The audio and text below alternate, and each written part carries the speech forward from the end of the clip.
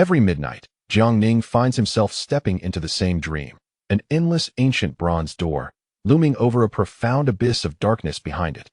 Initially, Jiang Ning believed these recurring dreams were merely a manifestation of his mental strain. However, when a dark red dragon, embodying the power to annihilate worlds, roars forth from the shadows, it is subdued and diminished by the door's might upon touching him, ultimately transforming into a radiant sigil imprinted upon the palm of his right hand. Before his expedition to Mount Everest has even begun, an extraordinary journey entwined with the secrets of the dragon spirit realm, the 9 dragon kings, and ancient deities has already ignited within his dreams. As the totem in his palm radiates warmth, he wonders whether what he possesses is a blessing or a curse. Chapter 1. Yet another dream. Yet another dream, Jiang Ning muttered, rubbing his temples in frustration. This marks the 5th time he has experienced this dream since he agreed to join an expedition to Mount Komalangma a week ago. Every night, the moment his eyes close, this dream infiltrates his mind. It's 1 a.m., he glanced at his phone, sighing deeply. What the hell is going on lately? Every time I close my eyes, it's this dream. At this rate, my body will collapse. No, I must get some more sleep and consult a doctor tomorrow. With that thought, he shut his eyes once more. Before a colossal bronze door. Indeed, I have returned here. As Jiang Ning gazed at the towering bronze door, the initial thrill of entering this dream had long since faded. Even in a state of slumber, he recognized he was within a dream. He took a step forward toward the bronze door, calling out, "Is anyone there?" Despite having visited countless times, he still could not discern the full grandeur of this ancient door. It was simply too immense, stretching infinitely before him. Approaching the door, he struck it with his hand, but his efforts felt minuscule, akin to an ant colliding with an ancient tree, failing to stir even the slightest ripple. Once again it was his 8th attempt, and as expected, he found himself disheartened. He sat down before the door, awaiting the morning sun and the alarm clock to rouse him. As he sat in meditation, suddenly, a thunderous sound erupted from beyond the door, jolting Jiang Ning awake. He sprang to his feet, staring at the imposing bronze door. What is that sound? While he observed, a colossal creature soared forth from the door. Its elongated body seemed designed to eclipse the sun, with 4 massive claws, antler-like horns, rabbit-like eyes, a serpent-like neck, a camel-like head, and a turtle-like belly, all cloaked in scales. Upon seeing it, Jiang Ning was utterly astounded. He had read the ancient text Shanhai Jing, and this creature was none other than the dragon described within its pages. Just as Jiang Ning prepared to hide, the dragon unleashed a deafening roar that pierced through his very soul, making him feel as though his essence was being torn asunder. Jiang Ning desperately covered his ears, but the soul-piercing pain was indomitable. What is happening? This was a situation he had never encountered before. Despite his many visits here, he had never faced this scenario. Struggling against the agony, he looked at the immense bronze door and, summoning all his strength, charged at it. Boom! A wave of excruciating pain surged through his head, blood trickled down his face, yet he could not awaken from the dream. However, the overwhelming sensation gradually sharpened his senses. Gritting his teeth, he looked up at the sky, where the massive dragon circled ominously. Upon closer inspection, he realized the dragon's scales gleamed with a dark red hue, shimmering with a sinister glow. A dragon? How could it appear in my dream? Jiang Ning had never envisioned a dragon's form. He was bewildered that something he had never contemplated could manifest in his dreams. As if aware of being watched, the dragon turned its gaze upon Jiang Ning. Its eyes seemed to ensnare his very soul, and he felt as though his essence was being crucified, scorched by flames. Quickly, Jiang Ning averted his gaze, refusing to meet the dragon's eyes. Damn it, what an absurd dream. Jiang Ning complained inwardly. I must see a doctor tomorrow. Surely, I've contracted some bizarre ailment or am being haunted by something malevolent. While Jiang Ning was lost in self-reproach, the dragon suddenly swooped down from the sky, hurtling directly toward him. Hearing a strange noise behind him, he instinctively turned around. Upon witnessing the dragon descending upon him, his mind raced with panic. He attempted to move his legs, but the dragon's oppressive presence felt like a mountain crashing down upon him. As the dragon drew nearer, the scent of death loomed closer with each passing moment. Though he was aware it was merely a dream, Jiang Ning understood that colliding with that dragon would yield dire consequences. As the distance closed, 10 feet, 5 feet, he surrendered, closing his eyes. Before the dragon, Jiang Ning felt like a powerless insect. Just as the dragon's overwhelming might descended upon him, the ancient bronze door erupted with an inky golden light. That radiant energy transformed into a colossal cage, seemingly imbued with unparalleled power, ensnaring the dragon within. Boom! With a thunderous sound, a cataclysmic storm erupted before Jiang Ning. The bronze door shone once more with an inky golden glow, as if harnessing the very forces of the universe, forming countless slender beams of light that wove together into an exquisitely crafted net, enveloping Jiang Ning and shielding him from the oncoming tempest. At that moment, Jiang Ning opened his eyes, witnessing the chaos outside akin to the simultaneous detonation of thousands of nuclear bombs. His heart raced with exhilaration. What is happening? Fear had evaporated from his mind, and all that remained was one word: magnificent. Utterly magnificent. He had never imagined he could observe such a spectacle up close, even in a dream. Approximately half a minute later, the tempest outside began to subside. Only then did Jiang Ning notice that the dragon was trapped, unable to break free despite its relentless assaults against the luminous cage. Boom! The dragon emitted a deafening roar, but now, shielded by the light net, Jiang Ning was insulated from 99% of its might. After about a minute, the dragon seemed to have exhausted its strength, falling silent. At that moment, the luminous cage radiated even more potent light, contracting around the dragon. The cage dwindled in size, ultimately transforming into a net that ensnared the dragon. With no strength left to resist, the dragon found itself enveloped by the light net, which appeared to absorb its power, causing its form to shrink until it morphed into a diminutive dragon, merely about 1 meter in length. Jiang Ning watched intently, his gaze unwavering. His pupils widened in astonishment at the miraculous events unfolding before him. As Jiang Ning stood in awe, the light net surrounding him dissipated, and he summoned every ounce of courage to approach the small dragon. Xiao Long found itself ensnared within the luminous web, unable to launch an attack against Jiang Ning, resorting only to display its diminutive fangs in an attempt to intimidate him. Jiang Ning held his breath and extended his hand, yearning to touch the little dragon. The moment Jiang Ning's right hand made contact with the dragon, it suddenly emitted a dark red radiance, morphing into a beam of light that surged into Jiang Ning's right hand. As the light penetrated his palm, Jiang Ning felt a warm current coursing through his body. This warmth was incredibly gentle, yet brimming with vitality, causing Jiang Ning, already fatigued, to recline onto the ground. After Jiang Ning lay down, a dark red dragon-shaped totem seemed to manifest in the palm of his right hand. A breath later, the totem vanished, as if nothing had transpired. Approximately an hour later, 2 inky golden beams of light unexpectedly illuminated the ancient bronze door, casting their glow upon Jiang Ning, resembling 2 watchful eyes.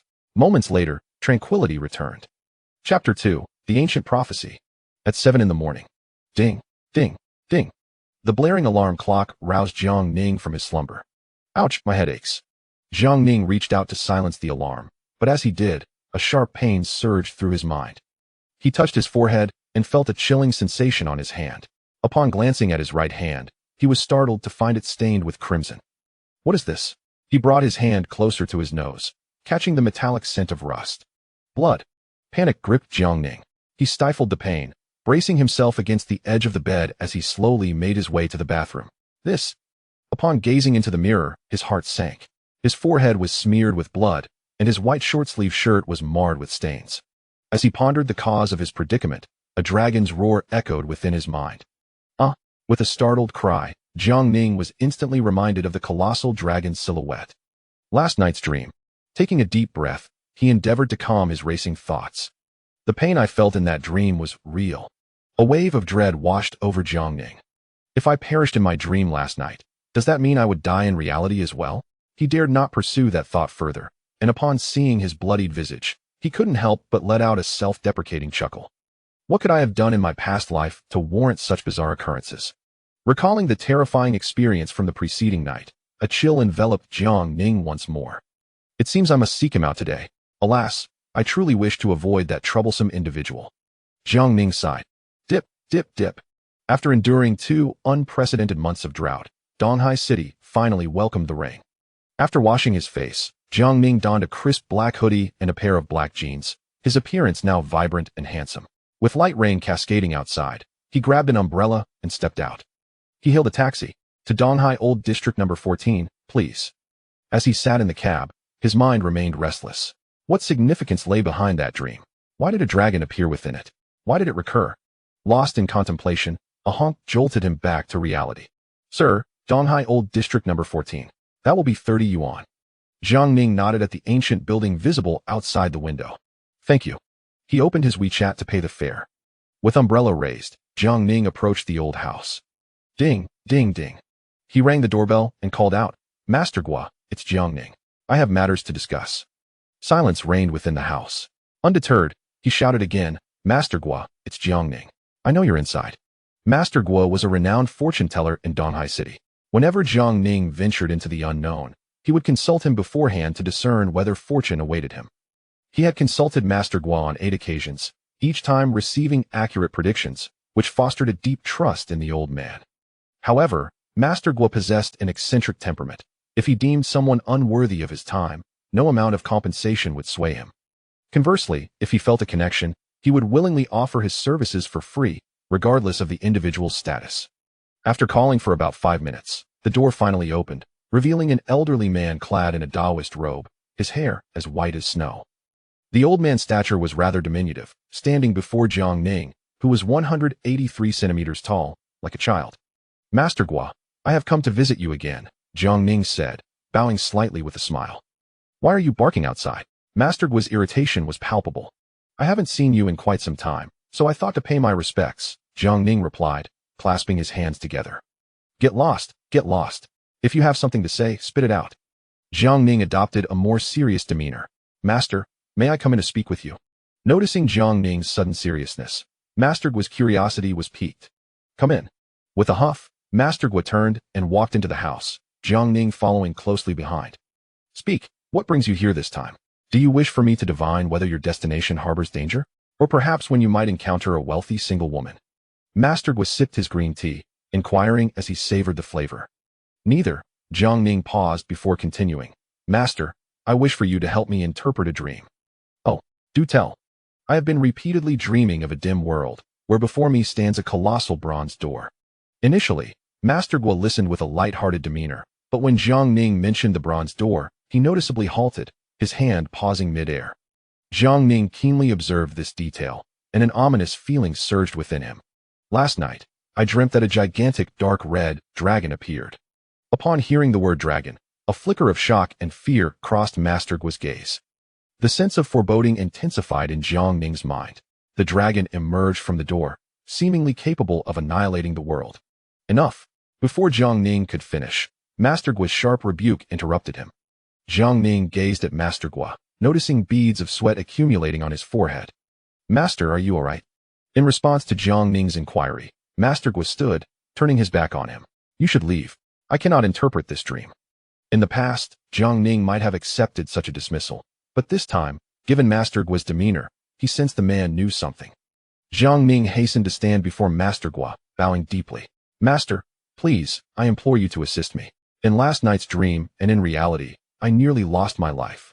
Upon hearing Jiang Ning's words, Master Gua's expression shifted, clearly understanding the weight of Jiang Ning's statement. Enough, enough, Master Gua sighed, follow me.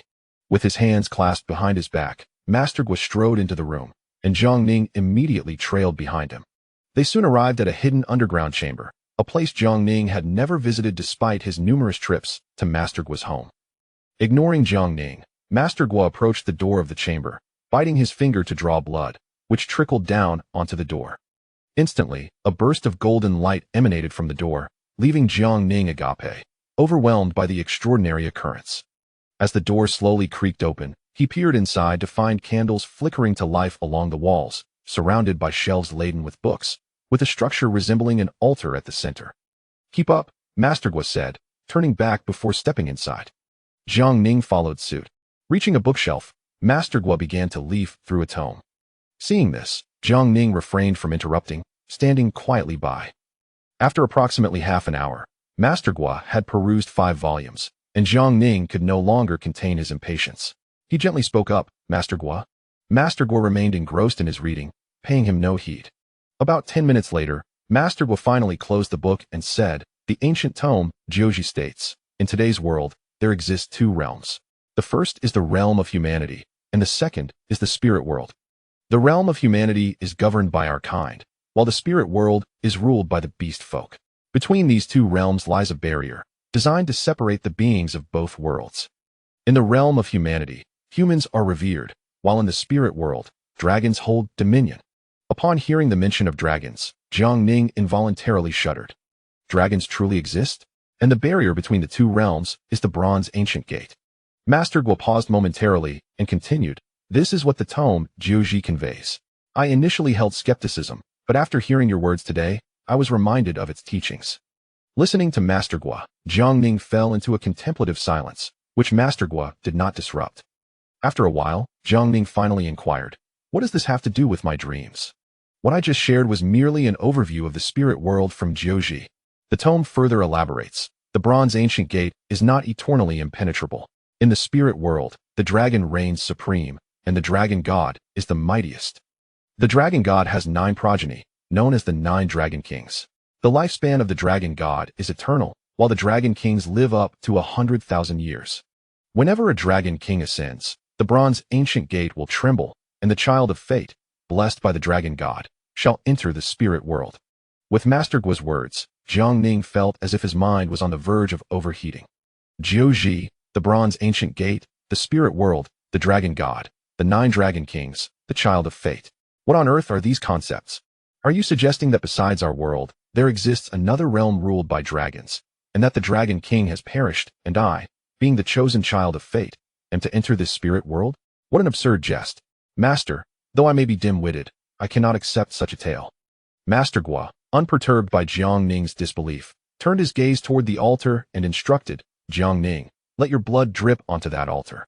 Though perplexed, Jiang Ning complied, approaching the altar, biting his right finger to let a drop of blood fall. The moment the blood touched the altar, it erupted in a dark red glow. Jiang Ning instinctively shielded his eyes with his right hand, yet within his palm, a dark red dragon totem manifested, radiating brilliant light, as a dragon's silhouette materialized within the chamber. Although this spectacle lasted but a few moments, it left both Jiang Ning and Master Guo profoundly shaken. After a brief pause, Master Guo shouted, "The prophecy is true. Dragons truly exist, and the child of fate is real." Stunned by the sight, Jiang Ning turned to Master Guo and asked, "What prophecy?" In the conclusion of Jiuji, it foretells that at the ascension of each dragon king, a young man from the realm of humanity will bear a dragon totem in his palm, and that youth will be the true child of fate, blessed by the dragon god, destined to receive the dragon god's grace and protection. The tome states, if a dragon totem appears in your palm, congratulations, you have the right to seek heaven within hell. Exhausted, Jiang Ning found himself overwhelmed by the bizarre revelations. Just processing all this peculiar information without losing his sanity was a testament to his mental fortitude. Upon witnessing the altar's phenomenon and the dragon's image in his palm, he realized that no scientific explanation could account for this occurrence. Turning to Master Guo, he offered a gentle smile. "Thank you, Master. I am weary and shall take my leave." With a respectful gesture, Jiang Ning turned and walked towards the exit. Master Guo did not call him back, merely gazing up at the ceiling. After about 10 minutes, he lowered his head, looking out the door, and suddenly erupted in laughter. "How intriguing! The child of fate, the spirit world. Ha ha, Jiang Ning, I owe you my gratitude." Master Guo's expression transformed into one of menace. He approached the altar, biting his finger, and as his blood dripped onto the altar, it emitted a dark glow. Simultaneously, his body began to morph, horns sprouting from his head, scales appearing on his skin, and he laughed wickedly. "Dragon God, are you prepared to face my wrath?" He leaped into the altar, muttering incantations, as the altar rose. Master Guo's form seemed to be consumed by the altar, his essence waning. A minute later, he had completely vanished, yet his power appeared to be absorbed by the altar, seemingly transferred to another. Jiang Ning walked home alone beneath the rain, exhaling softly, a smile gracing his lips. Regardless of the dragon god, dragon king, or child of fate, I remain me, an adventurous soul with innate talent. With that thought, Jiang Ning felt a wave of relief wash over him. His spirit lightened, as he hummed a tune on his way home. Unbeknownst to him, his body was undergoing subtle yet profound changes. Behind him, a faint dragon's silhouette lingered, invisible to human eyes, tethered by an unseen thread, rendering its form increasingly tangible. Chapter 3. The 9 Great Bronze Gates. The shrill sound of an alarm clock echoed through the room, stirring Jiang Ning from his blissful slumber. He rubbed his eyes and inhaled the crisp morning air. A fleeting thought crossed his mind, and he instinctively touched his head. Wait, my head isn't spinning? For the past few nights, Jiang Ning had been plagued by the same dream, awakening each morning with a foggy mind. Yet today, remarkably, he felt no pain. Dismissing the thought, he rolled out of bed and tidied his attire. Today marked the 7th day, the day that group was supposed to seek him out. It was the date Jiang Ning had agreed to lead an expedition team to Mount Everest. 7 days prior, this group had contacted him through a referral. Renowned in Donghai City as an extreme adventurer, Jiang Ning had traversed many perilous locales around the globe, so it was not surprising that he was recognized. Initially, he had no intention of accepting this venture, but the compensation offered was simply too enticing. After finishing breakfast, Jiang Ning settled onto the couch, casually browsing through messages on his phone. The latest news was filled with accounts of international conflicts, leaving him perplexed by the motives of world leaders.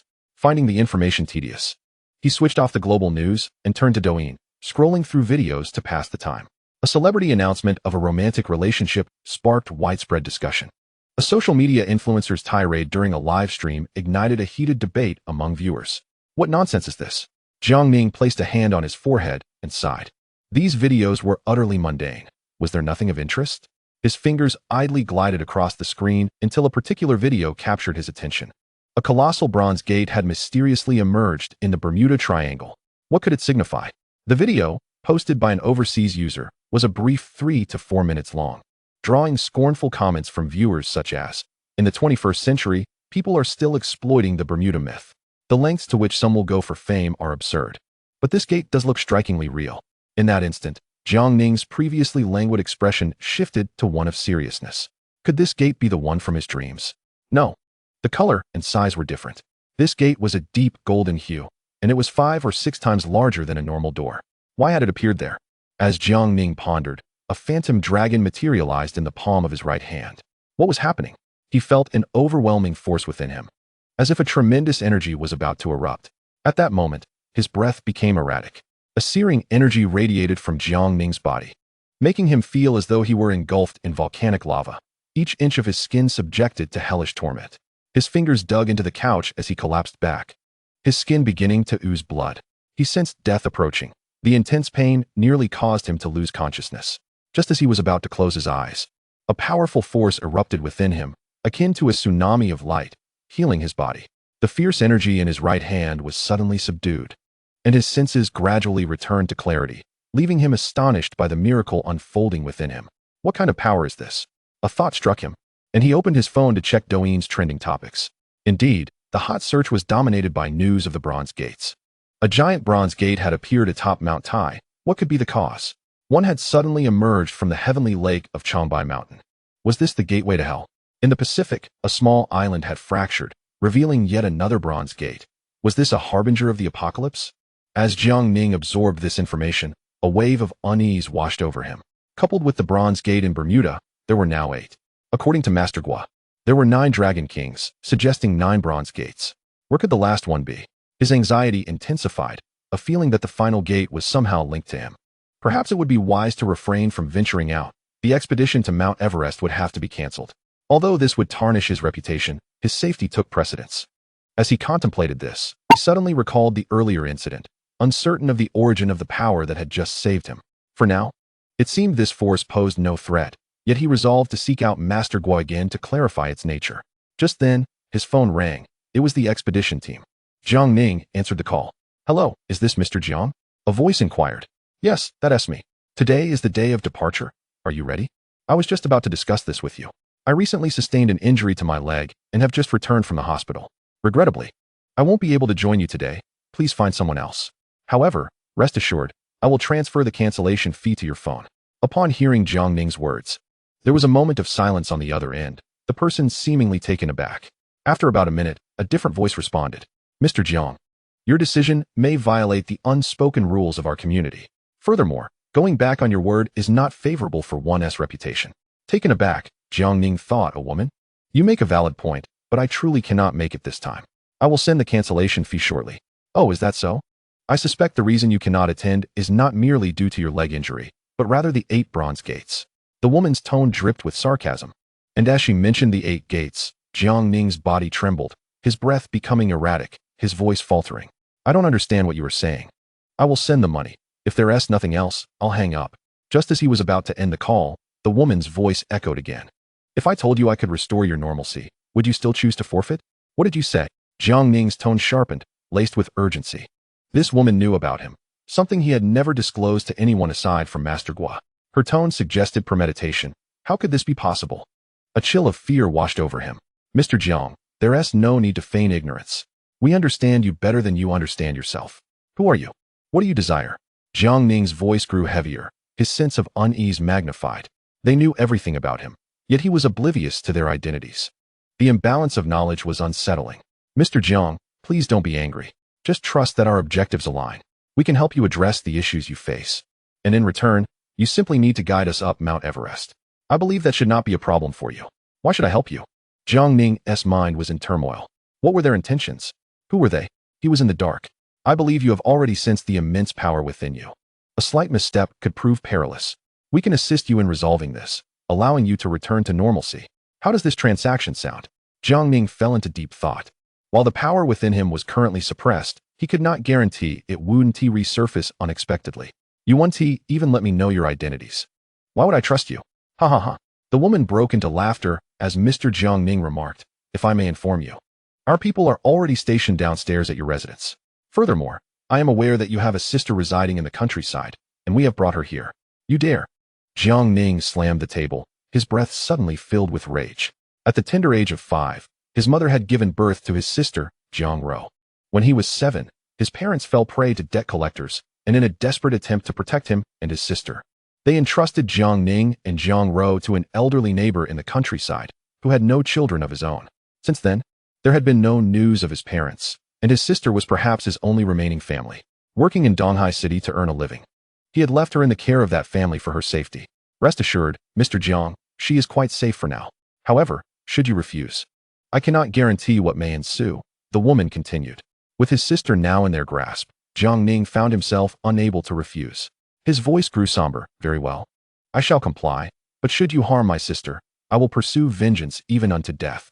Then please, Mr. Jiang, make your way downstairs. Our people have been waiting for you, and your sister is in the vehicle, the woman replied. Jiang Ning hurried to the balcony and peered outside, where indeed, a long black Mercedes was parked below, and a woman clad in a black trench coat waved at him. He donned a black hoodie, gathered some essential belongings, shouldered his backpack, locked the door, and descended the stairs.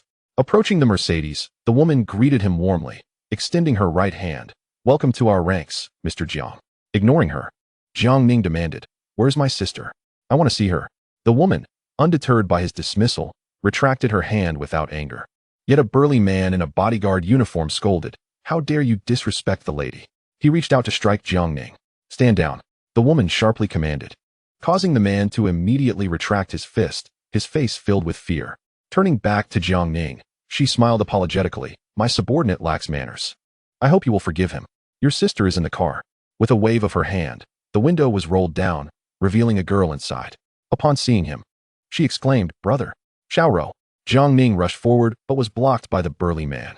The woman gestured again, and the window rolled back up. Mr. Jiang, please. She beckoned, stepping back as the car door swung open. You better uphold your promise, Jiang Ning warned coldly. Of course, she replied with a light laugh. Chapter 4. Journey to Mount Everest. On a highway in the outskirts of Donghai City, a black Mercedes sped along. 10 minutes earlier, sister. Jiang Ning had just entered the vehicle and spotted his sister, Jiang Ro, sitting by the window on the right side. Brother. He quickly moved to her side and sat next to her. Xiaoro, how are you? Did they hurt you? He asked. Concern etched across his face as he grasped her arms. Brother, Sister Shun has been very kind to me. They haven't bullied me, Jiang Ro replied, a smile gracing her features. Sister Shun? Jiang Ning turned to see the woman in the black trench coat staring at him, a slight smile on her lips. She moved closer and sat beside him, introducing herself, Shin Xinming. I hope Mr. Jiang will take good care of me. This time, Jiang Ning did not refuse. He extended his left hand and shook hers. Observing the reaction of those around them, he noted the change in their expressions. Clearly, this woman held a position of considerable importance, he mused. Releasing her hand, he stated solemnly, I will guide you to climb Mount Everest. Once I fulfill my task, I hope you will honor your promise and allow my sister and me to leave and assist me in resolving that issue. Upon hearing his words, Shen Xinming paused slightly before responding with a smile. Of course. She turned and pointed to the burly man, saying, "This is Wang Taizhan, my bodyguard." Without looking at Jiang Ning, the man simply acknowledged her with a grunt. Jiang Ning paid him no mind as Shen Xinming pointed to the two men seated beside Wang Taizhan. The one wearing glasses is Qin Hao, the chief lecturer at Donghai University's Meteorological Institute, an expert in geology and meteorological changes. He was the one who called you earlier. Qin Hao smiled and stood to greet Jiang Ning, who returned the gesture. The other man in the black windbreaker is Han Rue, the champion of Sanda in Donghai City. Han Rue remained silent, eyes closed, seemingly resting. Our driver is Sun Wei, my family's personal assistant. Jiang Ning turned to see Sun Wei nodding slightly, smiling. I've long heard of Mr. Zhang's impressive demeanor. Seeing you today, it truly lives up to its reputation. Jiang Ning smiled in response, then returned to Jiang Rou's side, embracing her. Xiaorou, I'm sorry for putting you through this. No. I've long wanted to explore other places with my brother. How could I keep relying on you to do dangerous work to support my education? I owe this opportunity to Sister Shun. Otherwise, I wouldn't be able to stay with you. Jiang Rou's voice, pure and refreshing, echoed in Jiang Ning's heart. Indeed, it had been a year since he last saw Xiaorou.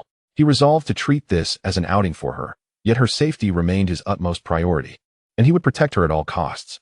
As the vehicle merged onto the highway, Donghai City lay several thousand kilometers away from the Qinghai Tibet Plateau, and they had ample time. Jiang Ning closed his eyes, and soon, Jiang Rou leaned against him and fell asleep. Stealing a glance at Shen Xinming, he noticed how extraordinarily beautiful she was, her figure a paragon of grace, even clad in a trench coat. At that moment, Shen Xinming was resting with her eyes closed, unaware of Jiang Ning's gaze upon her. Shaking his head, he pulled his thoughts away from her. The Shen family, wasn't he that the foremost clan in Donghai City? How did she know about the bronze door and his affairs? Jiang Ning decided not to dwell on it further and closed his eyes. Whatever challenges lay ahead, he would confront them as they came. His sole focus was to fulfill his task and protect his sister. Unbeknownst to him, Han Rue, who had kept his eyes shut, wore a fleeting, enigmatic smile, which vanished just as quickly, returning the atmosphere to calm.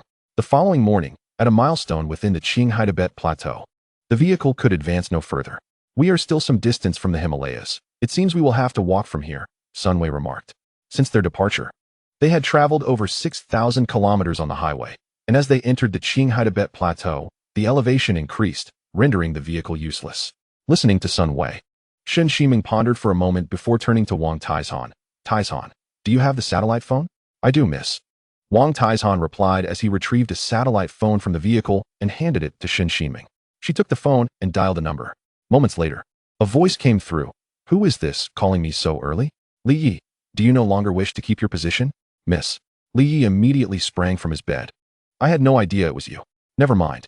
I am at a milestone beside the highway near the Himalayas on the Qinghai Tibet Plateau. I give you 3 hours to procure 7 snowmobiles. Ensure they are fully fueled. 3 hours? Miss, could you possibly grant me a bit more time? Exceed 3 hours. And you can forget about your position as branch manager, Shen Ximing stated calmly. Yes. Rest assured, miss, I will have them ready within 3 hours. He stammered before Shen Ximing hung up. The others looked on in shock, pondering the extent of this woman's power. Jiang Ning mused to himself. Jiang Rou tugged at Jiang Ning's arm, and as she recalled Shen Ximing's recent kindness towards her, it felt almost like a dream. Shen Ximing turned around, immediately concealing her previous serious demeanor, and smiled at Jiang Rou, asking gently, Xiaorou, did I scare you? Her tone was so soft that it was difficult to reconcile it with the stern person from moments ago. Jiang Ning distinctly noticed a fleeting sadness in Shen Ximing's eyes. Indeed, within a large family, if one does not present a facade of severity to the outside world, it is oneself who suffers. Jiang Rou shook her head, smiled at Shen Ximing, and ran forward to grasp her hand, saying, Of course not. Shen Jiejie is so beautiful. How could I be scared? Shen Ximing affectionately patted Jiang Rou's head, her eyes brimming with warmth. Turning to the group, Shen Ximing announced, in the car, we have specially designed thermal suits from the Shen family. Everyone, please change quickly. With a wave of her hand, Wang Taizhan emerged from the vehicle carrying 7 garments. Each piece was labeled with the wearer's name, making it easy for everyone to slip them on. As Wang Taizhan distributed the clothing, Jiang Ning was surprised by how lightweight they were. He had expected them to be heavy, but found them to be comparable to a regular jacket. Shen Ximing and Jiang Rou entered the vehicle, while Jiang Ning and the others remained outside. The moment Jiang Ning donned the suit, A wave of warmth enveloped him.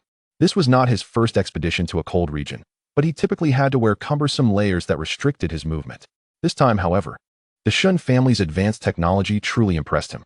Once Shen Ximing and Jiang Rou emerged, Jiang Ning was captivated by Shen Ximing's unparalleled figure. The suit, designed for warmth, fit her snugly, accentuating her exquisite curves. She resembled a fairy from a dream, with her long hair cascading down. If Jiang Rou embodied gentle cuteness, then Shen Ximing was certainly the one who could captivate men.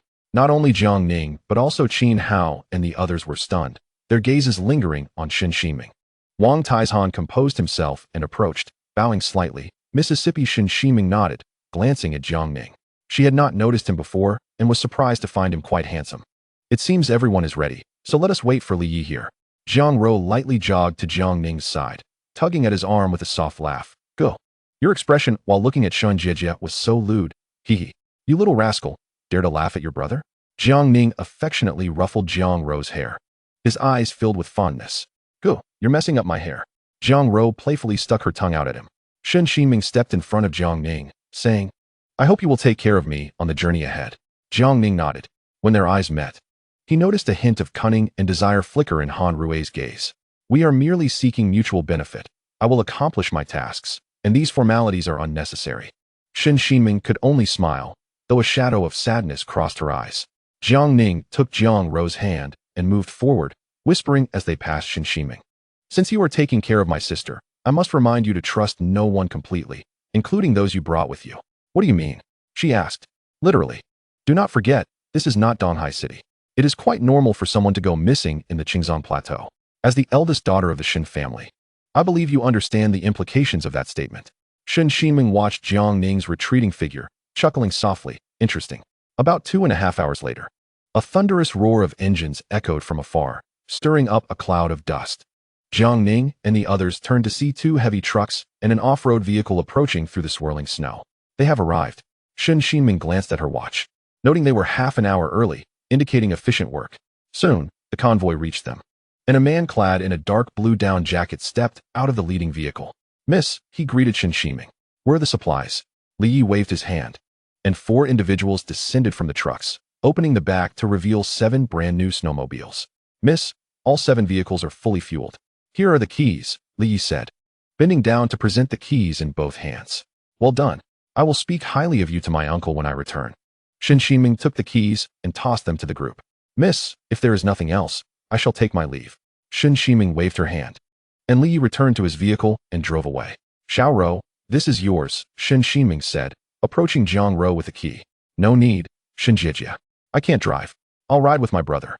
Shen Ximing smiled in response, then turned to hand the key to Jiang Ning. He started the engine, and a powerful roar erupted, startling him. Such a magnificent sound. He had only ever heard such a rich exhaust note in videos, typically produced by sports cars. Yet this was a snowmobile. Shen Ximing, oblivious to Jiang Ning's astonishment, mounted her snowmobile and called to everyone. Is everyone ready? Make sure each person has food and tents. We depart now. The roar of the engine kicked up a flurry of snow. Rou, we are leaving, Jiang Ning said, looking back at Jiang Rou. She replied, her eyes sparkling with excitement. She jumped onto Jiang Ning's vehicle, wrapping her arms around him. Go, let us go. Jiang Ning chuckled, shaking his head at her enthusiasm. He revved the engine and followed Shen Ximing's lead. Suddenly, Jiang Ning turned back, noticing the vast expanse of white snow, with a few sparse birch trees dotting the landscape. Go, what's wrong? Jiang Rou asked. Xiao Rou, do you feel like someone is watching us? Someone is watching us. Jiang Rou looked back, but saw nothing. Did you not sleep well last night? Perhaps it is just my imagination, Jiang Ning said, shaking off the unsettling feeling. Ever since he decided to join this expedition, an undercurrent of unease had lingered within him, intensifying as they drew closer to their destination. Having come this far, he was determined to uncover the mystery of Mount Komolangma. About a minute after Jiang Ning departed, a shadow emerged from behind a birch tree beside the vehicle. Interesting, the figure sneered before slipping back into the trees, leaving an eerie calm in its wake. Chapter 5. Crisis looming in a gorge of the Himalayas. Shen Ximing applied the brakes and turned to ask, Taizhan, where exactly are we? Miss, the satellite map indicates we are in a gorge at the foot of Mount Komolangma, Wang Taizhan replied, producing a satellite phone. Shen Ximing glanced at the towering mountains ahead and asked Jiang Ning, What do you think our next course of action should be? Jiang Ning surveyed the endless expanse of snow, suggesting, in this situation, it would be best to follow this gorge until we find a flatter area. After that, we will have to rely on ourselves to ascend the mountain. Agreed, Shen Shiming nodded. Everyone, pay attention to your surroundings and look for areas with gentler terrain. A mocking voice interrupted. Hee, how can a mere outsider's words carry so much weight with the young lady? Upon hearing this voice, Jiang Ning remained unfazed and chose not to respond. However, Shen Shiming reacted angrily, exclaiming, Han Rui, what do you mean? Jiang Ning is a renowned explorer from Donghai City, possessing a wealth of adventurous experiences and insights surpassing our own. Do not forget your role.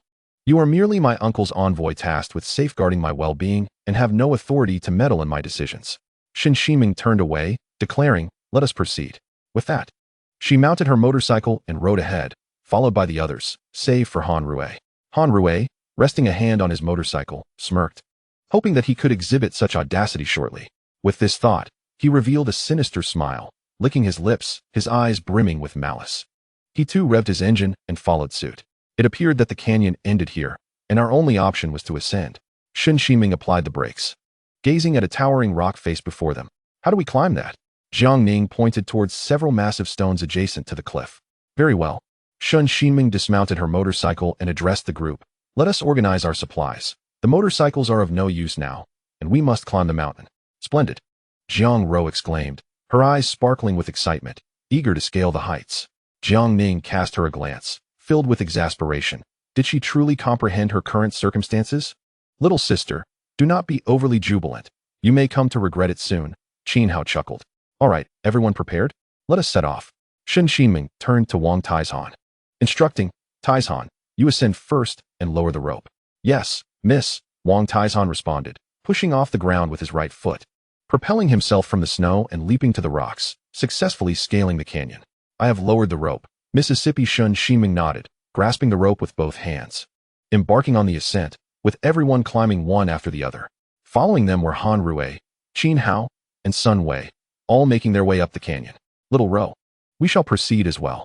Jiang Ning supported Jiang Ro's feet, enabling her to exert herself gradually, climbing upwards along the rope. Just as Jiang Ro reached the halfway mark, a figure behind a white birch tree in the distance was observing Jiang Ning and the others through binoculars. Oh, you have arrived. Let me provide you with some excitement. The figure sneered, retrieving a remote control and pressing a button. Enjoy the grand gift I have prepared for you. He turned away, vanishing into the vast expanse of white snow. Jiang Ning was assisting his sister when a tremendous explosion resonated. The group turned to investigate the source of the sound. This is not good. They beheld the nearby snow-covered mountain, where an avalanche was triggered, snow cascading down in a tumultuous wave towards Jiang Ning and the others. Avalanche! Jiang Ning cried out. He immediately turned, shouting, quickly, Little Ro, ascend. Jiang Ro, paralyzed by the terrifying avalanche, cried out, brother, hurry, pull me up.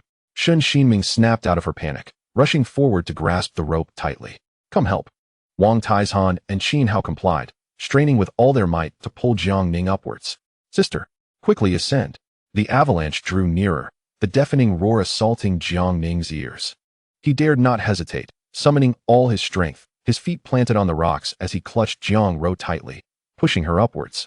Hurry up, brother. Jiang Ro's tears streamed down her face, yet she understood that her only task was to reach the canyon's summit. She exerted every ounce of her strength while Shen Shiming extended her hand, pulling her up. Once Jiang Ro reached safety, she collapsed against the rock face, clutching the rope with tear-filled eyes. Brother, hurry up.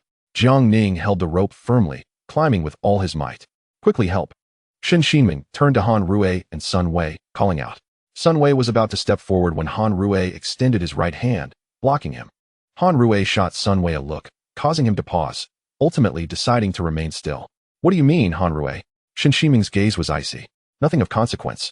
Han Rui shrugged, a mocking expression on his face as he regarded Shen Shiming and the others. The chairman only tasked me with your protection. The fate of the others is of no concern to me. Han Rui turned away, instructing, let us proceed. It was evident he directed his words at Sun Wei. Sun Wei seemed oblivious, merely fixated on Shen Shiming and the others. Do not forget your place, Han Rui coldly whispered to Sun Wei. Upon hearing Han Rui's words, Sun Wei sighed and walked forward. Those two rascals, Shen Shiming exclaimed in anger, But there was no time for further contemplation as the avalanche's roar grew ever closer. Jiang Ro, terrified, exerted all her strength to pull Jiang Ning upwards. Brother! A stream of tears fell from her eyes, landing on Jiang Ning's face. Damn it! Wang Taizhan shouted. Miss, we must leave, or the avalanche will bury us. Indeed, Qin Hao echoed, panic evident in his eyes. Shen Ximing was acutely aware. However, if they departed, Jiang Ning would undoubtedly plummet into the canyon, facing certain death. Jiang Ning glanced at the approaching avalanche, estimating it to be less than 30 meters away. While he was still several meters from the canyon's summit, he realized there was no hope of reaching safety. With a choked voice, he implored Shen Ximing, Miss Shun, take my sister and leave here. Look after her. Hearing his words, Jiang Ro's tears cascaded down her cheeks. No, brother. She strained against the rope with all her might. Shen Ximing grasped her hand. All right, I promise. Taizhan, take her away. Wang Taizhan wrapped one arm around Jiang Ro and ran forward. Let me go? I want to stay with my brother. Jiang Ro frantically pounded her fists against Wang Tieshan's back, her tears soaking him. Qin Hao followed closely behind. The slackened rope soon fell away, and Jiang Ning plummeted into the abyss. Shen Ximing glanced at Jiang Ning. I will take care of her. You be safe. Jiang Ning sighed softly. Thank you. Shen Ximing paused for a moment, then swiftly dashed ahead. Jiang Ning turned to face the avalanche, which surged towards him like a monstrous tidal wave, now just a few meters away. He thought, how ironic. My journey begins only to end so abruptly. Exhausted from the intense psychological strain of sending his sister to safety, he sat in the snow, finding an unexpected calm in the face of death. Placing his hands in the snow, Jiang Ning felt something hard beneath him. He reached down and pulled it out. A key. Jiang Ning instantly sprang to his feet. This key had fallen during his earlier ascent, rekindling the flicker of hope within him.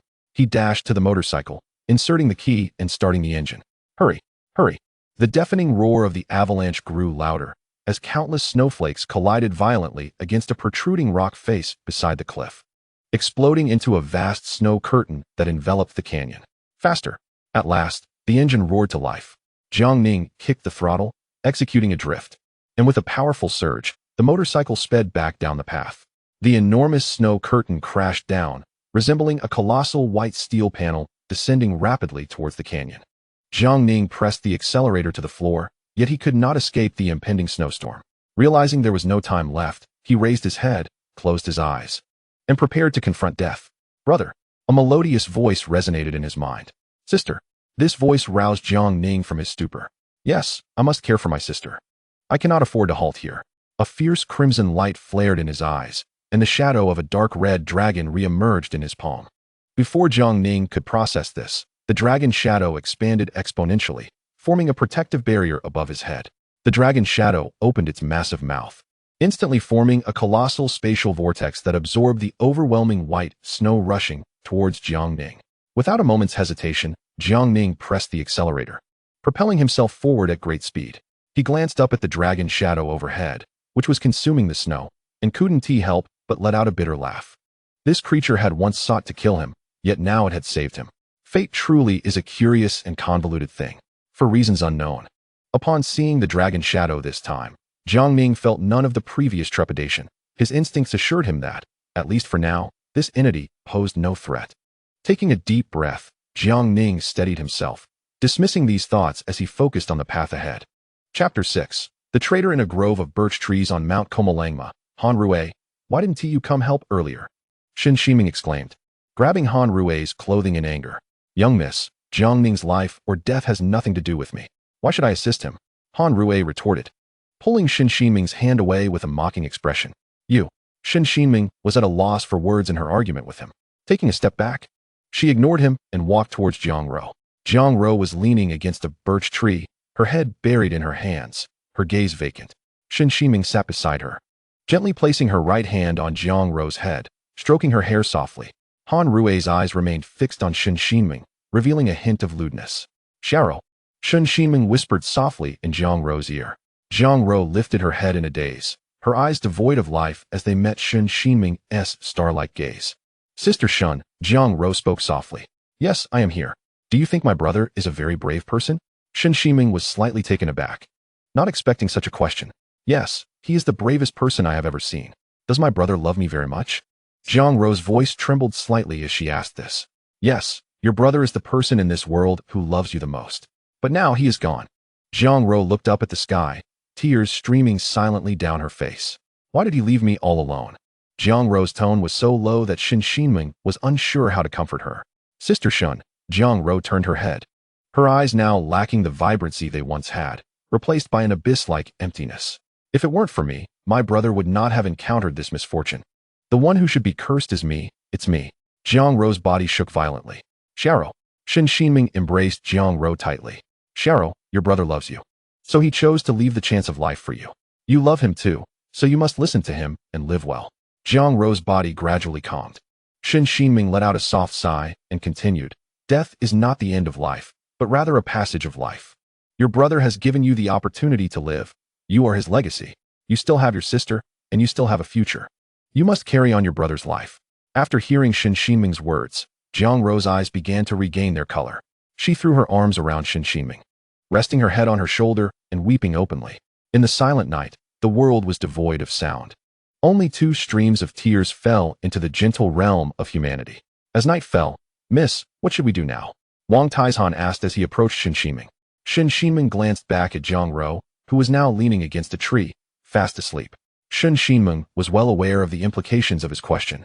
With Jiang Ning now deceased, her plans had become exceedingly difficult to realize, especially with Jiang Ro in tow, making their journey to that place even more challenging. Shen Xinming looked up at the sky. The Big Dipper twinkled faintly, and the scattered stars illuminated the dark night sky. A smile appeared on her face as she continued walking. I refuse to believe that my luck is so poor. She turned to Wang Taizhan and chuckled. Moreover, I have a strong feeling that Jiang Ning may not be dead. After all, he is a dragon. Before Shen Xinming could finish, a sudden howl pierced the air. A woo, a woo, a woo. Wolves. Qin Hao shouted loudly. Shen Xinming and Wang Taizhan exchanged glances, sharing an understanding. Wang Taizhan quickly ran to the campfire, gathering a pile of firewood and tossing it into the flames. Shen Xinming rushed to Jiang Ro, scooping her up. Xiao, wake up quickly, there are wolves.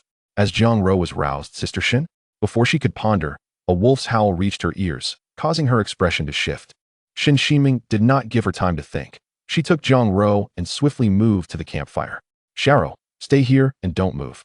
Shen Xinming set Jiang Ro down, grabbing a burning branch from the fire and handing it to her. Protect yourself. Shen Xinming drew a dagger from her waist, fixating her gaze on the dark woods ahead. With the addition of more firewood, the campfire blazed brighter. The light effectively repelled the wolves, and the crackling sounds of the fire kept them at bay, preventing them from advancing further into the camp. Miss, what should we do? Wang Taizhan asked as he stood before Shen Xinming, facing the wolf pack. Wait. Shen Xinming scanned her surroundings, realizing Han Rui and Sun Wei were missing. Qin Hao. Where are Han Rui and Sun Wei? Qin Hao crouched next to a birch tree near the campfire, his head buried in his hands. I don't know. Shen Xinming ignored Qin Hao, her eyes fixed intently on the wolves lurking in the darkness. Suddenly, a round of applause echoed from the shadows. Our young lady seems to be in a bit of trouble now. Shen Xinming and Wang Taizhan turned towards the sound, seeing 2 figures emerging from the darkness. Han Rui. Sun Wei, what do you mean by this? Wang Taizhan questioned coldly. What do I mean? Why, of course, it means I'm going to kill you. Han Rui licked his lips, leering at Shen Xinming. Wang Taizhan was about to retort, but Shen Xinming stepped forward and held him back. Are you not afraid of our Shun family's retribution? Shen Xinming glared coldly at Han Rui. Retribution? Ha ha. Han Rui covered his face with his right hand, laughing sinisterly as if he had heard the funniest joke in the world. Once you're all dead, who will know the truth? Besides, isn't it quite normal for a few people to go missing on Mount Komalangma? Shen Xinming turned her gaze towards Sun Wei. Sun Wei, are you also going to betray our Shen family? Sun Wei remained silent, but it was evident that he acquiesced. Han Rui did not wish to engage further with Shen Xinming. Time was of the essence. He pulled a whistle from his pants pocket and lightly blew into it. Whistle. As the sound echoed, the surrounding wolves became agitated, one after another howling in response. Shen Xinming's expression changed. She realized Han Rui could control the wolf pack. How is this possible? Are you beginning to fear, young lady? Han Rui licked his lips. But do not worry, I won't let the wolves devour you. After all, I still want to savor the taste of the aloof young lady. You are courting death. Upon hearing Han Rui's words, Wang Tieshan's muscles tensed, and with a burning branch in hand, he charged at Han Rui. Oh, a willing sacrifice. How amusing. Han Rui blew the whistle, and several wolves surged to his side. Attack. Han Rui growled, and the wolves lunged towards Wang Taizhan. Under Han Rui's command, the wolves had forgotten their natural instincts. They charged toward Wang Taizhan despite the flaming branch. Wang Taizhan swung the branch with force as a wolf leaped from his left, attempting to tackle him. With a swift change in expression, Wang Taizhan struck the wolf with the fiery branch, igniting its fur. The wolf let out a wretched howl, crashing into a tree, meeting its demise. The scene instantly petrified the other wolves that were poised to attack Wang Taizhan. They formed a circle around him, but refrained from launching an assault. "Damn it!" Han Rui exclaimed furiously as he blew the whistle once more. At the sound, the wolves seemed to be jolted by an electric current, trembling in response. Shen Xinming and Wang Taizhan were both startled, exchanging a glance. Wang Taizhan understood that whatever Han Rui was attempting, it had to be interrupted. He charged towards Han Rui at an astonishing speed, shouting, "Come at me!" The force of his presence unnerved Han Rui. "Attack!" The pack surged forward, rushing towards Wang Taizhan. Wang Taizhan gripped the wooden stick tightly and struck fiercely at one of the wolves before him. The wolf yelped, but did not cease its advance. Its eyes gleamed with an eerie green light, fixating on its prey like a phantom. It snapped its jaws around the stick, attempting to wrest it from Wang Tieshan's grip. Aware of the wolf's intentions, Wang Taizhan exerted his strength, pulling the wolf closer, then swung his fist at it. The impact sent the wolf reeling, blood spraying forth, and it succumbed to its injuries. Han Rui was taken aback. He had not anticipated Wang Tieshan's immense strength. Even as the champion of Donghai San's Ho, he doubted his ability to kill a wolf in a single blow. However, the fallen wolf had served its purpose, delaying Wang Taizhan for a mere 5 seconds, during which the other wolves closed in. Two leaped onto Wang Taizhan, who raised the stick horizontally to block their jaws. "Watch out!" Shen Ximing shouted. Wang Taizhan turned just in time to see a wolf sneak behind him. He was already overwhelmed, and the wolf lunged at him with its jaws wide open. Shen Ximing seized a burning log and hurled it at the wolf. The flames danced like a fire wheel, striking the wolf directly. The wolf howled in pain, turning to reveal its fangs as it charged towards Shen Ximing. "Sister Shun, duck!" The voice of Jiang Ro reached her ears. Without hesitation, she lowered her head just as a gleaming dagger sword passed, striking the wolf in the head, killing it instantly. "Thank you, Xiaoro," Shen Ximing smiled at Jiang Ro. "Damn it!" Han Rui turned his gaze, glaring angrily at Sun Wei. "What are you waiting for? Get moving." Sun Wei sighed, his lips parting as if reciting an incantation. He extended his right hand towards Wang Taizhan, fingers splayed, commanding gravity. As Sun Wei's voice faded, Wang Taizhan felt an overwhelming weight descend upon him, as though 1,000 tons bore down on him. The two wolves he had restrained suddenly felt as if they weighed 100 times more. What is this power? Wang Tieshan's legs buckled under the pressure, and he knelt, creating a large crater in the ground. The wolves could not withstand such force. Their insides ruptured, and they perished. Wang Taizhan was not faring much better. Blood filled his mouth, his body collapsing as if it were a broken doll. "Who are you?" Wang Taizhan managed to lift his head, gazing at the two terrifying figures before him, his fighting spirit extinguished, replaced by fear. "Who we are is beyond your comprehension. I offer you 2 choices. Come with us or die. Choose wisely," Han Rui taunted, squatting before Wang Taizhan. "What are you doing?" Sun Wei coldly regarded Han Rui. "Are you defying the master's orders? Don't be so tense. Such a loyal and powerful individual. Even I hesitate to kill him. Bringing him back to the master. He will undoubtedly commend us," Han Rui replied with a grin. Sun Wei remained silent, fully aware of what Han Rui meant by taking him to the master. He was curious as to how a man could survive under his 100-fold gravity, an anomaly indeed. Upon returning to the master, Wang Taizhan would surely face a hellish ordeal of experimentation. Wang Tieshan's resolve began to waver. "I agree." Shen Ximing remained silent, knowing Wang Taizhan had done everything he could. "A wise choice," Han Rui beckoned, and Sun Wei withdrew his hand, releasing the weight from Wang Taizhan. He gasped for air. Han Rui extended his hand to assist him. In a moment of desperation, as Wang Taizhan grasped Han Rui's hand, his expression shifted. Summoning his last ounce of strength, he yanked Han Rui into an embrace. Drawing a dagger from his waistband and thrusting it toward Han Rui's chest, Han Rui's expression changed as he sidestepped, the dagger embedding itself in his left shoulder. "Ah!" A piercing pain radiated from his core. Sun Wei had not anticipated Wang Tieshan's desperate act of self-sacrifice to kill Han Rui. With Han Rui in his grasp, he found himself unable to summon gravity. Despite being the champion of Sanzhou, Han Rui gritted his teeth and steadied himself. "I will kill you." He struck Wang Tieshan's face with his left elbow, yet Wang Taizhan held on tenaciously, tightening his grip as blood covered his face, rendering it unrecognizable. "Miss, run!" Wang Taizhan shouted. Shen Shiming snapped back to reality, tears brimming in her eyes. She nodded, taking Jiang Ro and fleeing into the forest, with Qin Hao stumbling along behind them. "Run?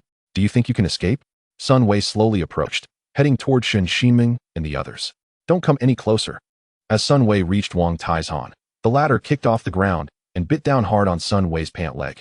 Sun Wei's expression shifted slightly, a sinister smile creeping across his face. He lifted his other leg and stomped heavily on Wang Tieshan's head, a malevolent grin plastered across his features. "Ha ha, how amusing. So eager to die, I shall oblige." With each stomp, his power doubled, transforming Sun Wei into a demon incarnate. Even Han Rue halted his assault. Having never witnessed this side of Sun Wei, a profound fear creeping into his heart.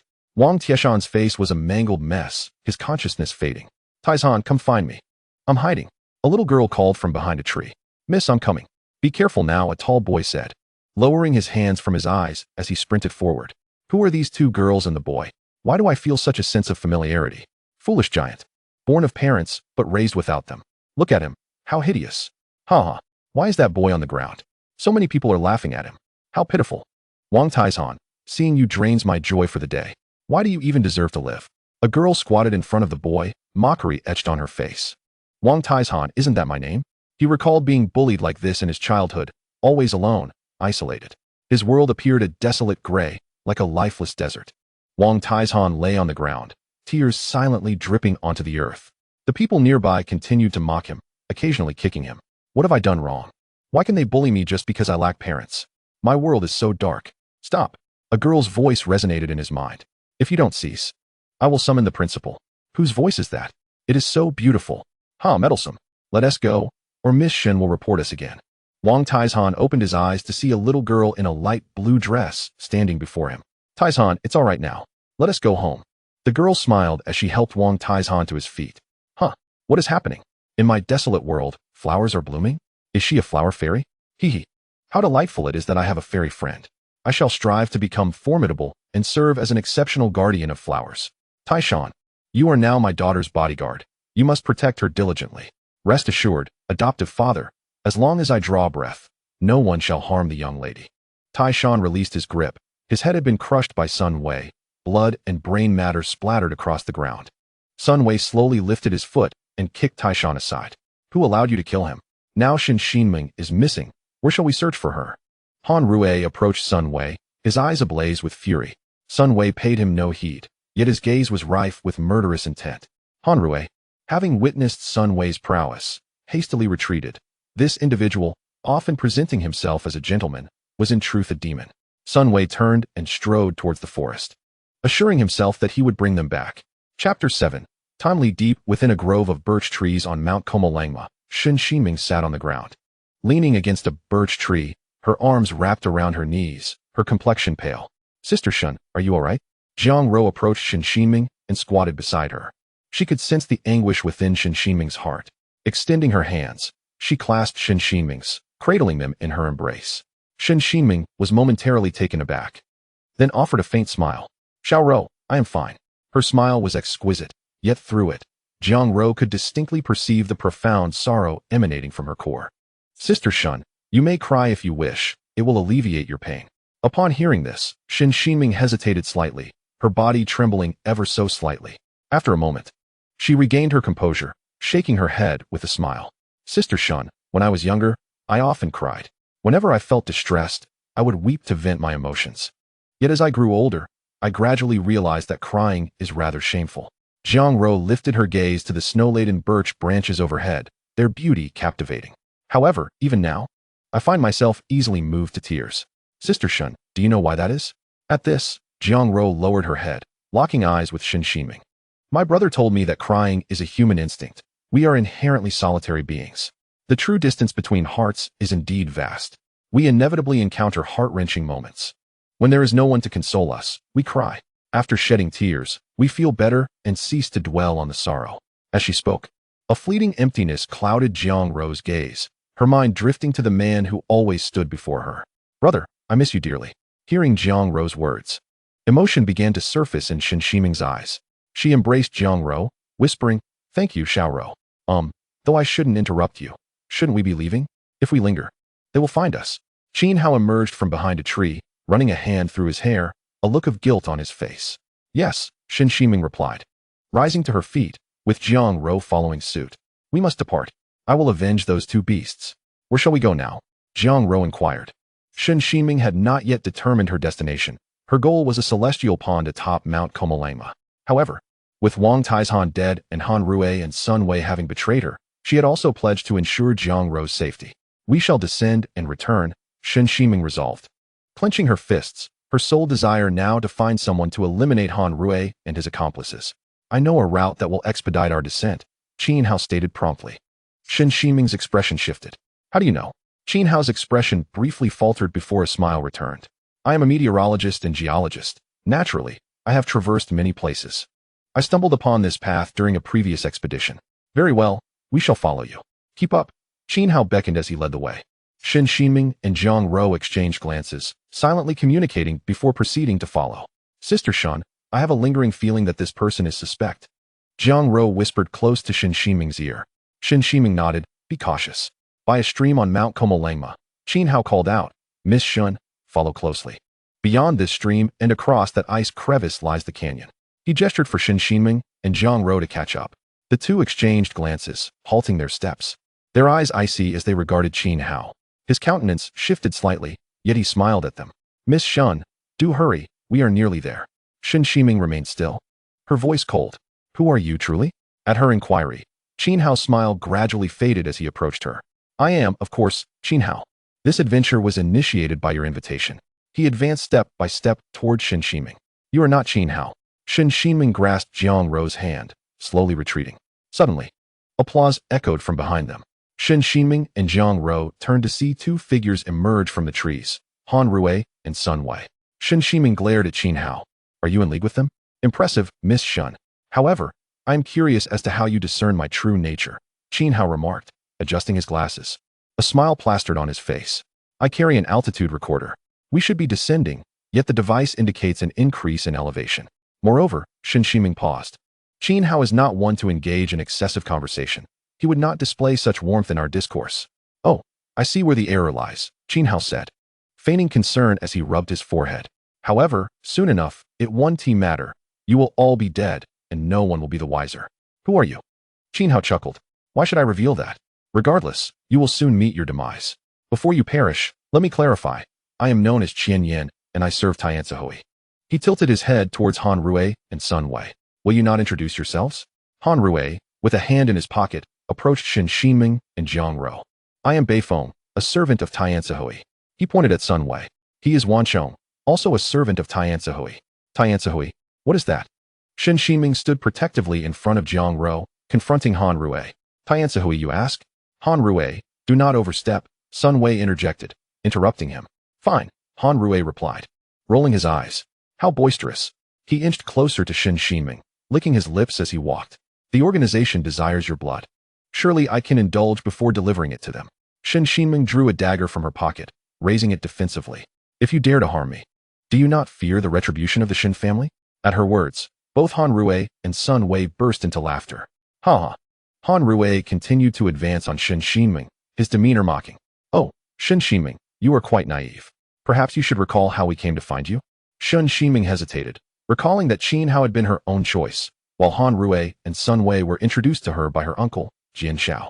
Shiming, as you embark on your journey to Mount Komolangma, I have procured 2 allies for you. Allow me to introduce Han Rue and Sun Wei. They extended their hands, smiling. Do take care of them. Surely not. This cannot be. How could my uncle betray me? Shen Shiming's body trembled violently as she shook her head vigorously. No, it cannot be. You are intentionally deceiving me. Sister Shen. Jiang Ro supported her, preventing her from falling. Seizing the moment when Shen Shiming was distracted, Han Rue lunged at her with a sudden burst of speed. Shen Shiming snapped back to reality and attempted to retaliate with her dagger. But Han Rue's fist struck it from her grasp, and with his left hand, he seized her throat, forcing her to the ground. Sister. Jiang Ro rushed forward, attempting to push Han Rue away, only to have her hand seized by Qin Hao from behind. Don't move. Qin Hao snarled at Jiang Ro with a menacing grin. Ugh. Shen Shiming kicked forcefully, trying to break free from Han Rue's grasp, but her strength was utterly insufficient to budge him. To be honest, your uncle, Shen Wanhai, is also a protector of our organization, known as by Chuan, Han Rui jeered. He pressed his right hand against Shen Shiming's chest, forcefully tugging at her clothing in an attempt to tear it apart. His gaze was filled with lust from the moment he first laid eyes on Shen Shiming. He fantasized about subjugating her. Ugh! Tears welled in Shen Shiming's eyes as she realized that the uncle she had always respected was now intent on harming her, leaving her helpless beneath such a despicable individual as Han Rui. She closed her eyes, believing this must be a nightmare, hoping a brief slumber would resolve it. Suddenly, a sharp metallic sound pierced the air. "Get down," Sun Wei shouted, causing Qin Hao and Han Rui's expressions to change as they simultaneously released their holds and leaped to Sun Wei's side. Clang! Clang! Two daggers struck the trunks of two birch trees. "Who goes there?" Han Rui bellowed toward the woods. Shen Xinming and Jiang Ro exchanged alarmed glances, turning toward the forest. Boom! Boom! The roar of a motorcycle engine erupted, and a bike emerged from the trees, ridden by an individual. "Brother!" Jiang Ro recognized him instantly. "Jiang Ning, you're still alive!" Han Rui shouted furiously.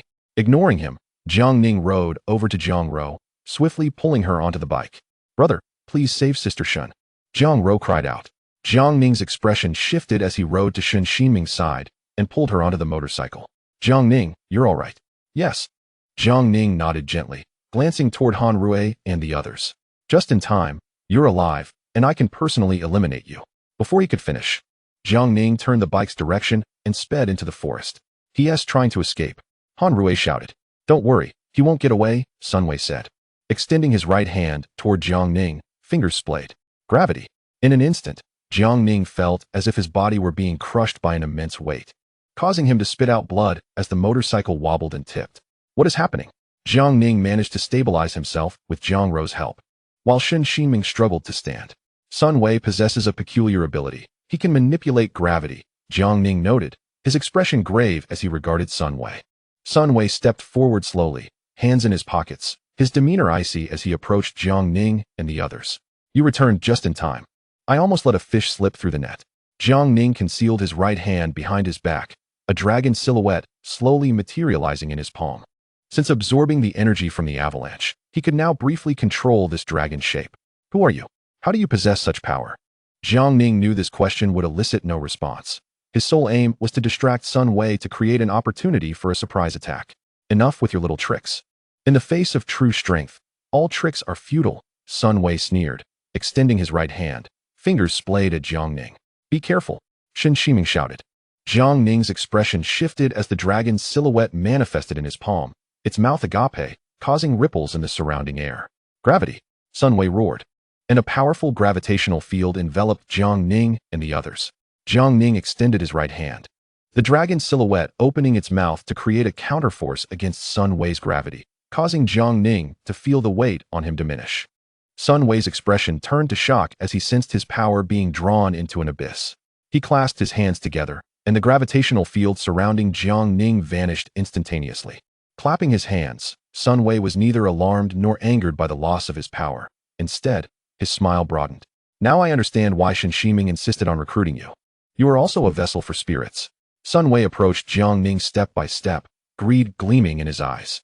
"Bringing you back to the organization will surely earn me rewards, perhaps even a promotion." Jiang Ning's gaze hardened as he shielded Jiang Ro behind him, propelling himself towards Sun Wei with a powerful leap. "Strike first." Jiang Ning extended his right hand, an ominous crimson vortex materializing in his palm. In an instant, the vortex expanded dramatically, its immense suction force enveloping Sun Wei. Jiang Ning's objective was clear, to strike directly at Sun Wei's heart and end him swiftly. A voice within urged him that failure to eliminate Sun Wei quickly would endanger his life. Sun Wei's body was drawn toward Jiang Ning not by his own volition, but by the overwhelming pull of the vortex. Jiang Ning opened his right hand, the vortex seemingly capable of absorbing everything. Die. Just as his palm was about to connect with Sun Wei, the suction force unexpectedly diminished. Within 5 seconds, the vortex's power was depleted. Jiang Ning's expression shifted as he abruptly withdrew, retreating. What just happened? Jiang Ning felt as if he had struck a wall of cotton. His absorbing power had been nullified. "Surprised, are we?" Sun Wei grinned maliciously, advancing toward Jiang Ning. "My special ability is gravity. Not only can I increase it, but I can also lessen it." Jiang Ning comprehended that in that fleeting moment, Sun Wei had weakened the gravitational force of the air in front of him, nullifying Jiang Ning's absorption ability. Damn it! How do I deal with this? Jiang Ning cursed internally, fixing his gaze on Sun Wei. Sun Wei beckoned, and Han Rui produced a whistle, blowing into it. With the piercing sound of the whistle, Jiang Ning felt his mind being disturbed, his vision fading to blankness. Han Rui's ability, known as illusion, could manipulate the minds of those vulnerable. Jiang Ning fell to one knee, dizzy and on the verge of losing consciousness. He turned to look at Shen Xinming and Jiang Ro. Their spirits appeared to be in turmoil, their faces pale, hands pressed against the ground.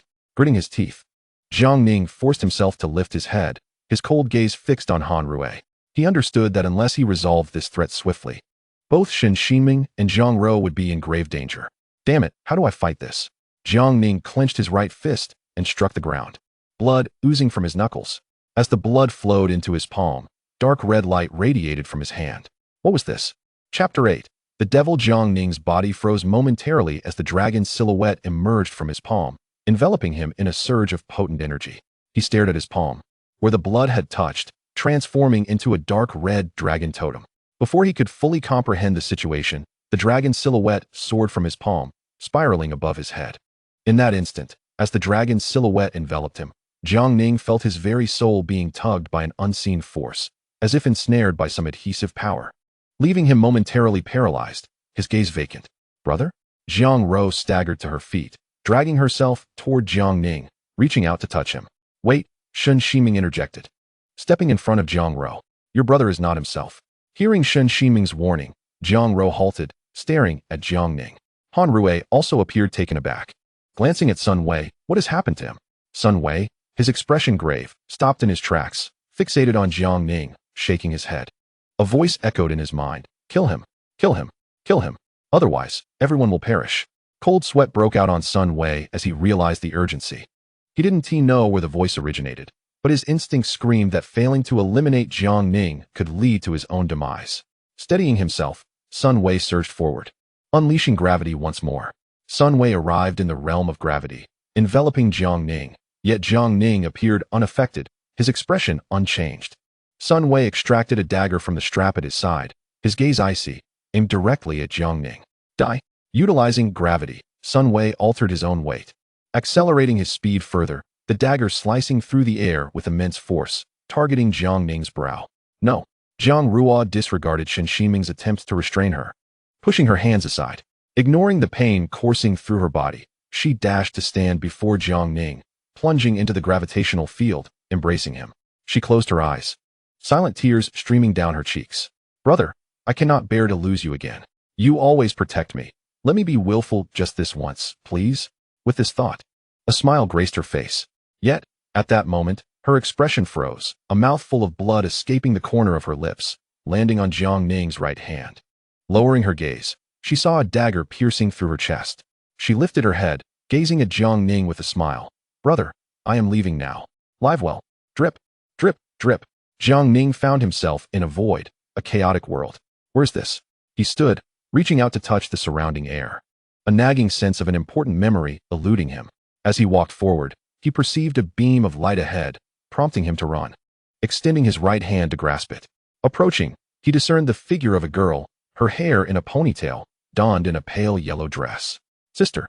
Recognizing her as Jiang Rui, he smiled, quickening his pace towards her. What are you doing here? Jiang Rui ignored him, turning her back. He reached her side, instinctively attempting to ruffle her hair. Still ignoring your brother? He playfully complained. His hand passed through her locks, not making contact. An unsettling sensation gripped him, his expression shifting as he opened his arms to embrace her, only to pass through her form. Fear surged within him. Xiao Rui, what is wrong? Please respond to your brother. He shouted, his body trembling violently, tears brimming in his eyes. Seemingly hearing his voice, Jiang Rui turned her gaze to him, her eyes glistening with tears. After a few moments, a smile graced her lips. Brother, it's time to wake up. She reached out, her hand brushing against his palm, where drops of blood appeared. His pupils dilated, his mind spiraling into chaos. No. He looked up, but Jiang Rui had vanished, the gray world crumbling around him. He gazed upwards at the chaos, tears flowing down his cheeks. No. A dark red dragon silhouette emerged in his palm, leaping into his body. his eyes transforming to a dark crimson, a vortex of the same hue swirling around him. Damn it! Sun Wei withdrew the dagger as Jiang Ruo collapsed. Tears in her eyes, blood at her lips, yet still smiling. Sun Wei's expression remained cold, devoid of hesitation. He thrust the dagger toward Jiang Ning with all his might. No! Shen Shiming screamed. Jiang Ning's expression remained unchanged as the dagger approached, mere centimeters from his brow. When a powerful vortex erupted around him, forming a formidable barrier that halted Sun Wei's advance. Sun Wei's countenance shifted as he attempted to pierce through the vortex. But no matter how hard he pressed, the dagger would not advance. At that moment, Jiang Ning opened his eyes, his dark red irises resembling sharp blades. Locking eyes with Sun Wei, the latter felt as if his soul was being torn apart. He struggled to break free, but found himself immobile. Ah!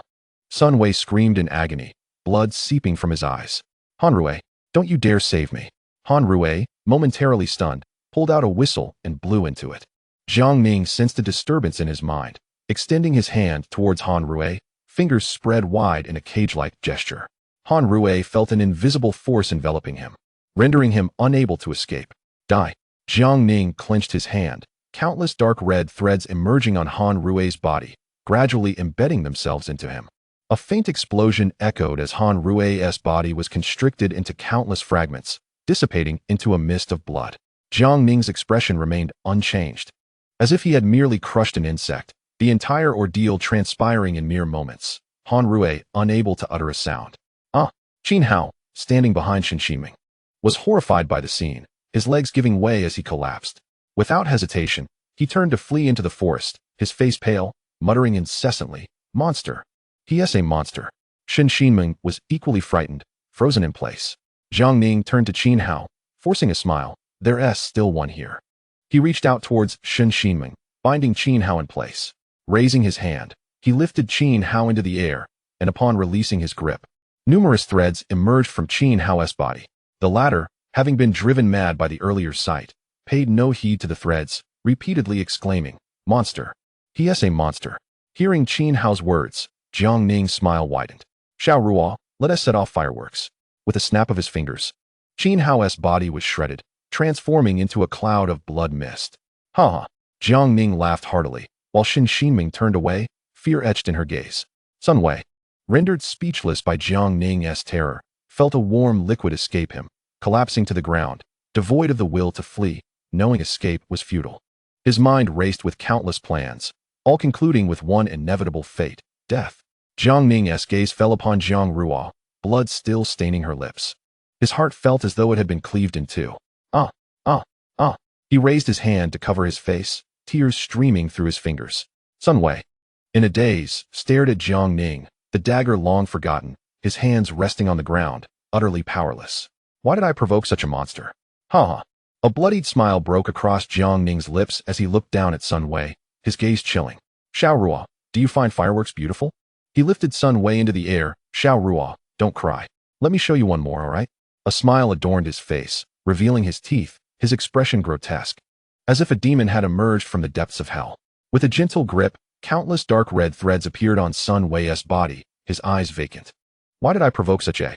Boom. A blood mist erupted as Jiang Ning reached out to lift Jiang Ruo, smiling. Xiao Ruo, isn't it beautiful? He chuckled. Let us go home, shall we? Jiang Ruo could not respond, her hair brushing against Jiang Ning's face, awakening something within his soul.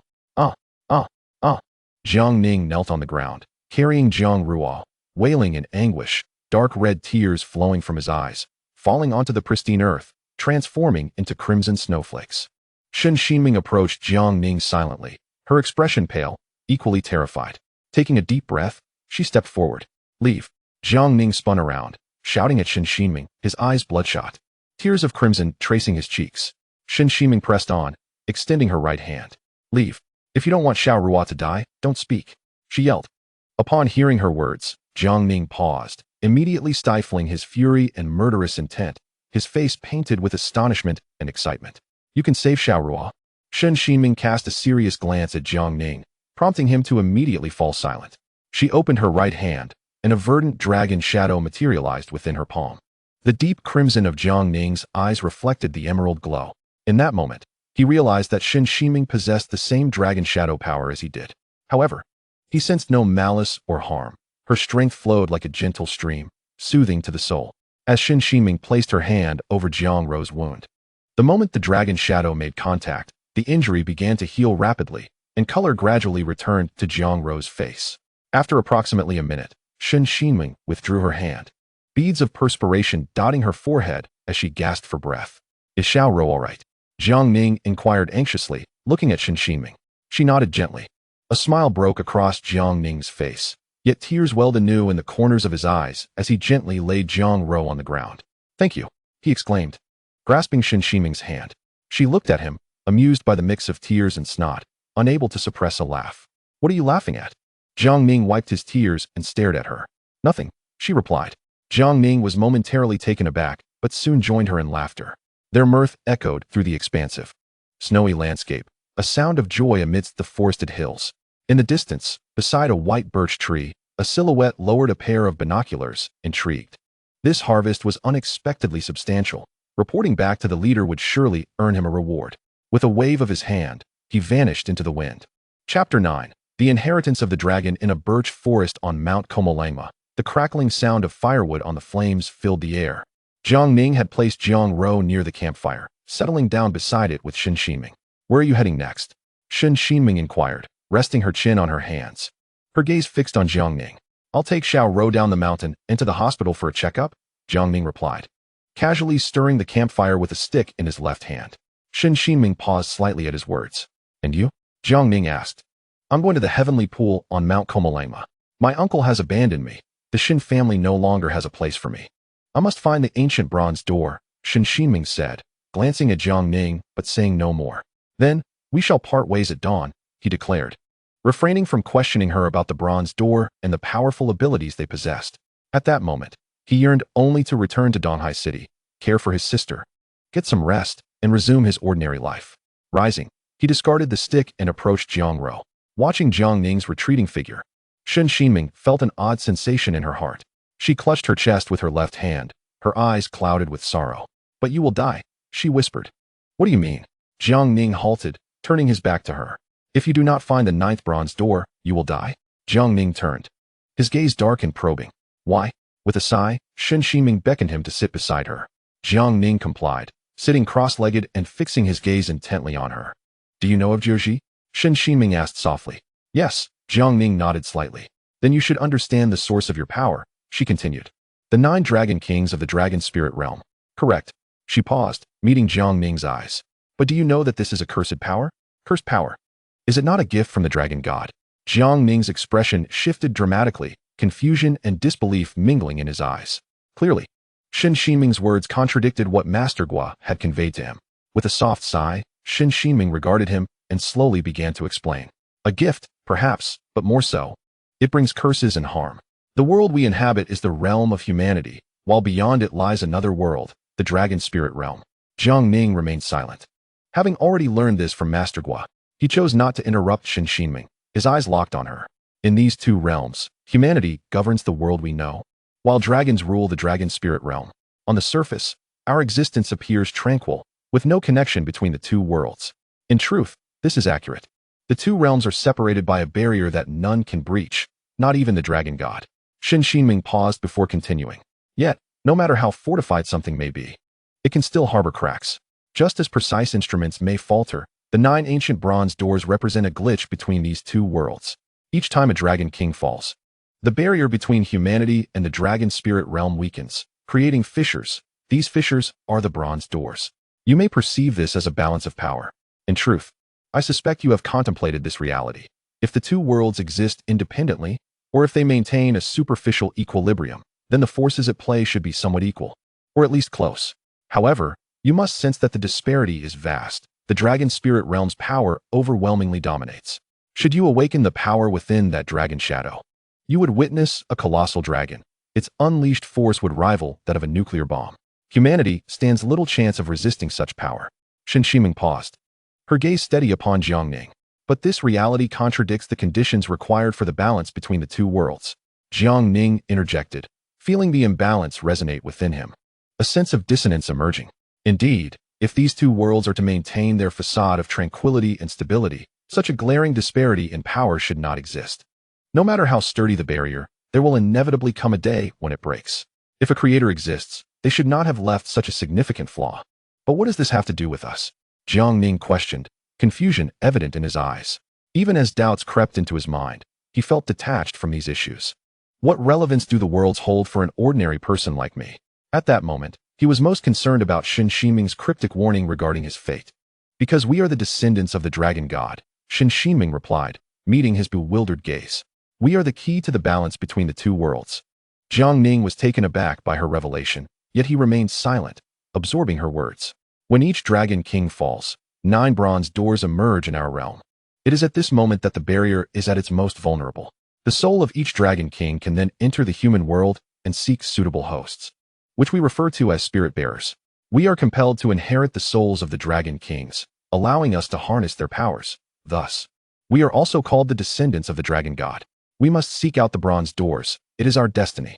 When a dragon king falls, the power of the dragon spirit realm diminishes significantly, and we are chosen by the dragon king, no, by the dragon god, to be the spirit bearers who protect the dragon spirit realm. But what does this have to do with my taking Xiaoro home? What connection does my refusal to seek the bronze doors have to my survival? Jiang Ning suddenly stood, his voice raised as he confronted Shen Shiming. Tumultuous emotions surging within him. He struggled to reconcile these revelations. I just want to live a simple, ordinary life with my sister. Why must I face death? Shen Shiming met his fiery gaze with calmness, her voice soft yet firm. Because that is the will of the dragon god. Jiang Ning froze, realization dawning upon him.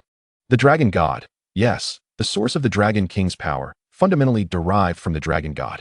The strength bestowed upon them would undoubtedly come with obligations and demands, imperatives they could not defy. After a long pause, Jiang Ning regained his composure, crouched down, and gazed at Shen Shiming. How do you know so much? Is there such detailed documentation in Jiuji? Jiuji contains only a portion, and the rest. Shen Shiming paused. Comes from experience. Experience? What kind of experience? She couldn't have gone through all those events. She had always lived with her uncle. Could it be? Is your father also a Jilingren? Shen Shiming smiled faintly, indeed. She turned her gaze to the flickering flames, a hint of sorrow in her eyes. My father possessed this power when I was 7. He failed to fulfill his responsibilities and was ruthlessly erased by the dragon god's power. I only learned of his awakening through his diary, and my mother. Shen Shiming did not continue, but Jiang Ning could surmise the rest. Suddenly, he realized a significant error. Wait, isn't the Dragon King's lifespan rather short? How could he fall in just a few years? I do not know. Shen Shiming shook her head, picking up a twig to stir the fire. However, there must have been tremendous upheaval in the dragon spirit realm. Only after the demise of all 9 previous dragon kings would the 9 ancient bronze doors appear. The order of their fall differs. Hence the sequence of the bronze doors' emergence varies as well. The appearance of 8 bronze doors in such a short time must indicate a significant change in the dragon spirit realm. How do you know the 9th bronze door is at the Tianqi of Mount Everest? And how did you know I am a Jilingren? This question had been weighing on Jiang Ning's mind for quite some time. He could not fathom why Shen Shiming had found him before his awakening. I carry the power of the 8th Dragon King. She is the king of the life system, capable of reviving the dead and predicting favorable events for herself. She instructed me to go to the 9th bronze door, located at a high-altitude lake on Mount Everest. My power also revealed to me that you are the Jilingren of the 9th Dragon King, and I must bring you along. It told me you would save me, and your assistance is indispensable in reaching the 9th bronze door. What category do I belong to? You are the Jilingren of the 9th Dragon King, the master of creation, to create and to destroy, the king of the creation system. Shen Shiming stood up, brushed off the snow from her clothes, and turned to Jiang Ning. What do you think now? Shall we go or return? Jiang Ning glanced at Jiang Ro, feeling helpless. But what about Xiaoro? She is not a Jilingren. We can take her along. Xiaoro carries my power within her, allowing her to pass through the bronze door. Shen Shiming anticipated his thoughts. After all, nothing mattered more to Jiang Ning than Jiang Ro. All right, we shall go together. Jiang Ning clenched his fists, feeling no worries as he prepared to leave with Jiang Ro. After his demise, she might crumble. Being together with her would allow him to care for her. Furthermore, what was this Tianzi Hui? After much deliberation, Jiang Ning decided to accompany Shen Shiming to the Tianqi. Very well. Shen Shiming extended her hand, and upon seeing this, Jiang Ning smiled gently and reached out his hand. A pleasant cooperation. Chapter 10, Tianqi the next day. As the sun rose, Jiang Ning gently patted Jiang Ro's cheek. Xiao Ro, wake up, we must leave. He looked at her with affectionate eyes. Jiang Ro rubbed her eyes and slowly stood up. Brother, where are we going? We'll talk about it later. Jiang Ning replied softly, careful not to startle her as she had just awakened. Oh. Jiang Ro suddenly stopped rubbing her eyes and fixed her gaze on Jiang Ning. After a few moments, she leaped forward and hugged Jiang Ning tightly, tears streaming down her cheeks. Brother, you are still alive. Jiang Ning was taken aback, realizing what Jiang Ro must have been thinking, and he couldn't help but chuckle. Brother, you can still laugh?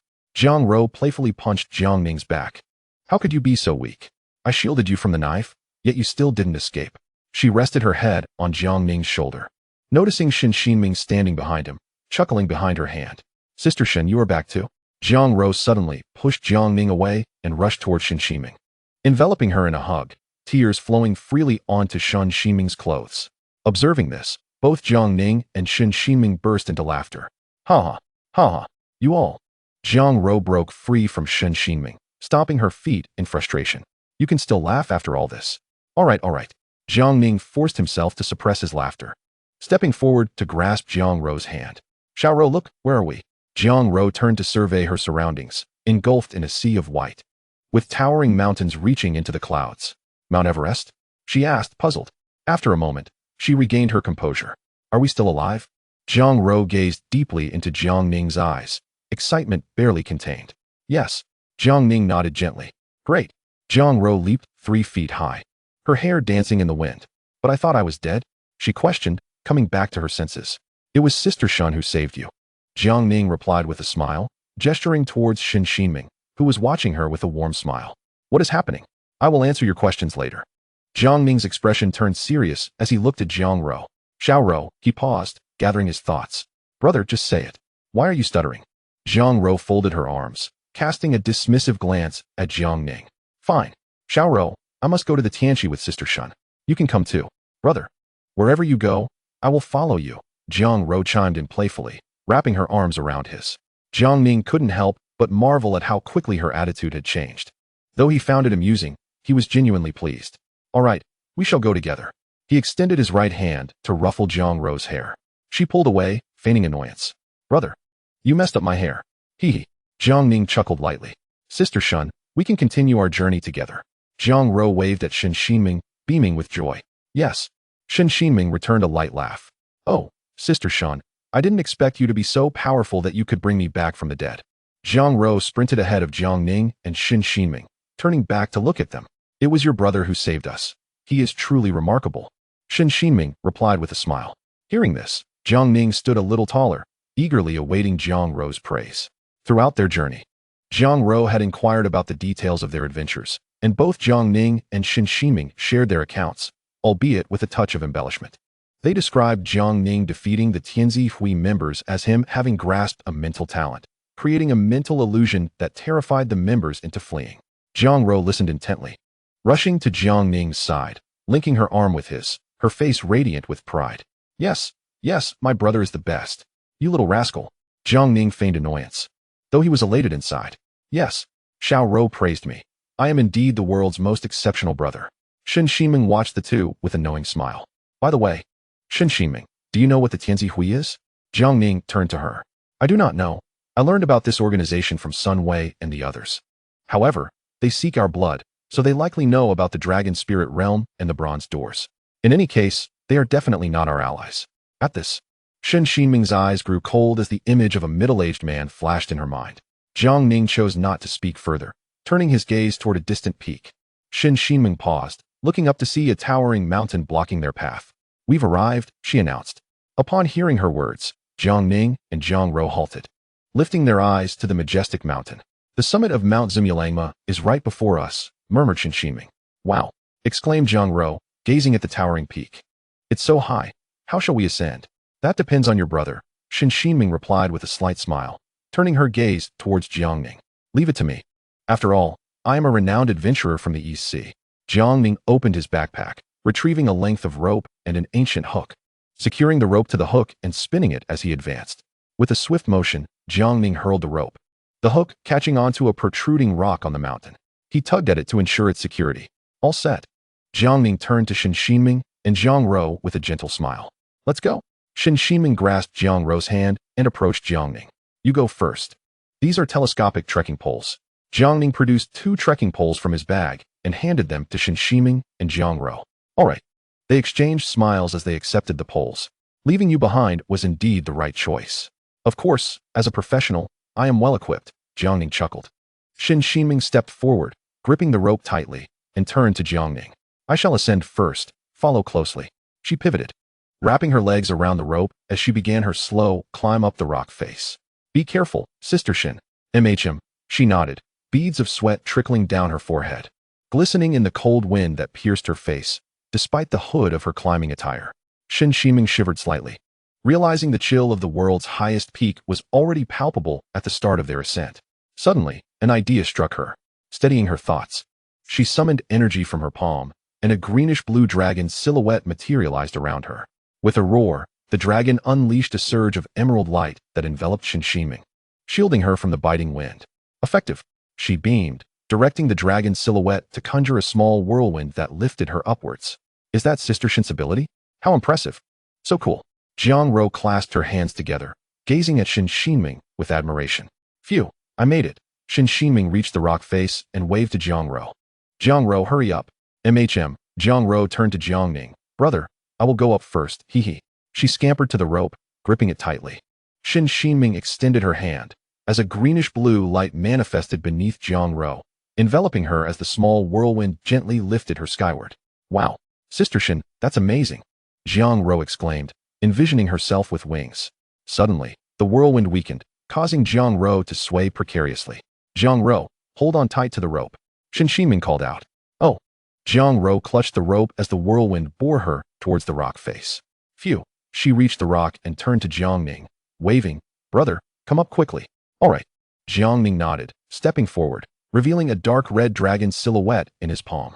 The dragon coiled around him, stirring a dark red wind as his gaze darkened. The dragon dove into the ground, and he smiled at Jiang Ro. Welcome to the world of magic, Jiang Ro. He extended his right hand and snapped his fingers. With a bang, the dragon emerged from the earth, and Jiang Ning stood atop it. With a roar, the dragon soared into the sky, carrying Jiang Ning up the rock face. Wow. Jiang Ro's eyes widened. Sister Shen, is my brother really that powerful? Shen Shiming looked at Jiang Ning and shook her head helplessly. Why didn't you bring us up directly? She inquired. I forgot. Seeing you do it reminded me. Jiang Ning admitted, scratching his head sheepishly. Shen Shiming sighed, exasperated by his antics. Jiang Ro tugged at Jiang Ning's sleeve. Brother, take us directly to the heavenly pool. Okay. Jiang Ning ruffled her hair, snapping his fingers again. The dragon silhouette reappeared, swirling behind him. Come. He grasped Jiang Ro's hand, pulling her onto the dragon. He extended his hand to Shen Shiming, smiling. Fair lady, shall I spare you a journey? The youth's smile was like a spring breeze, stirring the heart of the maiden. Shen Shiming gazed at Jiang Ning, momentarily taken aback. All right, she replied, returning his smile. She stepped forward, taking his hand. Thank you. Jiang Ning paused at her words. Of course. Jiang Ro observed the interaction and suddenly grinned knowingly. These two have something special, she chuckled. Jiang Ning waved lightly, and the dragon took to the sky, soaring into the distance. Sister Shen, how shall we find the heavenly pool? Jiang Ro inquired, resting her chin on her hands, gazing dreamily at the white expanse ahead. They had been flying for several hours. What began as excitement had dulled into disinterest. I am uncertain, but when I am within 500 meters of it, I can sense its presence. Since my dragon spirit is unresponsive, it indicates we are still quite far, Jiang Ning informed her. Jiang Ro fell silent, turning to Jiang Ning, who stood atop the dragon, his gaze fixed on the horizon. Shen Shiming, last time I forgot to ask, what is this curse you spoke of? Upon hearing Jiang Ning's question, Shen Shiming sighed and began, what the dragon spirit grants us, besides power, is a curse, primarily concerning our lifespan. You may understand it as the source of the dragon spirit's power being our lives. From ancient texts, I learned that all spirit bearers do not live beyond 30 years. Jiang Ning's reaction was subdued. When heaven bestows beauty, it surely conceals suffering within. However, Jiang Ro was considerably alarmed, her eyes wide with concern as she turned to Shen Shiming. Sister Shen, is there no way to prolong life? There is a method, but it requires venturing into the dragon spirit realm, Jiang Ning replied. Indeed, but this path is fraught with peril. My father, Shen Shiming trailed off. In truth, regardless of the curse, spirit bearers must venture into the dragon spirit realm due to the dragon god's command, which they cannot defy. Jiang Ning sighed. It seems we must brave this den of dragons and tigers. Shen Shiming nodded silently. Jiang Ro inhaled deeply, standing beside Jiang Ning, linking her arm through his. Brother, I shall accompany you. Jiang Ning turned to her, a faint smile gracing his lips. We have arrived. At that moment, Shen Shiming's right hand revealed a greenish-blue dragon silhouette, which nodded at her before soaring towards an open expanse of white terrain. Jiang Ning, follow it. Understood. Jiang Ning waved and pursued Shen Shiming's dragon spirit as they descended. Approximately a minute later, Jiang Ro crouched on the snow-covered ground. Sister, are you certain this is the place? She asked, examining the snowy terrain. This does not appear to be the heavenly pool.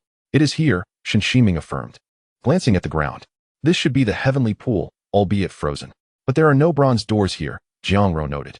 That depends on your brother, Shen Shiming replied. Looking at Jiang Ning, he nodded, retrieving an object from his backpack. Chapter 11, the 9th bronze door. Is that a dagger? Jiang Ro inquired softly. Indeed, Jiang Ning confirmed. Producing a dagger and slicing his right index finger. Blood trickled down his finger, staining the pristine snow. Brother, what are you doing? Jiang Ro questioned, bewildered as she watched him transfixed by the blood pooling on the ground. It's done. Shen Shiming gently parted her lips and stepped forward, her right hand clasping Jiang Ning's index finger. A surge of emerald light emanated from the palm of her hand, and Jiang Ning's wound began to heal rapidly, returning to its original state in less than 10 seconds. Xiao Ro, look at the ground. The ground? Jiang Ro glanced down, only to see that the blood Jiang Ning had left behind was flowing toward a specific spot. The blood pooled around a protruding rock, and in an instant, a dark red light burst forth from beside the stone, forming a dark crimson hexagram pattern. The blood seemed to come alive, rising from the ground and settling upon the rock, as if inscribing an ancient formation. Success. A tremor of realization coursed through Jiang Ning as he turned to look at Shen Shiming, who was smiling at him. This method was one Shen Shiming had discovered in Jiuji, known as the summoning array. If the location of a certain bronze door could be anticipated, the corresponding Dragon King's vessel could forcibly awaken the ancient bronze door using their own blood. However, this method had its shortcomings. After completing the ritual, one had to wait. A process termed Dai Long Shinin, which meant submitting a request to the dragon god for permission. The waiting time, unfortunately, was unpredictable. Wow. Jiang Ro's eyes widened in anticipation. After 10 minutes, she began to grow impatient. Go, why isn't it ready yet? Her initial eagerness transformed into confusion and ultimately boredom as she squatted down, absent-mindedly scooping up a handful of snow. Just wait a bit longer. Jiang Ning sighed with a faint smile. Shenjia, do you have any way to hasten this? Shen Shiming chuckled in resignation. Xiao Ro, this isn't farming. How can we hasten it? No, just wait. Let's go wait over there. Jiang Ning pointed to a large rock beside the Tianqi. All right. Jiang Ro sprang up from the ground, brushing off the snow from her clothes, and swiftly ran toward the rock. Go, Shenjia, hurry up and catch up. She called back to Jiang Ning and Shen Shiming as she ran. Jiang Ning couldn't help but smile wryly as he glanced at Shen Shiming. Let us go. Shen Shiming smiled softly, her dimples appearing as she walked toward Jiang Ro. As the moon began to rise, Jiang Ning lit a campfire, and the three of them gathered around it. Go, why isn't it ready yet? Jiang Ro leaned her head against Jiang Ning's shoulder, her gaze fixed on the distant dark red glowing star array. Xiao Ro, don't rush. Good things take time, Jiang Ning advised earnestly. Yes. Jiang Ro rolled her eyes and stuck out her tongue at Jiang Ning. Go, why are you so nagging, just like our mother? Realizing she had misspoken, Jiang Ro quickly covered her mouth. Our mother? I haven't heard that in years. Jiang Ning lowered his head, crossing his hands, and chose not to dwell on it further. Jiang Ning, you and Xiao Ro should rest for a while. I will keep watch here. Upon hearing Shen Shiming's words, Jiang Ning slowly lifted his head and smiled gently. Thank you. He then closed his eyes. Shen Shiming shook her head with a smile, glancing at Jiang Ro. Xiao Ro, take a rest. Jiang Ro glanced at Jiang Ning, sighed, knowing he was indeed exhausted after over 20 hours without sleep. She turned to Shen Shiming. Thank you, Shenjia. Shen Shiming nodded, her gaze fixed on the pair of siblings leaning against each other, with Jiang Ro resting on Jiang Ning's shoulder, both eyes closed. A gentle breeze rustled their hair, and Shen Shiming's eyes suddenly glistened with moisture, her breath becoming uneven. A little girl in a light purple dress sat on the ground, crying, her hands covering her eyes. What's wrong, Shiming? A man in a white shirt hurriedly burst through the door, turned on the light, and rushed to Shen Shiming's side, lifting her up. Daddy. Seeing her father, Shen Shiming hugged him tightly. I had a nightmare. I dreamt that you were killed by a monster. Don't leave me, Xinming. It's all right, it's all right. Dreams are the opposite. How could I ever leave you? The man cupped Xinming's face in his hands and gently wiped her tears. Really? Of course. If Xinming doesn't believe me, then I will swear. Xinming lightly dabbed at her tears. Okay. I swear. I will love my little Xinming for all my life. And I will never abandon her. If I fail to do so, I will be a little dog. The man extended his right hand, made a fist, and pretended to solemnly swear. Hearing his words, Xinming stopped crying. He looked at her and embraced her tightly. I will always love Xinming, all right? Tears welled in Xinming's eyes, yet she managed to muster a smile, as if she had just experienced a sweet dream. All right, go. Take care of Xinming for me. Will you? The man lay on the hospital bed, coughing up blood. The man beside him grasped his hand tightly, his eyes filled with sorrow and tension. Xinming stood by, already in tears, her eyes red and swollen as she stared blankly at the man on the bed. Xinming, cough. The man coughed up another mouthful of blood. Come here. Xinming, her gaze vacant, nodded and gently approached. The man reached out his hand and stroked her head. Xinming, I'm sorry, but I may not be able to keep my promise. Cough, cough. Xinming remained silent, merely staring at the man before her. Daddy is going to find your mother now. You must listen to Uncle well from now on, all right? Xinming nodded slightly, tears streaming down her cheeks uncontrollably. Upon seeing her nod, the man's expression relaxed, and he smiled gently. He extended his right hand, wanting to touch Xinming's face, but it fell short in midair. From that moment on, Xinming could no longer find him in her world. Daddy! Xinming could no longer contain her sorrow, throwing herself onto the man, crying loudly. Daddy, you were wrong. Dreams are real. You truly are a little dog. But, Daddy, I don't like dogs. Please come back, all right? Xinming shook her head, sighed, and chose not to dwell on it. She looked up at the sky. Mount Everest, truly the highest peak in the world, seemed to touch the heavens, even from halfway up. The stars twinkled faintly in the sky, forming a beautiful star map. The gentle mountain breeze tousled Xinming's hair, whisking away her thoughts. She rested her chin on her hand, quietly watching the beauty of the sky. In the middle of the night, wake up! Xinming rushed to Jiang Ning's side, shaking him awake vigorously. What's wrong? Jiang Ning slowly opened his eyes to see Xinming standing before him, gripping his arms tightly. Look over there. Xinming pointed toward the rock above Tianqi, where intense dark red light was bursting forth, vaguely forming a door-shaped pattern. Simultaneously, a massive dark red beam shot into the sky, illuminating the endless dark void. What is happening? Jiang Ro was awakened by the conversation between Xinming and Jiang Ning. Rubbing her eyes with her right hand, Xiao Ro, look there.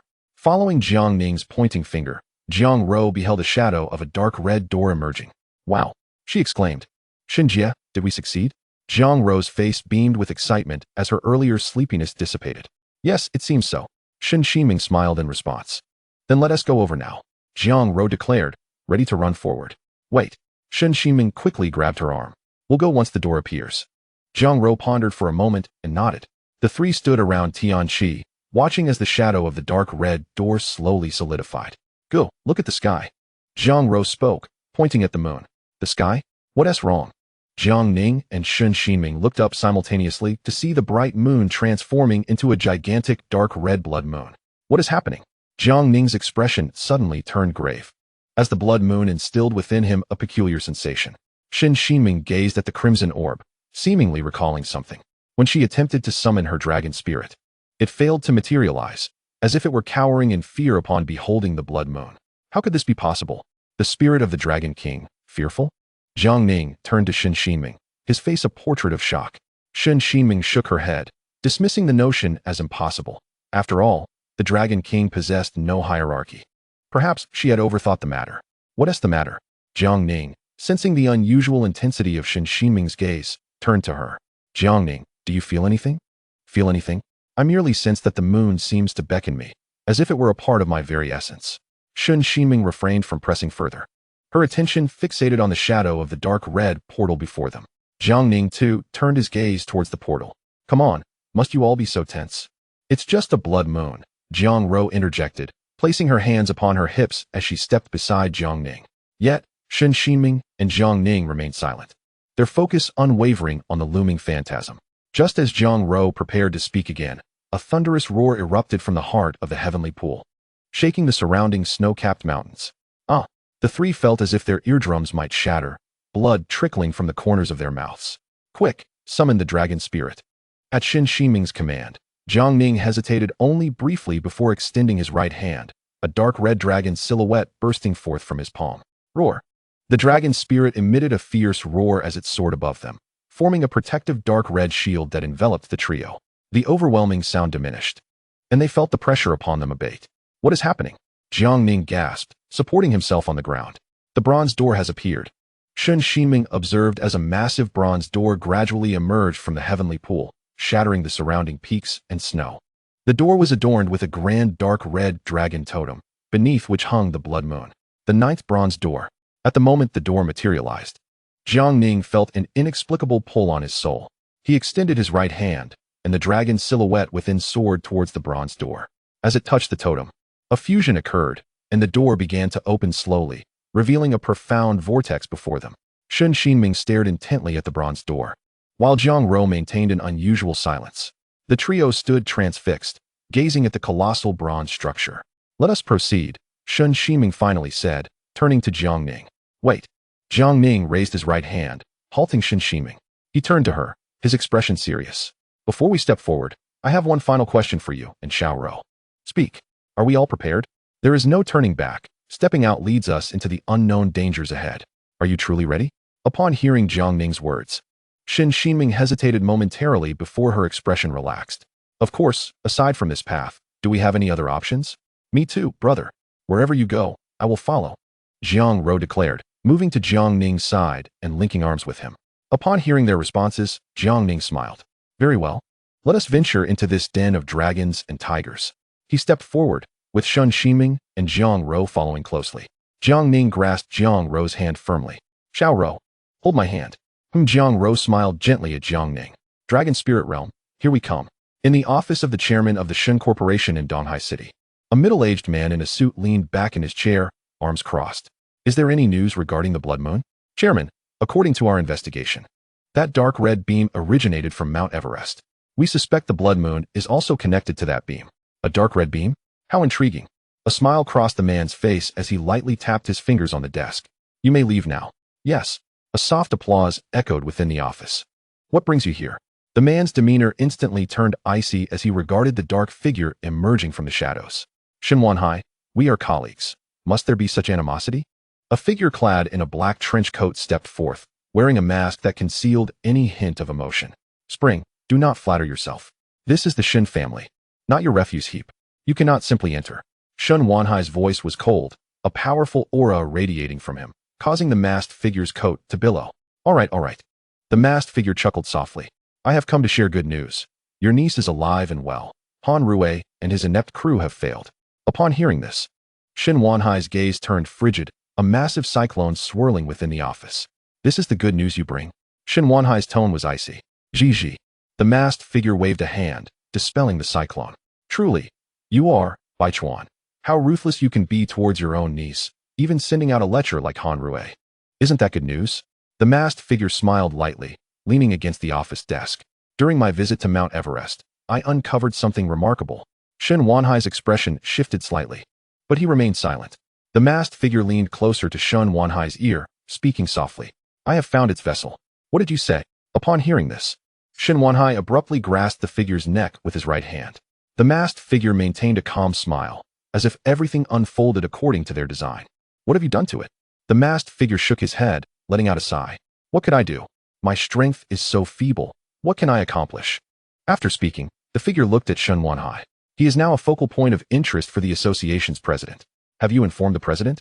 Shin Wanhai's eyes grew cold as he tightened his grip on the masked figure. Of course. The masked figure snapped his fingers, transforming into a stream of black liquid that flowed from Shin Wanhai's grasp, reconstituting itself before him. The president instructed me to tell you that since he has appeared, the plan can now be set in motion. The masked figure grinned menacingly. Shin Wanhai remained silent, his gaze fixed coldly on the figure. Shin Wanhai, do not entertain any treacherous thoughts. If you wish for her to remain unharmed, obediently serve the president. The masked figure turned away. Once you embark on this path, there is no turning back. He extended his right hand, revealing a gaping void in his palm. Prepare yourself. After all, the president's ambitions extend beyond a mere mortal realm. Do not attempt any tricks, for I believe you do not wish to witness the president's methods again. Xin Wanhai remained silent, his fists clenched. When he regained his composure, the masked figure had already vanished through the window. Xin Wanhai turned to stare blankly at the blood moon outside. After a long moment, he sighed deeply and sat back in his chair. Shiming, I am sorry. The image of the girl who had once surrounded him with laughter and joy filled his mind. Do not blame your uncle. This is the president's command, and I have no choice but to comply. Xin Wanhai sighed heavily, closing his eyes and choosing not to dwell further.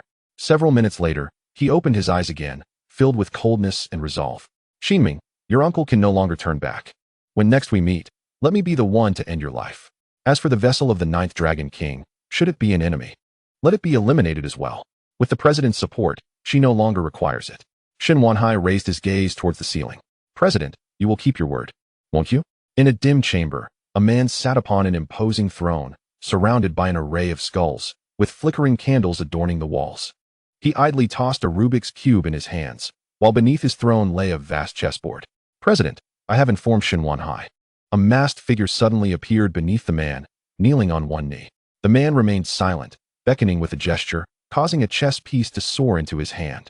The Rubik's Cube in his grasp disintegrated into fragments that cascaded to the ground. He hurled the chess piece, which landed on the right side of the board. It is time. This game, which I have meticulously orchestrated for over a decade, is about to commence. Haha. The man laughed menacingly. The masked figure dared not speak. Bowing his head in fear, his legs trembling uncontrollably. Inform the members to prepare for the Tianmin plan. It is time to begin. Understood. Chapter 12. The temporal vortex within the bronze door world. Brother, where are we? Jiang Ro grasped Jiang Ning's hand, surveying their surroundings. To call it a world would be a misnomer. Void would be more fitting. Jiang Ning looked up to see a multitude of stars, as if they were suspended in the cosmos, each twinkling like jade beads scattered across a vast jade plate. We must be within the river of time and space. Shen Xinming recalled a passage from Jiuji, strikingly reminiscent of their current predicament. The river of time and space. Jiang Ning gazed down at the stars beneath his feet, resembling colorful jewels. The trio traversed this river of time, appearing as mere specks of dust against the backdrop of the stellar expanse. Humans are so insignificant, Jiang Ro exclaimed, unable to suppress her awe at the sight before her. Upon hearing her words, Jiang Ning glanced at her softly. Noticing his gaze, Jiang Ro instinctively covered her mouth, cautiously asking, did I say something wrong? Jiang Ning smiled, shaking his head. I simply did not expect to hear such profound words from you. You. Jiang Ro turned her head away, puffing up her cheeks. I won't talk to you anymore. Shen Ximing watched the siblings and couldn't help but stifle a chuckle. Hey. Jiang Ro suddenly pointed to the left. Brother, what is that? What is it? Jiang Ning followed her gaze and saw a small vortex forming above the river on their left. Shen Ximing also turned to look, and as soon as she saw the vortex, her brows furrowed tightly. What is this? Suddenly, a realization struck her, and her expression turned grave. It can't be. The three fixated on the vortex.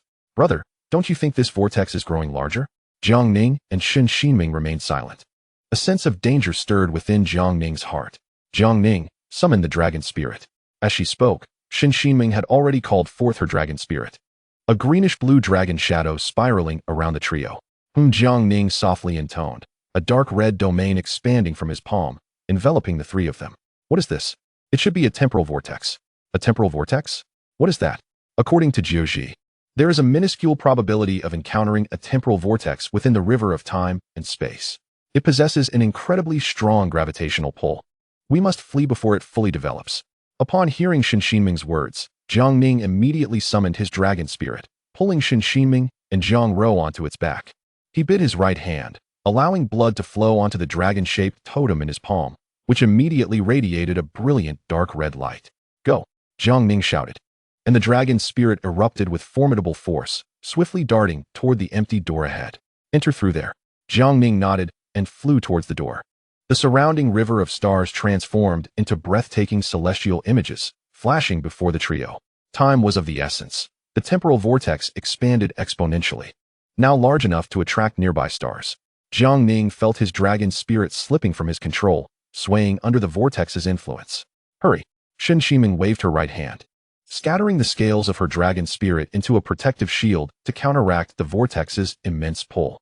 Jiang Ning gritted his teeth, drawing a dagger and slicing his palm, blood gushing forth as he flung his right hand, letting droplets scatter onto the dragon spirit. In an instant, A dazzling dark red beam of light erupted from the dragon spirit. Roar! The dragon's spirit bellowed, fiercely whipping its tail, stirring the surrounding air as it surged toward the vacant door. Pooh! Jiang Ning spat blood, and Jiang Rou's expression changed as she quickly grasped his arm, wiping the blood from the corner of his mouth. Brother, are you okay? Concern filled Jiang Rou's eyes, feeling helpless as she watched Shen Xinming and Jiang Ning struggle. She remained silent, fearful of disturbing them. Why am I so powerless? Why can't I help?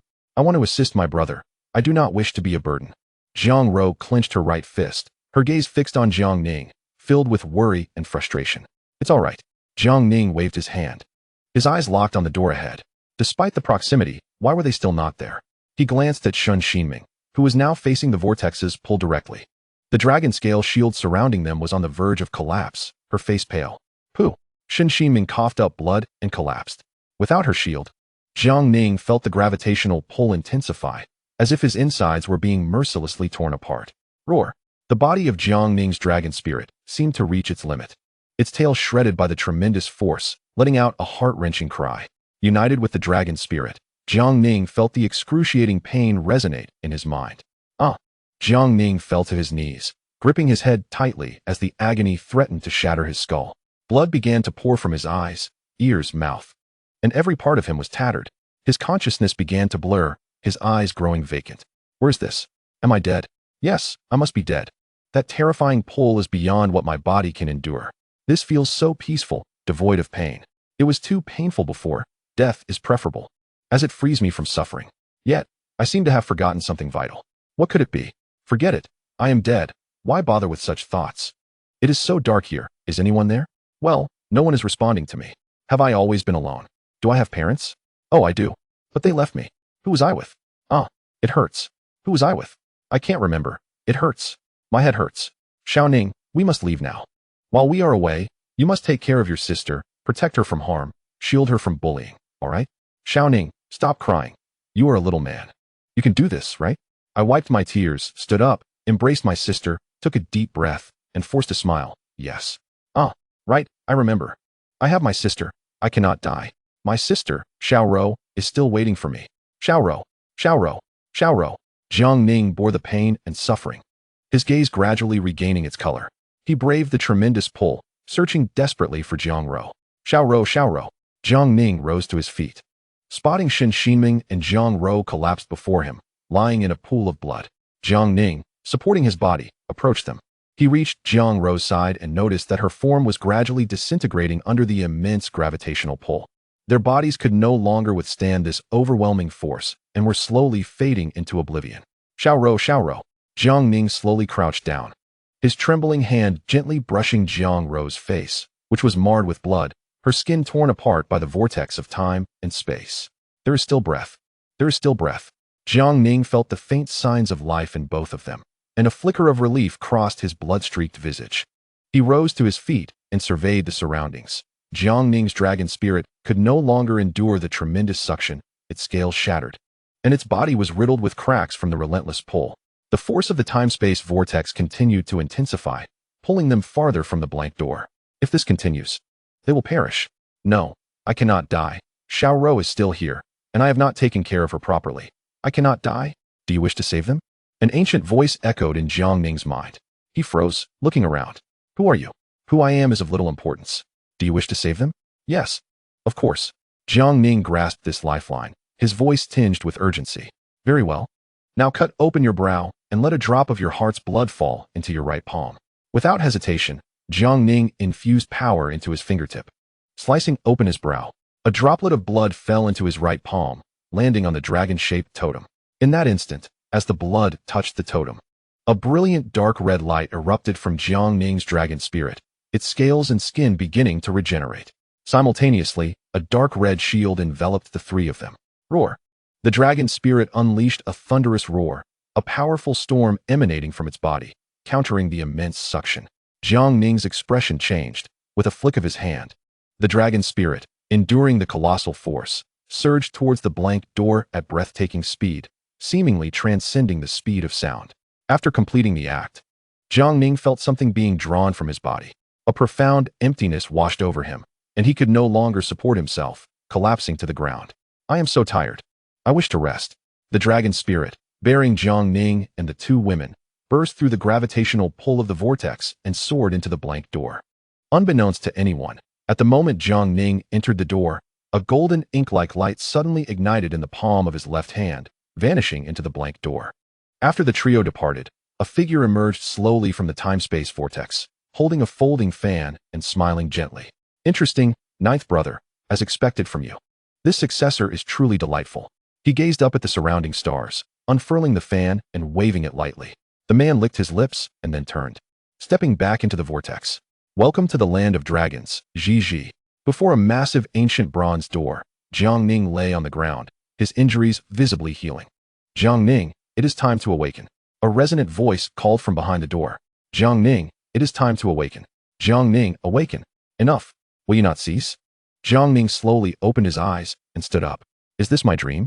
Jiang Ning surveyed his surroundings and beheld a colossal bronze door ahead, surrounded by chaos. Who are you? Jiang Ning called towards the bronze door. The one who just saved you. Have you forgotten? Just saved me? Jiang Ning furrowed his brow. You are the voice in my mind. Indeed.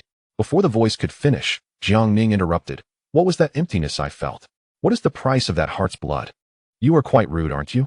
The voice sighed. However, I appreciate your character. It seemed to chuckle. You followed my instructions without hesitation, trusting me entirely? Jiang Ning scoffed. At that moment, did I have any other option but to trust you? Haha, excellent. I can answer your questions, but the price is steep. Do you truly wish to know? Jiang Ning smirked. It concerns my lifespan, does it not? Indeed, that drop of heart's blood took away over a decade of your life. Are you regretting knowing this? Upon hearing this, a smile spread across Jiang Ning's face. A decade? That's fine. I can still be with my sister. He slightly bowed, cupping his hands towards the bronze door. Thank you for your rescue. However, I must take my leave. My sister is still waiting for me. Until next time. With that, he turned to walk away. Interesting. After taking 2 steps, Jiang Ning suddenly turned back, a look of apology on his face. How do I get out of here? The world fell into several moments of silence before the door erupted with laughter. Ha! You are quite amusing, little one. A tempest suddenly swept through, lifting Jiang Ning. Let us go? Thank you. Jiang Ning smiled gently. The whirlwind carried him away from this chaotic realm. Chapter 13. Secrets inside a humble bamboo house. Ugh, it hurts. Jiang Ning lay on the bamboo mat, slowly opening his eyes, a wave of headache crashing over him. He pressed his right hand to his head while carefully observing his surroundings. The bamboo house contained only a table, a bamboo mat, and a bowl of tea, nothing else. Jiang Ning, weary, pushed himself up from the mat and walked outside. Where's this? As he opened the door, he was greeted by a tranquil bamboo forest. With a small stream flowing gently beside the house, the water splashing against the stones, producing a tinkling sound. Xiaoro. Jiang Ning suddenly realized Jiang Ro was missing, forgetting his headache as he frantically searched. Xiaoro, Xiaoro, Xiaoro.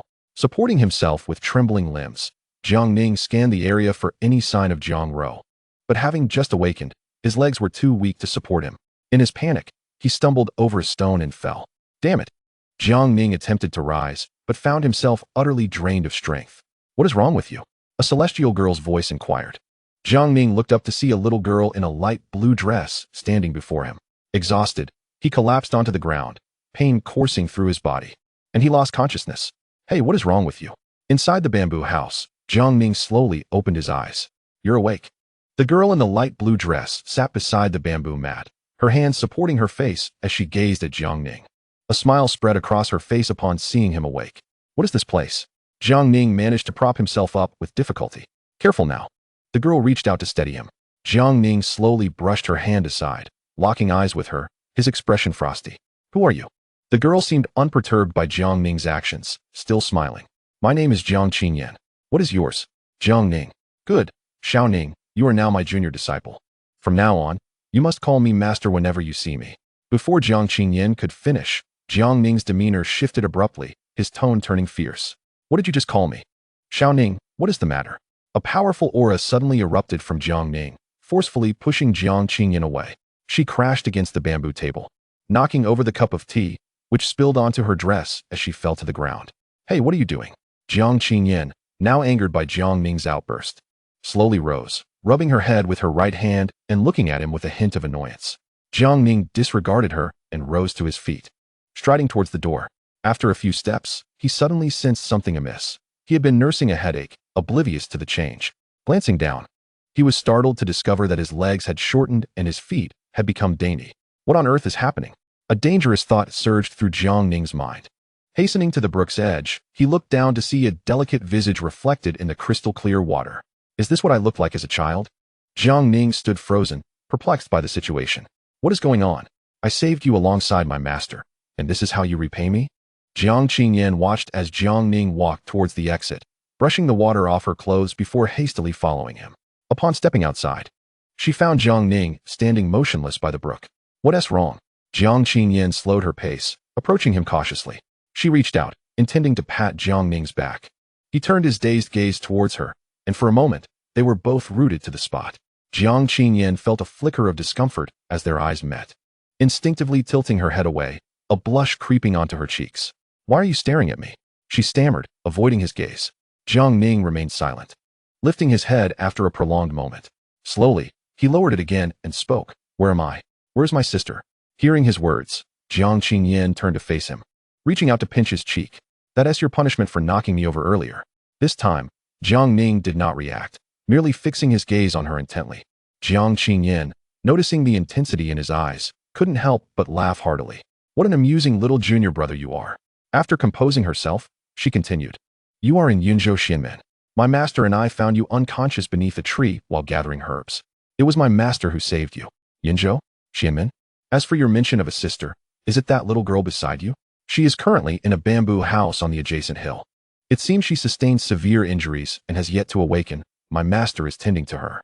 But rest assured, he is the most skilled herbalist in our Xianmen. With him around, she will surely be fine. Before Jiang Qingyan could finish, Jiang Ning grasped her arm, urgency evident in his expression. Where is she? Take me to her.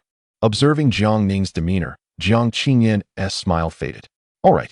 With that, she took hold of his hand and led him towards the other mountain. Inside the bamboo house on the neighboring hill, an elder sat beside a bamboo mat, his right hand resting on the arm of the little girl, while his left hand stroked his long white beard, examining her pulse. Just then, the door burst open, and Jiang Ning rushed inside. Jiang Ning, I told you to take it slow. Jiang Qingyan followed closely behind, hands on her knees, breathing heavily. Ignoring her, Jiang Ning hurried to the mat, where a girl with a face marred by injuries lay. Tears welled in his eyes as he reached out to touch her face, only to withdraw his hand at the last moment. Sister. He turned to the elder, who seemed undisturbed by his intrusion, still focused on the girl's pulse. Jiang Ning and Jiang Qingyan, sensing the gravity of the moment, fell silent. After a long pause, the elder slowly opened his eyes and withdrew his hand. Jiang Ning immediately grasped the elder's right hand, his voice filled with desperation. Master, how is my sister? The elder, taken aback by Jiang Ning's address, moved his hand away and stood up. This little girl has sustained strange injuries. In my decades of practice, I have never encountered such a case. I have tried dozens of healing herbs, yet none have succeeded. Jiang Ning's heart plummeted as he turned slowly to gaze at Jiang Ro. A sharp pain pierced through him. Is there truly no other way? The elder sighed lightly. There is one more method, but he hesitated before continuing, while examining the girl's pulse. I sensed a peculiar energy, extremely faint yet of terrifying caliber. In my experience, only one kind of being possesses such power. He turned to Jiang Ning, the dragon clan. Even ordinary dragons lack this kind of strength. In my estimation, this may be of the Dragon King level. This power is eroding her body. If we could obtain the blood of a Dragon King, it should dispel it, and the girl would awaken. However, the blood of a Dragon King. The elder sighed again, leaving his statement unfinished. Jiang Ning, absorbing the elder's words, remained silent, standing motionless. The elder, misinterpreting Jiang Ning's expression as resignation, chose not to elaborate further. Inside, however, Jiang Ning was pondering. The blood of a Dragon King. Could mine suffice? Yet, could such a secret truly be revealed in front of others? Jiang Ning suddenly froze. What was I just thinking? That is my sister. For her sake, I should not hesitate. But why was there Dragon King level power within Little Ro? Could it be from Shinshinmen? No, it likely wasn't her. Her power radiated vitality and would not harm Ro. What, then, could it be? Jiang Ning's gaze turned frosty. Regardless of what it was, if it harmed my sister, it shall face my vengeance. He looked at the elder and spoke firmly. Elder, do you think my blood could work? Your blood? The elder's interest was piqued. Jiang Ning bit into his right fingertip, allowing a drop of crimson to trickle down. The elder raised his hand slightly, capturing the droplet in midair, then gently guided it towards himself. Observing the droplet, the elder could not discern anything unusual. He then pricked his own fingertip, mixing his blood with Jiang Ning's. Just before the two droplets made contact, an immense energy erupted from Jiang Ning's blood, a dark red glow bursting forth and obliterating the elder's blood. The elder's brow furrowed slightly. He had distinctly sensed the aura of a dragon king within that droplet, stronger than that of an ordinary dragon king. He locked eyes with Jiang Ning, who did not flinch. Their gazes collided in an unspoken exchange. Jiang Ning was gambling, trusting that the elder was benevolent, or at the very least, indifferent. Possessing the bloodline of a dragon king, he was unaware of how this revelation might impact those around him. This was his most vital secret, now laid bare before the elder. A lost gamble could lead to irreparable consequences. They held each other's gaze for nearly a minute, while Jiang Qingyan, observing the two, remained silent, unsure of what was transpiring, merely watching from the side. After a minute, the elder turned and walked towards the door, gesturing for Jiang Ning to follow. Understanding the signal, Jiang Ning hastened after him. Outside the bamboo house, the elder faced the brook, with Jiang Ning standing beside him. The elder waved his hand, conjuring an invisible barrier. This is a soundproof barrier. Our words cannot be overheard. He then turned to Jiang Ning. Who are you? Jiang Ning did not respond. You are not from our world, are you? The elder spoke slowly. Upon hearing this, Jiang Ning's body tensed slightly, yet he remained silent. Concealing his right hand behind him, where a dark red dragon-shaped phantom had begun to coalesce in his palm. Do not be alarmed. There are only a few individuals who possess a royal dragon spirit, and I have encountered them all. None of them are you. The elder continued, do not worry. Had I intended to harm you, I would have acted long ago. Besides, with your current strength, you could never defeat me. After listening to his words, Jiang Ning contemplated briefly before retracting the long ling. Can you save my sister? He inquired. Indeed, the elder responded without hesitation. However, I have one condition. What condition? Jiang Ning asked. You must agree first, otherwise we cannot discuss further. Jiang Ning frowned slightly, but eventually nodded. My condition is that you and your sister become my disciples and take me as your master. Without delay, Jiang Ning knelt on one knee and addressed him as master. The elder was momentarily taken aback by Jiang Ning's gesture, unable to suppress a smile.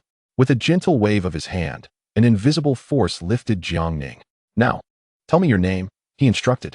Jiang Ning, the young man replied. The elder nodded slightly and turned towards the bamboo hut. By the way, he halted. You must never reveal your Dragon King bloodline in front of outsiders, for it may bring you great peril. The elder extended his right hand. A faint azure light emanated from it and enveloped Jiang Ning, who immediately felt his bloodline being suppressed. This light can restrain your Dragon King bloodline, containing 7 seals that will gradually unlock as your strength increases. With it, you can control your bloodline, but remember not to wield excessive power at once, lest you attract unwanted attention. Jiang Ning nodded gently, and the elder continued his way towards the bamboo hut. May I ask your name, master? Do not call me master. I have no interest in such formalities. From now on, refer to me as Qing Lao. Jiang Ning smiled wryly upon hearing this, and followed closely behind Qing Lao. As he walked, a subtle smile graced Jiang Ning's lips. It seems I have won my bet. Inside the bamboo hut, Qing Lao stood beside a bamboo mat, holding Jiang Ro's hand. A stream of faint azure energy flowed from his hand into hers. At the moment of contact, a powerful force surged from within Jiang Ro, countering the energy. Now's the time. Jiang Ning. Without hesitation, Jiang Ning cut his palm, allowing his blood to flow down, as Qing Lao concentrated, guiding Jiang Ning's blood into Jiang Ro's body. Jiang Ro let out heart-wrenching cries, her complexion turning pale. Xiao Ro. Jiang Ning grasped her arm tightly, his gaze fixed on her.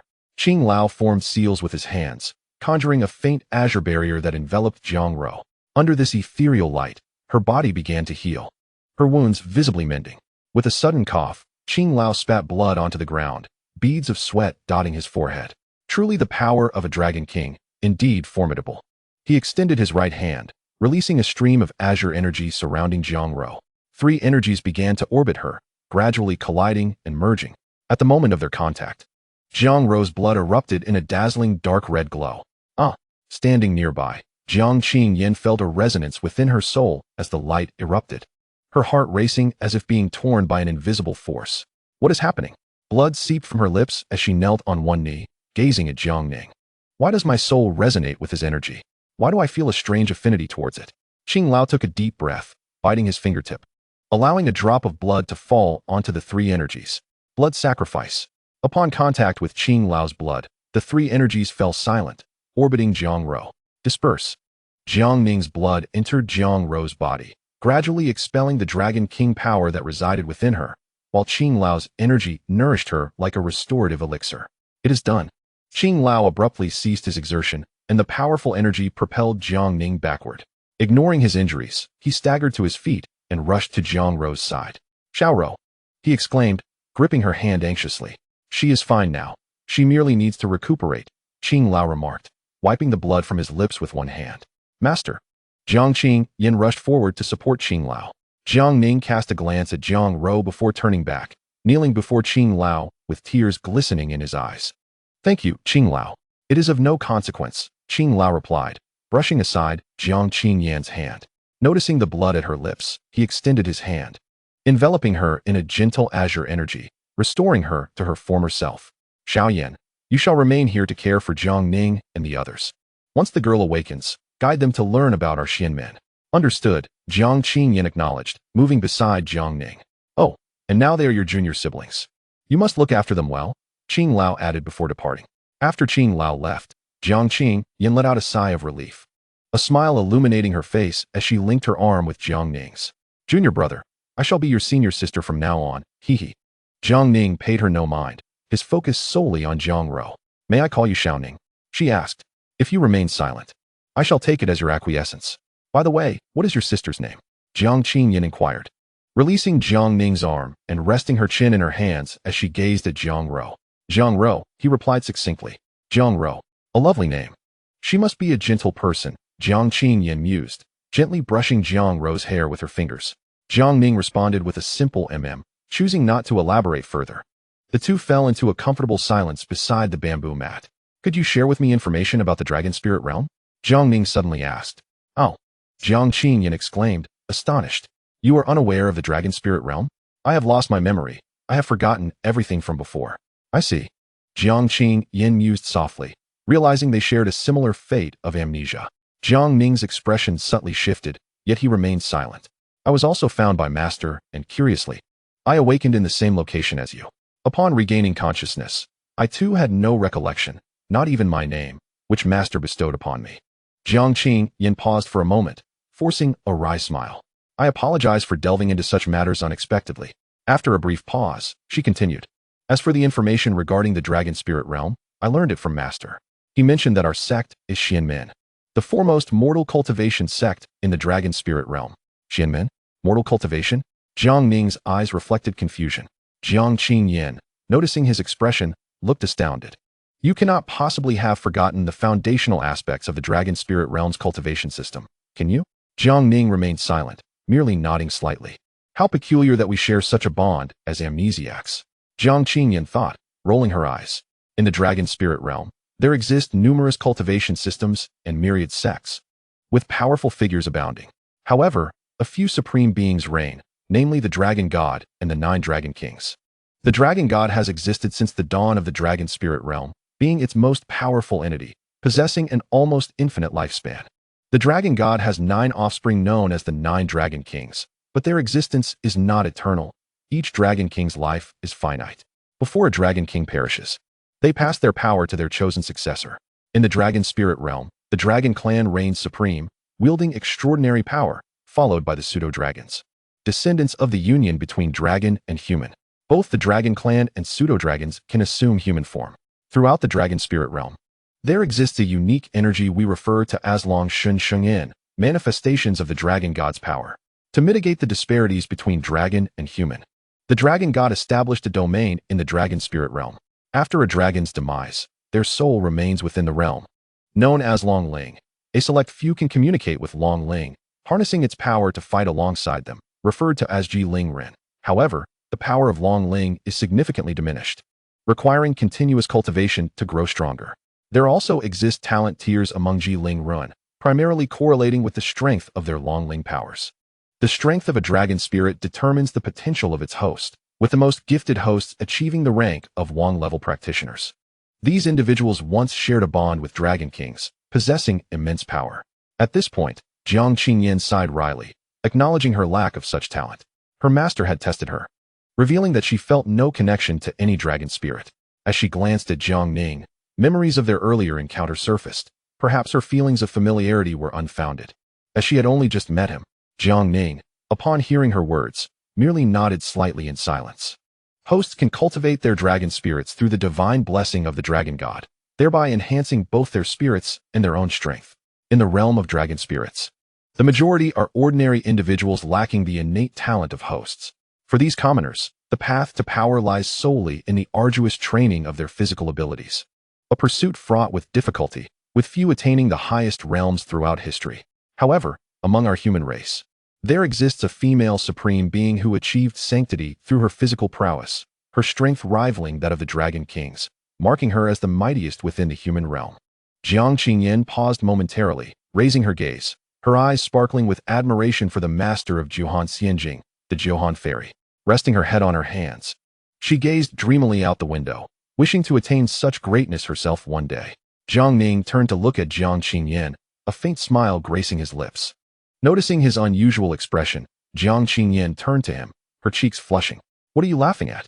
Jiang Ning shook his head, replying, "You are quite adorable." "Huh?" Jiang Qingyan exclaimed, playfully pinching Jiang Ning's face and making a silly face, her expression brimming with pride. "Junior disciple, be sure to show some respect when speaking to your senior sister." Jiang Ning gently brushed her hand away, his demeanor becoming serious. Seeing his expression, Jiang Qingyan laughed even more, wiping the corners of her eyes. All right, I won't tease you anymore. Where were we?" Jiang Ning turned to Jiang Ro and mentioned the Johan fairy. "Oh, right," Jiang Qingyan continued, her tone growing serious. In addition to hosts and ordinary cultivators, the realm of dragon spirits is home to two other terrifying types of beings. Her gaze sharpened as she elaborated. One such type is the binding spirit practitioners, who acquire dragon spirits through external means. In prominent cultivation families, senior members may, through secret methods, bind dragon spirits within the younger generation before their ascension. However, these practitioners cannot absorb the divine blessings of the dragon god and must rely on devouring dragon spirits for evolution and training. The other type is the demon cultivators. A binding spirit practitioner who consumes the spirit of an evil dragon may transform into a demon cultivator, who can only evolve through the absorption of the life force of living beings. These demon cultivators are exceedingly cruel, exhibiting no vestige of humanity. Thus, it is often said, wherever demon cultivators tread, not a single blade of grass survives. If you encounter them, flee if you can. If not, you must take your own life before they capture you, or you will endure tortures akin to hell. Did you hear that? Jiang Ning inhaled sharply, nodding solemnly. Jiang Qingyan, witnessing his expression, broke into a radiant smile, patting his shoulder. "Don't be too frightened, junior disciple. Master has mentioned that encounters with binding spirit practitioners and demon cultivators are rare, and even if you do meet one, your senior sister will be here to protect you." Jiang Ning smiled in response. "Senior sister, what is the Xianmen?" Our Xianmen is the foremost sect for ordinary cultivators in the realm of dragon spirits, the holy ground for mundane practitioners, and my master is the chief alchemist and one of the 3 elders of Xianmen. Jiang Qingyan's eyes sparkled with gratitude as she spoke of Elder Qing. "After he saved me, I became his disciple and remained with Xianmen. Now, with you 2 junior siblings, my seniority surpasses yours," she exclaimed cheerfully, linking her arm with Jiang Ning's. "From now on, you shall call me senior sister, and within the sect, I will look after you." Jiang Ning smiled at her words. "Thank you, senior sister." "Haha, splendid." Jiang Qingyan ruffled Jiang Ning's hair as she headed for the door. "By the way, little Ro has awakened. You should head to the bamboo grove in the east. I'll be in the bamboo house there." "Wait." Jiang Ning called out to Jiang Qingyan. "Did you see another girl when you and master rescued us?" Jiang Qingyan pondered for a moment, shaking her head. "No, but I can help you look for her." "What is her name?" "Shen Xinming." "Shen Xinming, got it. I'll remember that, and I'll inform you if I find anything," she replied, continuing toward the door. "Thank you." Hearing his words, Jiang Qingyan paused at the entrance, turning back with a bright smile. The gentle breeze rustled through the bamboo grove, lifting her hair as she playfully declared, "Little Junior, I quite like you."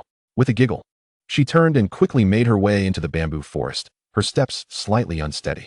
Jiang Ning watched her, unable to suppress a chuckle.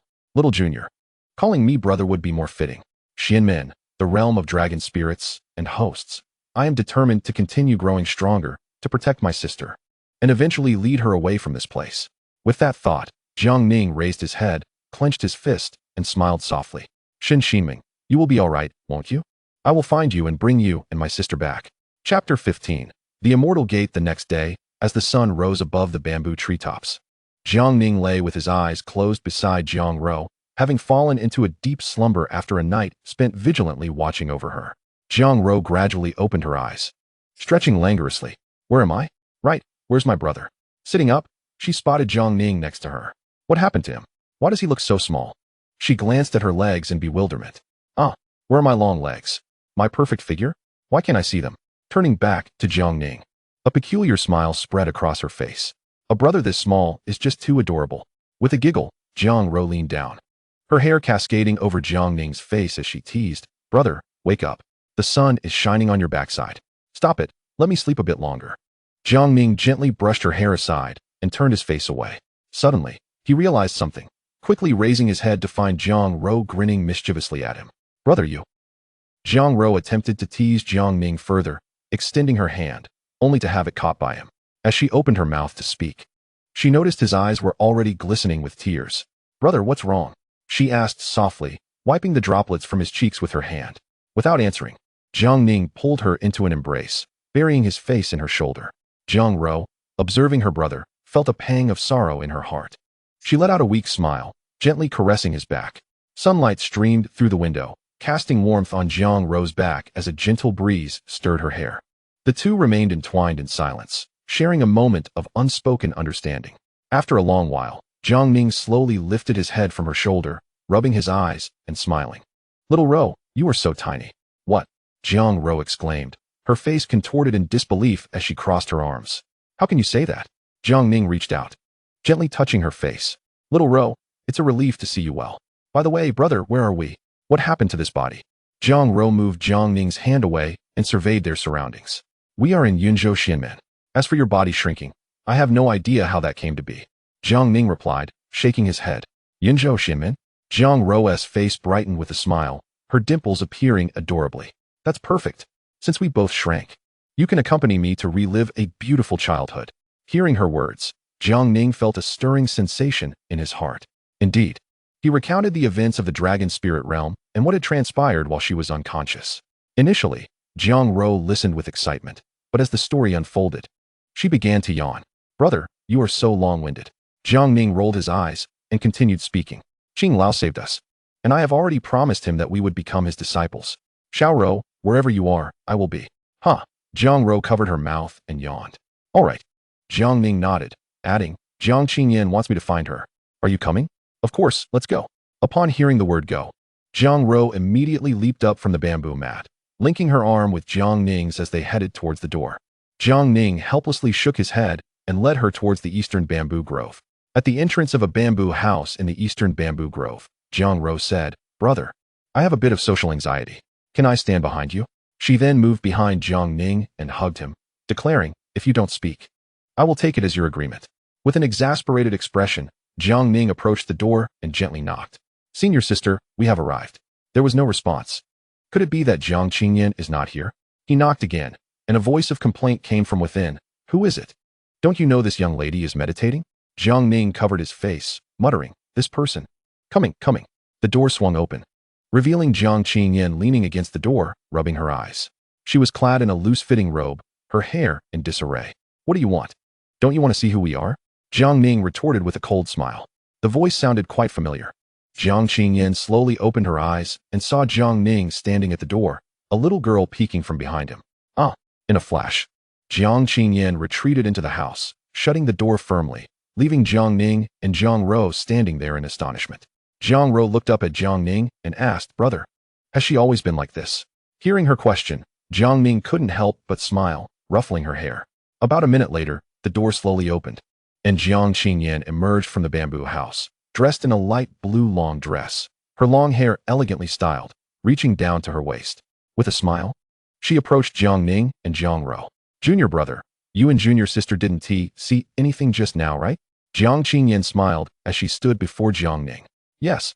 Senior sister, my brother and I saw nothing at all. Jiang Ro stepped out from behind Jiang Ning, linking her arm with Jiang Qingyan's. You must be Xiao Ro. You are indeed very considerate. Jiang Ning's lips twitched at this. By the way, senior sister, could you show us around the sect? My brother and I just arrived and know nothing yet. Very well, let us set off. Jiang Ro and Jiang Qingyan linked arms and walked down the mountain together. Jiang Ning shook his head and followed suit. Xiao Ro, keep up. Do you see that flying ship in the sky? That is our Xuanmen's Xianzhou. Jiang Qingyan pointed towards the sky at the flying vessel.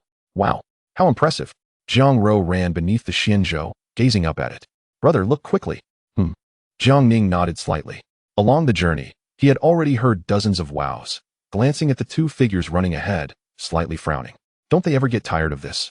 Brother, hurry up. All right. Jiang Ning quickened his pace, catching up to the two. Xiao Ro, look, that is our Xuanmen's Sanjing Pavilion, which houses tens of thousands of books and scriptures. Disciples can borrow them using Jingshi. Jingshi? What is that? Jingshi is our Xuanmen's universal currency. Disciples can earn Jingshi by completing sect tasks, and the sect distributes Jingshi every month, which can be used to purchase cultivation resources. Jiang Ro nodded in understanding. So how do we cultivate? I will take you to see Master later. He will have a way.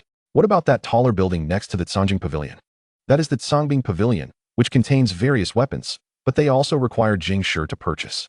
Jiang Ning nodded thoughtfully, realizing he would need to acquire a suitable weapon soon. Come, I will take you to experience the sect's exchange market. Jiang Qingyan grabbed Jiang Ro's hand and ran towards the distance. You all wait for me, Jiang Ning complained, following behind.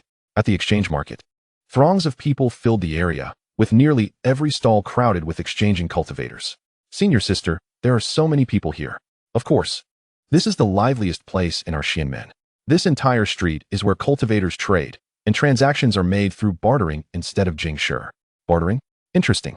Jiang Ning approached a stall where a burly man with a dark face was in conflict with the stall owner, who appeared quite delicate, with a sickly beauty. The burly man grasped the stall owner's hand fiercely, his expression menacing. I made an appointment with you yesterday for that century-old frost flower. Yet you sold it to someone else. Cough, cough. The stall owner coughed a couple of times, looking at the burly man. You are being unreasonable. In business, the highest bidder wins. If someone else offered a higher price, why should I not sell it to them? Surrounding onlookers began to murmur in agreement. Exactly. The highest bidder wins is only natural. This burly man is bullying others. Right. I believe the stall owner did nothing wrong. If I were him, I would also trade with someone more valuable. The burly man's face turned ashen as he turned to glare at the crowd, who promptly fell silent upon seeing his expression. He then turned back to the stall owner, lifting him up. I don't care. If you don't give me that century-old frost flower today, I will smash your stall. With that, the burly man reached out towards the stall. No, the delicate man shouted, but the burly man did not relent. Suddenly, a series of crisp claps echoed through the air, and the crowd parted, revealing a young man stepping forward. He held a folding fan in his right hand. His hair tied up high, his features handsome. How interesting. I didn't expect to encounter such an amusing scene right after stepping out today. The young man approached the burly man, gently fanning himself, a smile on his face. Might I ask you to let this brother go, considering my presence? Let him go? On your account? Who do you think you are? The burly man tossed the stall owner to the ground and swung his fist at the young man. The young man did not evade, maintaining his smile as he lightly waved the fan. A force field enveloped the burly man, freezing him in place. With a playful smile, the young man waved the fan again, and the burly man collapsed to the ground, utterly immobilized. Fear filled the burly man's eyes as he gazed at the young man. He is Qin Gongzi. Someone in the crowd shouted. Qin Gongzi. The one ranked 5th on the Xinbang? Ranked 5th? This burly man has clearly picked a fight with someone beyond his means. Upon hearing the murmurs, the burly man broke into a cold sweat, terror evident in his eyes. 5th on the Xinbang. What have I just said? Qin Gongzi stepped forward, helping the stall owner to his feet. The stall owner trembled, stuttering his thanks. No need, no need. Qin Gongzi waved his fan and approached the burly man, dismissing the force field. The burly man, drenched in cold sweat, trembled uncontrollably. What do you want from me? Qin Gongzi bent down, smiling at the burly man. I. Qin Gongzi waved his hand, his expression turning severe. This is the last time. If there is a next time, you know what will happen. Yes. Qin Gongzi stood up, his smile returning. I shall take my leave now. Everyone, please continue trading. With that, he walked in another direction, and the crowd instinctively parted, not daring to speak. As he passed by Jiang Ning, his dragon spirit was suddenly provoked by something, yearning to emerge. Jiang Ning struggled to suppress it, feeling a faint azure light manifest in his mind, quelling the dragon spirit. Cold sweat broke out across Jiang Ning's body as he watched Qin Gongzi walk away. his brow furrowing. This person has issues. The fury exhibited by Long Ling suggests that this Qin Gongzi harbors significant secrets. Jiang Ning, reflecting on Qin Gongzi's recent actions, felt a faint smile tugging at the corners of his mouth. Such a person is undoubtedly a hypocrite. As for the Xinbang, it seems I must seek out my frugal master. Just as Jiang Ning pondered this, he felt someone embrace him from behind. Brother, what are you doing here alone? Jiang Ning smiled, gently removing Jiang Rou's hand, turning around to find Jiang Qingyan and Jiang Rou both present. Senior sister, we have seen enough. Please take us to find master. After a moment of contemplation, Jiang Qingyan nodded. All right, follow me. Chapter 16. Refining the heart in the center square of Xianmen. Jiang Qingyan gestured towards the 7 towering peaks in the distance. Those are our Xianmen's 7 great peaks. Jiang Ning and Jiang Rou followed her gaze, observing the majestic mountains surrounded by abundant spiritual energy, with clouds billowing between them. The highest peak is the main peak of our Xianmen, where the sect leader resides. To the left of the main peak is our master's Qingfeng. Jiang Ning gazed at Qingfeng, enveloped in vibrant azure spiritual energy, and he felt as if his very soul was being purified from afar. It appears my frugal master is indeed extraordinary. But how do we ascend such a high mountain? Jiang Rou inquired, pointing at Qingfeng. That will rely on the Xianzhou, Jiang Qingyan replied, indicating several flying boats nearby. Jiang Qingyan led Jiang Ning and Jiang Rou to the boat, placing several glowing stones into the cockpit. Is that glowing stone a crystal? Indeed. Jiang Qingyan leaped onto the Xianzhou and waved to Jiang Ning and Jiang Rou. Hurry up. Jiang Ning effortlessly lifted Jiang Rou, discreetly releasing a hint of Long Ling's power, and leaped onto the Xianzhou. Let us go. With a wave of her hand, Jiang Qingyan directed the Xianzhou to ascend towards Qingfeng. The vessel moved with astonishing speed, covering what seemed like an insurmountable distance in the blink of an eye. The wind rustled past their ears as they soared through the clouds. Jiang Rou extended her hand to touch the clouds, which blossomed into countless drifting white ribbons at her touch. Wow, brother, look at that. It's beautiful, Jiang Rou exclaimed, pointing at a rainbow adorned with pale azure clouds ahead. This is our Qingfeng's unique rainbow bridge, known as Qingchong. Crossing this bridge leads to our master's dwelling. With a wave of her hand, Jiang Qingyan guided the vessel across Qingchong, landing before a wooden house surrounded by a few sparse Qing pines and a flowing stream nearby. We've arrived. Jiang Qingyan hopped down from the Xianzhou, with Jiang Ning and Jiang Rou following suit. Master, I brought the junior brother and sister. Jiang Qingyan jogged to the door of the wooden house and gently knocked. Let them in. You wait outside for them. Understood. Jiang Qingyan nodded, extending her hand. Go in. Master is waiting for you. Jiang Ning and Jiang Rou exchanged glances and approached the wooden house. Wait a moment. Jiang Qingyan seized Jiang Rou's arm. Little Rou, you might see something terrifying inside. Prepare yourself. Ah, okay, Jiang Rou replied, bewildered. Something terrifying? Hearing Jiang Qingyan's words, Jiang Ning pondered for a moment before taking Jiang Rou's hand and stepping inside. Creaking, the wooden door slowly opened. Master? Jiang Ning peered into the darkness, finding nothing but shadows. Come in. An aged voice echoed from within the gloom. Jiang Ning grasped Jiang Rou's hand, slowly entering the house. Be careful, little Rou, he murmured. Silence enveloped them. Jiang Ning felt a surge of unease as he tightened his grip on Jiang Rou's hand. Little Rou? No response came. Panic surged within him, and he pulled desperately, only to find the air empty where Jiang Rou had been. Little Rou? Little Rou? Jiang Ning reached out, searching for her. But his fingers met nothing. Anxiety gnawed at him, and he called out in a frenzy. Suddenly, a pale azure light gate materialized in the darkness ahead, swinging open to unleash a massive energy vortex that engulfed Jiang Ning. Damn it! Jiang Ning summoned Long Ling, who emerged from his palm, struggling against the colossal pull of the energy vortex.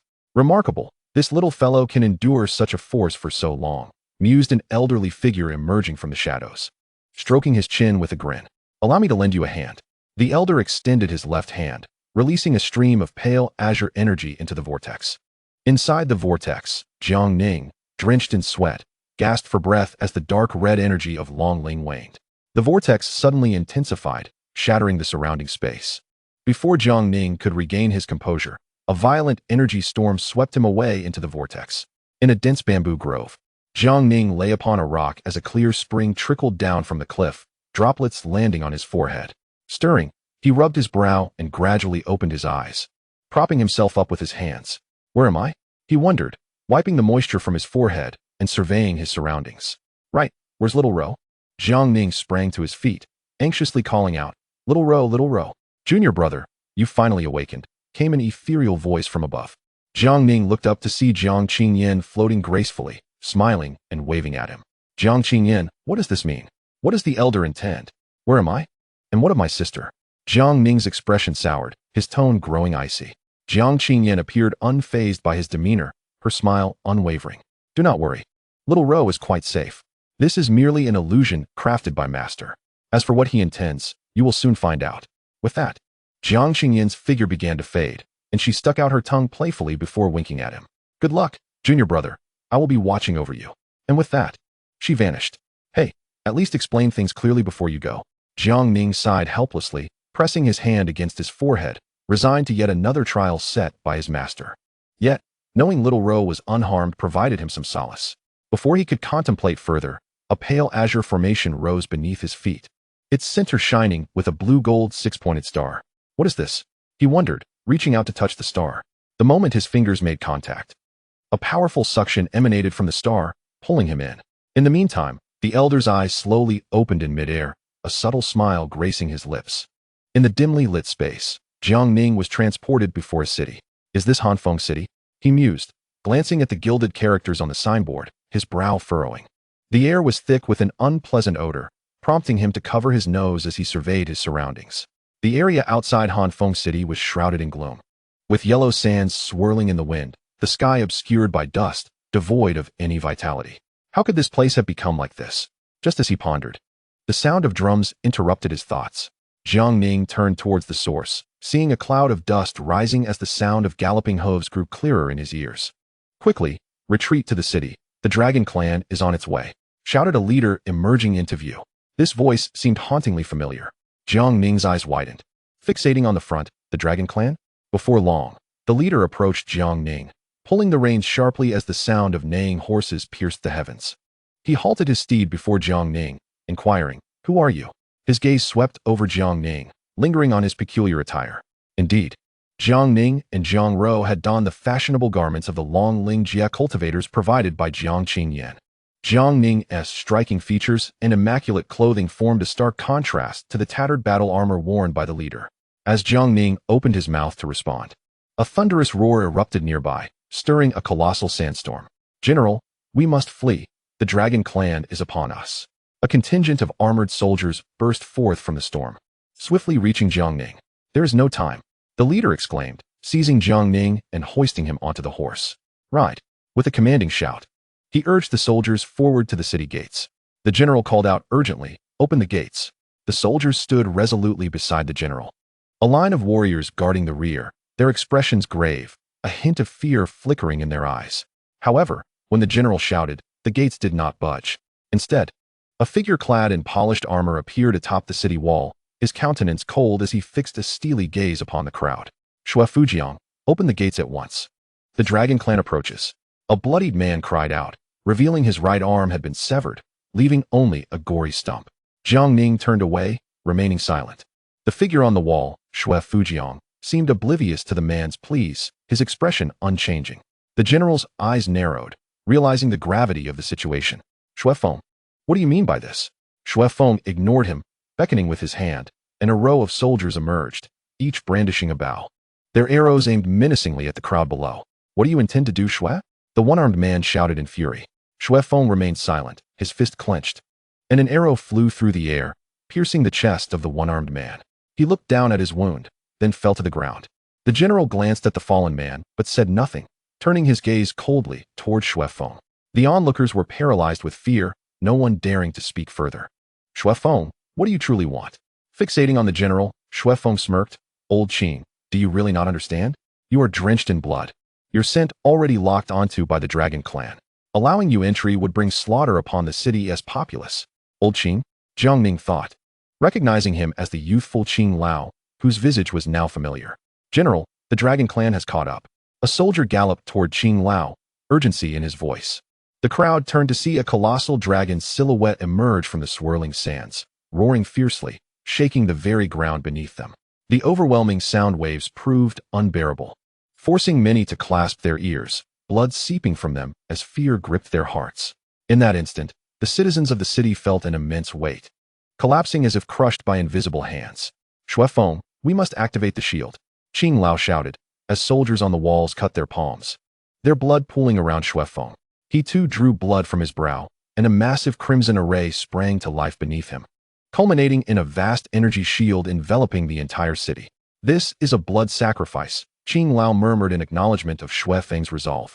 Jiang Ning forced himself to look up, witnessing Shuefeng spill blood profusely, a smile gracing his face as he fell backward.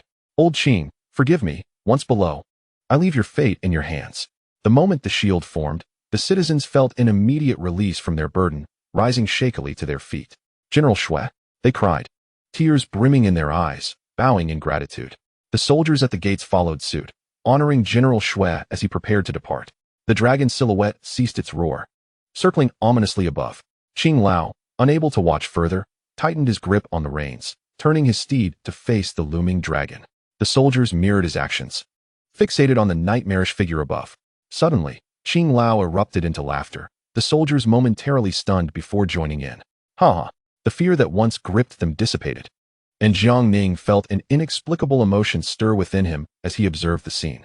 Qing Lao's laughter faded, and he turned to Jiang Ning with a sigh. My young brother, I must apologize. You could have entered the city with us. Taken aback, Jiang Ning offered a serene smile. It's all right. I shall not perish. Qing Lao said nothing more, dismounting slowly.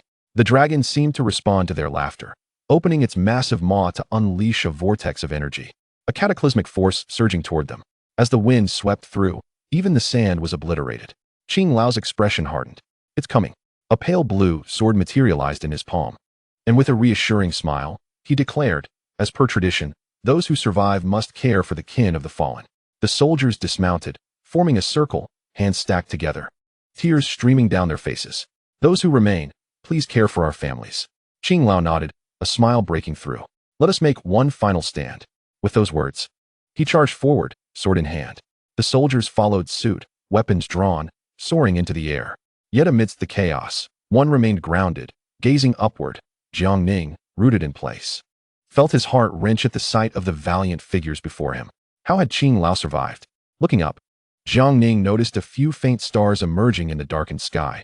They may not have illuminated the vast expanse, but they certainly brightened someone's world.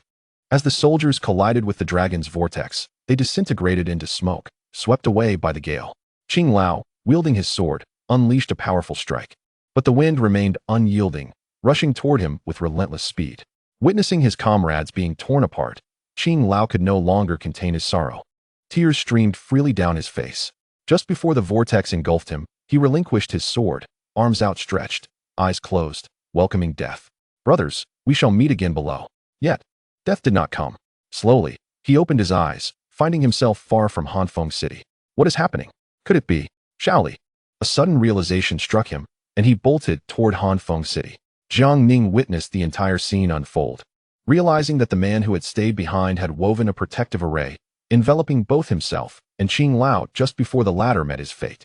Qing Lao vanished instantaneously from his original position, while the man arrived at the very spot where Qing Lao had been. A tempest enveloped the man in an instant, and at the moment of death, he turned back and offered a faint smile towards Jiang Ning, his lips slowly uttering 3 words, live on. With that, he transformed into dust, dissipating into the ether. Jiang Ning watched as one after another they sacrificed themselves, remaining silent, rooted in place. Why? Why would you charge forward knowing it meant death? Why would you sacrifice yourselves when it would change nothing? Jiang Ning stood there, bewildered. He truly could not comprehend. The tempest continued to surge towards Hanfeng City, and Jiang Ning stood before the city, making no effort to flee, allowing the storm to approach him and the city behind him. However, he was not torn to shreds. The tempest collided with his form and crashed against the protective barrier of Hanfeng City. A thunderous roar echoed, and Jiang Ning turned to see the barrier of Hanfeng City crumple before the tempest as if it were mere tissue paper. Upon contact, the barrier shattered entirely, and the soldiers and citizens within were pressed to the ground by the overwhelming force, spitting blood. At that instant, the tempest vanished, leaving the world seemingly plundered, engulfed in yellow sand, obscuring the sun and moon. The soldiers and citizens believed they had narrowly escaped calamity, trembling as they stood, their eyes filled with the joy of survival. Yet, Witnessing their elation twisted Jiang Ning's heart like a knife. He felt the looming presence of the Dragon Clan approaching, knowing that soon these people would be reduced to mere particles of dust in the universe. Indeed, within less than 10 breaths, a deafening roar resonated from the heavens, and the inhabitants of the city looked up, as if beholding a slaughtering demon. The Dragon Clan had arrived. A massive ink-gold dragon circled overhead, its expression devoid of emotion, gazing down upon the throngs below, as if observing insignificant ants, or rather, not even that. The Dragon Clan emitted no sound as it gazed upon the prostrate humans. Its form began to shrink, and Jiang Ning saw a figure emerge from the swirling sands ahead. It advanced slowly, each step seemingly ordinary yet infused with unfathomable power. With every step it took, the pressure upon Jiang Ning multiplied. He gasped, blood erupting from his mouth as the Dragon Clan passed by him, appearing oblivious to his presence. The dragon continued its march into the city, gently extending its right hand to touch the city wall. With a crack, upon contact, the walls of Hanfeng City shattered, fissures spreading from the palm of the dragon's hand. Moments later, Hanfeng City collapsed, reduced to a heap of rubble. Hanfeng City was annihilated. How could this be possible? Jiang Ning stood momentarily dazed by the scene before him. He was aware of the Dragon Clan's might. Yet he had not anticipated the destruction wrought by a mere touch, and this was not even the Dragon King. How powerful must the Dragon King's strength truly be? The Dragon Clan did not halt. It continued its advance into the city. As it passed by the humans, they disintegrated into clouds of blood mist. Boom, boom, boom. Jiang Ning watched as blood mist erupted around the Dragon Clan. It was the Demon King, and the blossoms of the other shore bloomed around him. Those who dared to offend the Dragon King deserved 1,000 deaths. Each word he uttered was a direct decree of death for all. Jiang Ning beheld the countless citizens of the city transforming into blood mist, vibrant lives vanishing from existence without so much as a glance. Jiang Ning felt his soul being torn apart, his heart gnawed by an unseen force. A piercing pain surged from his core, drilling deep into his soul.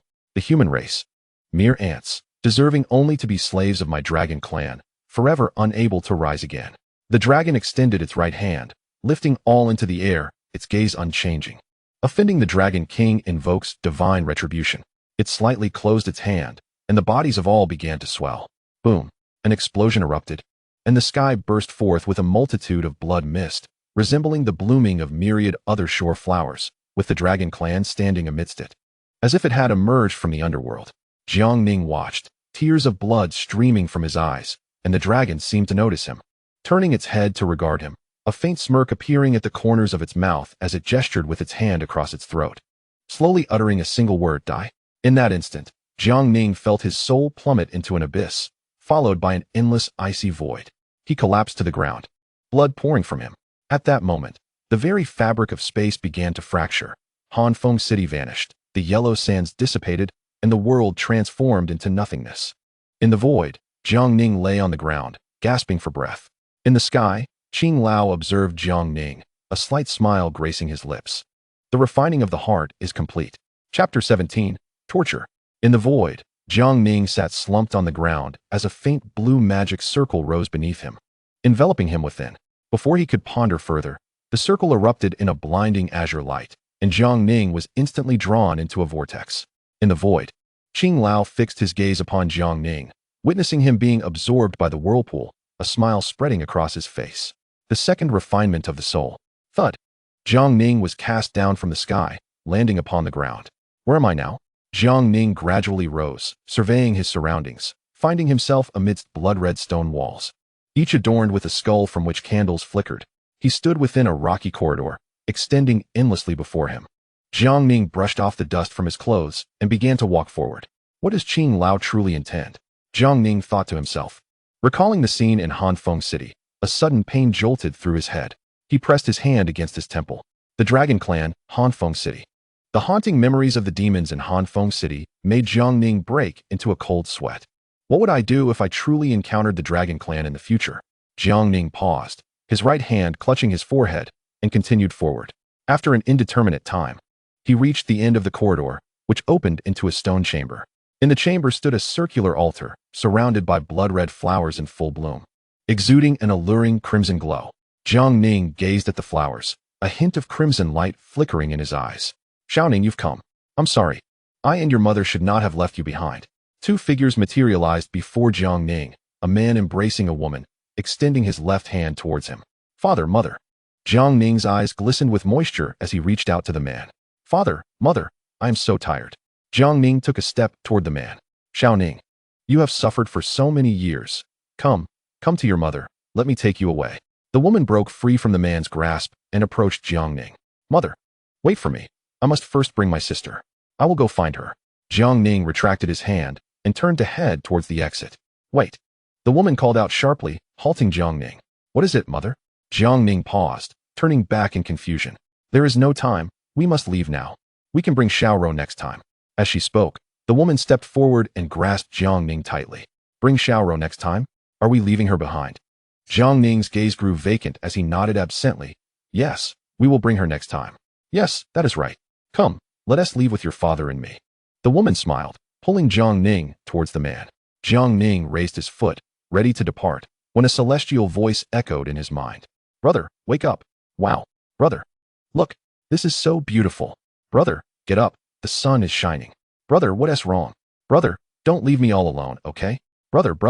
Jiang Ning. The crimson light in Jiang Ning's eyes faded, and he regained consciousness. Bang. Jiang Ning extended his right hand, revealing a shadow of a dark red dragon within his palm. He thrust his hand forward, aiming a powerful strike at the man and woman before him. Xiao Ning, what are you doing? The woman panicked, retreating hastily. Get lost. Bloodshot fury ignited in Jiang Ning's eyes. I have no parents. I only have my sister. She is my only kin in this world. Anyone who dares to harm her must pay the price. As he spoke, a tremendous energy storm erupted around him, generating countless blades of air that sliced through the man and woman. Exhausted, Jiang Ning sank to the ground, covering his face with his hands. I'm sorry, Xiaoro. I almost left you behind. In the void, Qing Lao observed Jiang Ning, stroking his beard with a slight smile. This little fellow has some potential. Soul refinement, completed. Qing Lao extended his hand, gently grasping the void, a smile gracing his lips. 3 refinements of the body. Jiang Ning, still seated on the ground, failed to notice a blood-red beam of light suddenly illuminate the altar. The beam struck Jiang Ning, and he felt himself being pulled by an unseen force. Raising his head, he discovered a massive iron pillar had materialized within the stone chamber, binding him tightly. Jiang Ning exerted all his strength to break free, but to no avail. He summoned his dragon spirit, unleashing a surge of formidable energy, yet the iron pillar remained unaffected. Don't waste your effort. This pillar is forged from Xiantai. You cannot escape with your current strength. Suddenly, the void shattered, and a figure emerged. Qing Lao. Upon seeing him, Jiang Ning's expression turned serious. Qing Lao, what do you intend to do? In response to Jiang Ning's inquiry, Qing Lao snapped his fingers. With a sharp crack, the iron pillar shattered, allowing Jiang Ning to leap down. Qing Lao turned, resting his hands behind his back. Follow me. With that, he began to walk into the void. And after a moment's thought, Jiang Ning followed. Beside a volcano, Qing Lao led Jiang Ning from the void, and both landed on the ground. Where are we? Jiang Ning asked, glancing at Qing Lao. What do you want now? Qing Lao remained silent, merely gesturing for Jiang Ning to follow. Do you see that volcano ahead? Qing Lao pointed to a distant volcano. Jiang Ning nodded in response. Inside, there is a juvenile fire dragon. Go and slay it. Jiang Ning nodded, but suddenly froze in disbelief. What? You want me to kill a dragon? Yes. It's in its juvenile stage. It's nothing to worry about. This is a virtual state. It's not that powerful. A virtual state? So I want to die? Jiang Ning felt a surge of relief. Qing Lao, seemingly reading his thoughts, sneered. Just because I say it's virtual, what does that mean for you? Focus. If you die here, you will perish in reality as well. Jiang Ning took a few steps back, anxious. Can I opt out? You can. Qing Lao nodded. Jiang Ning sighed in relief. Then you shall remain here forever. With those words, Qing Lao turned away, heading into the void. What do you intend to do? Jiang Ning shouted. Qing Lao slightly turned his head, smiling. Nothing much. Just having some fun.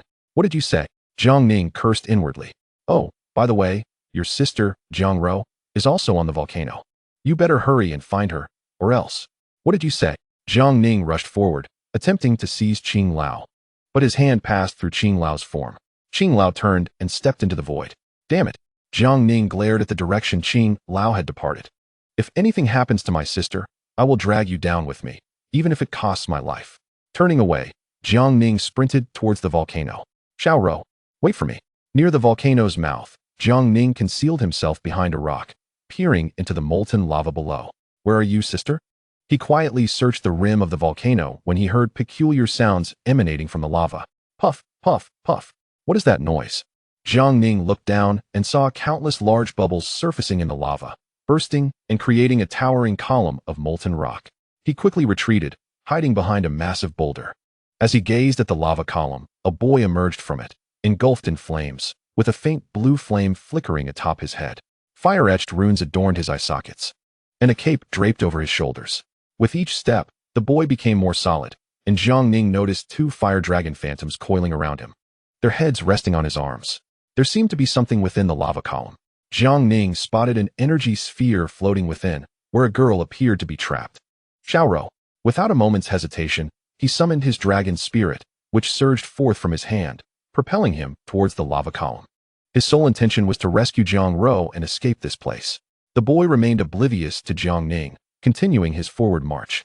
"Faster, hurry." Jiang Ning placed his hand on the dragon spirit, releasing a massive surge of energy into it.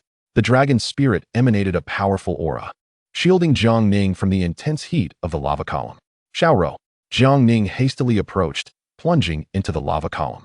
The overwhelming heat felt as if it could vaporize metal in an instant.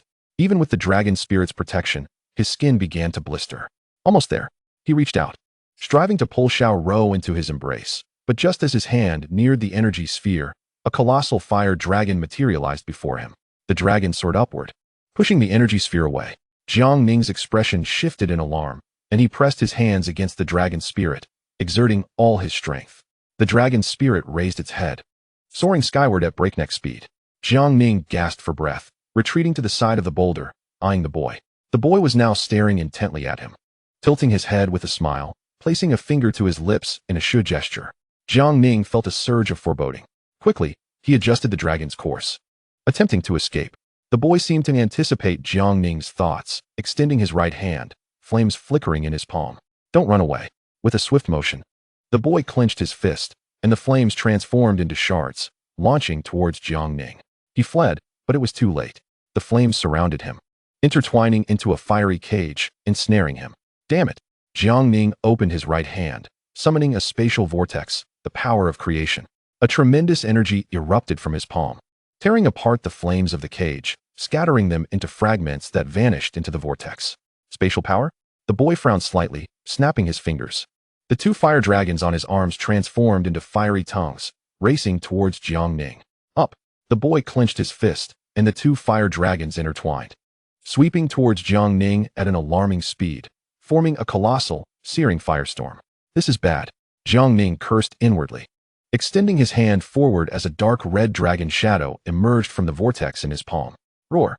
Jiang Ning leapt from the dragon's back, crossing his arms before him. He closed his eyes, and 2 dark red colossal dragons slowly emerged from behind him, swirling in the air.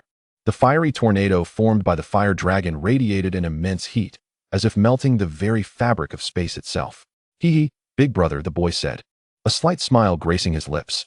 In his eyes, 2 pale blue flames ignited, and the fiery inscriptions on his body began to flicker. One by one, the inscriptions flew from the boy's form and settled upon the fire dragon. Boom! The fire dragon suddenly erupted with an even more formidable aura, opening its maw and charging towards Jiang Ning. Jiang Ning gradually opened his eyes, dark red runes flickering within his gaze. He extended his right hand, and 2 dark red dragons soared forth from either side, their mouths forming spatial whirlpools that intertwined, transforming into a devouring tornado capable of annihilating all. The collision of the 2 tornadoes unleashed a powerful energy storm, creating a rift in space at their point of impact. The boy observed this scene, his smile broadening. He tilted his head slightly, innocently asking, "Big brother, how impressive." Unable to withstand the overwhelming force of the spatial energy, Jiang Ning was hurled to the ground. He coughed up a mouthful of blood, propping himself up with his left hand, gritting his teeth to raise his head and gaze at the boy. "Damn it! How is this guy so strong? My energy is nearly depleted, yet it seems ineffective against him." The boy stepped down with his left foot, slowly descending to the ground, approaching Jiang Ning with each deliberate stride. With every step, Jiang Ning felt the temperature around him soar exponentially. Noticing Jiang Ning's pained expression, the boy's face showed a hint of confusion. "Oh, big brother, what's wrong? Are you unwell?" The boy diminished some of his energy, kneeling beside Jiang Ning, reaching out to touch his face. Don't be afraid, big brother. I'm quite powerful. No matter the ailment or suffering, I can alleviate it. As he spoke, the boy grasped Jiang Ning's neck, gently lifting him up with a serene smile. Fear not, it will be over soon.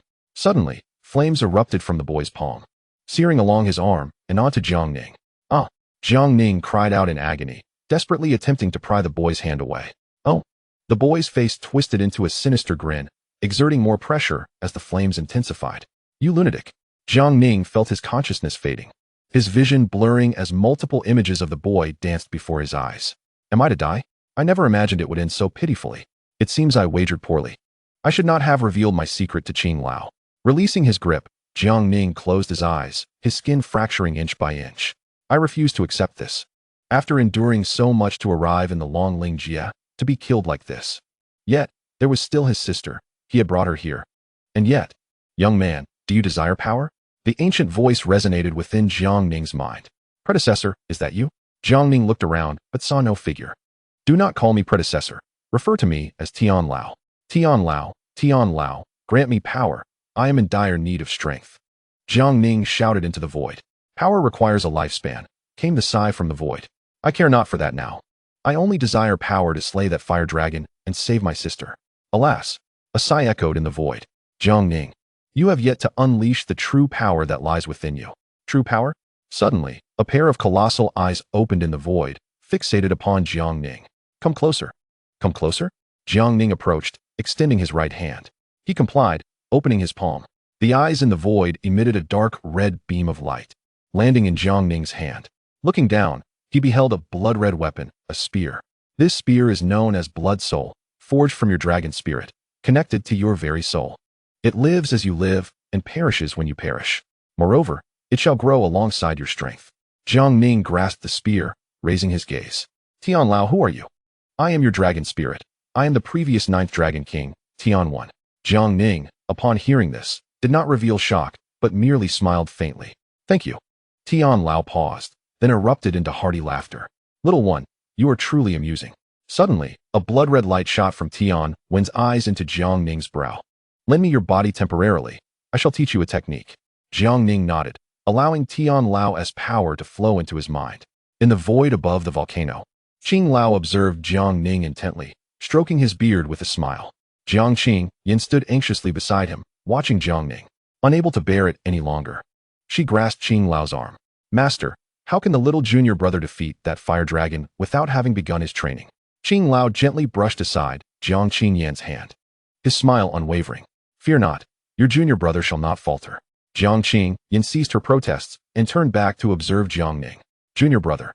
The boy tightened his grip on Jiang Ning's neck, flames coursing from his hand onto Jiang Ning. Hee, big brother, I shall soon save you. Just as he prepared to incinerate Jiang Ning entirely, dark red light suddenly shone in Jiang Ning's eyes. The boy's expression shifted to confusion as he tightened his grip. Are you done playing? A sinister smile spread across Jiang Ning's face as he seized the boy's arm, a small energy vortex forming in his palm. Here, take it back. The flames on Jiang Ning's body gradually waned, shifting onto the boy. The boy looked on, a sneer forming. Big brother, are you trying to burn me with my own flames? Jiang Ning remained silent, intensifying his grip on the boy's arm. Anger flickered across the boy's face as he extended his left hand, the fire dragon coiling around his arm, unleashing flames towards Jiang Ning. No way. The boy's expression shifted as panic crept into his eyes. Why won't my power obey me? Jiang Ning, witnessing his expression, let out a cold laugh. Die. The flames engulfed the boy, his body beginning to vanish amidst the inferno. The aura of annihilation enveloped him. The boy relinquished control of the fire dragon, swiftly severing his own right arm with his left hand, fleeing into the distance.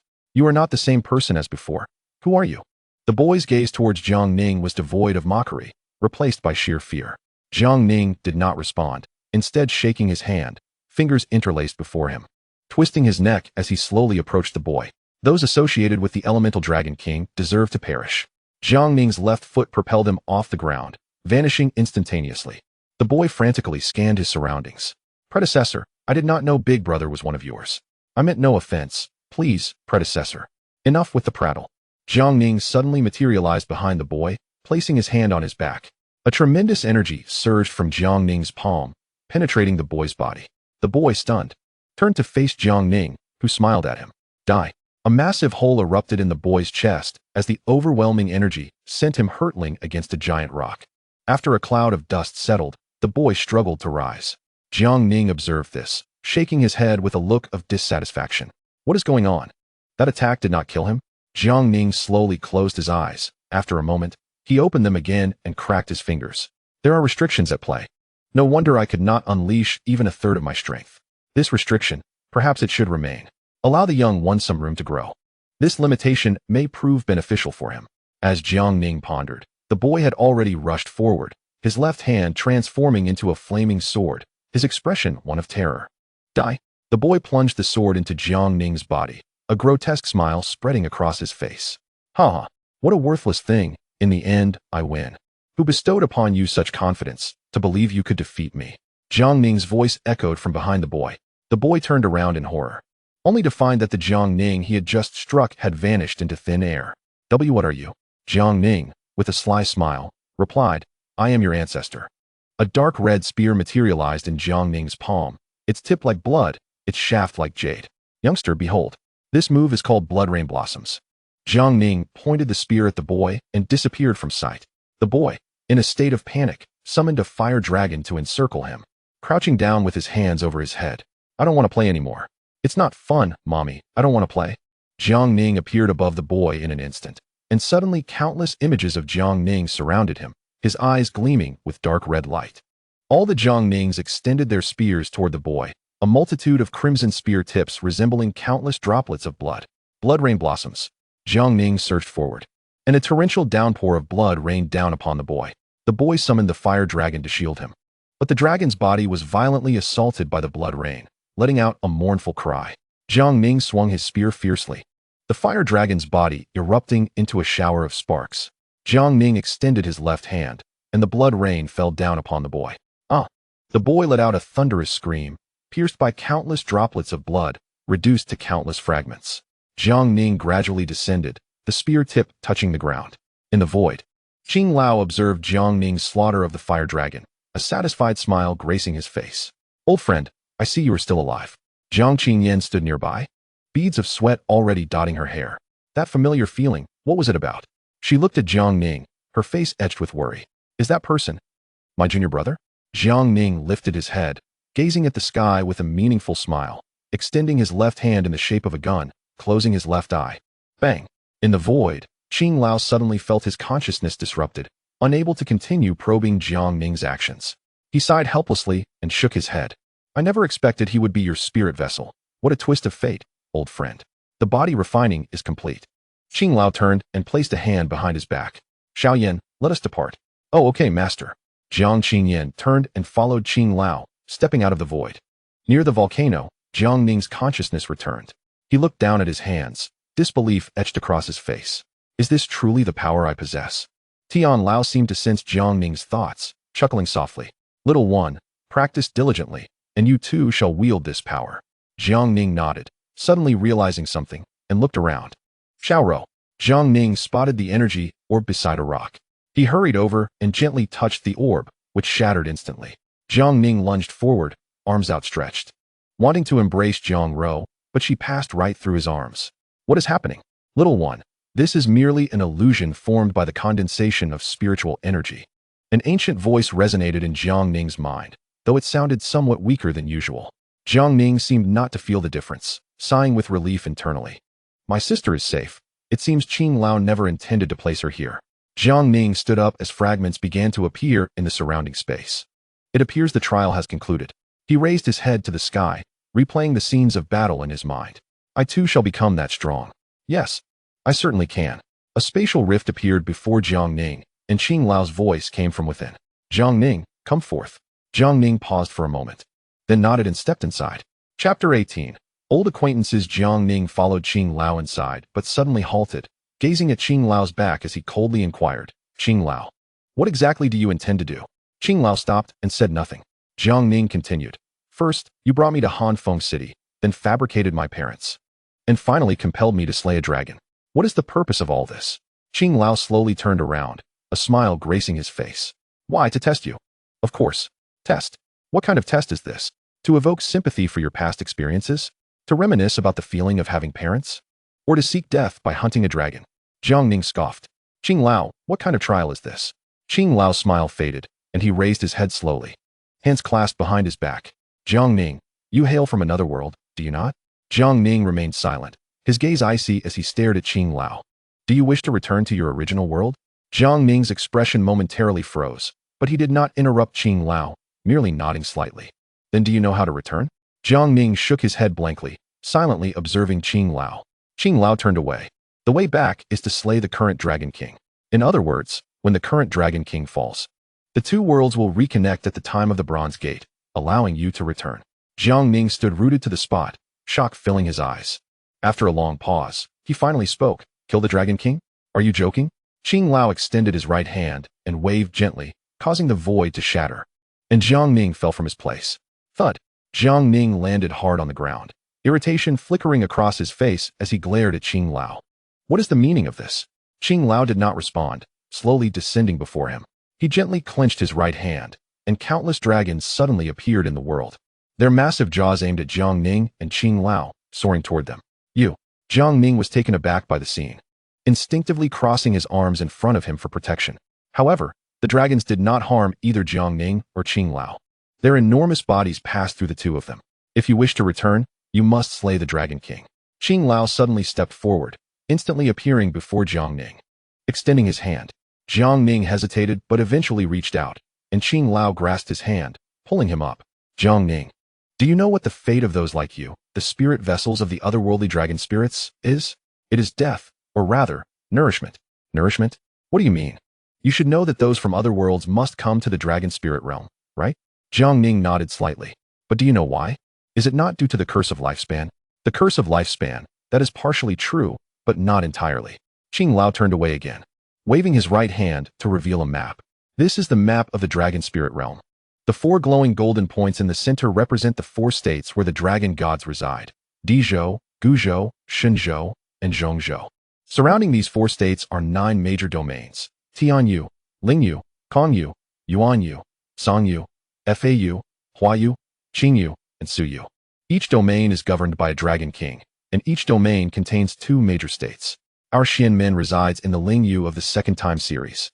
And what does this have to do with the nourishment you mentioned? The 9 dragon kings oversee the 9 domains, appearing calm on the surface. Yet hidden within are intricate schemes.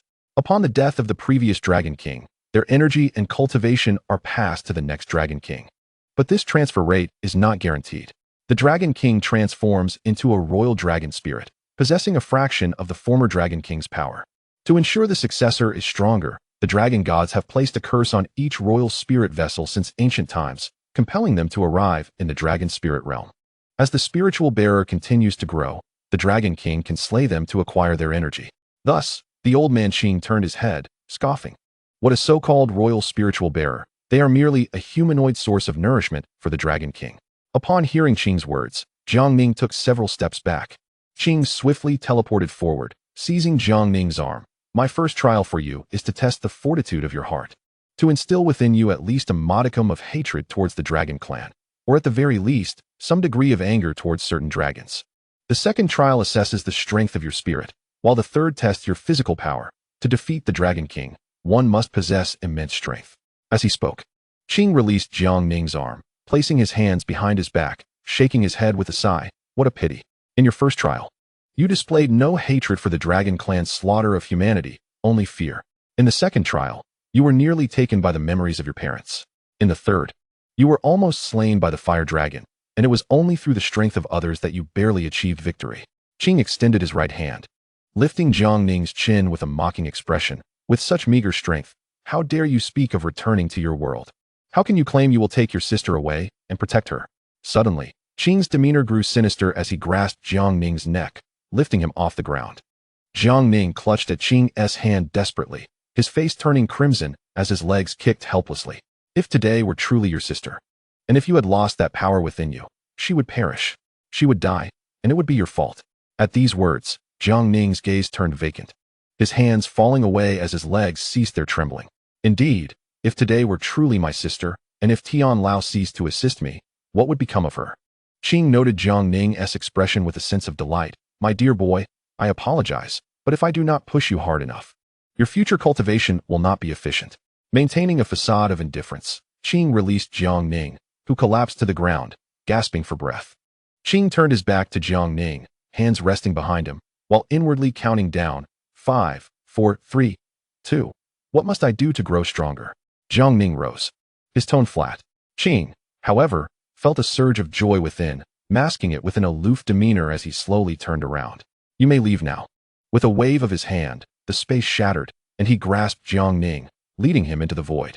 At that moment, Jiang Ning's consciousness began to blur. His right hand pressed against his forehead as he succumbed to unconsciousness. Qing confirmed Jiang Ning was indeed unconscious and called into the void. Old friend. It has been so long since we last met. Will you not come out to greet me? Receiving no response, Qing shook his head slightly, smiling helplessly. You, as stubborn as ever. After a prolonged silence, a small figure emerged from a dark red beam of light that materialized from Jiang Ning's palm. The figure, with flowing white hair cascading to the waist and crimson eyes, wore nothing on the upper body and a black cloth around the waist, chewing on a straw. Huh. The figure spat out the straw and approached Qing with an annoyed expression. Old man, what do you want with me this time? Qing smiled, ruffling the figure's hair and lifting it to his nose, inhaling deeply and closing his eyes, a grin spreading across his face. After all these years, the scent remains unchanged. Let go of my hair, you old fool. The boy broke free from Qing's grasp, pointing at him with indignation. What do you really want? Qing, upon hearing the boy's words, wiped the smile from his face and replied seriously, I have revealed the secret of the spiritual bearers to Jiang Ning. The boy sneered. Is that all? If you hadn't mentioned it, I would have found a way to tell him myself. Hearing this, Qing's smile returned, and he embraced the boy, rubbing his face against his. Shaowen, you truly are my dear friend. Get off me. The boy kicked Qing away, his expression filled with fury. How are you still alive, you old man? Qing, momentarily taken aback by the boy's words, soon chuckled. You still have the same sharp tongue as before. The boy ignored Qing, his gaze stern. When the bronze door of your lineage appeared, how did you survive?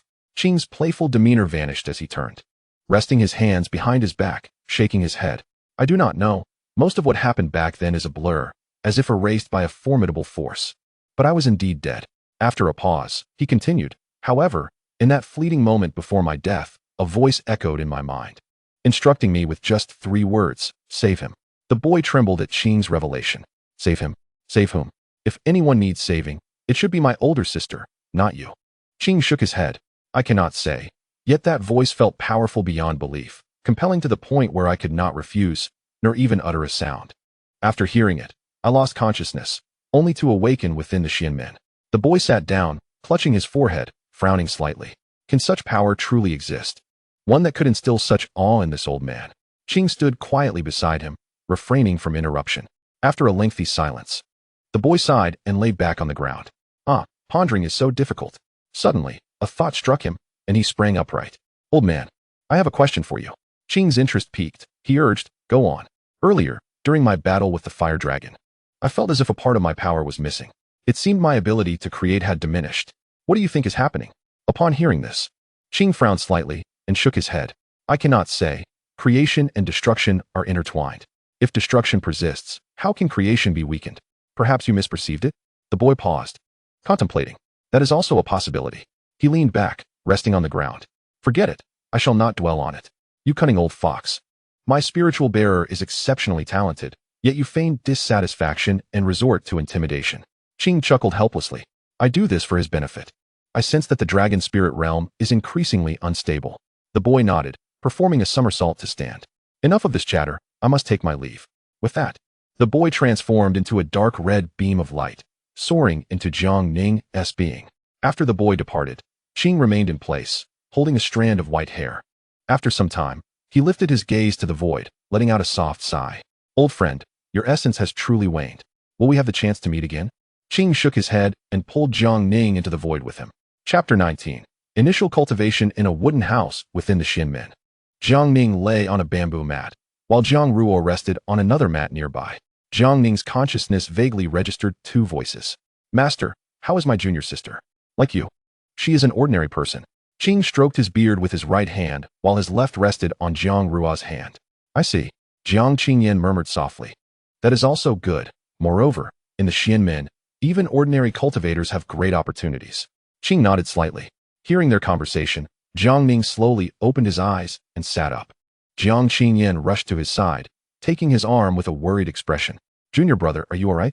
Jiang Ning glanced at her, shaking his head and smiling gently. I am fine. Upon hearing Jiang Ning's reassurance, Jiang Qingyan felt a wave of relief wash over her. Jiang Ning turned to Qing, Master. My sister is just an ordinary person.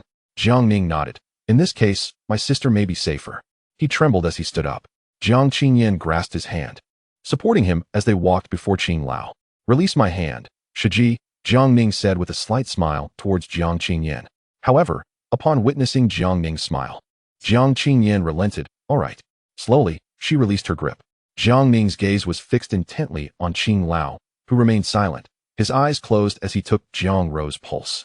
Qing Lao, please teach me how to cultivate. Jiang Ning respectfully bowed at a 90-degree angle, his hands firmly pressed against his body. Qing Lao still did not speak. Jiang Qingyan watched them anxiously from the side. Noticing Qing Lao's continued silence, Jiang Ning gritted his teeth and knelt down with a crisp sound. His forehead pressed firmly against the ground. Master, please teach me how to cultivate. Hearing Jiang Ning's plea, a faint smile crept upon Qing Lao's lips as he opened his eyes, slowly rising to approach Jiang Ning. Are you truly determined? Jiang Ning nodded earnestly. Let me make it clear. Following my training will be arduous, and it may even lead to death. Do you still wish to proceed? Upon hearing Qing Lao's words, Jiang Qingyan stifled a laugh, covering her mouth discreetly. Master, you are just pretending. Who doesn't know that you are the most laid-back in the entire Xianmen? Jiang Ning, hearing this, responded more emphatically, yes. Satisfied, Qing Lao nodded, extending a hand to assist Jiang Ning up, a smile lingering on his face as he leaned closer to Jiang Ning's ear. Then let us begin. Before Jiang Ning could react, Qing Lao seized him, waving his right hand, pulling Jiang Ning into the void, leaving only Jiang Qingyan dumbfounded in place. At a small waterfall in the eastern region of Qingfeng, a thunderous sound erupted from the rocks beside the waterfall. Jiang Ning's face pressed against the stone as Qing Lao leaped off him. Jiang Ning rubbed his face and steadied himself against the rock. This guy is still so unreliable. He covered his face, casting a weary glance at Qing Lao, who seemed oblivious to Jiang Ning's reproachful gaze, and turned to face the waterfall. Jiang Ning, come here. Yes. Jiang Ning, still covering his face, stepped closer to Qing Lao. Unaware of Jiang Ning's odd behavior, Qing Lao pointed at the waterfall with his right hand. Do you see that waterfall? Jiang Ning nodded. Go to the bottom of the waterfall. What? What do you mean what? Go and I tell you to, Qing Lao insisted, seizing Jiang Ning's arm and tossing him into the pool beneath the waterfall. Gurgle. Jiang Ning surfaced from the water, looking at Qing Lao. Qing Lao, what is this? Cultivation. For the next month, you must soak here for at least 3 hours every day. Qing Lao hovered above, looking down at Jiang Ning. What kind of cultivation is this? It's too simple, Jiang Ning replied dismissively. Qing Lao scoffed. Once you adapt to the surface, you'll gradually delve deeper into the pool. If after a month you have not reached the bottom, you can forget about being my disciple and take your sister away. Qing Lao turned to leave. By the way, while you are soaking here, you must meditate. Only after meditating can you cultivate. With that, he vanished, leaving Jiang Ning dazed in the water. Jiang Ning's expression tightened, covering his face. You should at least tell me how to meditate. Shaking his head and sighing, Jiang Ning resolved to rely on himself. He settled on a rock in the water, crossed his legs, placed his hands on his thighs, and closed his eyes. This should suffice. I've seen everyone do this. Submerged in the water, sunlight filtered through the bamboo leaves, casting fragmented rays upon Jiang Ning, illuminating his delicate features. An hour later, the sound of cicadas resonated, birds flitting among the bamboo branches overhead, while goldfish occasionally swam beneath Jiang Ning's legs. Beads of sweat trickled down his face, reaching his lips. Jiang Ning's expression gradually morphed into one of grimace as he inhaled deeply, attempting to calm himself. Calm down, calm down. I need to meditate. I need to meditate. He exhaled slowly, his face returning to normal. Suddenly, a bird flew overhead, and a droplet of excrement fell onto Jiang Ning's head. Jiang Ning sprang up, pointing angrily at the bird, his face flushed with rage as he vocally vented his frustration. What kind of cultivation is this? After meditating for an hour, I get bird droppings. Enraged, Jiang Ning yanked off his clothes and tossed them into the pool. Meditation, meditation. How on earth do I meditate? In a fit of frustration, he plopped directly into the water, letting the waterfall drench him. After a long while, he regained his composure, retrieved his clothes, put them on, and resumed his position on the rock. Meditation, meditation. Jiang Ning took a deep breath, closing his eyes once more. As he entered a meditative state, an ancient voice resonated. "Little one, it seems you are facing difficulties." Tianlao? Jiang Ning's heart leaped with joy as he looked around. "Tianlao, do you know how to meditate?" Meditation involves attuning your heart to the essence of all things around you, sensing their breath, their changes, the flow of air, the movement of water, and the vitality of living beings. Attuning my heart? Well then, the rest is up to you. Jiang Ning emerged from his consciousness, striving to sense the changes around him. "All right, let us give it a try." He settled on the rock, quietly contemplating the transformations in his surroundings. The cicada's sounds gradually echoed in Jiang Ning's mind as he focused on it, feeling its volume diminish. Perhaps it is departing. The sound of water cascading from the waterfall splashed against Jiang Ning, creating tiny droplets. Goldfish leaped from beneath him, creating ripples. Is the air flowing? Jiang Ning noted that his hair remained still, pondering whether the air was truly stagnant. No, I must focus. He held his breath, sensing the changes at the tip of his nose, feeling the shifts in his skin and even at the cellular level, as well as the subtle variations in the sounds of nearby creatures. A gust of wind began to blow. Although his hair did not move, a smile crept upon his lips. The wind has risen. It truly has. At that moment, the water around Jiang Ning began to converge towards him, swirling and forming small vortices that gently brushed against him. The air also circled around him, creating a slow vortex that enveloped him. Suddenly, Jiang Ning opened his eyes. Leaping from the rock, soaring into the air, his hands reaching out through the currents, a smile illuminating his face. So, the wind resides within the heart. As he descended to the ground, the vortexes and water currents ceased their flow.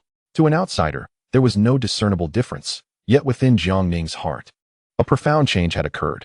The wind has stopped. Above, Qing Lao leaned against a tree, a smile gracing his lips. "Little one, you truly are full of surprises." Chapter 20. Xian Ning. Jiang Ning gazed at his hands, elation swelling within him. Does this mean I have succeeded in meditation? Yet, he pondered what to do next. Looking towards the pool, he recalled Qing Lao's words and leaped into the water. Jiang Ning cupped a handful of clear water, a puzzled expression upon his face. This doesn't seem any different. He sat cross-legged in the water, hands resting on his legs, closing his eyes to sense the energy of the heavens and earth.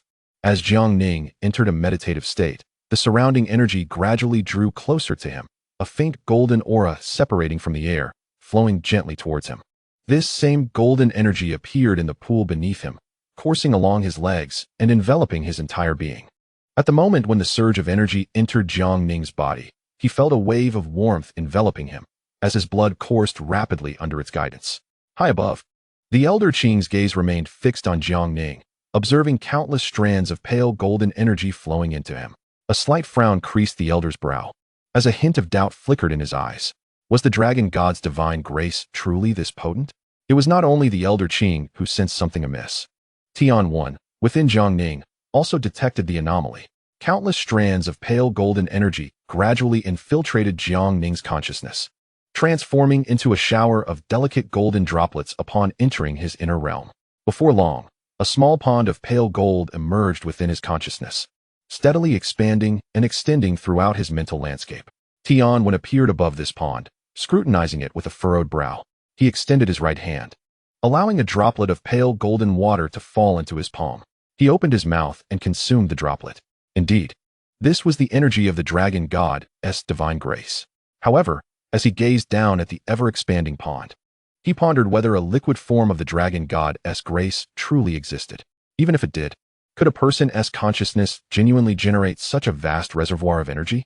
Shaking his head, Tian Wen decided against overthinking the matter, concluding that, at the very least, it did not appear to be a negative development.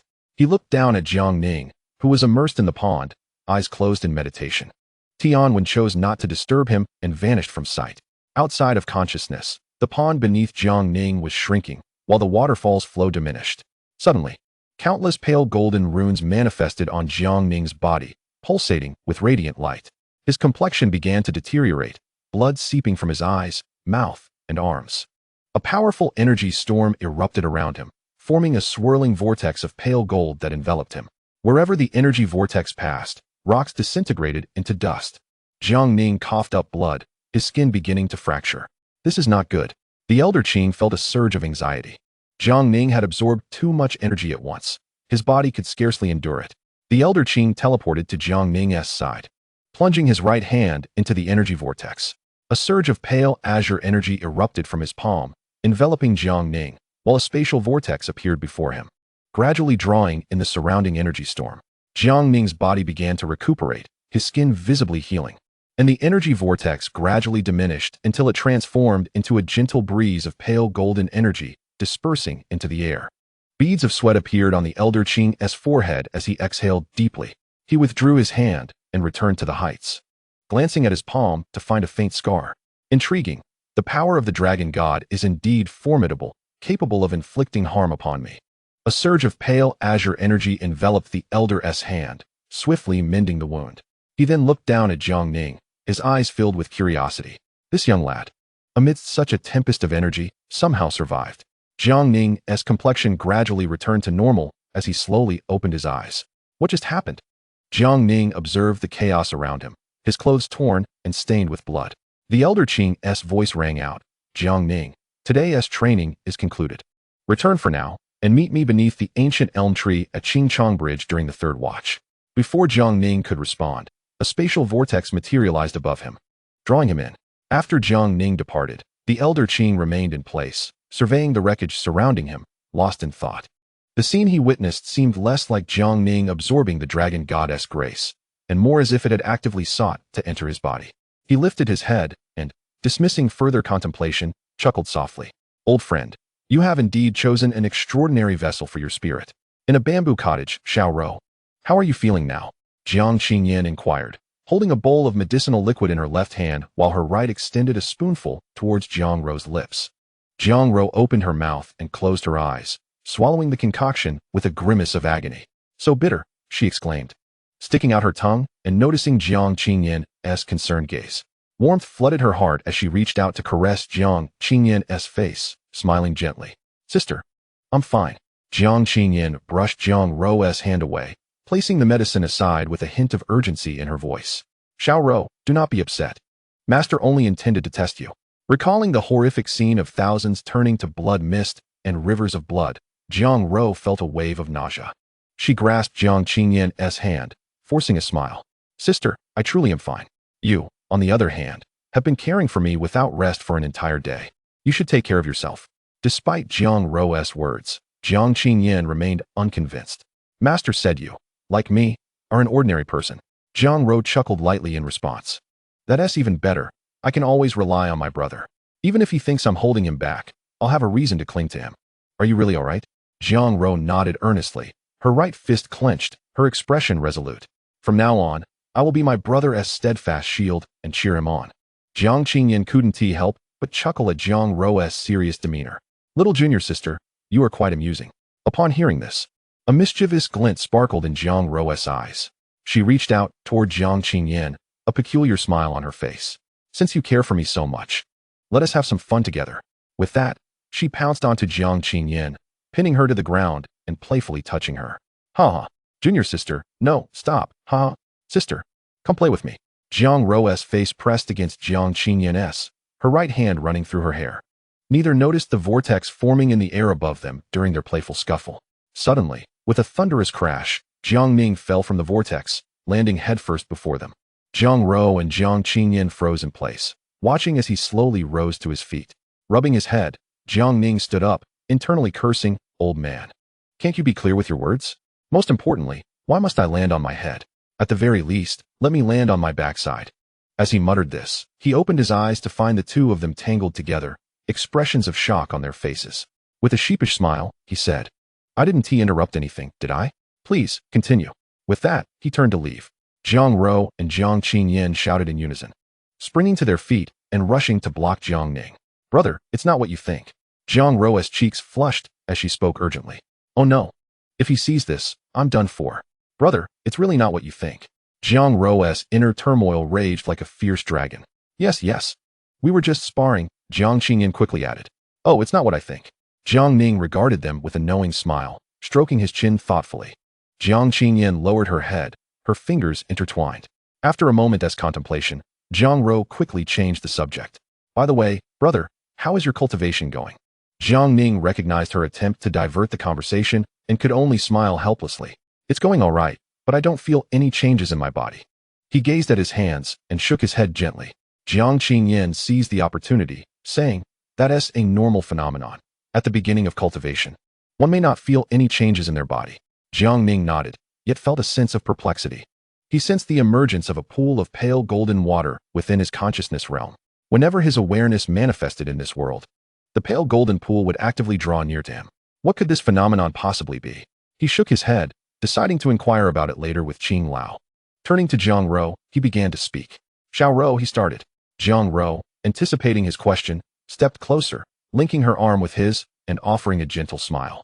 "Big brother, I will rely entirely on you from now on. I shall simply lay back." Jiang Ning affectionately ruffled her hair, and upon seeing her expression, felt a wave of relief wash over him. He then turned to Jiang Qingyan. "Shiji, I trust you will take good care of Xiao Ro from now on." Upon hearing Jiang Ning's words, Jiang Qingyan paused momentarily, then placed her hands on her hips and lifted her chin. "Of course, as your Shiji, it is my duty to look after my shimmy." She then pointed a finger playfully at Jiang Ning's forehead, concern flickering in her eyes. "But you be mindful. Ensure you take care of yourself. The world of cultivation is fraught with peril." Warmth enveloped Jiang Ning's heart as he responded, reaching out to stroke Jiang Qingyan's head.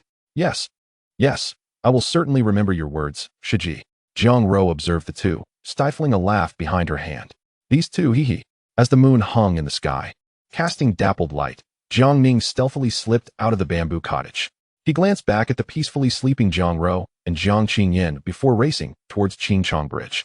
Beneath the bridge, beside an ancient elm tree, the moonlight illuminated the scene, intertwining with the colorful glow emanating from the bridge, casting an ethereal beauty upon the ancient elm's branches.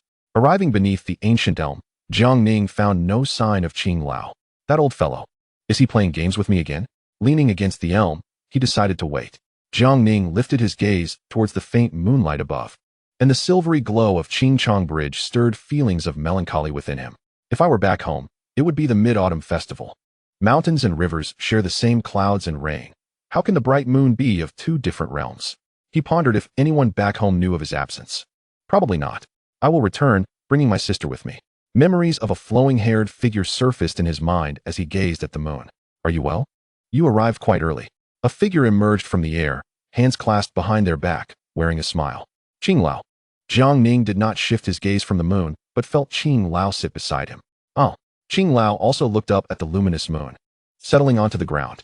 "Tonight's moon is particularly beautiful." Jiang Ning remained silent, and sensing the sorrow in his eyes, Qing Lao chose to continue in quiet companionship. The two sat side by side, wordlessly admiring the moon above. After a long pause, Jiang Ning finally spoke. "Qing Lao, why did you summon me tonight?" Rising to his feet, Qing Lao turned his back to Jiang Ning. "How do you feel about your cultivation today?" Jiang Ning shook his head. "I feel no substantial change. It seems there is merely a pool of pale golden water in my consciousness realm." Qing Lao frowned slightly. "No change is impossible. You absorbed so much water from the spirit pool today. That pale golden water is the dragon god's divine grace. But I have never witnessed such a dense form of dragon god's grace transforming into a liquid state."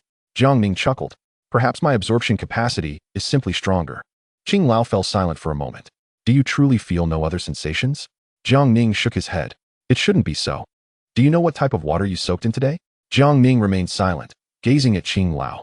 "That water is from the spirit pool, the place where my Qingfeng spirit energy is most abundant. The deeper you go, the more concentrated the energy becomes. Given the amount of water you absorbed today, your body should have experienced some change." Jiang Ning lowered his head in contemplation. Had he misjudged his feelings? Closing his eyes, he opened them again a minute later to find Qing Lao watching him. Jiang Ning shook his head once more. "Little one, could you allow me to enter your consciousness realm?" After a moment's thought, Jiang Ning nodded.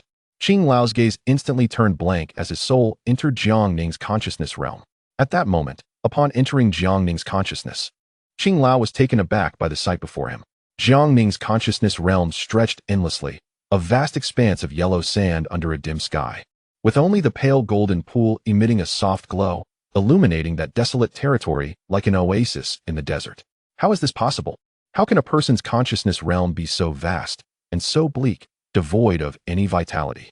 Qing Lao's soul exited Jiang Ning's consciousness, returning to his own body. Your consciousness realm is immense, akin to a vast desert. To fill it with the dragon god's divine grace is unimaginable in terms of resources. No wonder you feel no change in your body. Upon hearing Qing Lao's words, Jiang Ning sprang to his feet, panic flickering in his eyes. Is there truly no way for me? Qing Lao stroked his beard thoughtfully. Do not fret excessively. Though I have never encountered such a consciousness realm, if you can find sufficient cultivation resources, your potential is nearly limitless. If you could fill your consciousness realm with the dragon god's grace, then, Qing Lao paused, turning his gaze to Jiang Ning. Not only would you surpass the rank of a king-level spirit bearer, but even a dragon king would find it difficult to contend with you. Jiang Ning sat back down, clenching his fists. Understood. Qing Lao moved closer, condensing a pale azure light upon his fingertip. He touched Jiang Ning's forehead, and the azure beam entered Jiang Ning's body. What is this? Jiang Ning reached up to touch his forehead, and when he looked up, he discovered Qing Lao had vanished. A voice echoed from above, "Little one. Within this is a fragment of my memories about the dragon spirit realm. It may prove useful to you. Additionally, there is a cultivation method contained within. You may try to practice it." Jiang Ning gazed into the air, offering a gentle smile. "Thank you." Moonlight bathed Jiang Ning as a figure stood at the head of Qingchong Bridge. Hearing Jiang Ning's words, the figure smiled before vanishing. Only Jiang Ning remained. Accompanied by the moon, the bridge's tranquil dreams, and the ancient elm's branches, amidst the breathtaking scenery of Qingfeng. Chapter 21. The Grand Assembly Under the Cover of Night. Jiang Ning returned to the bamboo cottage, where Jiang Ro and Jiang Qinyin were still sound asleep. He chose not to disturb them and quietly made his way outside. At the brook beside the bamboo cottage, Jiang Ning sat cross-legged on a smooth stone. The early autumn air was slightly misty, leaving the stone damp to the touch. Jiang Ning paid little mind to this, closing his eyes as he entered his consciousness realm. Within this realm, Jiang Ning sat on the ground, a pale azure orb of light floating before him. Gently, he reached out to touch it, causing the orb to emit a brilliant glow. Before him appeared a scroll and several sheets of yellow paper. What is this? Jiang Ning grasped the yellow sheets, which revealed pale azure characters. In the dragon spirit realm, countless cultivators exist, with many strong individuals. A select few possess the ability to communicate with the wandering dragon souls between heaven and earth, known as spirit bearers. The talent of a spirit bearer is contingent upon the strength of the dragon spirit they carry. Those who bear a dragon king are called king-level spirit bearers. King-level spirit bearers possess the greatest cultivation talent, potentially unleashing the power of a dragon king. The stronger the dragon spirit they carry, the higher the limits a spirit bearer can achieve. The strength of spirit bearers can be classified into 5 levels: Ling, Xian, Song, Di, and Tian. Each major level can be further divided into 9 stars. Spirit bearers of different levels possess varying degrees of control over the dragon god's divine grace. The Ling-level spirit conduits possess the ability to manipulate with simplicity, whereas the Xian-level spirit conduits can wield the power of the dragon god's sacred grace to effect transformations. The Tsang-level spirit conduits can condense the dragon god's sacred grace, intensifying its essence within the realm of consciousness. The D-level spirit conduits can summon the momentum of heaven and earth, while the Tian-level spirit conduits can command the stars, sun, and moon through the dragon god's sacred grace, harnessing the forces of nature. Each time a spirit conduit ascends a star, they must endure a single tier of heavenly tribulation. Should they survive this tribulation, not only will the spirit conduit's strength increase, but so too will the power of their dragon spirit. Ascending a major level subjects them to a 9-tier heavenly tribulation, with the intensity of the tribulation escalating in accordance with the spirit conduit's elevation in rank. The dragon spirit realm is home to numerous clans of spirit conduits, among which the Tianyu Daomen, Yuanyu Fengjie, and Sanyu Jiugong are the most formidable, collectively known as the 3 sects of dragon spirit. Nevertheless, spirit conduits are a minority within the dragon spirit realm, as the majority are ordinary mortals devoid of the talent for spirit conduit cultivation. If mortals wish to cultivate, they must incessantly hone their physical strength, a practice referred to as fan cultivation. Fan cultivation can be classified into 5 levels based on physical strength: forging the body, tempering the spirit, observing the sea, cave heaven, and myriad forms. Each major level is further divided into 9 stars, corresponding to the 5 levels of spirit conduits. Generally speaking, spirit conduits of the same level surpass ordinary cultivators of the same tier. The path of fan cultivation is exceedingly arduous, relying solely on the scarce spiritual energy present in the world. Consequently, powerful ordinary cultivators are rare, with the mightiest among them being the master of the 9-cold immortal realm, Jiukong Xianzi. It is said that her power could contest with that of the Dragon King without defeat, marking her as the supreme among ordinary cultivators. The dragon spirit realm is replete with various sects devoted to ordinary cultivation, with the most powerful being the Lingyu Xianmen. The techniques practiced by cultivators are also ranked, fundamentally categorized into 4 levels: heaven, earth, profound, and yellow. As Jiang Ning reached this point, the faint azure characters on the yellow paper vanished. Reflecting on the descriptions inscribed on the paper, Jiang Ning deduced that his current strength had merely attained the Ling level 1 star. He then turned his gaze to the nearby scroll, beckoning with his right hand as it soared into his palm. Gradually, he unfurled it, revealing a few prominent azure characters on the far left, like a dancing dragon. A technique of movement? The script within the scroll radiated a brilliant light, and a phantasmagoric figure materialized before Jiang Ning, demonstrating various transformations. Like a dancing dragon is a primary Xian-level technique exclusive to spirit conduits. Those who cultivate this technique can initially create afterimages, and upon reaching mastery, their form will flow like a dragon, swift as lightning. As the phantasm dissipated, the scroll gently closed. Rising to his feet, Jiang Ning felt a surge of joy. With this technique of movement, he could finally compensate for his speed deficiencies. Exiting his consciousness realm, he opened his eyes to find the sun rising in the east. Rising slowly, he made his way toward the bamboo cottage. The scroll clutched in his hand, his face alight with excitement. Today's training begins. At the spiritual spring, Jiang Ning burst forth from the waters, exhilarated as he gazed at his hands. Indeed, it proved effective. He endeavored to practice like a dancing dragon underwater, aiming to enhance his agility through the resistance of water. Initially, it was somewhat strenuous, but after a period of practice, he could deftly navigate beneath the surface. Clenching his fists, he dove back into the water. Closing his eyes, he began to meditate. As he did so, the waters around him began to swirl, ultimately forming a powerful whirlpool, enveloping him in its currents. The surrounding waters gravitated toward him, and strands of pale golden energy emerged from both the water and air, entwining around him like threads. Upon entering Jiang Ning's consciousness realm, the pale golden strands transmuted into droplets, cascading into the shimmering pool. After their descent, the pool expanded, radiating outward from the center of Jiang Ning's awareness. The waters around him began to recede, and the waterfall's current seemed to be drawn toward him. Suddenly, Qing Lao appeared high above Jiang Ning, shaking his head with a wry smile. It seems I underestimated this little fellow's potential.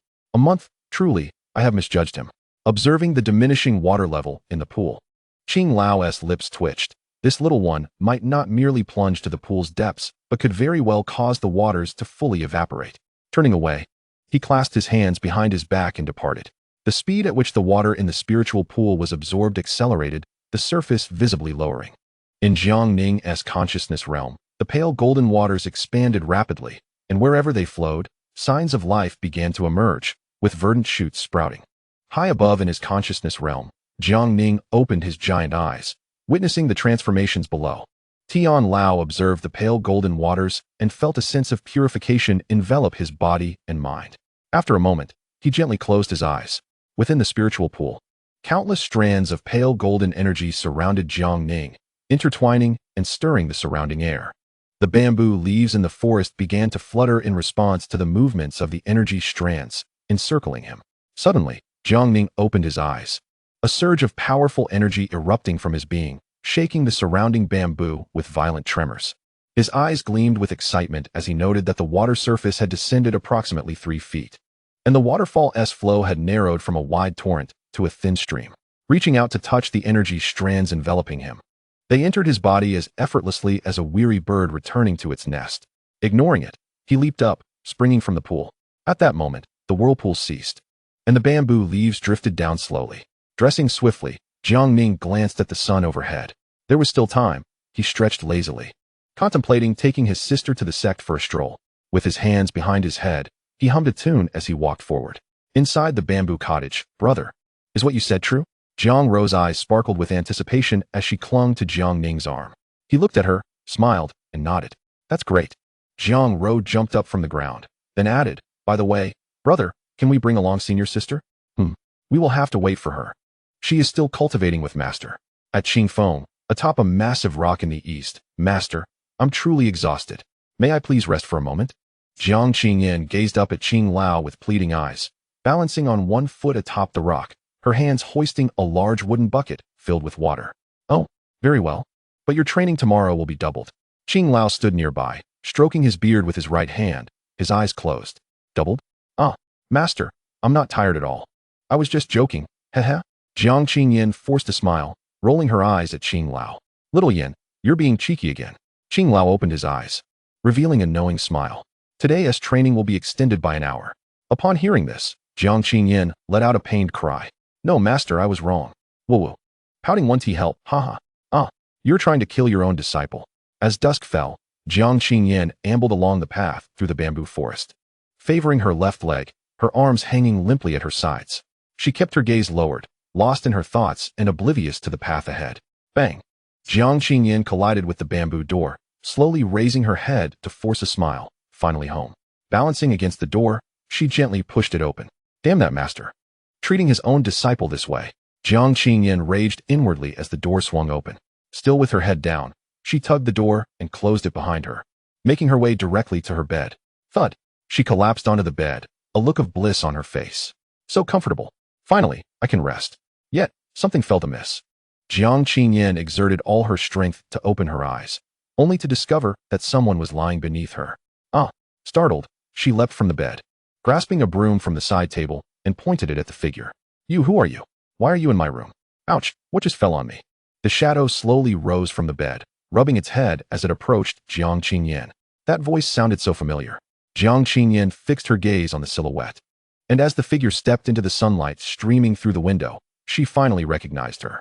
Xiaoro, how did you end up here? Jiang Qingyin discarded the broom and rushed to embrace Jiang Ro. Sister, you are back? Jiang Ro rubbed her eyes and suddenly realized something. Why did you return only now? We have been waiting for you all day. Waiting for me? For what? Brother wanted to take me out for a stroll, and I wanted to join. So I asked him to wait for me. Enough of that. Come with us quickly. Jiang Ro tugged at Jiang Qingyin, sprinting out. No. Xiao Ro, I want to sleep. Jiang Qingyin glanced back at the bed that seemed to grow further away, feeling a deep sense of sorrow. By the Qingchong Bridge, beneath an ancient elm tree, Jiang Ning sat cross-legged on the ground, his consciousness having entered the realm of awareness, diligently practicing the blood rainflower spear technique imparted by the Heavenly Elder. After 3 hours of meditation, he slowly opened his eyes, collapsing onto the ground. Why is this technique so difficult? Despite diligently practicing for 3 hours, he had yet to grasp the technique. After one guiding session, the Heavenly Elder, deeming Jiang Ning too slow-witted, tossed him a straw and departed. Just as Jiang Ning lamented his plight, Jiang Ro arrived, pulling Jiang Qingyin to Jiang Ning's side. Jiang Ro looked down at her brother and smiled gently. Brother, I brought sister with me. Let's go.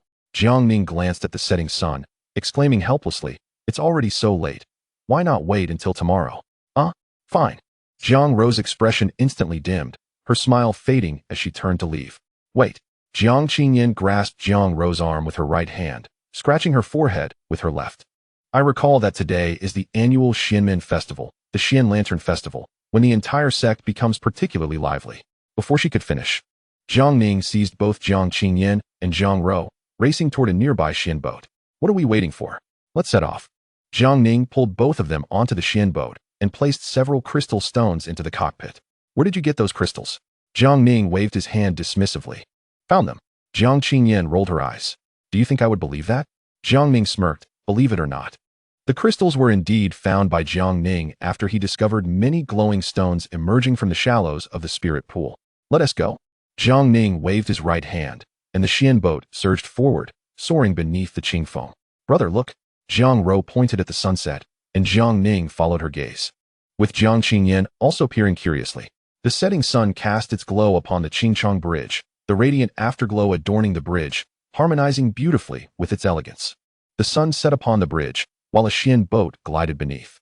The three of them appeared as if painted in a scene, mingling the essence of the mundane with the ethereal. Jiang Ning steered the Xian boat to the central plaza of the Xianmen, and the three of them leaped off the boat. The plaza was festooned with colorful lanterns, bustling with people, each face adorned with smiles.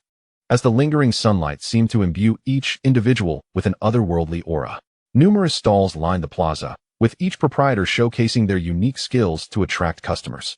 Brother, look over there. Jiang Ro pointed to a stall on their left, surrounded by a throng. Come, let us take a look. Jiang Ning pulled Jiang Ro and Jiang Qingyin toward the stall. At the stall, the proprietor held a torch in his right hand, gulped down a bowl of wine. and blew towards the flame, instantly conjuring a magnificent fire dragon that soared into the sky, ultimately transforming into a grand firework display. Boom! The fireworks erupted in the sky, each spark resembling a streak of light, carrying the awe and hopes of the onlookers, soaring towards the distant horizon or scattering into the beautiful realm of mortals. Impressive. Remarkable. The crowd erupted in applause, their faces glowing with joy. The stall owner bowed deeply, producing a worn porcelain jar. Esteemed patrons, please lend your support. Some in the crowd retrieved 1 or 2 crystal stones from their pockets and placed them into the jar. Jiang Ning also took out 2 crystals, stepping forward to gently deposit them into the jar. Thank you. The stall owner smiled at Jiang Ning. Jiang Ning returned the smile and waved his hand, indicating it was no trouble. Junior brother, come here, there are even more exciting things. Jiang Ning turned to see Jiang Qingyan and Jiang Rou by a giant fountain at the center of the plaza, waving at him. Jiang Ning shook his head helplessly, turned back to the stall owner, and bowed. The stall owner nodded, and Jiang Ning then turned to run toward Jiang Rou and Jiang Qingyan, his face radiating joy. I'm coming. At that moment, the sun had just dipped below the horizon, while the crescent moon began its ascent, casting its gentle light behind the boy. Chapter 22. Xian Lantern Festival. The trio of Jiang Ning, Jiang Rou, and Jiang Qingyan strolled through the central plaza of the Xianmen, where the moon had just risen, spilling its cool light across the scene. Brother, come quickly, look at this. Jiang Rou pulled Jiang Qingyan toward the giant fountain at the center of the plaza, pointing excitedly at it. What is it? Jiang Ning followed, approaching the fountain. This is our Xianmen's Yuan Dream Spring, built by our founding ancestor. Every year during the Xian Lantern Festival, disciples gather here to make wishes at the Yuan Dream Spring, seeking the ancestors' blessing to fulfill their dreams. Jiang Ning gazed at the spring, observing the kaleidoscopic water merging and swirling, morphing into various enchanting patterns, as if luring one into a dream. Why does the spring water have so many colors? Jiang Rou knelt down, gently touching the water with her fingers.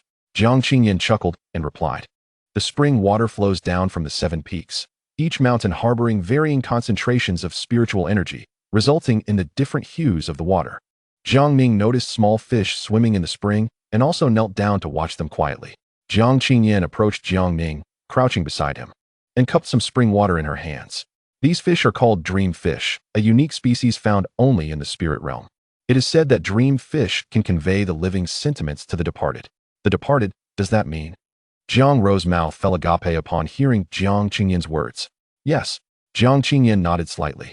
Whenever a disciple passes away, people will release a dream fish into the Yuan Dream Spring to express their longing and tribute. Hearing this, Jiang Ning furrowed his brow slightly, while Jiang Rou's eyes revealed a hint of sorrow. She clasped her hands together, bowing slightly toward the Yuan Dream Spring. Observing them, Jiang Qingyan smiled gently, rising slowly to pull both Jiang Ning and Jiang Rou up. Don't be sad. Come, I'll take you to release the Xian lanterns. Jiang Qingyan led Jiang Ning and Jiang Rou to a stall. A throng had gathered before the stall, with each person queuing orderly as the proprietor gently handed a delicate bamboo lantern to each disciple. That is the Xian lantern. Jiang Qingyan pointed to a disciple holding a bamboo lantern. But it doesn't seem to be lit, Jiang Rou remarked, puzzled. Hearing her question, Jiang Qingyan smiled knowingly. You'll find out soon. After a long wait, it was finally their turn. The stall owner handed 3 lanterns to them, and Jiang Qingyan smiled, thanking him. She placed 3 crystal stones into the proprietor's hands, who also smiled back at Jiang Ning and the others, cautioning them to be careful. Jiang Qingyan nodded, turning to Jiang Ning and Jiang Rou. Let us go? With that, she headed toward the Yuan Dream Spring, and Jiang Ning and Jiang Rou exchanged glances before following her. Jiang Ning and her companions arrived at Yuan Mengquan, where a throng had gathered, each person bowing their heads in reverence, hands cradling bamboo lanterns, their expressions solemn. Some female disciples even shed silent tears. Jiang Qingyan subdued her voice, relinquishing her usual playful demeanor, and approached Yuan Mengquan, positioning herself behind the others while holding the lantern aloft. Jiang Ning and Jiang Rou, observing her, followed suit and stood beside her. The once bustling central square was now serene. All had quietly gathered by Yuan Mengquan, hands clasping the lanterns, their gazes fixed upon the shimmering waters. After a quarter of an hour, the sound of a bell resonated from the summit, prompting the assembly to gently place their lanterns on the ground and kneel, pricking their right ring fingers to let a drop of blood fall onto the black stone within the lantern. Jiang Qingyan also knelt and let her blood mingle with the stone. In that instant, the black stone shattered, releasing a brilliant pale golden light, transforming into a radiant crystal. Jiang Ning and Jiang Ro, witnessing this spectacle, were taken aback and imitated the others, allowing their blood to fall. And the lanterns erupted in dazzling golden brilliance. The crowd lifted their lanterns once more, standing in silence. Another quarter of an hour passed before the bell tolled again from the summit. The assembly gently placed their bamboo lanterns upon the water's surface, where they floated, embellishing the multicolored springs below. Dream fish swam beneath the lanterns, circling them gracefully. After placing their lanterns, the disciples slowly retreated to their prior positions. Some could no longer contain their tears, stifling sobs behind their hands. When the bell tolled again, they bowed deeply towards Yuan Mengquan. Jiang Ning and Jiang Ro also placed their lanterns on the water and bowed in homage. Understanding dawned upon Jiang Ning and Jiang Ro, their eyes brimming with tears. Indeed, those individuals were no longer present. A minute later, the final bell tolled from the summit. The disciples rose, some departing slowly, while others knelt beside Yuan Mengquan, gently touching the water, tears falling silently. Li Shidi, a year has passed. Are you well over there? Shiji, I have been taking good care of Shifu. I haven't seen you in so long I can hardly remember your face. Xiaofeng, it has been a year. Why did you save me? Why did you leave me here alone? I miss you so much. I promised you that I liked you. Will you come back? Jiang Qing Yin gradually rose, no longer gazing at Yuan Mengquan, and turned away. Jiang Ning took Jiang Ro's hand, following her. Glancing back at Yuan Mengquan, Jiang Ning felt a surge of emotions. So this is Yuan Mengquan. So this is Xin Dengjia. So this is Xian Men. This is human emotion. So this is death and longing. Beneath the sprawling branches of a grand tree, many disciples leaned against the trunk, gazing up at the moon hanging high in the sky. Jiang Qing Yin approached the tree, gently caressing its bark. Jiang Ning and Jiang Ro followed suit. Jiang Ro's eyes were already glistening, her mind replaying the earlier scene of the lanterns. Jiang Ning quietly stood beside Jiang Qing Yin. The trio remained silent, illuminated by the light of Yuan Mengquan's lanterns. After some time, Jiang Qing Yin spoke softly. It has arrived. Jiang Ning blinked in surprise. What has arrived?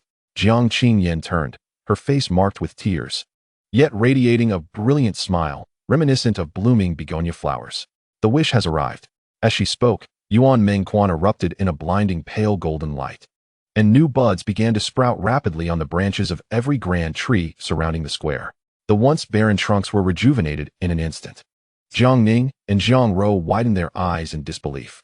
Just as Jiang Ning was about to speak, Jiang Qing Yin placed a finger gently on his lips, smiling softly. Shoo! In an instant, every grand tree blossomed with delicate pink flowers, each one breathtakingly beautiful and enchanting. What is this? Begonia flowers. Each blossom emitted a soft pink glow, illuminating the faces of the onlookers. The moon hung high above the central square, its cool light cascading silently upon everyone. Disciples reached out, eager to touch the exquisite begonia flowers, yet fearing to harm them. They hesitated, letting their fingers hover in the air, absorbing their warmth and beauty.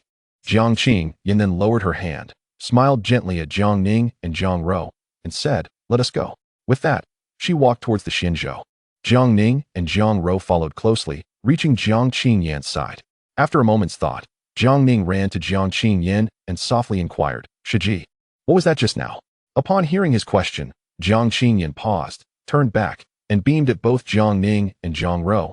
That was love. He. Chapter 23. Breakthrough on the Xinzhou. Jiang Ning and Jiang Qing Yin sat side by side, while Jiang Ro had already fallen asleep against Jiang Ning's shoulder. Jiang Qing Yin's gaze was fixed ahead, observing the Qingshang Bridge, where the moon hung above, its cool radiance spilling over the bridge as though it were a portal to the celestial realm. Jiang Ning turned to glance at the slumbering Jiang Ro. His eyes filled with affection. He could not resist reaching out to gently stroke her face, smiling softly. Turning back, he beheld Jiang Qing Yan's profile, pure as jade. Strands of hair dancing in the evening breeze, brushing against her face. The high ponytail swayed gently in the wind, and the moonlight highlighted the delicate tear trails on her cheeks, as if she had just emerged from a bath. Neither spoke, and Jiang Ning felt a twinge of awkwardness, his mind drifting back to Jiang Qing Yan's words, recalling the scene of the myriad begonia flowers blooming together. That was love. Jiang Ning gazed at Jiang Qing Yan, withdrawing his hand from Jiang Ro's face, and softly called out, "Shiji."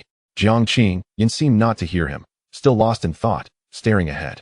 "Shiji," he called again. Oh. Jiang Qing Yin turned, smiling at Jiang Ning. "What is it, Xiao Shidi?" Shiji, when you spoke of love earlier, what did you mean? Hearing his question, Jiang Ning hesitated for a moment, then smiled again. Love is simply love. Just as Jiang Ning was about to ask further, Jiang Yin continued, Shiji, may I ask you a question? Jiang Ning nodded slightly, and Jiang Yan's smile faded as she turned her gaze forward. If, and I mean if, one day Xiao Rou were to face danger, and that adversary was beyond your capability to defeat, would you still go and save her?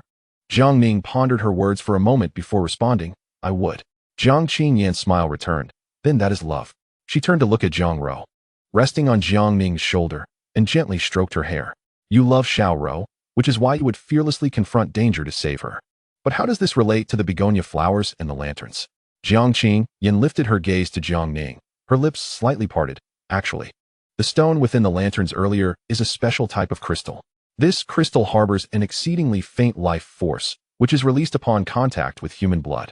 When our founding ancestor constructed Yuan Meng Quan, they connected its base with the roots of the surrounding begonia trees.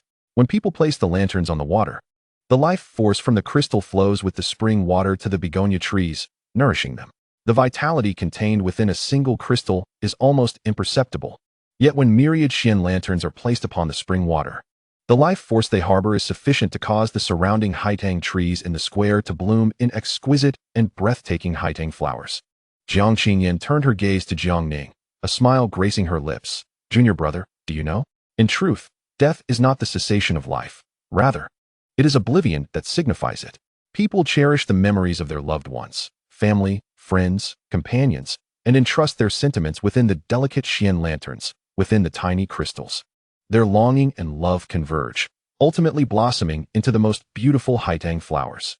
Those flowers represent the responses of those they yearn for, that is love. Upon hearing Jiang Yin's words, Jiang Ning fell into silence, slowly raising his head to gaze at the luminous moon in the sky. Death is not the end of life. Oblivion is. Thus, will I be remembered after I depart?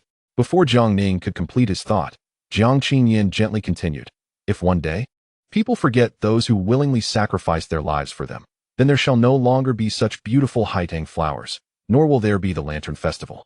And love will cease to exist. After hearing Jiang Yin's words, Jiang Ning felt as though something within him had been lightly touched, and the corners of his mouth subtly lifted.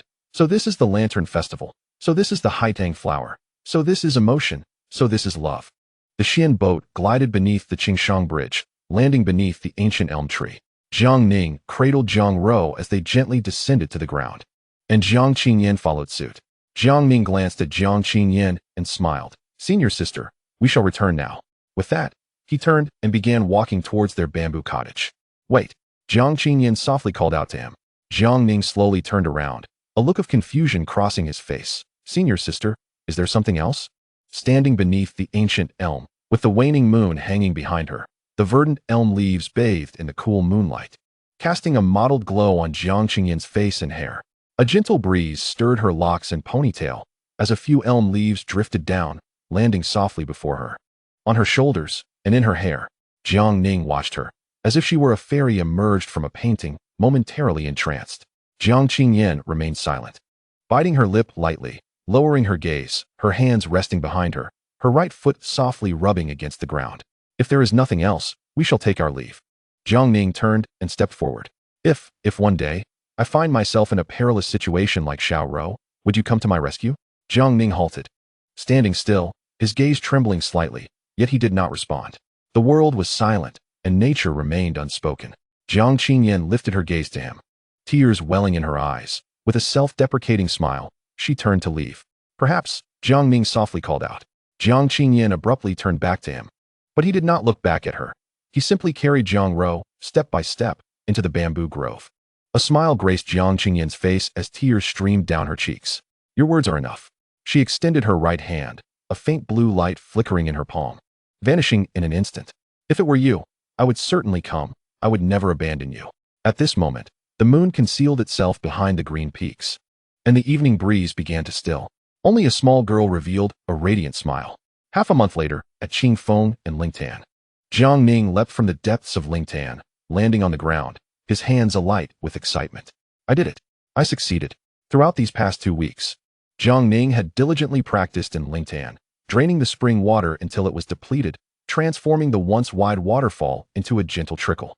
He clenched his fists, a dark red light flashing in his eyes. Suddenly, Jiang Ning vanished from his spot, reappearing moments later at the same location. The elder Qing in the sky observed Jiang Ning, shaking his head in resignation, stroking his beard with a sigh. This little fellow is truly a prodigy.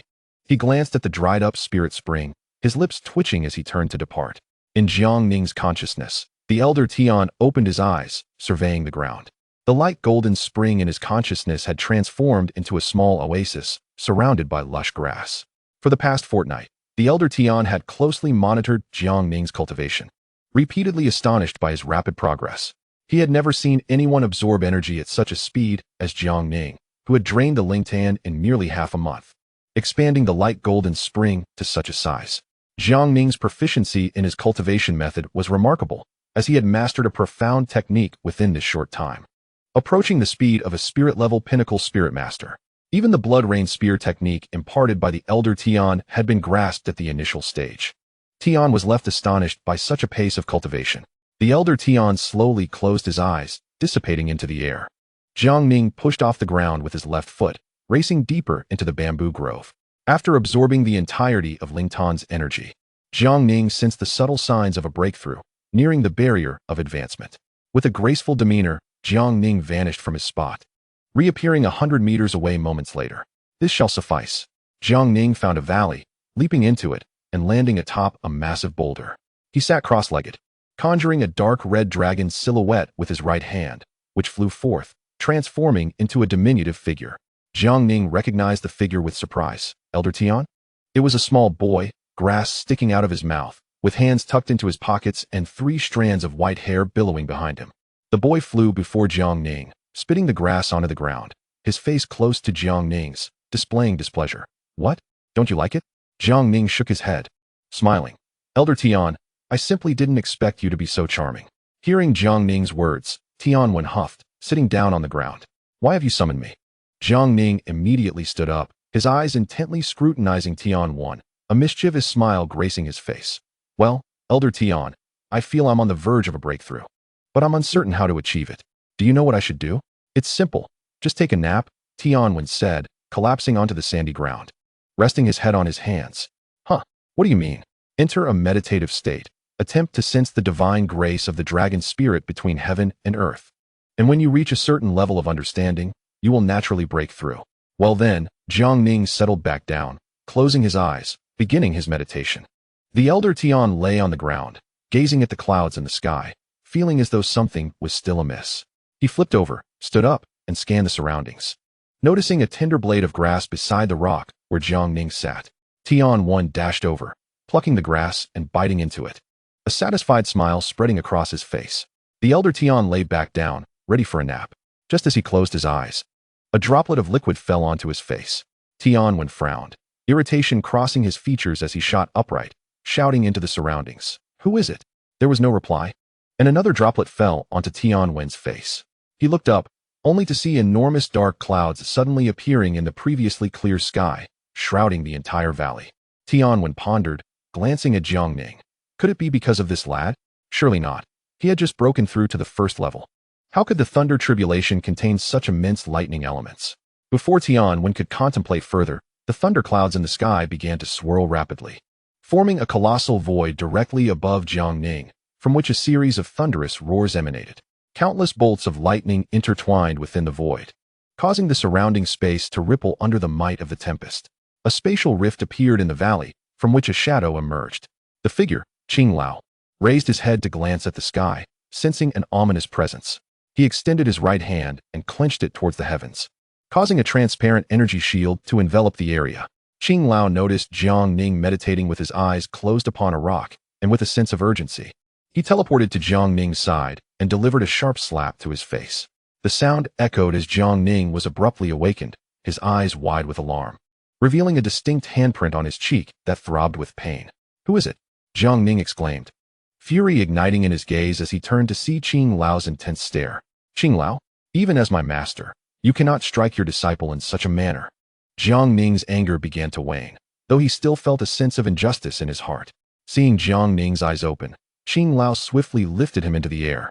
Pointing at the ominous thundercloud above, coldly questioning, "Why did you not call for me when attempting to break through? Do you truly believe you can withstand such a formidable thundercloud?" Jiang Ning, observing Qing Lao's grave demeanor, remained silent. With a sigh, Qing Lao brought Jiang Ning back to the ground and cast him onto the rock. At that moment, a colossal dragon made of lightning emerged from the rift, its form crackling with electricity, its very presence causing the space around the rift to tremble slightly. Drops of pale blue water began to fall around the rift, each droplet imbued with the terrifying power of lightning.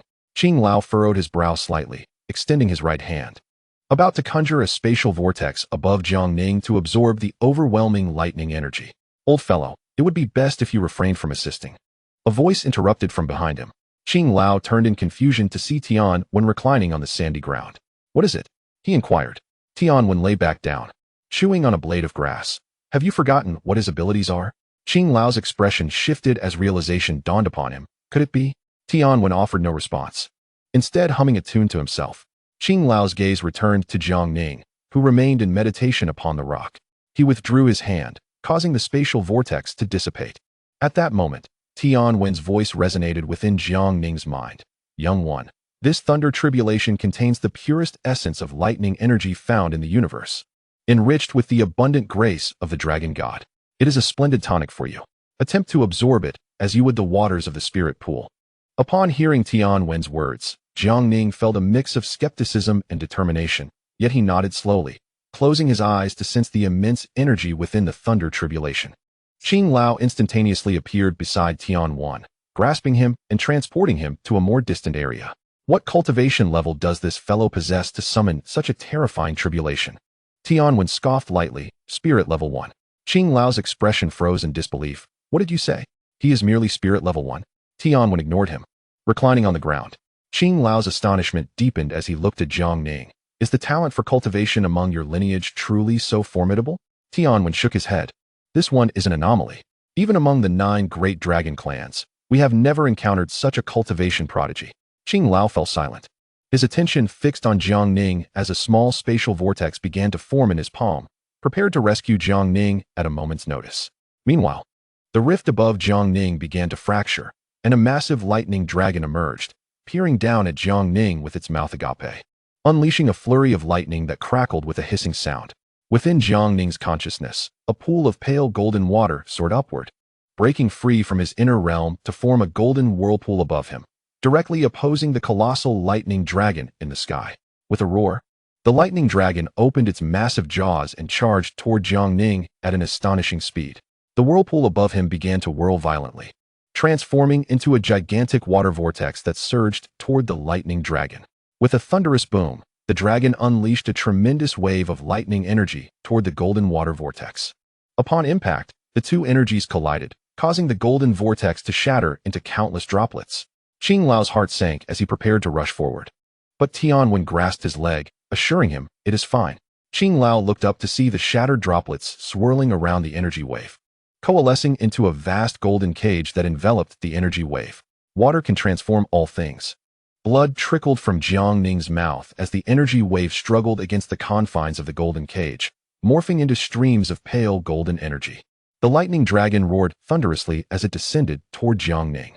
The golden droplets scattered once more, forming a vast net that ensnared the dragon's body. The dragon attempted to tear the net apart with its powerful jaws. Jiang Ning grunted, blood spilling from his lips as the golden net began to tear under the dragon's might. A colossal energy storm erupted in the sky as the net was shredded into countless fragments. Although the lightning dragon's power was diminished, it still bore down upon Jiang Ning with devastating force. "This is bad," Qing Lao shouted, but Tianwen held firm, preventing him from moving. "Let go." Qing Lao's face contorted with rage, a spatial vortex forming in his palm. "Trust him. He must overcome this on his own. Otherwise, what will he do during future tribulations?" Tianwen's words struck Qing Lao, who hesitated before sighing and retracting the spatial vortex. He cast a steely gaze at Jiang Ning, coldly declaring, "If anything happens to him, I will ensure you pay the price." Tianwen chuckled darkly. "If he dies, you need not worry. I too shall turn to ash alongside him." Qing Lao fell silent, clenching his fists, his palms slick with sweat. "Jiang Ning, you had best survive." The lightning dragon, charged with formidable energy, surged toward Jiang Ning. As it neared, Within mere meters, Jiang Ning suddenly opened his eyes, their depths glowing with a dark crimson light. He rose to his feet, a blood-red spear materializing in his right hand. Blood Soul. Jiang Ning fixed his gaze upon the lightning dragon, a faint smile gracing his lips as he aimed the spear at the beast. With a whisper, he uttered, "Boom." The Blood Soul spear shot forth, striking the dragon's head. Upon contact, a towering dark red beam erupted from the spear, piercing through the entire body of the lightning dragon. With a resounding crash, the dragon's form disintegrated into arcs of lightning, each bolt consumed by the Blood Soul spear. The ominous thunderclouds vanished, giving way to sunlight once more. The spear fell from the sky, re-entering Jiang Ning's consciousness world. The myriad pale golden droplets converged, transforming into a flowing river that streamed into Jiang Ning's inner realm. Exhausted, Jiang Ning collapsed. "Jiang Ning!" Qing Lao shouted, instantly teleporting to Jiang Ning's side to support him. With a wave of his hand, the space fractured, and they vanished within. Tianwen remained, seated in place, gazing at the sky with a soft sigh. What a remarkable little monster. He glanced at his own hands, now damp with perspiration. Shaking his head, he dismissed the thought as a gust of wind swept through. And Tianwen vanished from sight. Chapter 24. Gathering at Qing Feng Lingtan. Jiang Ning lay upon a rock adjacent to the spirit pool, while Qing Lao stood beside him, gently placing his hand on Jiang Ning's wrist. With his eyes closed, a soft azure energy flowed from Qing Lao's palm, gradually entering Jiang Ning's body. The expression on Qing Lao's face transitioned from initial tension to a sense of calm, only to furrow his brow in confusion. He opened his eyes, stroked his beard with his right hand, and displayed a look of perplexity. It was truly astonishing that this fellow's body, having endured such a terrifying thunder tribulation, remained unscathed. His mind recalled the words spoken by Tianwen earlier. Deepening his doubts, Tianwen asserted that there had never been a being like Jiang Ning, but could he truly be merely a vessel for the Ninth Dragon King? As Qing Lao pondered, Jiang Ning slowly rose from the rock, rubbing his head. Upon seeing Jiang Ning sit up, Qing Lao immediately reached out to support him. His expression urgent. "Jiang Ning, how do you feel now? Is there any discomfort?" Jiang Ning, warmed by Qing Lao's concern, smiled and shook his head. Observing Jiang Ning's demeanor, Qing Lao felt relieved, placing his hands behind his back and turning away from Jiang Ning. "You've been fortunate this time, my boy." Just as Qing Lao was about to continue speaking, a resounding bell toll echoed through the air. Both Qing Lao and Jiang Ning turned towards the sound. Seeing a towering beam of light erupting from the main peak, energy waves radiating outward from it towards various locations of Xianmen. A deep voice resonated in Qing Lao's mind. "Elders, please bring your disciples and hasten to the Tianluan Hall on the main peak to discuss urgent matters." Qing Lao furrowed his brow slightly. What does that old fellow want now? He turned to Jiang Ning. "Come with me." Without waiting for a response, he turned to leave. Jiang Ning called out from behind. "What is going on?" Qing Lao glanced back, coldly snorting, establishing authority. On a Xianzhou, Qing Lao stood at the bow, hands clasped behind his back, while Jiang Ning and Jiang Qing Yin sat on the deck behind him. Jiang Ning reclined on the deck, eyes closed, hands crossed behind his head. Jiang Qing Yin rested her hands on her legs, biting her lip, her gaze fixed ahead. Occasionally, she glanced back at Jiang Ning. Both remained silent, enveloped in an unusual atmosphere aboard the Xianzhou. Feeling a surge of determination, Jiang Qing Yin shifted closer to Jiang Ning and softly called, "Shitty." Jiang Ning, momentarily startled, opened his eyes to find Jiang Qing Yin blushing slightly as she looked at him. He grunted, "What is it?" Jiang Qing Yin lowered her head and spoke softly. "Shimmy has also begun to cultivate." "Oh," Jiang Ning replied simply, but suddenly realizing the implications, he sat up quickly, gripping Jiang Qing Yin's arm with urgency. "What did you say?" Jiang Qing Yin trembled slightly, meeting his gaze. "Xiao Rou said she wants to help you, so she asked me to teach her cultivation." Hearing this, Jiang Ning's eyes flickered with emotion. He chuckled softly and gradually released Jiang Qing Yan's arm. Reclining once more, "Let her be." He closed his eyes again, while Jiang Qing Yan turned her head, choosing not to speak further. Qing Lao stood at the bow, a slight smile curling at the corners of his mouth. "Xiao Yan, I did not expect you to possess such a side." Arrived at the main peak, Jiang Qing Yan called softly. Jiang Ning slowly opened his eyes, stretching as he sat up on the deck. "Where's this?" Hearing Jiang Ning's question, Jiang Qing Yan pointed towards a magnificent hall shimmering with gold. "That is the Tianluan Hall of the main peak, the assembly hall for our Xianmen-S sect leader." Following her gesture, Jiang Ning beheld a vast plaza before the main peak. At its center stood a grand hall radiating golden light, flanked by two imposing stone lions, with a massive plaque above inscribed with gilded characters, Tianluan Hall. With a gentle wave of his hand, Qing Lao led the three of them down from the Xianzhou and onto the plaza. With his hands resting behind him, he strode towards the hall's entrance. Jiang Qingyan and Jiang Ning exchanged glances before following suit. Upon reaching the entrance, Qing Lao shouted into the hall, "Old fellow, we have arrived. Will you not open the door?" Silence lingered within the hall, prompting Qing Lao to sneer, as expected. With that, he placed his right hand upon the door, his left hand resting behind him, and coldly commanded, "Open."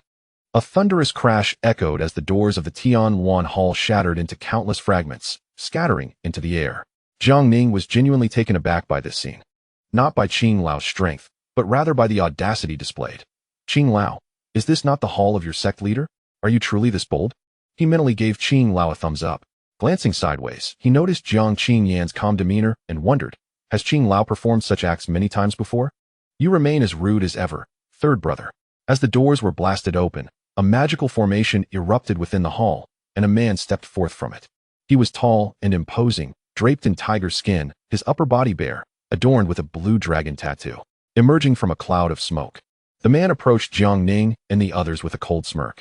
With each step he took, Jiang Ning felt the weight of pressure increase exponentially, causing his blood to boil as he struggled to remain upright. Turning to Jiang Qingyan, he saw her drenched in sweat, crouched on the ground, hands braced against it, her legs trembling uncontrollably. The man reached Qing Lao and looked down at him with a contemptuous grin, while Qing Lao maintained his posture, hands resting behind his back. Seemingly unfazed, the man's eyes narrowed in anger at Qing Lao's demeanor, and he coldly scoffed, extending his right hand, a white magical formation glowing in his palm, which swiftly expanded beneath Qing Lao's feet.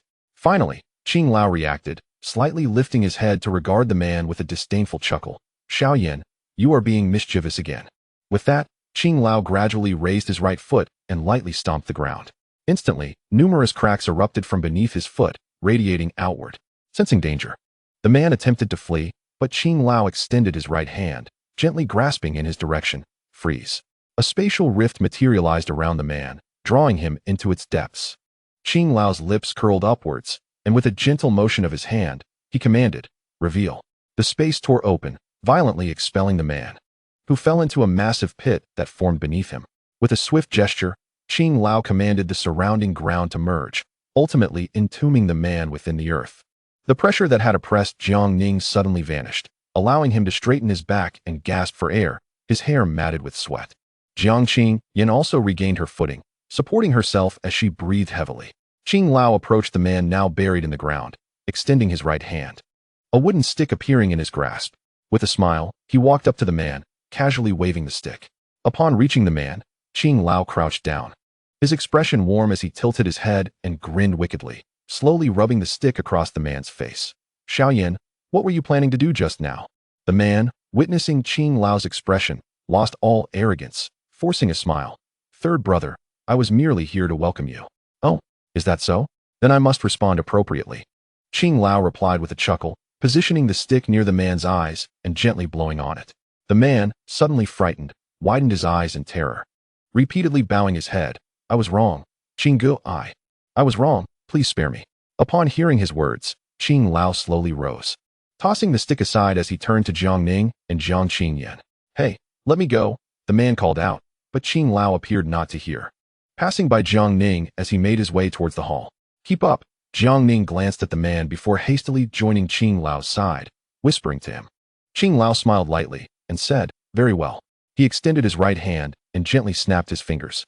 With a loud bang, the ground around the man shattered, and he felt his limbs regain mobility, promptly leaping out from the earth. Qing Lao paid him no mind and continued toward the grand hall. The man dusted off the dirt from his body, glanced at Qing Lao, and quickly ran to his side, a sycophantic smile on his face, expressing his gratitude.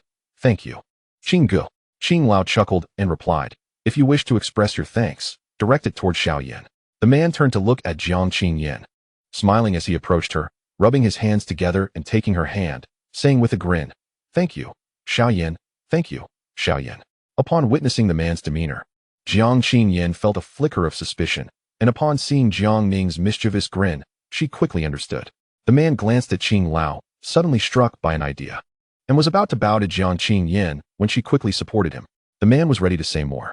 But upon noticing several Xianzhou appearing in the sky not far away, he inwardly cursed and hurriedly made his way into the grand hall. After he entered, 4 Xianzhou appeared in front of the hall, each accompanied by a figure. Jiang Ning looked up as the individuals on the Xianzhou began to descend. Third Elder, you arrived quite early, remarked a tall and stunning woman who approached Qing Lao, holding a folding fan and dressed in a scarlet qipao, exuding an alluring fragrance. Her graceful stride and enchanting expressions seemed capable of stirring the deepest desires of any man. Qing Lao glanced at her, nodded slightly, and dismissed her presence. The woman approached Jiang Ning, gently lifting his chin with her finger, leaning closer to admire his exquisite visage. Startled, Jiang Ning quickly dodged aside, and the woman casually stroked his hair, placing her hand near her nose to inhale deeply. Closing her eyes with a satisfied smile, she remarked, "What a delightful fragrance. Third Elder, where did you find such a beautiful male disciple? You've made me wish for one of my own." Her words seemed to penetrate the very soul of the men present, and upon hearing her voice, Jiang Ning felt a surge of energy throughout his body. Quickly turning away to avoid her gaze, Qing Lao waved his hand gently, and Jiang Ning felt his spirit rejuvenate instantly. He darted to Qing Lao's side, evading the woman's attention. Hee. Qing Lao chuckled softly, his expression inscrutable. "Elder Zhou, you flatter me. Compared to my old self's disciple, your disciple is the true beauty." Upon hearing Qing Lao's words, the woman laughed even more heartily and lightly waved her folding fan, summoning a female disciple to her side. The girl appeared to be around 14 or 15, holding a pipa, her face partially obscured by a translucent veil, her features cold and unyielding. She wore a light purple long dress, with her fair, jade-like legs gradually revealed by the gentle breeze, drawing attention. "Elder Zhou," the woman addressed the girl. "This is the third elder." The girl stepped forward slowly and performed a slight bow, saying, "Zijin greets the third elder." Her voice was ethereal and vibrant, contrasting sharply with Elder Zhou's allure. Jiang Ning gazed at Zijin, momentarily transfixed. Seeing Jiang Ning's expression, Jiang Yin puffed her cheeks slightly and stepped in front of him. Addressing Elder Zhou with a slight bow, "Elder Zhou, this is my junior brother. We have matters to attend to, so we must take our leave." With that, Jiang Yin grasped Jiang Ning's hand, intending to lead him away. Elder Zhou regarded Jiang Yin, seemingly understanding, and smiled gently. What a delightful little girl. Qing Lao observed the pair and prepared to depart, turning when a sudden shout rang out behind him. He frowned slightly, wondering who it was. "Qingyi." A small figure leapt down from one of the Xianzhou, a young boy hurriedly running to Qing Lao's side and jumping onto him. "Grandpa Qing, I found you again." The boy exclaimed joyfully. Qing Lao sighed and disregarded him, continuing toward the grand hall. "Grandpa, will you teach me that technique that shatters space? If you do, you'll be my true father." Hearing the boy's words, a burly man leaped down from the Xianzhou, his face contorted with anger as he shouted, "Rebellious child! What nonsense are you spouting?" The man rushed over to Qing Lao, lifting the boy and bowing apologetically. "Elder Qing, please don't take offense. This child knows not what he speaks." "Elder Wu, it's quite all right." Qing Lao nodded slightly without further comment. Behind him, the burly man roared, "You rebellious child! Do you wish to claim another father?" With that, he raised his hand to spank the boy. The boy cried out, "What is this? You must know how powerful Grandpa Qing is. I've found you such a strong father, and you still want to hit me? Ouch, that hurts." Jiang Ning watched the two with a silent chuckle, thinking, such is the bond between father and son. Just then, another man leaped down from a Xianzhou, a figure diminutive in stature. Jiang Ning noted that he appeared to be of similar age. The man approached Qing Lao and performed a slight bow. Qing Lao smiled and acknowledged him with a gentle sound. "This is the 7th elder of the Xian men, named Qing Feng. We ought to address him as Uncle Feng." Jiang Yin whispered to Jiang Ning. He nodded slightly. "Enough." A deep voice suddenly resonated through the square, silencing the crowd instantly. Jiang Ning turned to locate the source of the voice, watching as an elderly man descended slowly from a Xianzhou, his hands clasped behind his back, a treasured sword hovering behind him. "This is our Xian Men's second elder, known as Ming Lao," Jiang Yin informed Jiang Ning as she inched closer to him. Upon hearing this, Jiang Ning furrowed his brow and looked at the second elder. Behind him stood another man, elegantly fanning himself with a folding fan, his handsome visage adorned with a smile. "It's him." Jiang Ning recognized the man as the gentleman he had seen previously. As the elder landed, all the elders bowed to him, except for Qing Lao. Ming Lao regarded Qing Lao with displeasure, remaining silent. He walked to the hall entrance, turned, and extended his hands. Everyone, I believe you have all gathered here today at the behest of the sect leader. Let us now proceed inside together. With that, Ming Lao turned and entered the grand hall, with Qin Gongzi following closely behind. Qin Lao turned back to Jiang Ning and Jiang Qinyan. Let us also go inside. They nodded slightly and prepared to enter. The crowd began to move toward the hall. Hey, wait for me, huh? A sudden scream echoed from behind, causing everyone to turn. Elder Zhou chuckled lightly upon hearing the voice. It's that guy arriving last again. Jiang Ning turned to see a massive pit formed behind, and from it emerged a figure covered in dust. The person, slightly rotund, squinted with a smile as he approached the crowd. I hope I haven't disturbed anyone. My apologies for the delay, he said, climbing out of the pit and onto solid ground. Chapter 25. Divine Revelation. As the dust settled, Jiang Ning finally discerned the man's appearance. He was rather portly, with a round face and squinting eyes, his large belly exposed, and his legs appeared particularly short. He approached the crowd with an awkward smile, saying, "Sorry to keep everyone waiting." Elder Zhou crossed his arms, revealing his fair legs. Looking down at the portly man with a grin, Wang Pengzi, you're always the last one. Upon hearing Elder Zhou's words, Wang Pengzi became even more embarrassed. Hastily turning to notice Jiang Ning beside Qin Lao, Wang Pengzi's lips curled slightly upwards as he hurriedly ran to Jiang Ning's side. Seizing Jiang Ning's hand and placing it on his chest, his face radiant with a brilliant smile. Little brother, your appearance is so handsome. You must be the renowned Qin Gongzi, indeed a hero emerging from the youth. Before he could finish, the surrounding crowd erupted in laughter. Ziyu cast a glance at the fat man, then closed her eyes. Jiang Ning held his forehead, helplessly responding, Elder Wang, Qin Gongzi has already entered. Wang Pengzi glanced at the main hall, his face filled with embarrassment, and swiftly made his way to the front of the hall. The sect leader must be anxiously waiting. Let us hurry inside. With that, he dashed into the hall. The others chuckled and gradually followed suit. Jiang Qinyan shot a disdainful look at Jiang Ning and said, Let us go? Jiang Ning nodded as Jiang Qinyan took his hand, leading him into the hall. Jiang Ning glanced at Jiang Qinyan's hand and smiled gently. Inside the grand hall, Jiang Ning entered the Tianluan Hall and looked up to see a magnificent golden chair positioned above, flanked below on either side by 3 sandalwood chairs. Seated upon the golden chair was a man with a serious demeanor, leaning forward, hands clasped, coldly surveying the assembly. Jiang Ning immediately recognized him as the man who had just been violently beaten by Qin Lao. He was actually the sect leader. The 6 elders gradually took their seats, with Qin Lao sitting on the sandalwood chair closest to the golden chair, while Jiang Ning and Jiang Qinyan stood on either side of him. Jiang Ning scanned the surroundings, his gaze passing over the 6 elders sequentially. Elder Zhou noticed Jiang Ning's attention and flashed him a flirtatious smile, gently winking. Jiang Ning quickly lowered his head, refraining from looking at her again. Elder, what is the purpose of your summons today? The second elder casually leaned against his chair and inquired. Elder? Jiang Ning pondered the second elder's words, slightly puzzled. Does the Xianmin not have a sect leader? The elder seated on the golden chair frowned slightly, casting an irritated glance at the second elder. His arms crossed over his chest, his expression grave. He addressed the elders, esteemed colleagues. The 9 domains heroic battle has been moved up. What? At the man's announcement, all the elders except Qin Lao rose, their expressions serious as they looked toward the man. Fang Tianyan, do you know what you were saying? The second elder spoke first, meeting the man's gaze directly. Fang Tianming, mind your tone, the man replied, his voice laced with palpable anger, a powerful aura emanating from him, enveloping the entire hall, his cold eyes fixed on the second elder. The second elder, sensing the man's intensity, fell silent and sat down. The elders exchanged glances, and ultimately, it was Elder Zhou who spoke up. Brother, is the news credible? Fang Tianyan glanced at Elder Zhou and nodded slowly. It is a decree personally issued by the dragon god. As he spoke, a square crystal appeared in his palm. With a wave of his right hand, the crystal floated into the air, emitting a dazzling light. In an instant, the entire hall was illuminated, and a formidable pressure radiated from the crystal, forcing the seated elders to bend forward, while Jiang Ning and the others were compelled to crouch down. Jiang Ning looked up to see a man's figure materialize within the light. He sat upon a splendid throne, resting his chin on his right hand, his left foot crossed, gazing down with indifference.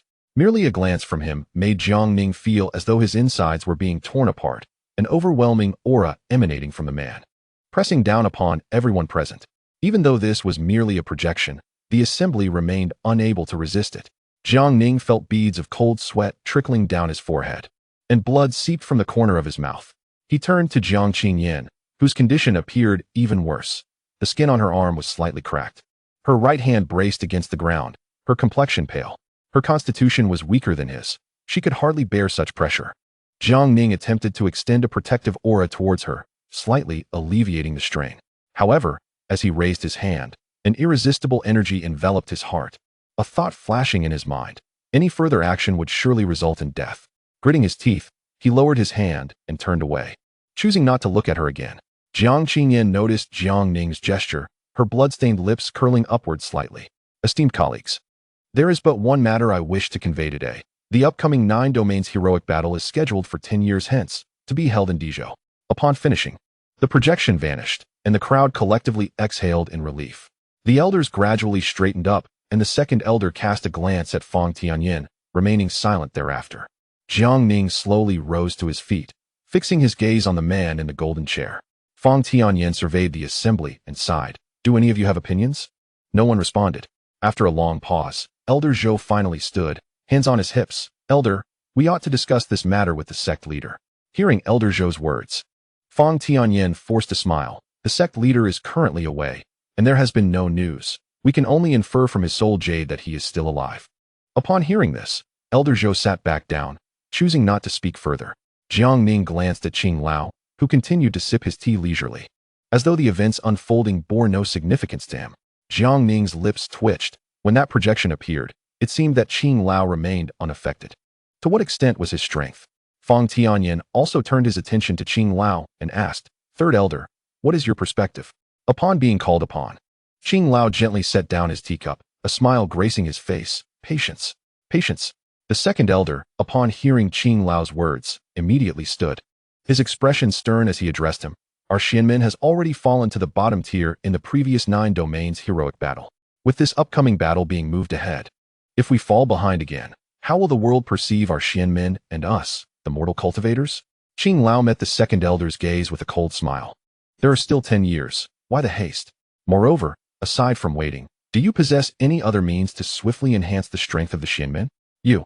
The second elder scoffed, turning on his heel and striding toward the hall's exit. Standing at the doorway, he turned back to address the assembly. I do not have time to engage in idle chatter with you. Shao Qing, we shall depart. Qing Gongzi nodded, offering a respectful farewell to the elders before following suit. Fang Tianyin cast a glance at Fang Tianming and sighed. My brother is simply dissatisfied with the sect leader's decision to pass the acting sect leader's position to me. The other elders exchanged glances and also bowed in farewell to Fang Tianyin. We should take our leave as well. Just as Qing Lao was about to exit, Fang Tianyin called out to him, Third elder, you stay. Qing Lao's gaze flickered, yet he remained silent. Jiang Ning and Jiang Qingyan exchanged glances and stood beside Qing Lao. After everyone else had departed, Fang Tianyin approached Qing Lao.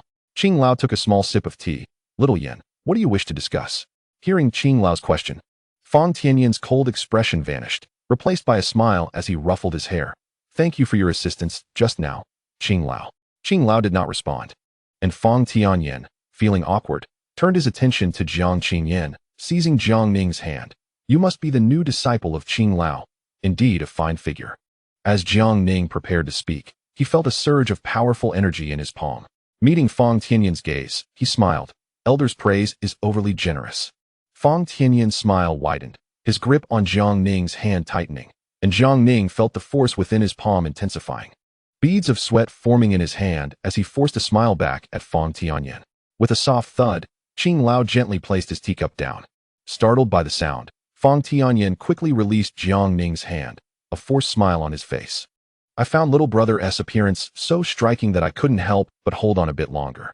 Ignoring him, Qing Lao rose, since the elder has no further matters. We shall take our leave. With that, a spatial rift appeared before Qing Lao, and he walked toward it, hands clasped behind his back. Jiang Ning, Xiao Yin, follow me. Jiang Ning took a deep breath, nodded, and cast a disdainful glance at Jiang Qingyan as they both followed suit. Elder, I bid you farewell, Jiang Qingyan said, offering a slight bow to the elder before departing the grand hall. Fang Tianyin waved in the direction they had left, her smile unwavering. Outside the hall, Qing Lao emerged from the void, with Jiang Ning and Jiang Qingyan trailing behind him. Jiang Ning's forehead glistened with beads of sweat as he exhaled. A faint smile played on Qing Lao's lips as he looked up to the sky, muttering, "Old fox, huh?" Jiang Qingyan steadied Jiang Ning, and with a wave of his hand, the three ascended onto the Xianzhou. Qing Lao frowned as he gazed ahead. The time left for them is limited. With another wave of his hand, the Xianzhou soared towards Qing Feng. "From today onward, each of you shall double your training time." No, master." Inside the Tianluan Hall, Feng Tianyin stood still, gazing at her right hand, a slight smile gracing her lips as she exhaled. "Is this what you refer to as the new generation of Xianmin? But is he truly one of us?" Feng Tianyin approached the golden chair, pricked her finger, and let a drop of blood fall onto it. Suddenly, a magical formation appeared beneath the chair, and in an instant, Feng Tianyin vanished. In a hidden chamber, Feng Tianyin stepped forward, bowing before a stone statue. "Zongzhu." A voice emanated from within the statue as its eyes abruptly opened, fixing its gaze upon Feng Tianyin. "I am aware of what transpired earlier. How shall we deal with Jiang Ning? Protect him, regardless of whether he wishes to remain with us in the future." Feng Tianyin paused momentarily before nodding. "Understood." The statue sighed. "I sense that the Longling realm is becoming increasingly unstable. I must now enter seclusion, and all matters of Xianmin will be entrusted to you." Feng Tianyin knelt on one knee. "Yes. You may leave." Feng Tianyin remained kneeling for a moment, then spoke. "Zongzhu, that individual has sought us out again. We need not concern ourselves with him." "Indeed." Feng Tianyin nodded and stood to depart. After she left, a shadow slowly emerged from within the statue, raising its head with a sigh. "The Longling realm is on the verge of transformation." With a chuckle, the shadow vanished, and the statue returned to its original state, closing its eyes. Chapter 26. Descending the mountain. Time flies, and 5 years have passed. Under the ancient elm on Qing Feng, Jiang Ning reclined in the shade, a blade of grass between his lips, legs crossed, his eyes fixed on the sky, where clouds danced and winds ebbed. Over these 5 years, Jiang Ning diligently practiced under Qing Lao's guidance, nearly exhausting all the spiritual herbs and treasures on Qing Feng. Under Qing Lao's painstaking tutelage, Jiang Ning's cultivation had ascended to the Xian level, 5 stars. Such a pace of advancement astonished even Qing Lao.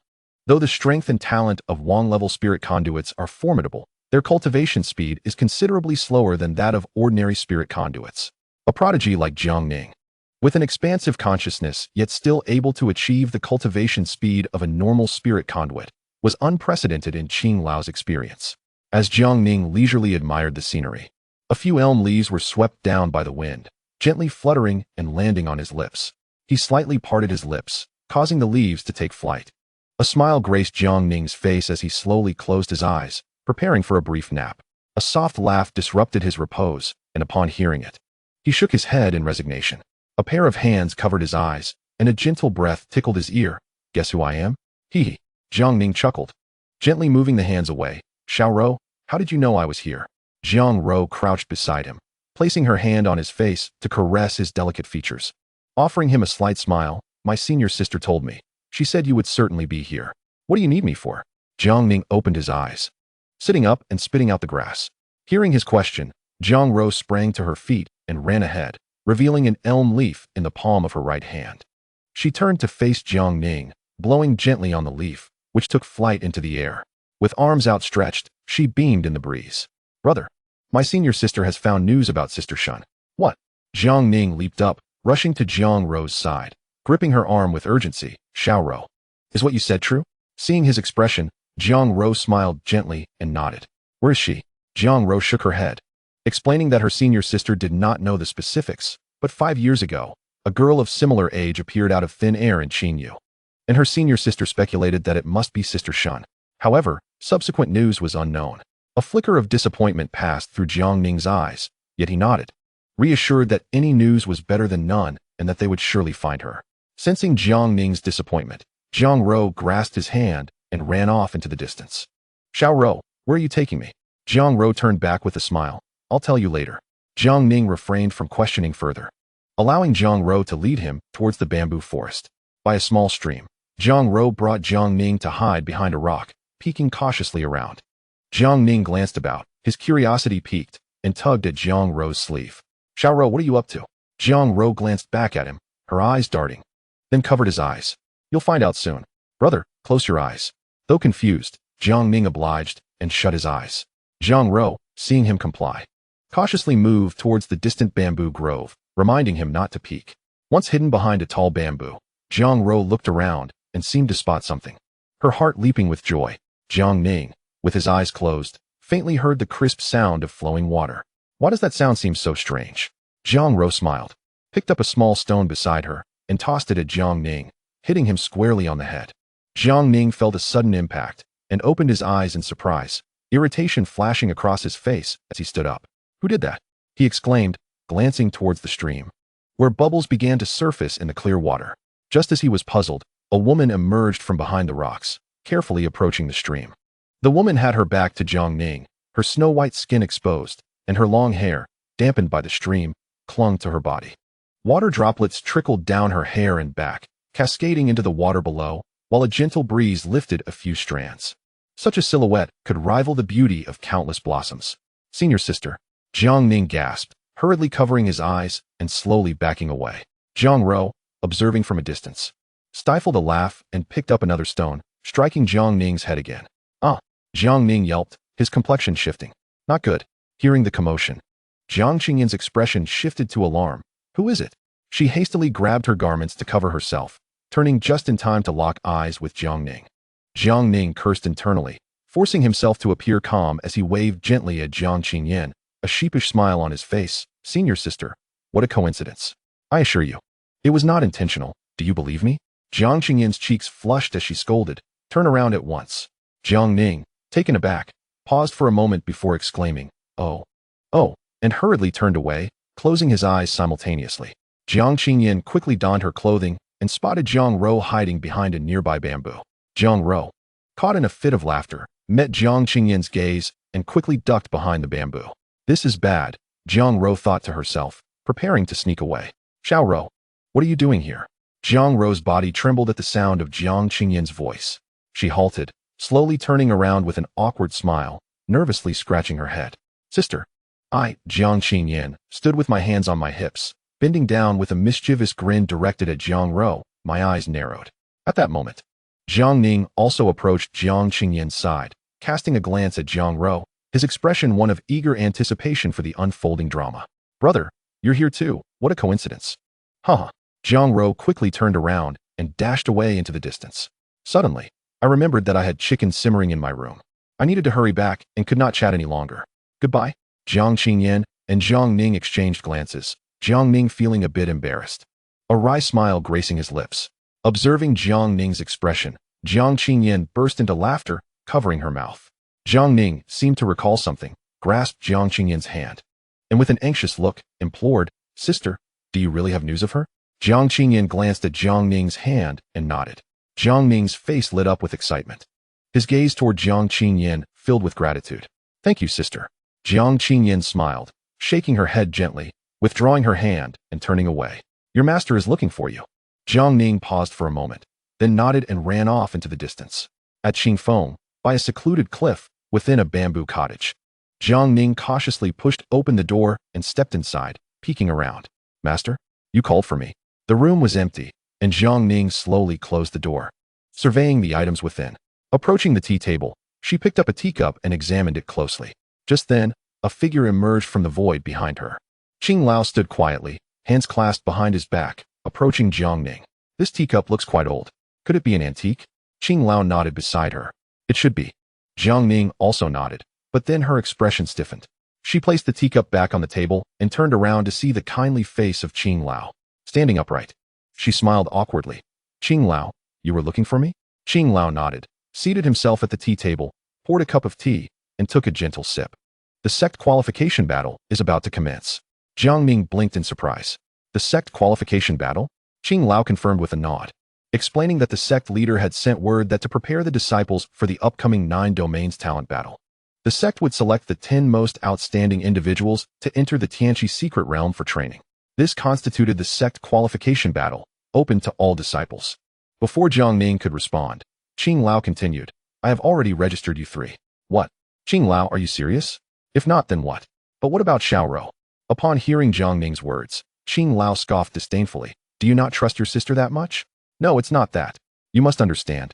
Your sister has worked just as hard as you for her cultivation. Jiang Ning remained silent, gazing intently at Qing Lao. She does not envy your talent. Rather, She strives to catch up to your pace. She wishes to contribute as well. This competition is also an opportunity for her to affirm herself. Jiang Ning sighed, conceding to her master's arrangements. Qing Lao stood and approached Jiang Ning, extending his hand. In his palm appeared a jade-green token embossed with a mountain-like design. Jiang Ning reached for it, asking, "What is this?" "It is the identity token of Qing Feng. With this, you can freely enter and exit the Xianmen." "What do I need this for?" Jiang Ning idly toyed with the token in her hand. Qing Lao turned away, stating, "From today onward, you shall depart." Before Jiang Ning could respond, a spatial vortex appeared beneath her, pulling her in. Qing Lao's voice echoed in the void, "Jiang Ning. For the next 3 months leading up to the competition, you shall descend the mountain to train. Qingfeng's resources can no longer sustain you. Remember, within 3 months, you must attain a cultivation level of Xian grade 7 stars, or do not return." Anger flashed across Jiang Ning's face as she pointed into the void, shouting, "Old man, are you playing tricks on me again? Trapped by this old fellow once more." The spatial vortex collapsed, revealing a vast void that generated a tremendous pull. Realizing the danger, Jiang Ning summoned a dark red dragon shadow in her right hand. The dragon shadow coiled around her as she grasped its tail, attempting to escape the immense force. The spatial vortex trembled, and several enormous voids appeared around her, intertwining like giant gears. Upon contact with the void, the dragon shadow was torn to shreds. Roar!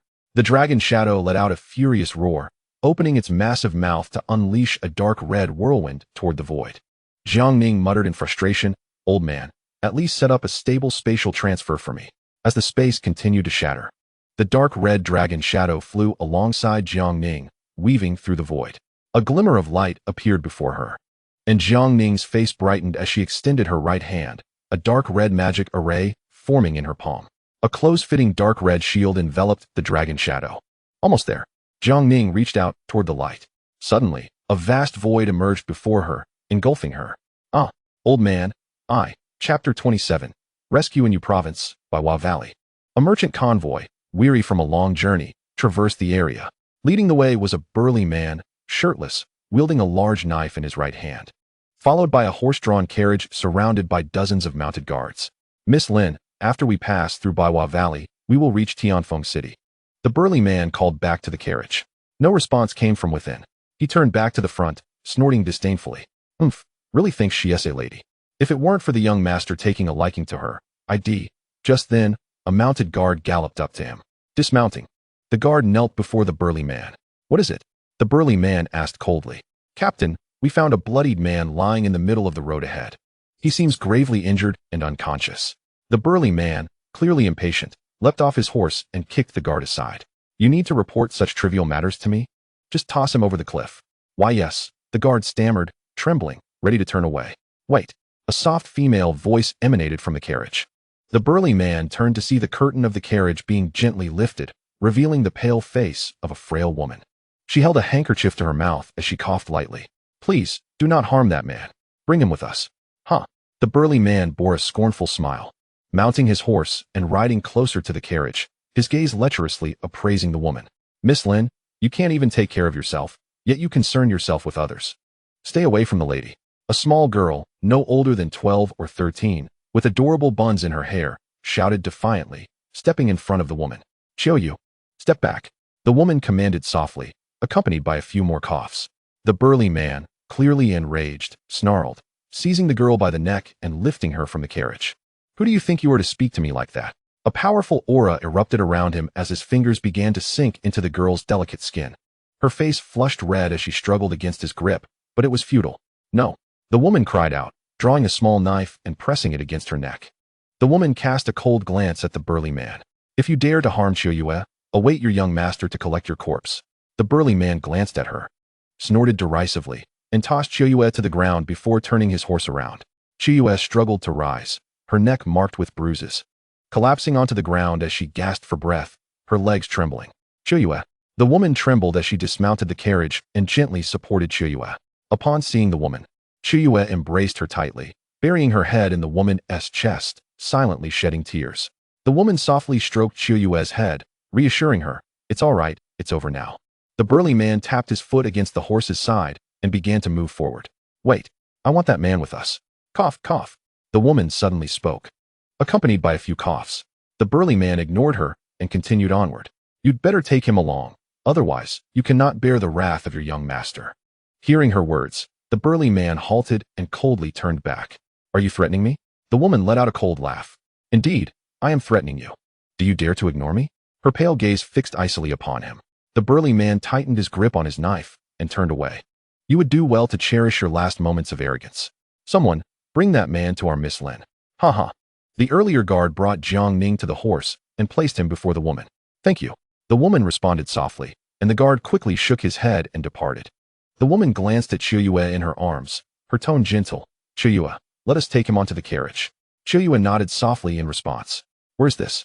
Jiang Ning slowly regained consciousness, opening his eyes slightly to survey his surroundings. He found himself lying on a bed, a lamp suspended above him. Jiang Ning held his head and shakily rose. Ah! A girl's voice suddenly called out, and he turned to see a girl with a bun. Her mouth agape in surprise as she held a bowl of medicinal soup. Upon seeing Jiang Ning, the girl hurriedly turned and placed the soup on a nearby table before rushing towards the door. Hey! Jiang Ning's hand hung in the air, his lips twitching. Don't go. Jiang Ning sighed and sat back down on the bed. He touched his chest, realizing he wore no clothing, only a piece of undergarment below. What is going on? Why am I here? Before Jiang Ning could ponder further, a piercing pain surged through his head, engulfing him in agony, causing him to faint once more. Dr. Zhang, how is he? A weak female voice echoed in Jiang Ning's mind. He is well now. He just needs some time to recuperate. Thank you, Dr. Zhang. Cough. It's nothing. After speaking, Dr. Zhang tidied up and departed. This fellow has remarkable physical resilience. Despite sustaining such severe injuries, he recovers so swiftly. Hey, miss, do you think we have stumbled upon an extraordinary person? A light, melodic voice entered Jiang Ning's consciousness, and he forced his eyes open slightly, seeing Qiuyue reaching out to him with a smile. Qiuyue, do not be rude. Miss, it's fine, after all. He is currently unconscious, hee. Qiuyue turned and smiled at the woman. Who are you? Jiang Ning suddenly spoke, his voice weak. Ah, the girl gasped, quickly retreating behind the woman.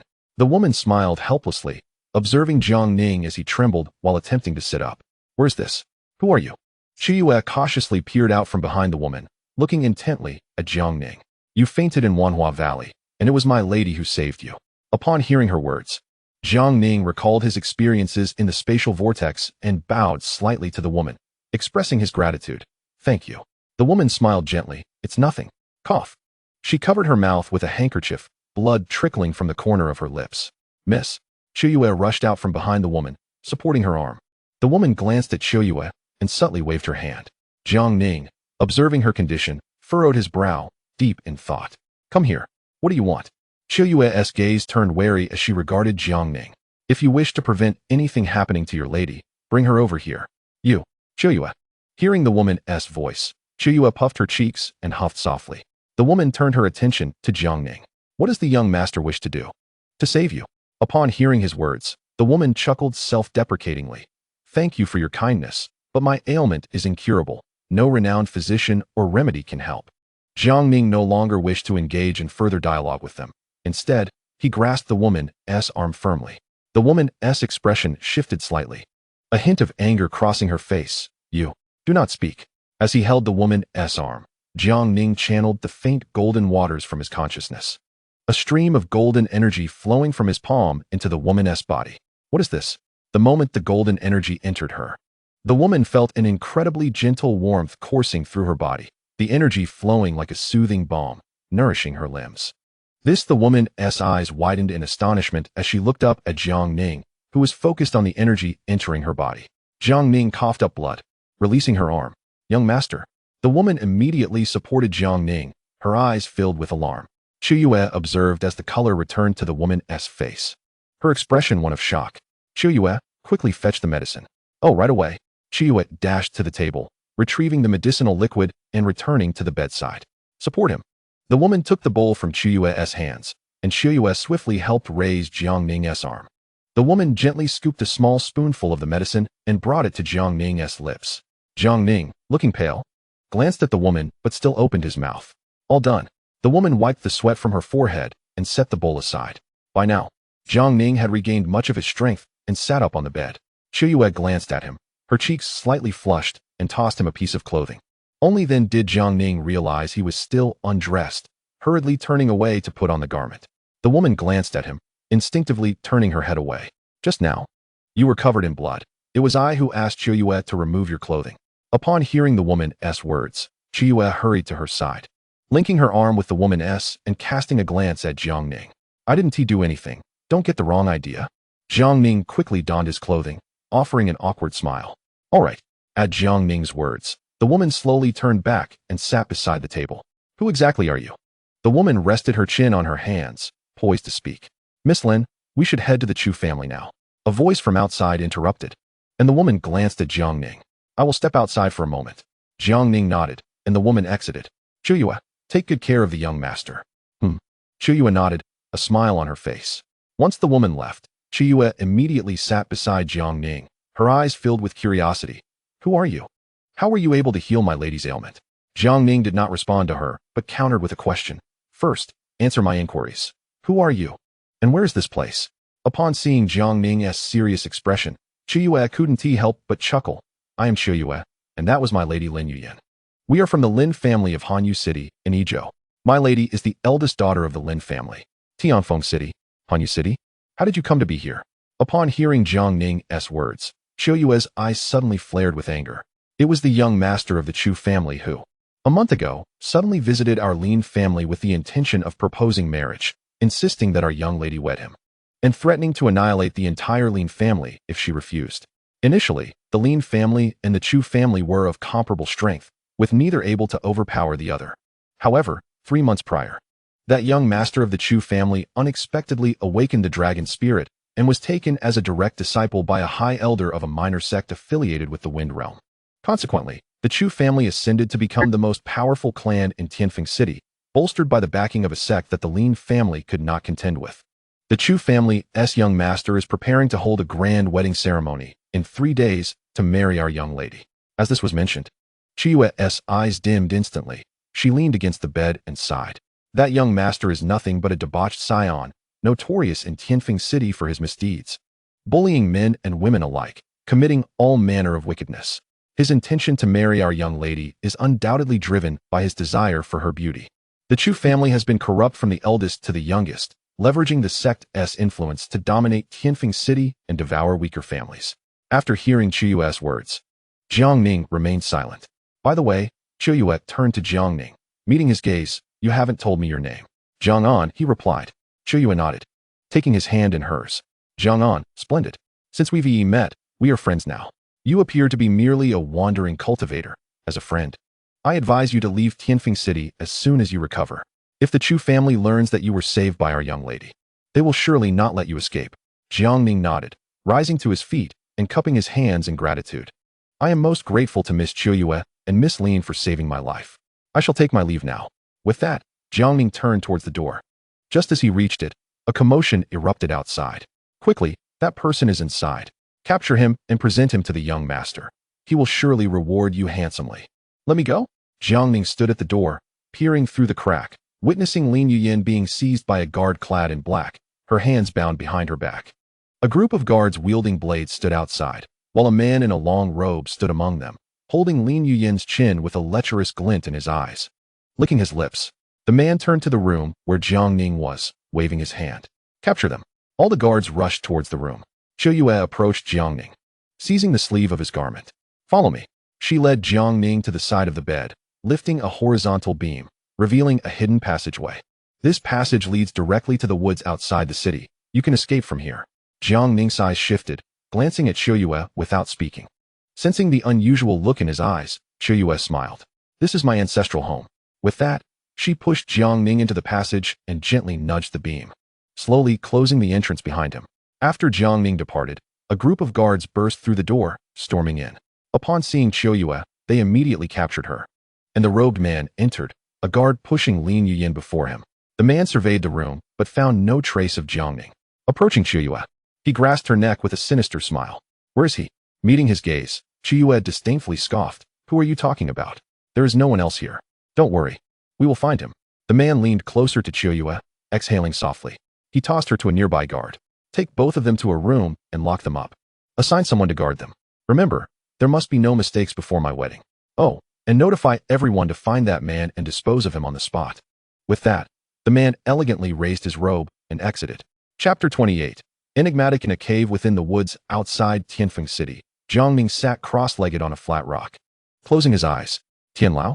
Jiang Ning entered his consciousness, but found no trace of Tianlao. Approaching a pool of water, he noticed that after 5 years of cultivation, the once faint golden pool had transformed into a considerable oasis. Jiang Ning bent down, scooping some water with his hands. At that moment, Tianlao appeared beside him. "What are you doing?" Startled by Tianlao's voice, Jiang Ning spilled the golden water onto the ground. "Tianlao, could you not announce your presence?" Tianlao lay back on the ground, hands behind his head, legs crossed, smiling apologetically at Jiang Ning. "My apologies." Ignoring him, Jiang Ning squatted by the water's edge. "What were you just doing?" Tianlao flipped over and leaped to Jiang Ning's side. "Did you feel something strange?" Tianlao's interest piqued. He leaned closer to Jiang Ning. "Oh, what is strange? I can't quite describe it, but while I was using the dragon god's sacred blessing to heal Lin Yuyan, I sensed a peculiar energy within her, as if it sought to devour my energy. Had my energy not been immense, I might have been completely drained." Tianlao's expression shifted, his playful demeanor fading, and his brow furrowed. "You sensed it too?" Jiang Ning turned in shock. "Could it be that you?" Tianlao nodded. "I vaguely felt a strange force tearing at my body. That force is unusual. It does not resemble the power of ordinary cultivators or spirit possessors." Upon hearing Tianlao's words, Jiang Ning's brow furrowed further, and he refrained from continuing. A terrifying hypothesis began to take shape in his mind. Could she be? In a secluded room within the Chu residence in Tianfeng City, Lin Yuyan sat on the edge of the bed, gently wiping her hands with a silk handkerchief. Chiyue lounged in a chair beside her, legs crossed, gazing intently at her fingernails with a smile playing on her lips. Lin Yuyan set down the handkerchief and looked at Chiyue. "Why did you let him go?" Without lifting her head, Chiyue's smile widened, and she remained silent. "Did you not realize how powerful he is? Such immense strength is unprecedented for me." Still ignoring her, Chiyue continued to examine her nails. "Humph." Lin Yuyan suddenly stood up, grasping Chiyue's arm. At that moment, Chiyue lifted her head, locking eyes with Lin Yuyan and grinning. Hee. In an instant, Lin Yuyan felt as though she were plunging into a void, surrounded by countless dark whirlpools threatening to engulf her. Startled, she released Chiyue's arm and stepped back, disbelief in her eyes. Her power has grown stronger. Chiyue regarded Lin Yuyan and, brushing off her clothes, stood up. "He will definitely return." "How could that be?" "He is." Lin Yuyan suddenly seemed to recall something, her eyes widening in shock. "Could it be that you?" Chiyue turned to Lin Yuyan, her lips curling into a smile as she placed a finger to her lips. "Shill." Impressive as always, Lin Yuyan laughed coldly. "Such ruthless tactics could only come from you." Chiyue turned away, a blood-red magical array shimmering in her palm, casting a crimson glow that enveloped her eyes and hair. She chuckled softly, glancing at Lin Yuyan, and sighed. "Without a little ruthlessness, how could we have survived in that place? He will surely come back. After all, he saved you, huh?" In a tavern within Tianfeng City, "Waiter, bring me some wine." Coming right up, Jiang Ning donned a tattered long robe and seated himself at a wooden table by the window. He picked up a cup of wine and savored it slowly. "Hey, did you hear? The young master of the Chu family, Chu Tianhan, is to marry the Lin family's eldest daughter from Hanyu City the day after tomorrow." "I heard that too." "The Chu family is hosting a grand wedding ceremony the day after tomorrow, inviting many prominent figures and noble families from Tianfeng City, preparing for an unprecedented celebration." Jiang Ning gently set down his wine cup, turning his attention to the surrounding patrons. "You inquire, how could a distinguished young master of the Chu family be enamored with a mere miss from the Lin family? Perhaps it is her beauty that has captivated him, for she is indeed the most enchanting maiden in Hanyu City." Nearby, a burly man took a hearty swig from his cup, slamming it down upon the table with a resounding thud. "Nonsense." The surrounding patrons halted their discussions, turning their attention to the robust figure. Jiang Ning also glanced over, momentarily taken aback. "Is it he?" Jiang Ning recognized the man as the very bodyguard who had once stood beside the young master of the Chu family. "And pray tell, what is the true reason?" The burly man's cheeks flushed, his head swaying slightly. "I assure you, do not speak carelessly." The crowd nodded in agreement, and the man took another hefty gulp of his drink, exhaling heavily. "The Lin family's eldest daughter, it is said, possesses a rare dual cultivation physique." "What?" Jiang Ning's face displayed astonishment. The patrons in the tavern erupted in disbelief, their voices rising in unison as they turned to the burly man. "Is what you say truly accurate?" A frail man beside him inquired cautiously. Upon hearing this, the burly man's expression darkened, and he slammed his palm onto the table. grasping the frail man's neck with his right hand. Do you think I am deceiving you? The man hastily waved his hands in denial. No, no. Humph. The burly man tossed the frail figure to the ground and resumed his seat. Just as Jiang Ning prepared to depart, a group of men in black burst through the door. The burly man glanced at them, rose unsteadily, and approached with a lopsided grin, exhaling the scent of alcohol. Hey, what brings you here? Perfect timing. I've had a bit too much to drink. Would you escort me home? The leader of the black-clad men waved his right hand, and his comrades swiftly surrounded the burly man, pinning him against the table. The patrons, alarmed by the sudden intrusion, fled in haste. What are you doing? Do you not know who I am? The burly man roared. A series of crisp claps echoed from above, and Jiang Ning looked up to see someone descending the staircase. It was Chu Tianhan. He approached the burly man, lifting his chin gently, a peculiar smile gracing his features as his eyes narrowed. What was that you just said? The moment the burly man beheld Chu Tianhan, his intoxication vanished, his body trembling uncontrollably, lips quivering. Chu Xiao, I was merely intoxicated, and I don't recall anything.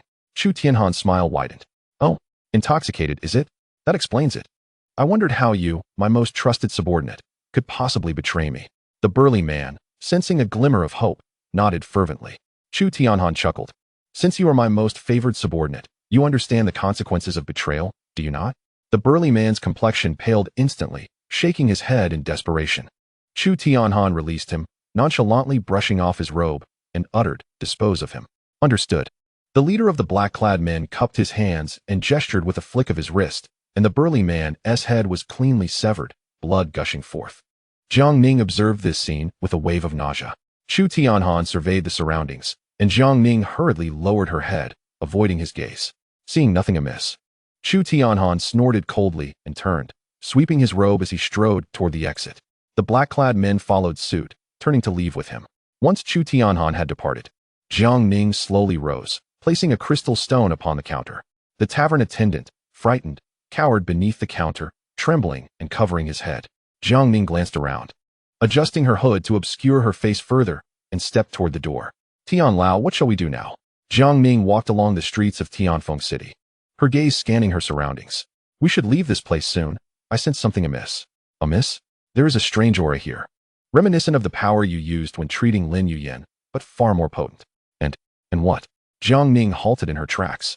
The aura evokes a profound discomfort within me. Jiang Ning, upon hearing this, felt a jolt of shock. A force capable of unsettling Tian Lao. This? What are your thoughts now? Jiang Ning paused for a moment before continuing forward. Wait a moment. Tian Lao remained silent, merely nodding. Since this is your own trial, you must decide how to proceed. In truth, Tian Lao harbored some doubts. Jiang Ning typically would hasten to depart upon hearing such words, yet this time, within Jiang Ning's consciousness, Tian Lao reclined beside an oasis, a blade of grass in his mouth, his legs crossed as he reflected on the recent events, sensing something off-kilter. He felt an undeniable discomfort pervading the situation, as though unseen forces were subtly manipulating events. Here we are. Jiang Ning halted before a grand estate. The Chu residence was adorned with festive lights, enveloped in an atmosphere of tranquility and joy. Jiang Ning lifted her gaze briefly before turning to conceal herself in a nearby alley, pulling her hood tighter. That night, she would venture forth to witness this so-called Chu residence. Chapter 29. A night investigation. In the stillness of the night, the moon concealed behind clouds. Jiang Ning donned a black cloak and a mask, stealthily emerging from the alley beside the Chu estate. Jiang Ning, exercise utmost caution, Tian Lao advised. Understood. Jiang Ning lowered her hood and, with a swift movement, positioned herself beneath a towering tree near the main entrance of the Chu residence. Concealed behind the tree, she cautiously peered out, observing that the main gate was firmly shut, with only a few guards leaning against the side. Jiang Ning picked up a stone from the ground and tossed it towards another tree, creating a rustling sound. Who goes there? The guards at the Chu residence were instantly startled, gripping their weapons and glancing toward the tree, where a bird took flight. A bird? Disperse, disperse. The guards, reassured, returned to their posts, yawning. Seizing the moment of their distraction, Jiang Ning swiftly leaped over the gate, hiding behind a rockery. No one noticed her. Jiang Ning cautiously peeked out, surveying her surroundings. At this hour, how are there still people awake? She caught sight of flickering candlelight emanating from a room, ensuring no one was watching before leaping from the rockery to a tree close to the window. The window was sealed, obscuring the interior. Yet Jiang Ning could discern two figures through the shadows. One figure extended their right hand, seemingly cradling something, a box. The other figure slowly knelt, bowing their head as they reached out to accept the box-like object. What is transpiring here? Jiang Ning scanned her surroundings, a sudden thought sparking in her mind. With a push from her left foot, she leaped onto the roof of the house. Gently lifting a tile, she peered into the scene below. Do not disappoint your master's cultivation of you. The standing figure wore a pale yellow hooded robe, their back turned, adorned with a dark crimson dragon emblem. Jiang Ning was taken aback. Is that not the very emblem etched upon my palm? The kneeling figure nodded earnestly, excitement gleaming in his eyes as he cradled an exquisite sandalwood box, trembling with anticipation. What is this sensation? Tian Wen's voice resonated in Jiang Ning's consciousness. She hurriedly entered her inner world. What is it, Tian Lao? Jiang Ning gazed up at the immense eye hovering above. Tian Wen did not respond, slowly closing his eyes. Nothing. It must be my imagination. Jiang Ning refrained from further inquiries, returning to the realm of reality. The kneeling man bowed his head even lower, his body trembling unnaturally. Yes. Thank you, esteemed messenger. I will not disappoint the cultivation bestowed upon me by the master. It is best to ensure that. The man in the yellow robe let out a cold snort and turned to leave. By the way, those two women, did they escape? The kneeling man hesitated for a moment before solemnly shaking his head. No, messenger, why do you ask this? Haven't you heard that some questions should remain unasked? The tone of the man in the yellow robe suddenly turned frigid, his hands clasped behind his back. I know my mistake. The kneeling man hastily bowed his head, beads of cold sweat forming. You had better understand that. The man in the yellow robe stepped forward, preparing to depart. Who goes there? The man in the yellow robe abruptly raised his head, gazing at the ceiling. Bang! Jiang Ning was instantly drenched in cold sweat, hurriedly leaping away from the rooftop. Huh! The man in the yellow robe chuckled coldly. Thinking you can escape?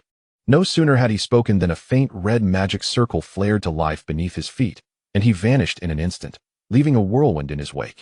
On the streets outside the Chu residence, disaster struck. Jiang Ning turned back, finding no trace of the man in the yellow robe. Did he lose him? Be careful.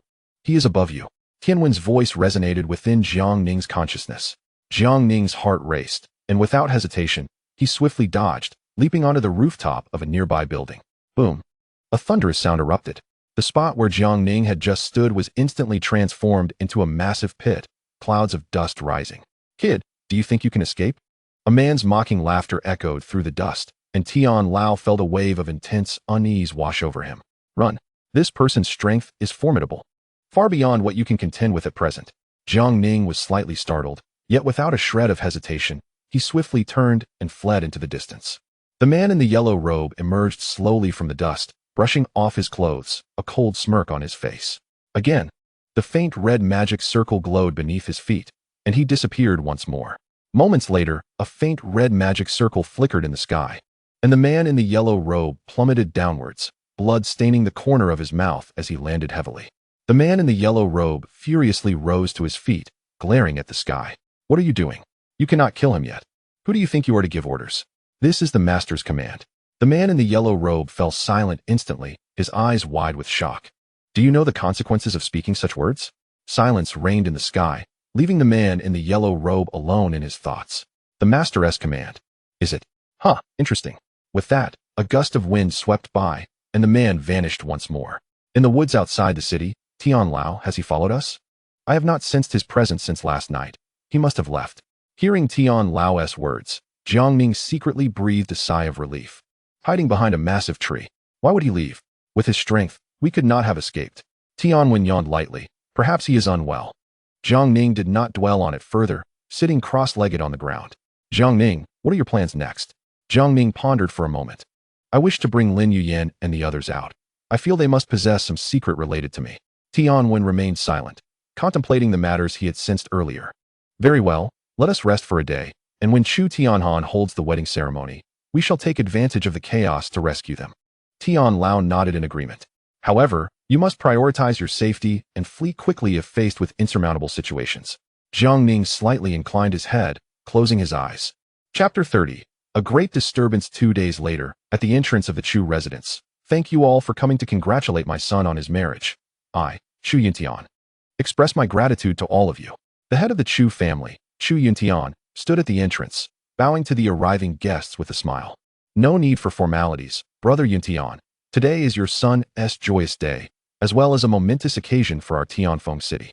An elder with a white beard grasped Chu Yuntian's hand, chuckling. The city lord is too kind. Please, come inside. Haha, good. Brother Yuntian, why has your son not come out? Another man in a long robe inquired. Inside the Chu residence, Lin Yuyan sat at the foot of the bed, with Chu Yue attending to her attire and hair. Madam, the young master requests an audience. A maid outside spoke softly. Tell him to go away. Just as the maid was about to respond, Chu Tianhan waved his hand, signaling her to retreat. With a smile on his face, Chu Tianhan opened the door and slowly walked in. Yin, we are to be husband and wife soon. Why such hostility? Lin Yuyan sneered. You think you are worthy of marrying me? Chu Tianhan's smile gradually faded as he stepped closer, lifting Lin Yuyan's chin with his right hand, his gaze icy. If you don't want the Lin family to disappear, obediently marry me. Lin Yuyan clenched her right fist, biting her teeth, a faint red glow flickering in her palm. Do not move. Have you forgotten the master's task?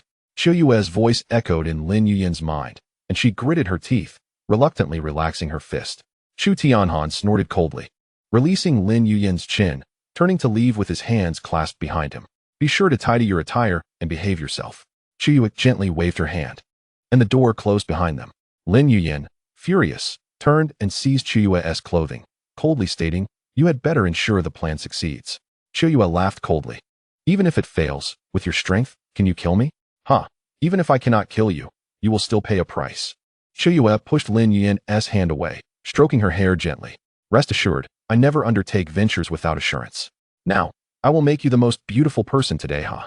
Lin Yuyan said nothing further, sitting on the bed with her hands resting on her legs, gradually closing her eyes. Tianlao, have you discovered anything? Jiang Ning arrived at the street adjacent to the Chu residence, gazing towards the main entrance. I have not sensed the presence of the yellow-robed man from last night.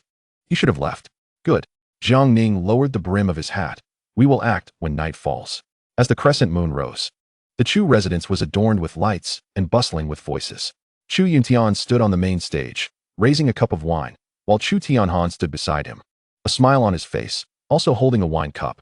Thank you, dear friends, for coming to celebrate. I, Chu Yuntian, extend my congratulations to you all. Chu Yuntian shouted, and the crowd fell silent, turning to face him. It is our honor to attend your son's wedding ceremony. Is that not so? A man stood up, calling out to those around him. Indeed, indeed. Your son is now the foremost young man in Tianfeng City. We hope he will not forget us when he flourishes in the future. Chu Tianhan smiled, lifting his cup. Naturally. Now, let us raise our cups together in celebration of this couple. Cheers. The crowd raised their cups, and both Chu Yuntian and Chu Tianhan clasped their hands and drank. At the side door of the Chu residence, Jiang Ning vaulted over the entrance. Tianlao, can you pinpoint their location? Within Jiang Ning's consciousness, Tianwen slowly opened his eyes, a vast energy emanating from Jiang Ning, expanding outward. Moments later, Tianwen sighed. No, I have searched the entire Chu residence and found no trace of them. Jiang Ning frowned slightly. Then we will search one by one. Like a soaring dragon, Jiang Ning felt the wind beneath his feet, and several phantoms appeared around him, scattering in different directions. Not here. Not here either. Jiang Ning scoured the Chu residence, but found no sign of Lin Yuyan or Chu Yue. Damn it, where has Chu Tianhan taken them? Jiang Ning cursed silently. Suddenly struck by an idea, he looked toward the main hall of the Chu family. It was brightly lit and filled with noise. Could it be there? Jiang Ning vanished from his spot once more, employing his swift movements toward the main hall of the Chu residence. Jiang Ning, be careful. Understood. Jiang Ning swiftly maneuvered to a tree closer to the main hall, cautiously peering out towards it. Young Master Chu, why have we not seen the heroine of the evening? Bellowed a robust man, his cheeks flush and his head bobbing in excitement. Indeed, let the bride make her appearance, echoed the crowd around him. Chu Tianhan smiled softly. Very well. With that, he gently clapped his hands, and a procession emerged from a chamber beside the main hall. Leading the group was a woman, adorned in a striking red wedding gown, crowned with a phoenix headdress and veiled with an exquisite, translucent, gold-threaded light pink cover. Her hands were gracefully crossed before her, as she walked with deliberate elegance, exuding an air of grandeur. Following her were numerous maidens, with Chiu Yu standing poised among them. The moment the woman took her place, she captivated countless gazes, her every step eclipsing the splendor of many. Chu Tianhan was equally mesmerized by Lin Yuyan, momentarily lost in admiration. So beautiful.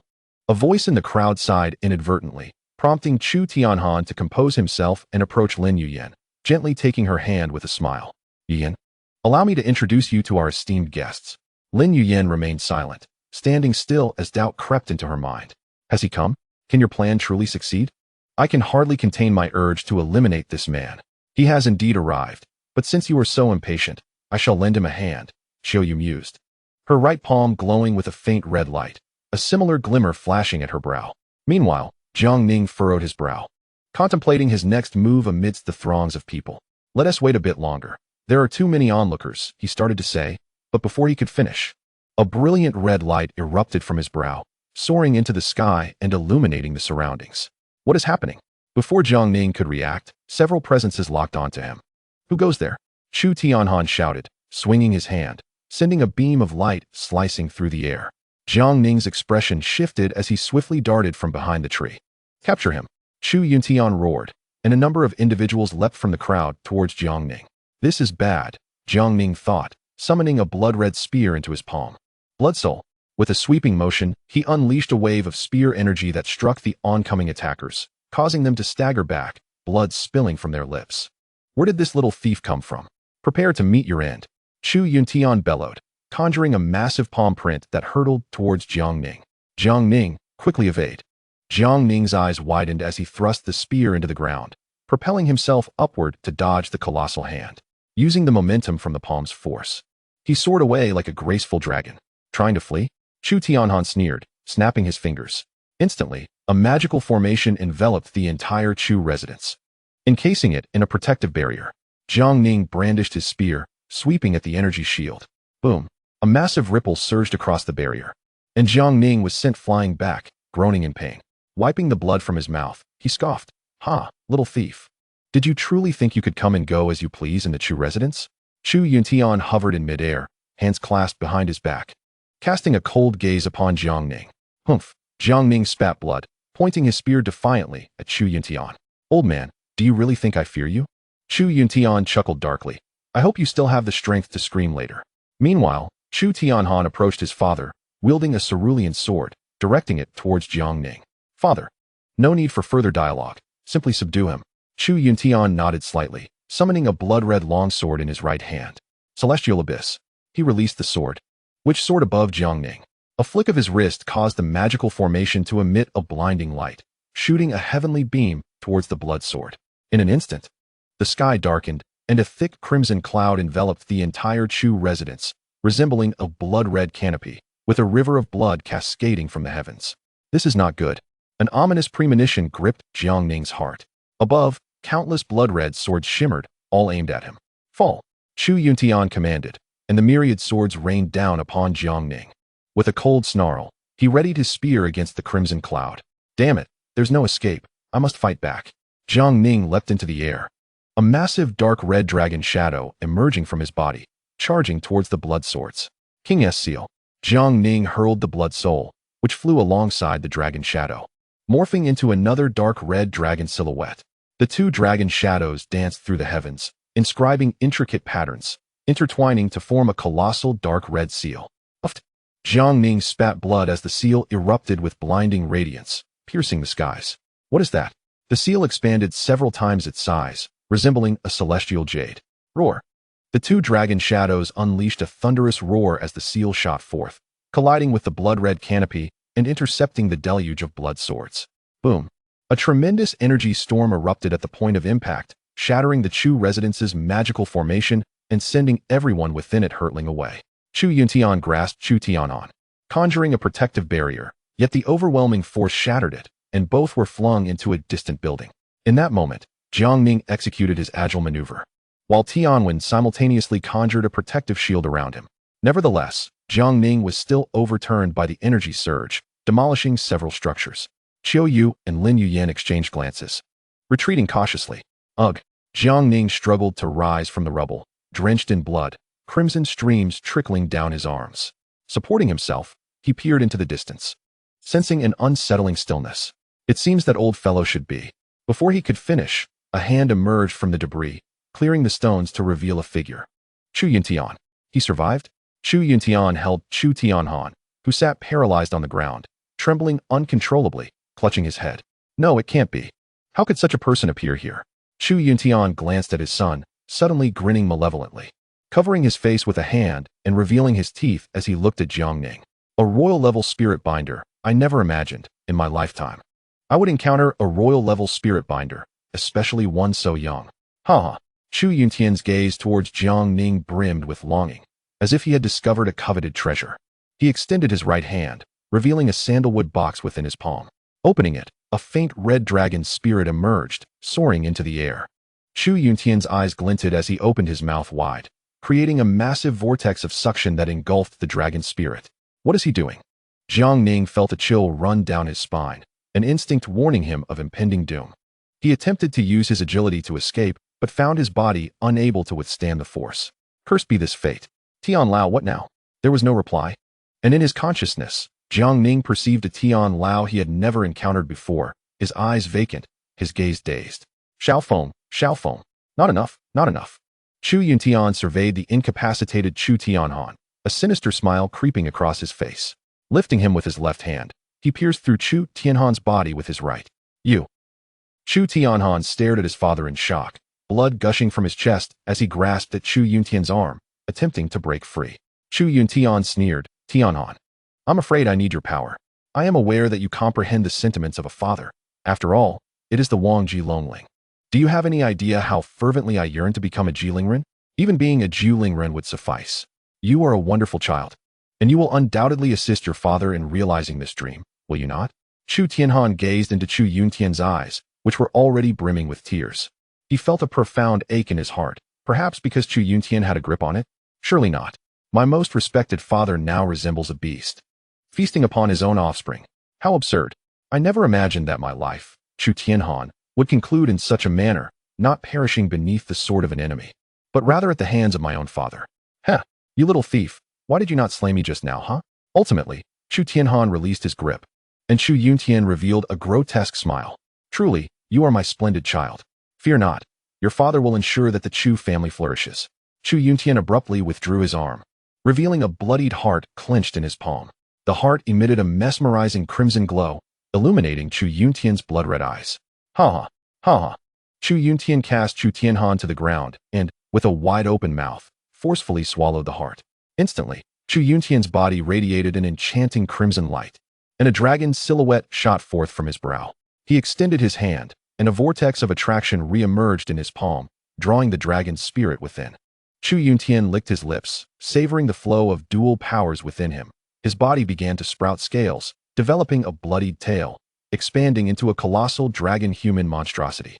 Ascending into the air, Chu Yuntian spread his arms wide and laughed heartily. Is this the sensation of possessing power? It is simply exquisite, truly exquisite.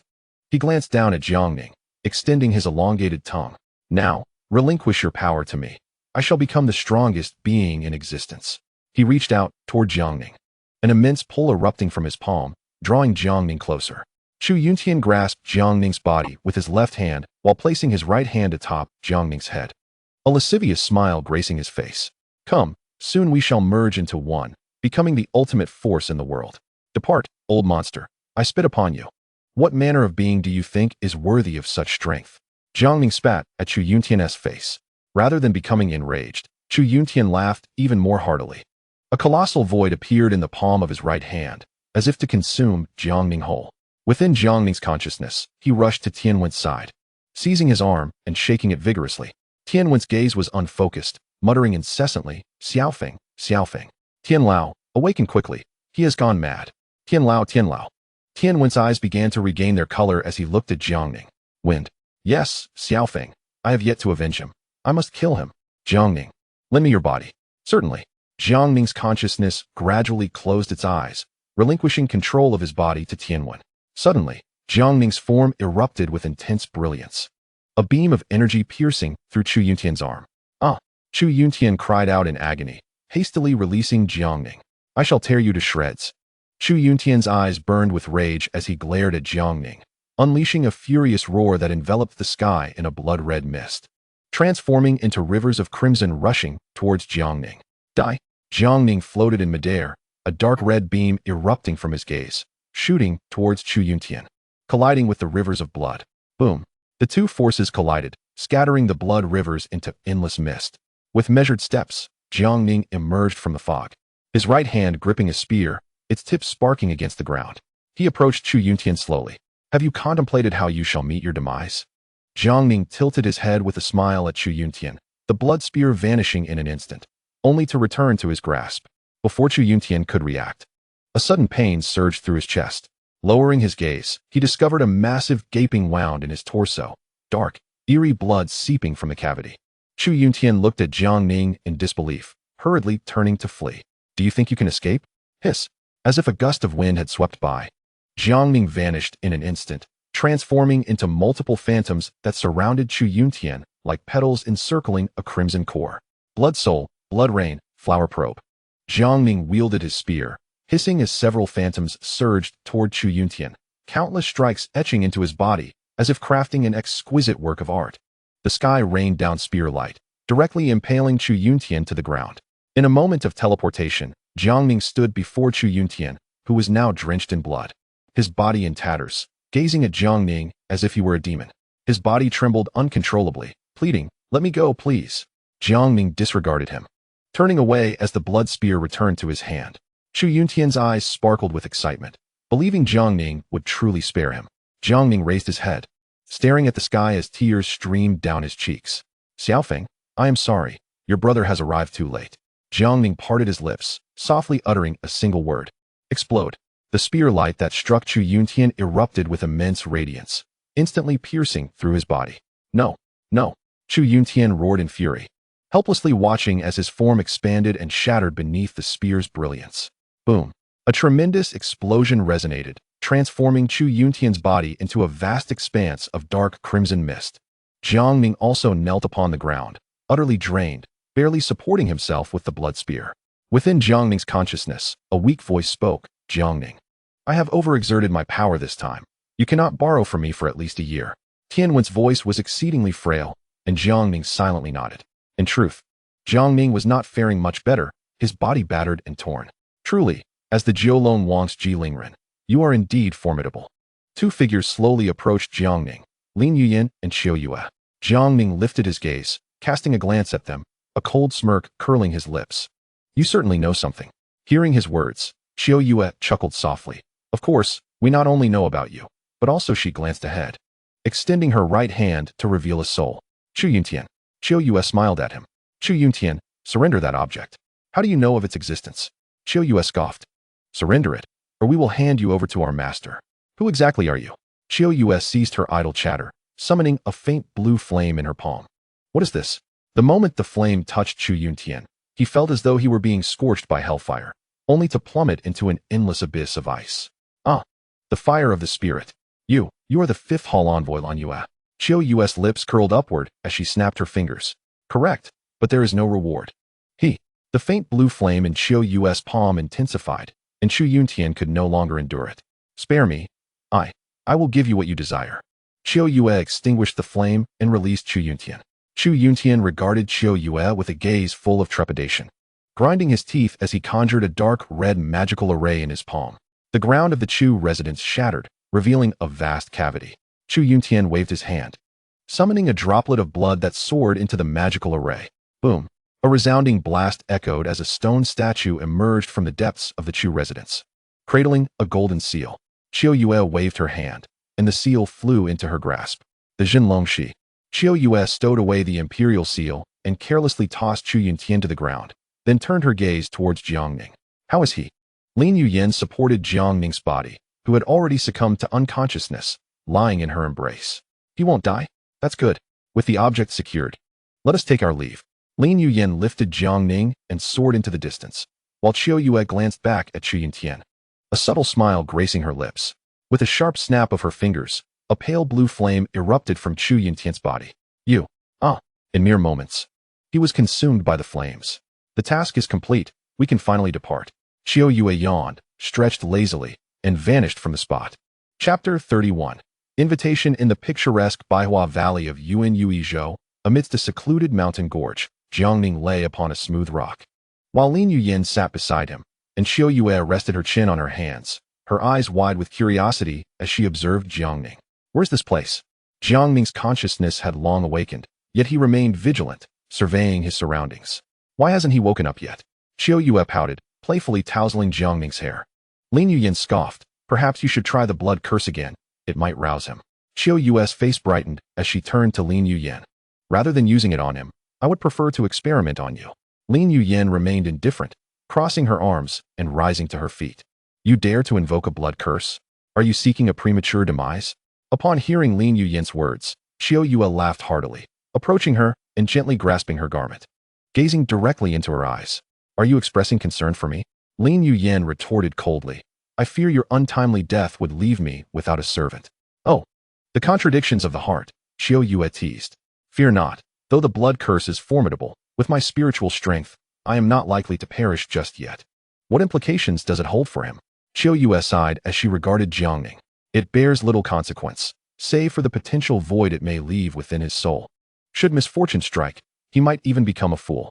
What? Qiu Yue approached Jiang Ning, gently caressing his face, a playful smile gracing her lips. Imagine, such a handsome young man, rendered a mere shell of himself. Am I not deserving of scorn? Jiang Ning abruptly opened his eyes, seizing Qiu Yue's hand. His gaze ablaze with fury. What did you say? What have you done to me? Seeing Jiang Ning's expression, Qiu Yue couldn't contain her laughter. You truly are awake. Jiang Ning ignored her, his eyes filled with indignation. What have you done to me? Nothing much, merely cast a blood curse upon you. Qiu Yue replied, sticking out her tongue and making a silly face. Jiang Ning was overcome with rage, wishing he could slap her. Yet he controlled his fury and asked coldly, what is a blood curse? A blood curse is a spell derived from my blood, combined with the spiritual power I possess. Qiu Yue explained. What purpose does it serve? It has little utility, merely allowing me to exert subconscious influence over the cursed individual, subtly swaying their thoughts, she elaborated. And what did you mean about becoming a fool? Ah, Qiu Yue tilted her head, puffing out her cheeks and grinning at Jiang Ning. That was merely to frighten you. After all, you were pretending to sleep while the sun was already shining. Huh. Jiang Ning shrugged off Qiu Yue's hand. Enough of this nonsense. Do not forget our mission. Lin Yuyan stepped forward, positioning herself before Jiang Ning. Qiu Yue stuck her tongue out at Lin Yuyan and made a silly face before leaping onto Jiang Ning's back. What do you intend to do? Jiang Ning inquired. Qiu Yue chuckled and extended her hand towards Jiang Ning. Jiang An, would you care to join us? Jiang Ning pushed her hand away, his voice icy. Who exactly are you? Upon hearing Jiang Ning's inquiry, Qiu Yue jumped down and ran to Lin Yuyan's side, pointing at her. She is the beautiful maiden destined to save the world, the last hope of humanity, known as the Dragon Tamer. Enough, Lin Yuyan interjected, pinching Qiu Yue's face to silence her. You. Qiu Yue glared at Lin Yuyan, but Lin Yuyan paid her no mind. Stepping closer to Jiang Ning and speaking coldly. We are two of the high envoys of the Tianzi Jiao. She is the fifth envoy, Lan Yue. And I am the fourth envoy, Wan Yu. Tianzi Jiao? That sounds vaguely familiar, Jiang Ning mused, suddenly recalling something. Are you connected to that so-called Tianzi Hui? Lin Yuyan shook her head. I have not heard of the Tianzi Hui you mentioned. Then what do you want with me? We require your strength. You need my strength? What exactly do you desire? Our goal is, Lin Yuyan surveyed their surroundings, then raised her head, solemnly stating, to overthrow the dragon god. Oh, huh, what did you say? Jiang Ning questioned, doubting his own ears, and quickly repeated, do you understand what you are saying? Qiu Yue approached Jiang Ning, beaming at him. Of course, or we wouldn't have joined the master's ranks and endured such terrifying experiences. Lin Yuyan scoffed, and Qiu Yue realized her slip of the tongue, hastily covering her mouth. So what do you say? Will you join us? With your talents and abilities, you would certainly be favored by the master. Jiang Ning pondered for a moment. Why do you wish to overthrow the dragon god? Lin Yuyan scoffed. Because it exists there. Why should the dragon clan be born into nobility? Why should ordinary people without talent have no opportunity to rise? This injustice is all due to the dragon god, who established this unfair system. Our aim is to topple him and create a world for humanity. Jiang Ning sneered. You think you have the ability to overthrow the dragon god? We have the master. His strength rivals that of the dragon god. How do you know? Lin Yuyan gazed skyward. I have witnessed their battle. They fought to a standstill. Jiang Ning frowned slightly. A stalemate with the dragon god? Is there truly such a person in this world? Jiang Ning fell silent, rising to his feet and leaping down from the rock. I am sorry, but I cannot accept your invitation. My only desire is to care for my sister. I cannot involve myself in the grand matters of saving humanity. Qiu Yue was about to approach, but Lin Yuyan held her back. Very well. This is my teleportation jade talisman. Lin Yuyin produced a piece of white jade inscribed with various runes and handed it to Jiang Ning. Should you change your mind in the future, simply crush this talisman, and I will come to find you immediately. Jiang Ning accepted the talisman and placed it in his spatial pocket. Good. Lin Yuyin nodded, smiling at Jiang Ning. We shall surely meet again. I hope by then you have considered my invitation. Jiang Ning nodded slightly. Lin Yuyin took Qiu Yue's hand and turned, soaring into the sky. Qiu Yue glanced back at Jiang Ning, a gentle smile gracing her lips. Jiang An, I wish you good fortune. Jiang Ning returned her smile before turning away. Next, I must continue my training. Chapter 32. Entering the city in Baihua Valley. Jiang Ning was executing his graceful movements, swiftly navigating through the gorge. Tianlao, what was that just now? Jiang Ning had distinctly sensed an unusual disturbance in Tianlao's spirit during his conversation with Lan Yue. Tianlao shook his head. I was merely confirming some suspicions. So it was a blood curse. No wonder I have felt as though I were being subconsciously manipulated by others. Jiang Ning, remember to exercise utmost caution. The strength of those two individuals is unfathomable. With my current spiritual power, I cannot ascertain their true capabilities. Jiang Ning nodded. I understand. Tianlao, if you have something to say, please do. Jiang Ning paused. Who is that Xiaofeng you mentioned? Upon hearing Jiang Ning's question, Tian Wen's expression subtly shifted. Yet he remained silent. Jiang Ning, sensing the change, chose not to press further. After a moment, Tian Wen let out a soft sigh. He is my younger brother. At that moment, the sandalwood box in Chu Yuntian's hand contained the essence of your brother. Jiang Ning refrained from elaborating further, yet Tian Lao comprehended his implication, nodding gently. A hint of imperceptible sorrow flickering in his gaze. Jiang Ning exhaled slowly, recalling a phrase he had previously heard. Thus, life is as bittersweet as a song.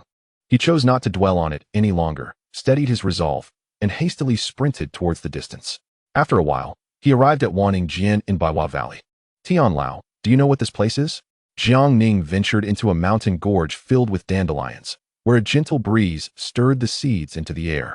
The colorful dandelions danced about, transforming into a breathtaking tapestry, some drifting into the water, others settling upon the trees. This was the most hauntingly beautiful spot in the entire Longling realm, known as Wanning Jian. Jiang Ning carefully cradled a dandelion, placing it near his lips, and softly blew. The petals scattered, carried away by the zephyr. Why is this place deemed the most sorrowful? Tian Wen lifted his gaze, observing the sky where clouds ebbed and flowed, countless dandelion petals swirling gracefully. Do you see that wooden sign over there? Tian Wen pointed into the distance. Following his gesture, Jiang Ning beheld, amidst the multitude of dandelions, fragments of weathered wooden plaques scattered about, some encrusted with moss, others reduced to mere shards. Each plaque symbolized the extinguished existence of vibrant lives.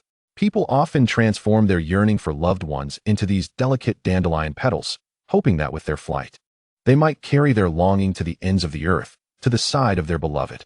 As he spoke, Tian Wen bent down, intending to grasp a dandelion. Yet his hand passed through it. Momentarily stunned, Tian Wen remained frozen in place, while Jiang Ning too halted mid-motion.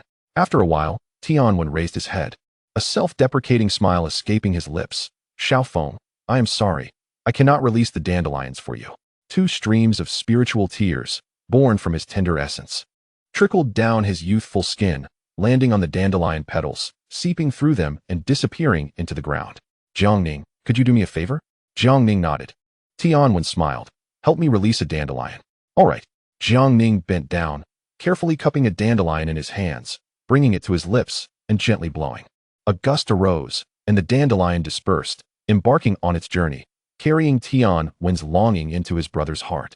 Tian Wen watched the petals in serene silence, slowly closing his eyes. Jiang Ning, thank you.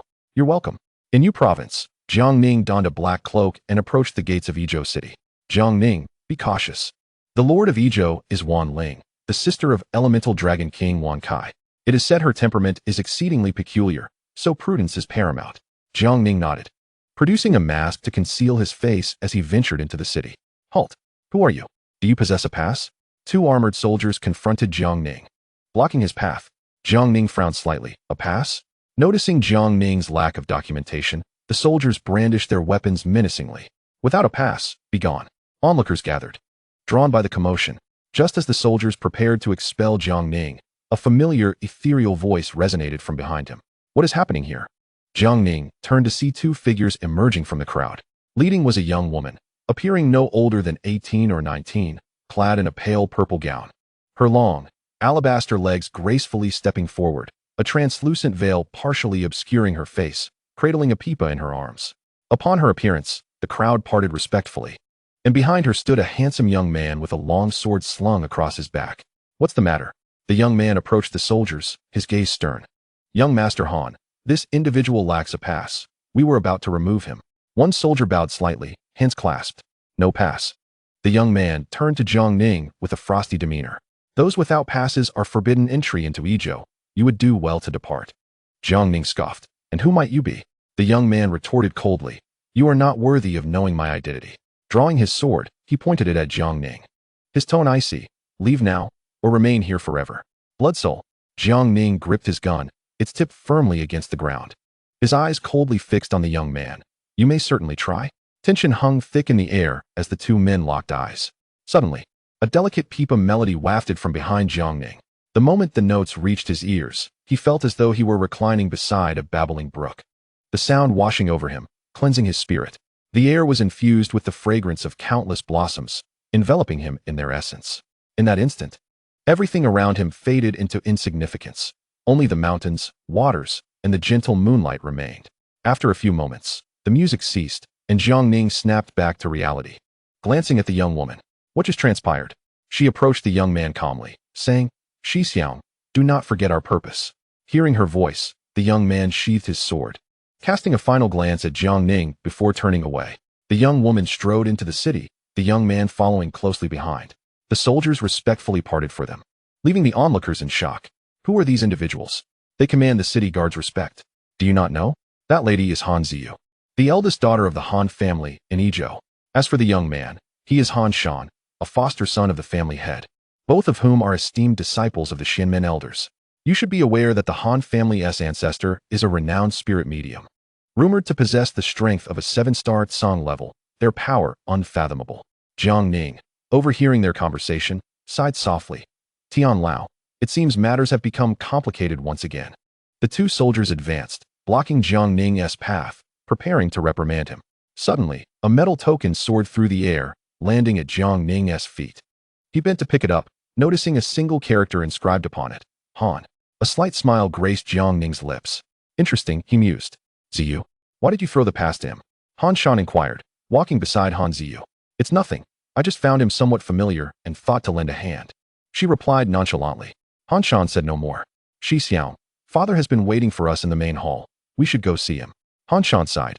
"Ziyu, while it's acceptable for you to call me Shi Xiang in the sect, can we not change the address now that we are home?" Han Ziyu remained impassive, responding softly as she continued walking ahead. Han Shan followed, shaking his head in resignation. In the main hall of the Han residence, a servant announced, "Master, the young master and miss have returned." "Let them in," came the response. The servant nodded and turned toward Han Ziyu and Han Shan. "Young master and miss, the family head has been waiting for you." "All right, you may leave," they replied. Han Shan patted Han Ziyu on the shoulder and smiled. "Sister, let us go inside." Han Ziyu glanced at his hand, her expression shifting slightly, yet she remained silent and walked straight in. Han Shan followed behind, his expression somewhat peculiar. Inside the Han family's grand hall, Han Ziyu greeted the man seated at the head with a slight bow. "Father, we have returned." Han Shan, standing behind her, mirrored the gesture. "Good, good." The man seated on the main throne wore an expression of exhilaration as he leapt from his chair and rushed towards Han Ziyu, extending his arms in an eager attempt to embrace her, only to be deftly evaded by her. "Father, I have grown up," Han Ziyu stated, prompting a moment of awkwardness for the man, who could only offer a resigned smile while scratching his head. "Ha ha, Chinfeng. Our child has matured and now possesses her own ideas," remarked an elderly man with white hair, stroking his beard with amusement. Indeed, we are getting old," the man replied, eliciting laughter from the surrounding elders. After a brief chuckle, he returned to his seat. "Elder, please refrain from teasing me," he said. All right. The elder chuckled, turning his gaze towards Han Shan. "Xiao Shan, how has your cultivation progressed?" Han Shan stepped forward, bowing respectfully to the elder. "Elder, I have currently reached the level of Tsue Ling Qixing." "Good, splendid." The surrounding elders echoed, offering their praises to Han Shan. A subtle smile graced Han Shan's lips in response to their compliments. "You flatter me, esteemed elders," I must continue to strive for improvement. Yes, yes. The elder stroked his beard thoughtfully before addressing Han Ziyu once more. Ziyu, what is the status of your cultivation? I have just broken through to the Guanhai realm. Han Ziyu replied calmly. Guanhai realm? What did you say? Guanhai realm.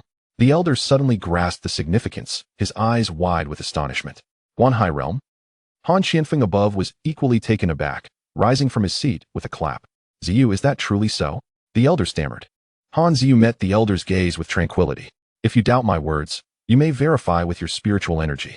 The elder shook his head, his face radiating excitement. Ha ha. Splendid. The Han family is about to welcome another prodigy akin to our esteemed ancestor. Han Qianfeng looked upon Han Ziyu with immense pride, his face alight with joy. Indeed. She is my daughter, Han Ziyu. She is remarkable. Han Shan glanced at Han Ziyu, a peculiar expression flickering in his eyes. Father, was what you mentioned previously true? Han Ziyu, locking eyes with Han Qianfeng, spoke calmly. Yes.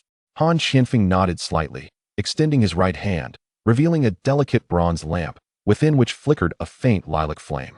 The Qingjue's secret realm is about to commence. With this bronze lamp, you shall uncover the most precious treasures within that realm. For the first time, excitement sparked in Han Ziyu's eyes as she cautiously reached out and accepted the lamp from Han Qianfeng's hand. Han Ziyu responded softly. Han Shan gazed at the bronze lamp in her grasp, a glimmer of yearning evident in his eyes. Well then, you may all withdraw for now. The opening of the Qingjue's secret realm is in 3 days. At that time, disciples from various families will join you, and Lord Wanli will personally attend. Go and rest well to prepare yourselves. Han Ziyu acknowledged softly before turning to exit. Brother, let us take our leave as well. Han Shan, initially taken aback by Han Ziyu's words, soon bore a smile. Very well, father, esteemed elders, my sister, and I shall take our leave. Once Han Shan and Han Ziyu departed, the elders exchanged glances. Esteemed elders, what are your thoughts? Should we still agree to that marriage proposal? The elder stroked his beard, looking to Han Qianfeng. But do we truly have the standing to refuse him? Furthermore, marrying Ziyu to him may not be an opportunity to be overlooked. Han Qianfeng remained silent, returning to his seat. The elders exchanged looks, then addressed Han Qianfeng. Patriarch, for the future of our family, this matter requires careful consideration. Patriarch, we cannot afford to incur his wrath. Indeed, Patriarch, and there, Ziyu would gain access to greater cultivation resources. Marrying him would elevate our family's status significantly. Han Qianfeng rested his forehead on his hand, exhaling a sigh. Allow me to ponder this further. The elders glanced at Han Qianfeng, but chose not to speak further. In the streets of Yizhou City, Jiang Ning strolled amidst the bustling crowd, observing the vibrant activity of the city. Truly, Yizhou City was incomparable in its prosperity to ordinary small towns. As Jiang Ning admired the surroundings, a sudden commotion arose ahead, prompting him to look in that direction, where he beheld a throng gathered at the intersection. Chapter 33. Wan Xuan, what is happening? Jiang Ning inquired, peering through the crowd. In the center, a rotund man with a face full of flesh sat atop another man, wielding a long whip and striking the man's back forcefully. The rotund man wore a triumphant grin, pressing his foot upon the man's head, while a group of armored soldiers brandished long knives stood nearby. Scream, aren't you fond of showing off? The fat man jeered, kicking the man's head and forcing his face to the ground. The man clenched his teeth, refraining from uttering a sound. The soldiers around them erupted in laughter at the sight. The fat man seemed to revel in his own vanity, laughing more boisterously as he rubbed the man's face against the ground. Beside the man knelt a woman, weeping and covering her face. Trembling, she approached the rotund man, kneeling before him and pressing her forehead to the ground, stammering, "My lord, please spare him. I will go with you." The fat man appeared indifferent to her pleas, pressing down harder on the man's head. The onlookers felt sorrow for the man. "Elder, what is going on? Who is that fat man? And why does he have so many guards?" Jiang Ning asked a nearby white-bearded elder. The elder sighed deeply. "That man is Wan Xuan, the cousin of the Lord of Wanli City and Lord Wan Tsai. He abuses his power, bullying men and women alike. He spotted that woman earlier and attempted to forcibly take her away. The man could not bear to witness it and tried to intervene, but he was subdued by the guards." The elder sighed again. "What can we do against someone of such noble status? He is beyond the reach of ordinary people." The elder glanced at Jiang Ning. "Young man, you must be from out of town. I advise you to keep your distance from the Dragon Clan, especially from Wan Xuan. Though he may be a mere fool, his connections with Lords Wan Li and Wan Tsai are formidable." Jiang Ning slightly cupped his hands in gratitude. "Thank you for your warning. I shall heed it."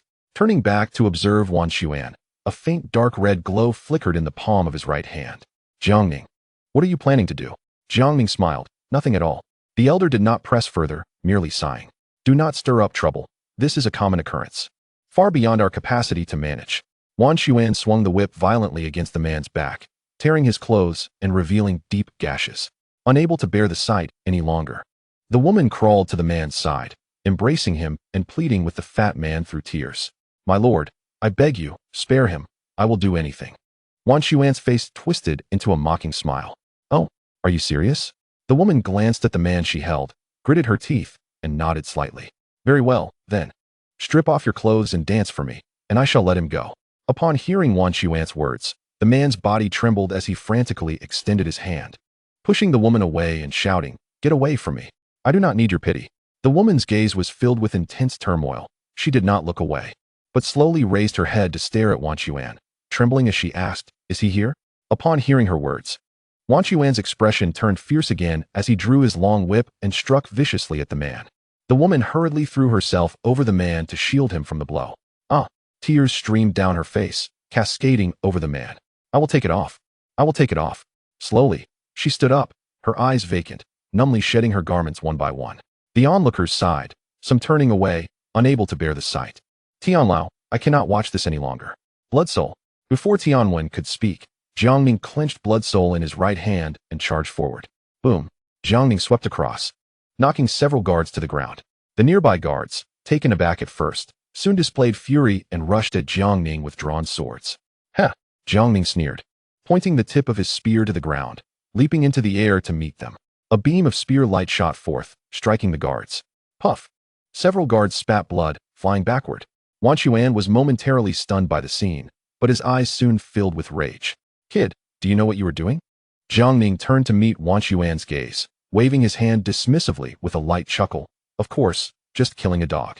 Hee hee, I hope you can still laugh later. Wan Xuan jumped down from the man, gripping the long whip tightly, his gaze icy as he looked at Jiang Ning. Now, kneel down, and I might just forgive your offense. Jiang Ning had no intention of wasting words. He charged forward with his spear. Good, very good. Wan Xuan discarded his whip and bit his finger. What is he doing? Jiang Ning wondered, while Tianlao, witnessing this, urgently shouted, Run. He is about to. Before Tianwen could finish, a giant dragon suddenly appeared before Jiang Ning. The dragon, adorned with multicolored scales, blotted out the sky, hovering above Jiang Ning, opening its massive jaws, with colorful strands of energy intertwining within. Roar! Jiang Ning, retreat quickly. He is not someone you can contend with now. Jiang Ning's expression shifted slightly as he turned to flee. Like a graceful dragon, several phantoms appeared beside Jiang Ning, scattering in all directions.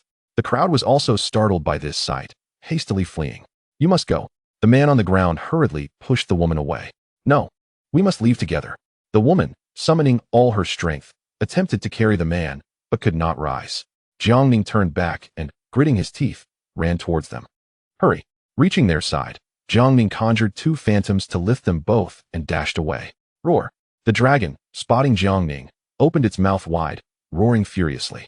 The nearby buildings were instantly shattered to dust. The colorful strands of energy from the dragon transformed into blazing flames, surging towards Jiang Ning. Jiang Ning dodged. This is the five-color elemental fire. 5 streams of elemental fire surrounded Jiang Ning, encasing him in a fiery prison. Alarmed, Jiang Ning understood the danger. The two phantoms merged to place the two individuals together. Blood Soul appeared in Jiang Ning's right hand as he hurled it into the air, transforming into a massive crimson dragon shadow that spiraled above the trio. Get down, Jiang Ning shouted, as a dark red dragon seal erupted with dazzling light, forming an energy shield beneath the three. Benefactor, you must not mind us. Please escape. The woman supported the man, calling out to Jiang Ning. Hearing this, Jiang Ning's lips curled slightly. Do not worry. While I am here, you will not perish. The 5 strands of elemental fire attacked the energy shield, colliding with it. Puff! Jiang Ning spat out blood, feeling as though his very organs were being scorched by the relentless flames. Damn it! Blood Soul, ascend! Jiang Ning extended his right hand, gesturing skyward as the dragon shadow made a swift ascent towards the colossal dragon. Roar! Wan Xuan bellowed, spewing forth a torrent of 5-colored flames, akin to a celestial river crashing down upon Blood Soul. Boom! The collision of the 5-colored flames and Blood Soul generated a massive energy storm. Everything in its wake was reduced to ashes. Boom. The sky above Izhou City split open, and the enormous energy storm was drawn into the void. A figure emerged slowly from the emptiness, extending a hand toward Wan Xuan and Jiang Ning below. Calm. In an instant, Jiang Ning felt as though a mountain weighed heavily upon him, an immensely powerful energy field pressing him to the ground. Wan Xuan also reverted to his previous form, collapsing to the ground like the rotund man he was. Blood trickled from the corners of Wan Xuan's mouth as he struggled to raise his head and shouted at the figure above, "Wanling, what are you doing? Release the energy field at once." Wanling? Jiang Ning recognized the name as that of the city lord of Izhou. He too strained to look up and beheld a petite girl emerging from the clouds, clad in a colorful, Lolita-like dress. One of her eyes was red while the other was blue, her irises resembling a starry lake that could captivate a myriad of beauties. Her golden hair danced in the wind, appearing as though she had descended from the heavens. The onlookers knelt in reverence, bowing their heads towards the celestial figure. "Thank you, Lady Wanling." Wanling seemed to disregard Wan Xuan's words, her steps light as she descended a staircase of 5-colored clouds. "Did you not hear me? I command you to release the energy field." Annoying. Wanling glanced at Wan Xuan, extending her right hand as she softly uttered a single word, "Kneel." The energy field surrounding Wan Xuan intensified several-fold, causing the ground beneath him to collapse, forcing his face to the earth as blood escaped his lips. "You." Wan Xuan's gaze towards Wanling was filled with terror, hastily silencing himself, afraid to utter another word. Wanling walked gracefully down the staircase to Jiang Ning's side, looking down at him with icy eyes. "Do you know who he is?" Jiang Ning smirked. "Of course, or else why would I be confronting him?" Wanling's lips curled into a slight smile. "Interesting. Though he is indeed a useless fool, my Wan family is not someone you can insult." Her tone suddenly escalated, and Jiang Ning felt the weight upon him multiply exponentially. Puff. Blood erupted from Jiang Ning's mouth as he struggled to support himself against the ground, his skin cracking and flesh oozing from the fissures. "Benefactor." The woman behind Jiang Ning cried out in alarm, while the man, disregarding his injuries, struggled to crawl to Wanling, kneeling and bowing his head to the ground. "Lady Wanling, this matter originated from me. I beseech you, spare this young brother. If you must kill, let it be me." No. The woman waved her hands, crawling to the man's side and kneeling before Wanling. "Lady Wanling, if you must kill, take me instead. I implore you. Spare my benefactor." Wanling regarded the two, a cold smile gracing her lips. "Do you believe you are worthy?" Jiang Ning was taken aback for a moment, then raised his head to look at them. "You both." Wanling ignored them, turning her gaze back to Jiang Ning. "You now face two choices. First, to be annihilated by my hand. Second, I shall take you to the 5-color flame prison. Should you survive and return, this matter will be settled." Upon hearing Wanling's words, both the man and woman trembled violently. Was Huiyu, indeed, stands as the most terrifying locale within the entire Longjia. Once one steps inside, the chances of survival dwindle to none, as even the soul may be incinerated, forever barred from reincarnation. Yet, Wanling's lips curled into a smirk as he regarded the two kneeling before him with a mocking gaze. "Should you wish to endure punishment on his behalf, I could grant him clemency." The man clenched his teeth, questioning, "Is Lord Wanling truly sincere?" Wanling's cold laughter resonated. "I have not yet stooped to deceive even the most ordinary of folk." "Very well, I accept your terms. However, I implore you to spare this woman. She is innocent." "Oh, this is intriguing. I shall grant your request." "Thank you, my lord." The man bowed deeply, his forehead bleeding from the impact. "No, if death is to come, let it come to us both." The woman fervently shook her head, her tear-streaked eyes beseeching Wanling. "Lord Wanling, take me with you." The man cast a glance at her, witnessing her serene smile amidst her tears. With a heavy sigh, he retrieved a scroll from his pocket, placing it upon the ground, and looked up at Jiang Ning with a faint smile. "Benefactor, I am grateful for your timely assistance. I possess little to repay, but I hope this scroll aids you." Before Jiang Ning could respond, the man turned to Wanling. "My lord, let us depart." With a swift gesture of his right hand, Wanling summoned a vibrant cloud beneath their feet, lifting them into the air. He glanced at Jiang Ning, gently snapping his fingers, dissolving the gravitational field surrounding him. Jiang Ning looked up, not seeing Wanling, and bent down to collect the scroll, stowing it away in his spatial pouch. A moment later, Jiang Ning found himself 100 meters away, hoping the two would remain unharmed. He stole a glance back, steadied his resolve, and continued his flight forward. Chapter 34. An unexpected encounter. Izhou City. In a quaint inn, Jiang Ning rented a room and sat cross-legged on the bed. He slowly unfurled the scroll before him. revealing the words Qingju Mijing inscribed in golden thread. With a subtle wave of his hand, a map materialized from the scroll. This is a map? He pondered, examining the details. Qingju Mijing? Tianlao, what could this be? Jiang Ning entered his consciousness realm, presenting the map to Tianwen. Qingju Mijing? Tianwen shook his head, unfamiliar with it, but suggested, you might explore it. Perhaps it will aid your breakthrough. Jiang Ning nodded slightly, tucking the map away as he re-emerged from his consciousness realm. He opened his eyes, leapt from the bed, and stretched lazily. A stroll outside might yield information regarding this Qingju Mijing. Draped in a black cloak, he stepped out. On the streets of Izhou City, vendors shouted, esteemed guests, come take a look. We have the latest spiritual herbs. Jiang Ning wandered among the stalls, occasionally picking up items to inspect. Esteemed guest, these are the freshest medicinal materials. Do take a look. A merchant approached, pulling Jiang Ning toward a stall. After examining the herbs, he sighed. These materials pale in comparison to those I encountered at Qingfeng. He placed them down and prepared to leave. Wait. The shopkeeper implored. Young brother, these are the latest herbs. Are you sure you wish to leave? Jiang Ning waved his hand, turning to depart. The owner watched his retreating figure, a knowing smile creeping across his face. You must not be a local, am I correct? Upon hearing this, Jiang Ning halted. What makes you say that? The merchant chuckled. One learns much from experience. If you have no further business, I shall take my leave. Hold on. The shopkeeper moved closer, resting his hands behind his back. In my estimation, young friend, your arrival in Izhou City is surely tied to the Qingju Mijing. Jiang Ning felt a slight tremor. You know of Qingju Mijing? The merchant smiled knowingly, indeed. It is said to be the burial site of an ancient dragon king, filled with myriad opportunities and treasures from antiquity. The Qingju Mijing opens once every decade, drawing countless cultivators to fight for its riches. The shopkeeper paused, observing Jiang Ning's reaction. With a resigned smile, Jiang Ning retrieved a spiritual pill from his pouch, offering it to the merchant. The shopkeeper's eyes lit up with joy as he accepted the pill, stowing it away in his pocket.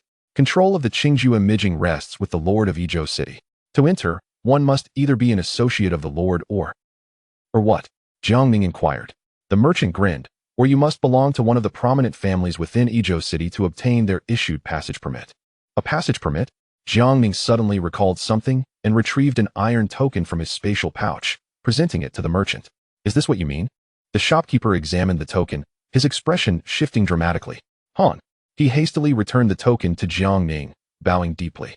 My lord, I was unaware of your identity, and I apologize for my previous rudeness. Please, forgive my transgressions. The merchant trembled as he spoke. Jiang Ning quickly supported the shopkeeper. Old sir, what is the meaning of this? The merchant broke free from Jiang Ning's grasp, asserting, only the direct descendants of the Han family possess such a token. You cannot possibly be one of them. Jiang Ning shook his head slightly. The merchant promptly pulled Jiang Ning aside, covering his mouth while glancing around to ensure no one was eavesdropping. Once satisfied, he sighed in relief. Jiang Ning freed himself from the merchant's grip, asking, what are you doing? Hush. The merchant gestured for silence, whispering, listen well, young brother. You must guard that token closely and never allow anyone from the Han family to discover it, lest you invite disaster. Jiang Ning nodded, offering a slight bow in gratitude. Thank you for your wise counsel. I shall heed your words. The merchant stroked his beard, smiling at Jiang Ning. I feel a connection between us. Thus, I gift you this ancient bronze lamp as a token of our newfound friendship. A bronze lamp appeared in the merchant's hands, and Jiang Ning cautiously accepted it. What is its purpose? The merchant replied enigmatically. You will find out in due time.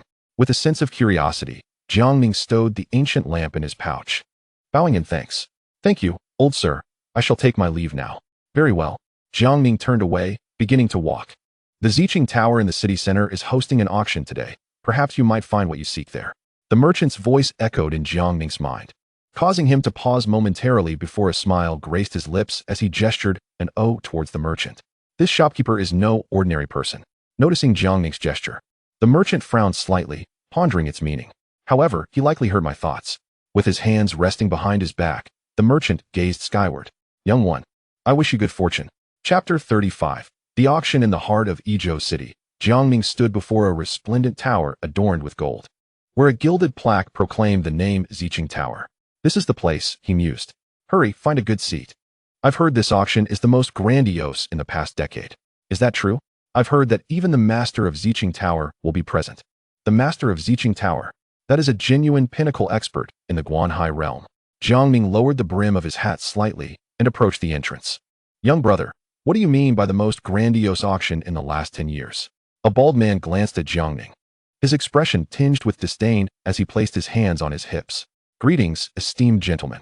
I presume you are a newcomer to Izhou City.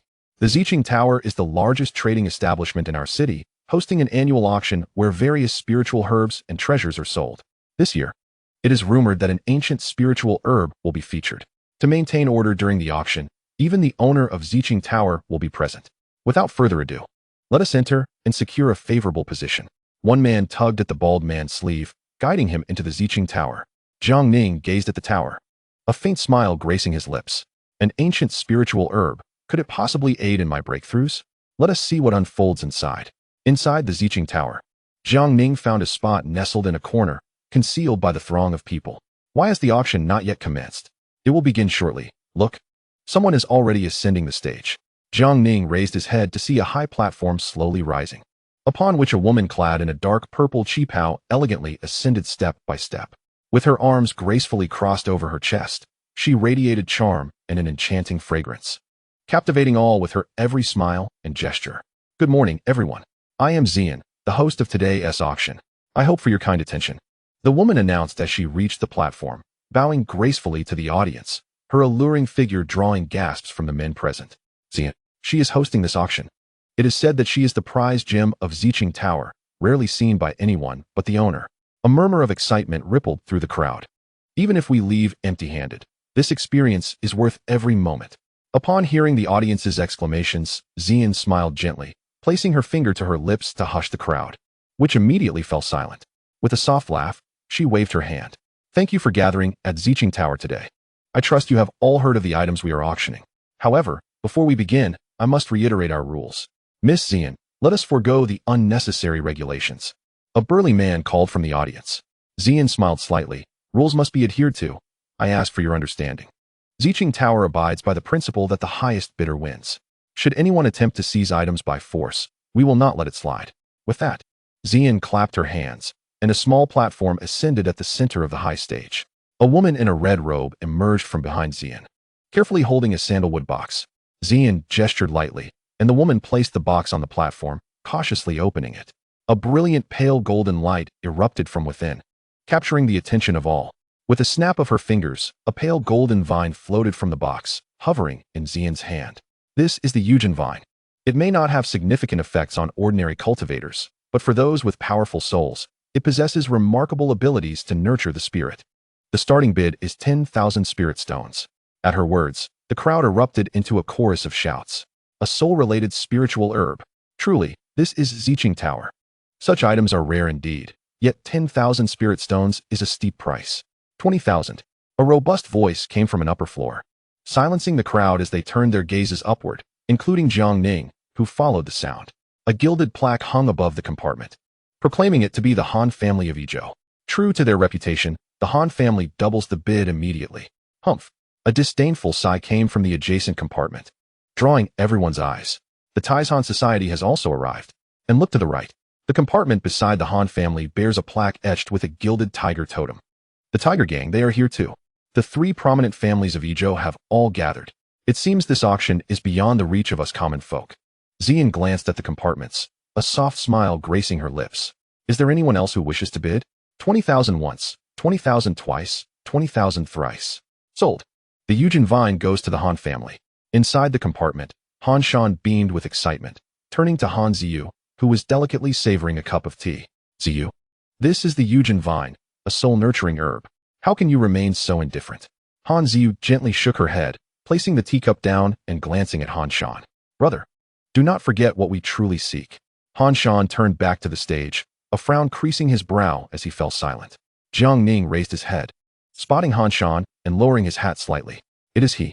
Zian continued to auction several more items, most of which were claimed by the three prominent families of Izhou. Jiang Ning sighed, feeling disheartened at the lack of satisfactory offerings. These herbs and elixirs pale in comparison to those seen at Qing Feng. How I miss Elder Qing. As Jiang Ning prepared to depart, a sudden surge of immense energy erupted from the high stage, a beam of light shooting upward. What is happening?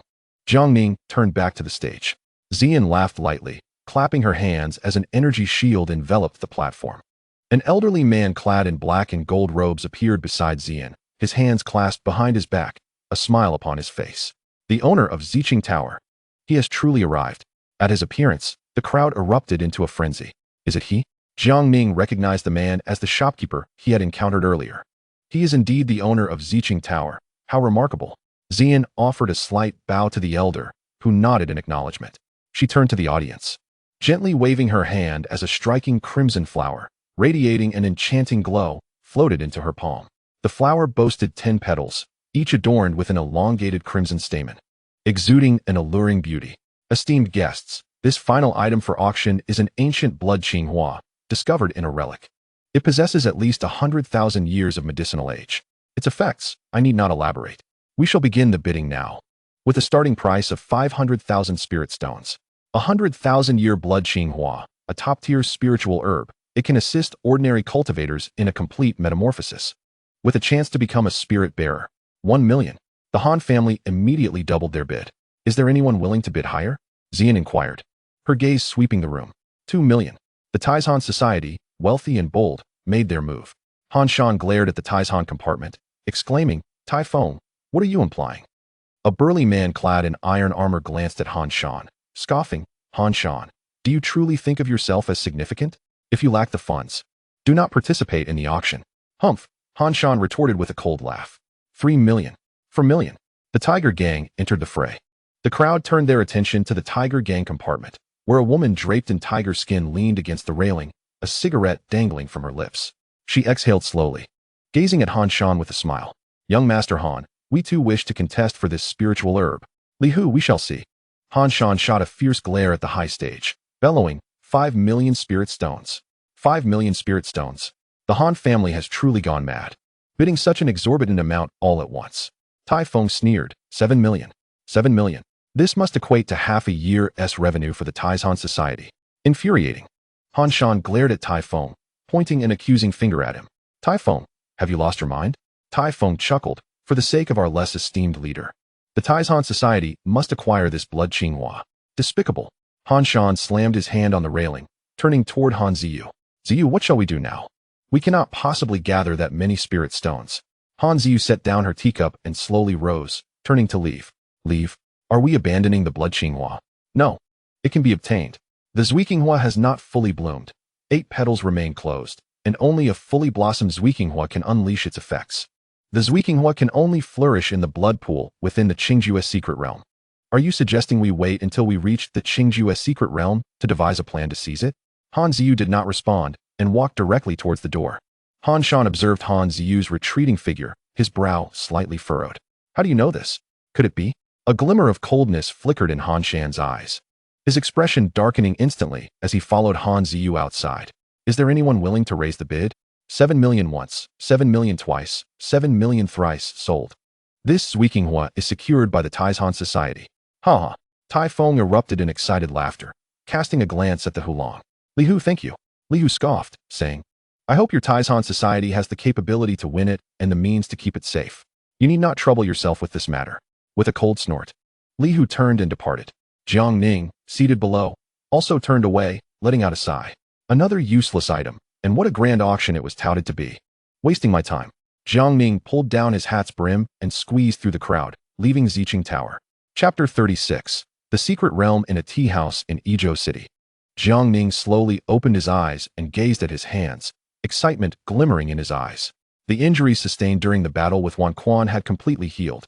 However, Jiang Ning opened his right hand, revealing a faint flicker of 5-colored flame within his palm. Tian Lao, what is happening? Jiang Ning entered the world of consciousness, extending the 5-colored flame in his hand. An eye opened in the void, and Tian Lao emerged from behind Jiang Ning. This seems to be the 5-colored elemental flame of Wan Quan. During your last battle with him, a trace of his weak flame remained in your body. Not expelled, but instead transformed into a boon, allowing you to control this elemental flame.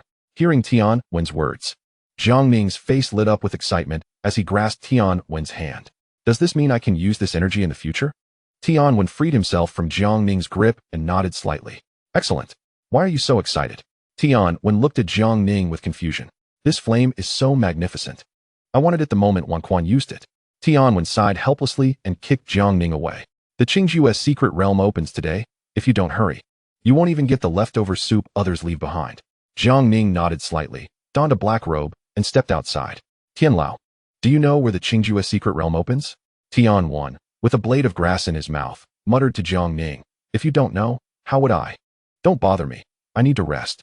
With that, Tian Wan vanished from Jiang Ning's consciousness. Jiang Ning sighed helplessly and scanned his surroundings. Old sir, do you know where the Qingjue's secret realm opens? Jiang Ning noticed an old beggar on the nearby street and approached him. The old beggar glanced at Jiang Ning and closed his eyes, remaining silent. Jiang Ning took out a spiritual herb from his spatial pouch, bent down, and gently placed it in the old beggar's battered bowl. Outside Yizhou City, at the northern Qingjue Mountain, Jiang Ning bowed slightly to the old beggar. Thank you for your guidance. With that, Jiang Ning turned and walked towards the city gate. In a graceful dance, Jiang Ning conjured several phantoms before him. A gust of wind rising from beneath his feet, and in an instant, he was several dozen meters away. Outside Yizhou City, Jiang Ning utilized his graceful movement technique, racing towards the northern Qingjue Mountain. Along the way, he encountered countless cultivators, all hastening towards Qingjue Mountain, eager to compete for this opportunity. Little brother, are you also heading to the Qingjue's secret realm? A petite girl with a high ponytail, dressed in light blue robes, approached Jiang Ning. Jiang Ning glanced at her, but ignored her, fully utilizing his graceful movement technique to accelerate towards Qingjue Mountain. The girl was quickly left behind. Looking back, Jiang Ning saw no trace of her and turned his attention forward. Little brother, were you just looking for me? The girl's voice suddenly rang out beside him, startling Jiang Ning as he turned to see her reappearing next to him. Jiang Ning's expression hardened as he halted. Who are you? Why are you following me? Jiang Ning asked coldly. The girl, seeing his serious demeanor, burst into laughter. Ha ha ha, you are so adorable. I just felt a sense of familiarity the moment I saw you. Judging by your appearance, you are likely unfamiliar with the Qingjue's secret realm. How about we stick together for mutual support? Jiang Ning ignored her, turning back to continue his sprint. The girl glanced at Jiang Ning's retreating figure, smiled gently, and followed suit. By the way, my name is Ling Chong. What is yours? You don't seem like a native of Yizhou. Is this your first time here? Yizhou City is a wonderful place, brimming with delicious delicacies. If you get the chance, I can take you to try some. Jiang Ning could no longer tolerate her chatter, stopping to face her. Keep your distance from me. Ling Chong glanced at Jiang Ning, about to speak when suddenly a pillar of energy erupted from a distant mountain, unleashing a fierce energy storm that swept outwards. Jiang Ning sensed this overwhelming force and turned to look. What is that? Ling Chong grasped Jiang Ning's hand and urged him towards the energy pillar. Hurry. The Qingjue's secret realm has already opened. Jiang Ning said nothing further, activating his graceful movement technique to its fullest and soaring towards the energy pillar. At Qingjue Mountain, Ling Chong led Jiang Ning to hide behind a large rock near the summit. What are you doing? Jiang Ning asked, looking at her coldly. Shoo. Ling Chong quickly covered Jiang Ning's mouth and peeked toward the energy pillar, noticing that they had not been discovered, and breathed a sigh of relief. Be careful. If we are spotted by the major families, we won't be able to bear the consequences. Jiang Ning raised his head and surveyed the area. Realizing the energy pillar was surrounded by throngs of people, with the three major families of Yizhou City positioned at each of its three sides, the Han family, the Taizhan Society, and the Hulong. This is bad. How am I supposed to sneak in now? Ling Chong sat down, sighing. Upon hearing her words, Jiang Ning suddenly had a revelation. He retrieved a metal token inscribed with the Han family emblem from his spatial pouch. Upon seeing the token in Jiang Ning's hand, Ling Chang's eyes lit up, and she rushed to his side. So you are from the Han family. You should have said so earlier. I was worried for nothing. Jiang Ning looked at Ling Chong, stowing the token away, and grinned mischievously. This is mine. It has nothing to do with you. Ling Chong quickly linked her arm through Jiang Ning's, pouting playfully. Brother Han, look at you, so handsome and charming. You must be a good person. You will definitely help me, this weak girl, won't you? Jiang Ning's expression turned stiff, and he quickly pushed her arm away. All right, I will take you in. But we need to agree on something first. Once we enter, don't cling to me. Keep your distance. Ling Chong obediently nodded, raising her right hand to swear. I vow that I, Ling Chong, will immediately leave this Han surnamed brother behind upon entering the Qingjue's secret realm. Jiang Ning covered Ling Chang's mouth, preventing her from continuing. Utilizing his graceful movement technique, Jiang Ning lifted Ling Chong and leaped onto a nearby giant tree. Ah! Jiang Ning suddenly exclaimed, hastily releasing his grip, discovering a bite mark on his finger. You! Jiang Ning glared at Ling Chong, a hint of irritation on his face. Ling Shuang rolled her eyes at Jiang Ning and stuck out her tongue. Who told you to put your filthy hands in this lady's mouth? This is punishment. Jiang Ning was about to retort when a powerful wave of fiery energy surged from behind him. Turning around, he beheld a radiant column of energy emerging overhead, transforming the sky into a tapestry of vibrant colors. Multicolored rays cascaded from the heavens, and a resplendent cloud drifted down, forming a rainbow-colored staircase that descended to the ground, where a petite figure stood aloft. Jiang Ning furrowed his brow slightly. She has arrived as well? Chapter 37. Entering the realm, Ling Shuang peeked out and gazed at the sky. Not far above, the colorful staircase unfolded, extending from the horizon until it touched the earth. Wan Ling. In a flurry, Ling Shuang ducked behind Jiang Ning, clutching her head with both hands. What's wrong? Jiang Ning asked, puzzled. She is frightening. Jiang Ning glanced at the ethereal figure in the sky and smirked. Why are you scared of someone so beautiful? Do you not know who she is? Ling Shuang exclaimed. Jiang Ning feigned ignorance and shook his head. That is Lord Wan Ling, the ruler of the entire Yizhou city, a true paragon of strength. Oh. Jiang Ning turned to Ling Shuang, stroking his chin with a mischievous grin. What does that have to do with you? Could it be that you share an intriguing history with her? In no way. How could someone of her stature be associated with me? Just as Jiang Ning prepared to continue teasing Ling Shuang, the energy column erupted with a fierce energy storm, causing nearby ancient trees to sway. Jiang Ning quickly embraced Ling Shuang and leaped down from the tree, landing behind a massive rock. What is happening? It appears that the ceremony to open the Qingju secret realm has commenced. Lord Wan Ling has already taken action. Jiang Ning cautiously peered towards the gathering crowd and saw a massive, swirling vortex of five-colored energy forming at the center, while a grand void gate ascended from Qingju Mountain. Welcome, Lord Wan Ling. Welcome, Lord Wan Ling. Welcome, Lord Wan Ling. The crowd bowed deeply towards the diminutive figure at the center, whom Wan Ling acknowledged with a slight nod and began to descend the staircase. Han Clan, Taishan Guild. Hu Bang, are your members prepared? Yes. Wan Ling extended her hand, gently grasping the void, and a river of five-colored flames cascaded from above, descending towards the void gate at the center of Qingju. Open. With a flick of her right hand, a powerful energy storm surged towards the void gate, causing several fissures to appear upon it. Wan Ling pricked her right finger, and a drop of blood fell onto the gate. The moment the blood touched the door, a radiant column of five-colored light erupted, and an energy vortex formed within. The secret realm has been opened. Wan Ling waved her hand, creating an energy shield that contained the energy storm within. How powerful! Jiang Ning couldn't help but exclaim, and Ling Shuang, hearing his words, displayed a flicker of excitement in her eyes. Of course, it is Lord Wan Ling. Jiang Ning nodded slightly, contemplating the faint five-colored flame in his palm, feeling a sense of helplessness. The difference is quite vast. The Wan family members may enter first. A colossal five-colored cloud appeared above Qingju Mountain, where several figures stood, the foremost being a portly man whose face bore bruises, looking quite disheveled. Jiang Ning recognized him. Wan Quan. What a narrow path for enemies. I hope to avoid him within the secret realm. He did not notice the fleeting flash of anger that crossed Ling Shuang's eyes upon seeing Wan Quan's arrival. Wan Ling waved her hand, dispersing the energy shield, and the void gate opened, shattering the immense five-colored cloud as the Wan family members entered the secret realm. Once the Wan family had fully entered, Wan Ling turned her gaze to the remaining three clans. You may enter as well. Yes. Han Qianfeng, the head of the Han clan, bowed respectfully to Wan Ling and then turned to his clansmen, with Han Xiu standing beside him alongside Han Shan. Han Qianfeng flicked his sleeve, revealing several jade tokens. These tokens contain a formation that requires blood to activate. In the event of an insurmountable predicament, you may activate it, unleashing a sword energy I have left behind. I hope it proves useful. The Han clan members accepted the tokens, bowing slightly in gratitude. Thank you, clan leader. We shall not disappoint your trust. Han Qianfeng nodded slightly. You may enter. The Han clan practitioners summoned their flying swords and entered the void gate. The Taishan Guild and Hu Bang also bowed to Wan Ling before soaring into the secret realm. Other loose cultivators, some affiliated with the three clans, entered through their connections, while others could only sigh and depart from Qingju Mountain. Jiang Ning grasped Ling Shuang's hand, producing a black robe from his spatial pocket and draping it over her. Let us go. Like a graceful dragon, Jiang Ning activated his technique to its utmost, using the ensuing chaos to slip into the secret realm. The moment Jiang Ning entered, Wan Ling seemed to sense something.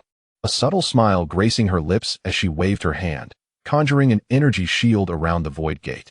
Ah yes, Wan Ling displayed a peculiar smile, snapping her fingers, causing a five-colored flame to float gently into the void gate. Good luck. Within the void gate, Jiang Ning and Ling Shuang traversed through the void. Where are we? This should be a spatial wormhole within the void, a passage connecting two worlds. In truth, the Qingju secret realm does not exist within our world, or rather, it does not exist in reality. Are you implying? The Qingju secret realm is an independent space? Precisely. It can only be accessed via spatial wormholes, which require an immense amount of energy to activate. This is why Lord Wan Ling came to the scene. Jiang Ning nodded slightly, preparing to elaborate further when he suddenly spotted a faint glimmer of five-colored light ahead. What is that? He inquired, pointing. What? Ling Shuang followed Jiang Ning's gaze and saw a flicker of five-colored flames not far within the void. This is bad, Ling Shuang shouted, tugging at Jiang Ning's sleeve. We need to move quickly. What's wrong?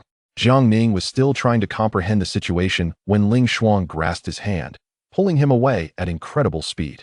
Hurry! What has happened? That was five-colored flame. Encountering it means we. Hiss. Before Ling Shuang could finish her warning, the entire spatial wormhole seemed to show signs of collapse. Jiang Ning felt an overwhelming force tearing at him, threatening to shred him apart. A spatial vortex emerged beside Jiang Ning, inflicting a deep wound on his arm. He groaned, and a blood sword shot forth from the vortex. Not good. Ling Shuang swiftly pulled Jiang Ning away, the blood sword whizzing past his head. It must be her doing. Ling Shuang's expression shifted as she extended her right hand, forming a spatial array around them to counteract the tearing force. This space is collapsing. We must exit at once. Activate your movement technique. I will fend off the spatial vortex. Gritting his teeth, Jiang Ning kicked out with his right leg, summoning several phantoms. Like a graceful dragon, blood trickled from the corner of Jiang Ning's mouth as he pushed his technique to its limits, creating multiple afterimages throughout the space. Ling Shuang's skin also bore the marks of the spatial vortex, revealing traces of blood. Hurry! I can barely hold on. This is the limit. Jiang Ning waved his right hand, summoning the blood soul within his palm. Break! He swept his hand across the void, unleashing a piercing energy beam that struck the void, generating a small tempest within. A spatial vortex that appeared before Jiang Ning was abruptly altered in its trajectory by a surge of gun light, hurtling toward his rear. How much longer until we reach the exit? Wait. Ling Shuang closed her eyes, and a rune resembling an eye manifested at her forehead. In an instant, she opened her eyes wide and pointed to a nearby spatial vortex on the right. We can escape from there. Very well. Hold on tight. Jiang Ning lifted Ling Shuang into his arms, propelling himself at incredible speed toward the vortex. Behind Jiang Ning, the void shattered inch by inch. Fissures in the fabric of space opening up as a tremendous force threatened to rip him apart. With a fierce shout, Jiang Ning unleashed his blood spirit, slicing through the turbulence before him. Almost there. Just as the space began to fracture, Jiang Ning and Ling Shuang dove into the vortex. In a dimly lit space, Jiang Ning lay on the ground, his eyes tightly shut. Jiang Ning, wake up quickly. Xiao Ning. Brother, please wake up. Can you tidy me up a bit? A tear fell onto Jiang Ning's cheek. What is this? It's such a chilling sensation. A figure appeared in Jiang Ning's consciousness. He instinctively reached out, but could not touch it. What is happening? Why, despite being right in front of me, can I not make contact? Brother, don't you want Xiao Rou anymore? Brother, please wake up. I promise I won't steal your lollipops again. Woo-woo. Xiao Rou. Jiang Ning fought to open his eyes, stretching out his hand toward the sky, only to see blue skies and white clouds, devoid of that figure. Tears streamed down his face, and he bit his lip, holding back any sound. You are awake. A woman's face appeared before Jiang Ning's eyes. Ling Shuang. Noticing Jiang Ning's tears, she reached out to wipe them away and smiled gently at him. You were calling for Xiao Rou. She must be very important to you. She is my sister. Ling Shuang nodded thoughtfully, taking Jiang Ning's hand. Chapter 38. The Trial of War. Ling Shuang smiled faintly at Jiang Ning, a gentle breeze stirring her high ponytail, her long hair dancing in the wind. Since you have awakened, I shall take my leave. Jiang Ning paused and nodded. Ling Shuang helped him sit up, then released his hand. Just as Jiang Ning was about to say something, he realized she had already departed. The false young master of the Han family, I hope we can meet again. Jiang Ning heard Ling Shuang's voice echoing in his mind as he raised his head and helplessly shook it. He stood up, brushing the dust off himself, and gazed ahead. Where am I? Jiang Ning discovered he was standing before a colossal waterfall, the thunderous roar of cascading water filling his ears. Sunlight illuminated the water's spray, casting a beautiful rainbow. A realization dawned upon Jiang Ning. he slowly closed his eyes. After a minute, he opened them again, excitement gleaming in his eyes. Indeed, the spiritual energy here is exceedingly rich. It is akin to a second spirit pond. No, it is an enhanced version of a spirit pond. Oh, Jiang Ning suddenly remembered something and retrieved a scroll from his spatial pouch. The Qingjue's secret realm. He unfurled the scroll, revealing a map of the Qingjue's secret realm. Here lies the Tianling waterfall. Jiang Ning. The energy contained within this waterfall is immensely abundant and will greatly benefit your cultivation. Indeed, Jiang Ning closed the scroll and returned it to his spatial pouch, gazing at the waterfall with a thirst for its power. With a splash, he leaped into the water beneath the Tianling waterfall. All right, let the training commence. Jiang Ning sat cross-legged in the waterfall, closing his eyes to absorb the energy within. As he meditated, the water around him began to swirl, enveloping him in a vortex. Delicate golden strands of energy emerged from the waterfall, eagerly entering Jiang Ning's body. A faint golden energy whirlwind formed around him, powerful energies flooding into Jiang Ning, transforming into droplets of golden essence that fell into his conscious realm. Upon contact with this fresh energy, Jiang Ning's consciousness flourished like parched earth receiving rain. Vibrant green shoots sprouting forth. Simultaneously, several young green saplings appeared in his conscious realm, rapidly growing after receiving the nourishing droplets, soon reaching several feet in height. In the heavens, Tianwen slowly opened his eyes, observing this scene with confusion. How peculiar is this little fellow's conscious realm? Though seemingly insubstantial, it attracts the divine grace of the dragon god and can even liquefy its energy. Moreover, I have never heard of anyone's conscious realm being capable of such continuous transformation. Even I, who possess the bloodline of the dragon god, could not draw such immense divine grace. Tianwen sighed and materialized from the void, reclining on the green grass beside the golden pond, stretching lazily. Ah, thinking is so exhausting. Sleeping is far more comfortable. He propped his legs up, closed his eyes, and drifted off to sleep. Outside the conscious realm, the waters of the Tianling waterfall continued to crash against Jiang Ning, streams of energy flowing from the water, air, and earth into his body. Jiang Ning's skin began to crack, crimson blood seeping out, intermingled with wisps of golden energy. Above him, a massive blood-red thundercloud gathered. The previously clear sky darkening, sporadic dark red lightning crackling in the high atmosphere. A tribulation? The little one is about to break through. Tianwen, sensing a powerful aura of the thunder laws in his conscious realm, opened his eyes to behold the blood-red thundercloud above. Blood lightning?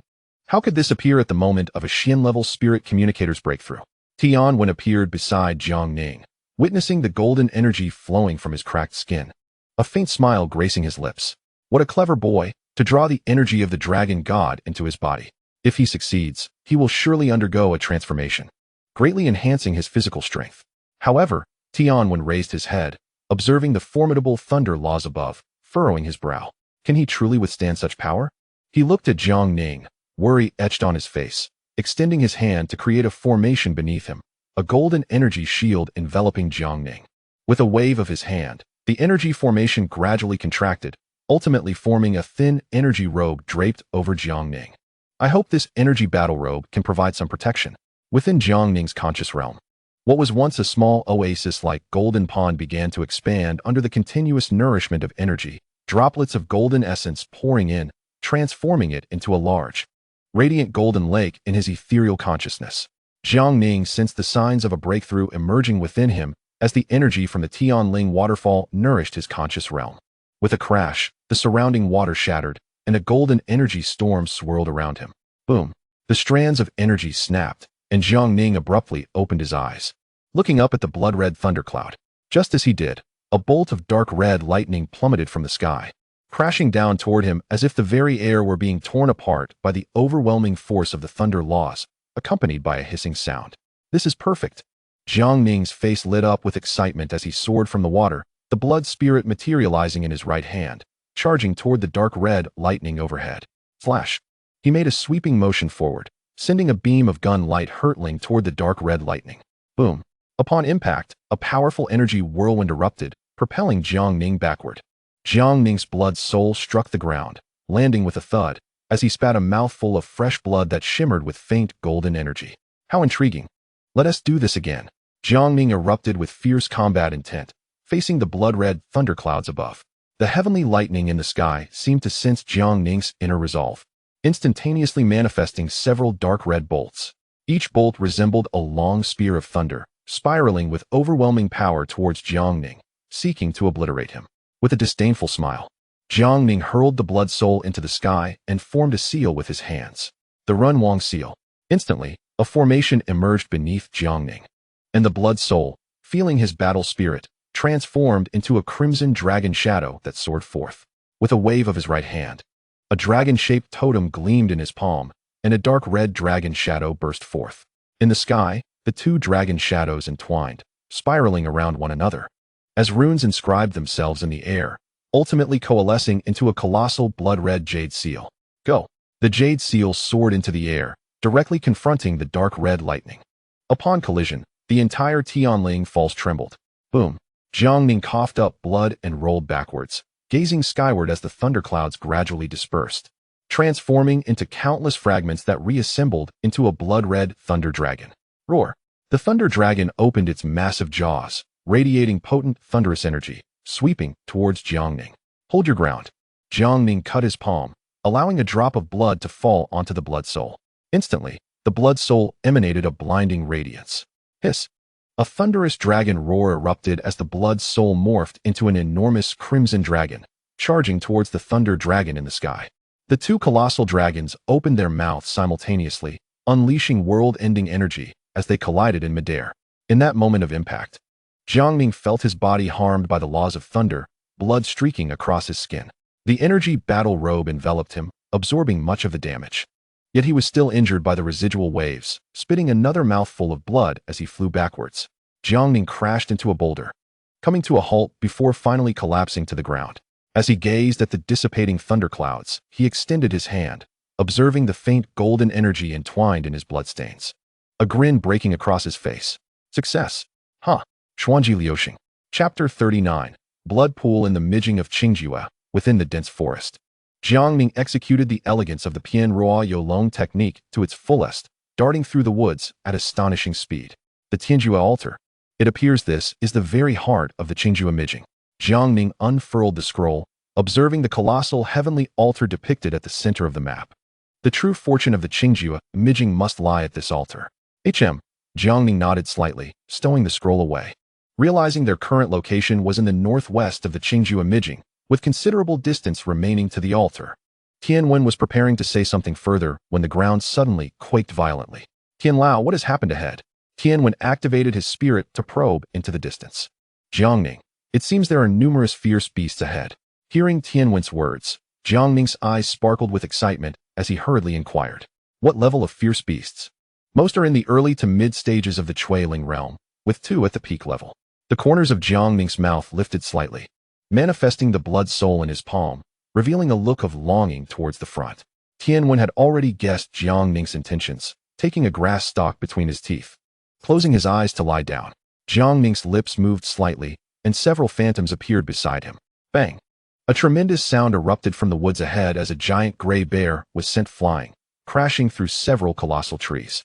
Dust billowed as Jiang Ning emerged from the haze, wielding a spear with blood dripping from its tip. As the dust settled, dozens of fierce beast corpses lay around him, all fallen, blood streaming profusely. Jiang Ning stepped lightly, the spear's tip tracing the ground, stirring up whirls of dust, his black robe stained with splatters of blood. It seems that after this training at Tianling Falls, your strength has significantly increased. Jiang Ning nodded, retracting the blood soul, and gazing at his hands, clenching his fists. He could even feel the faint golden energy coursing within him. After the baptism of the blood-red heavenly thunder, his physical strength had multiplied several times, and he could faintly perceive the laws of thunder. He closed his eyes as a weak five-colored flame gradually flickered to life above the totem in his palm. Faint tendrils of crimson lightning dancing around it. Jiang Ning extended his right hand forward. Go! The feeble flame drifted ahead, the sound of thunder rumbling in his ears. And when the flame touched a massive boulder, it suddenly halted. Boom! In that moment of contact, the stone shattered into a cloud of dust. Tianwen was genuinely astonished by this spectacle. Such a faint flame could unleash such terrifying power.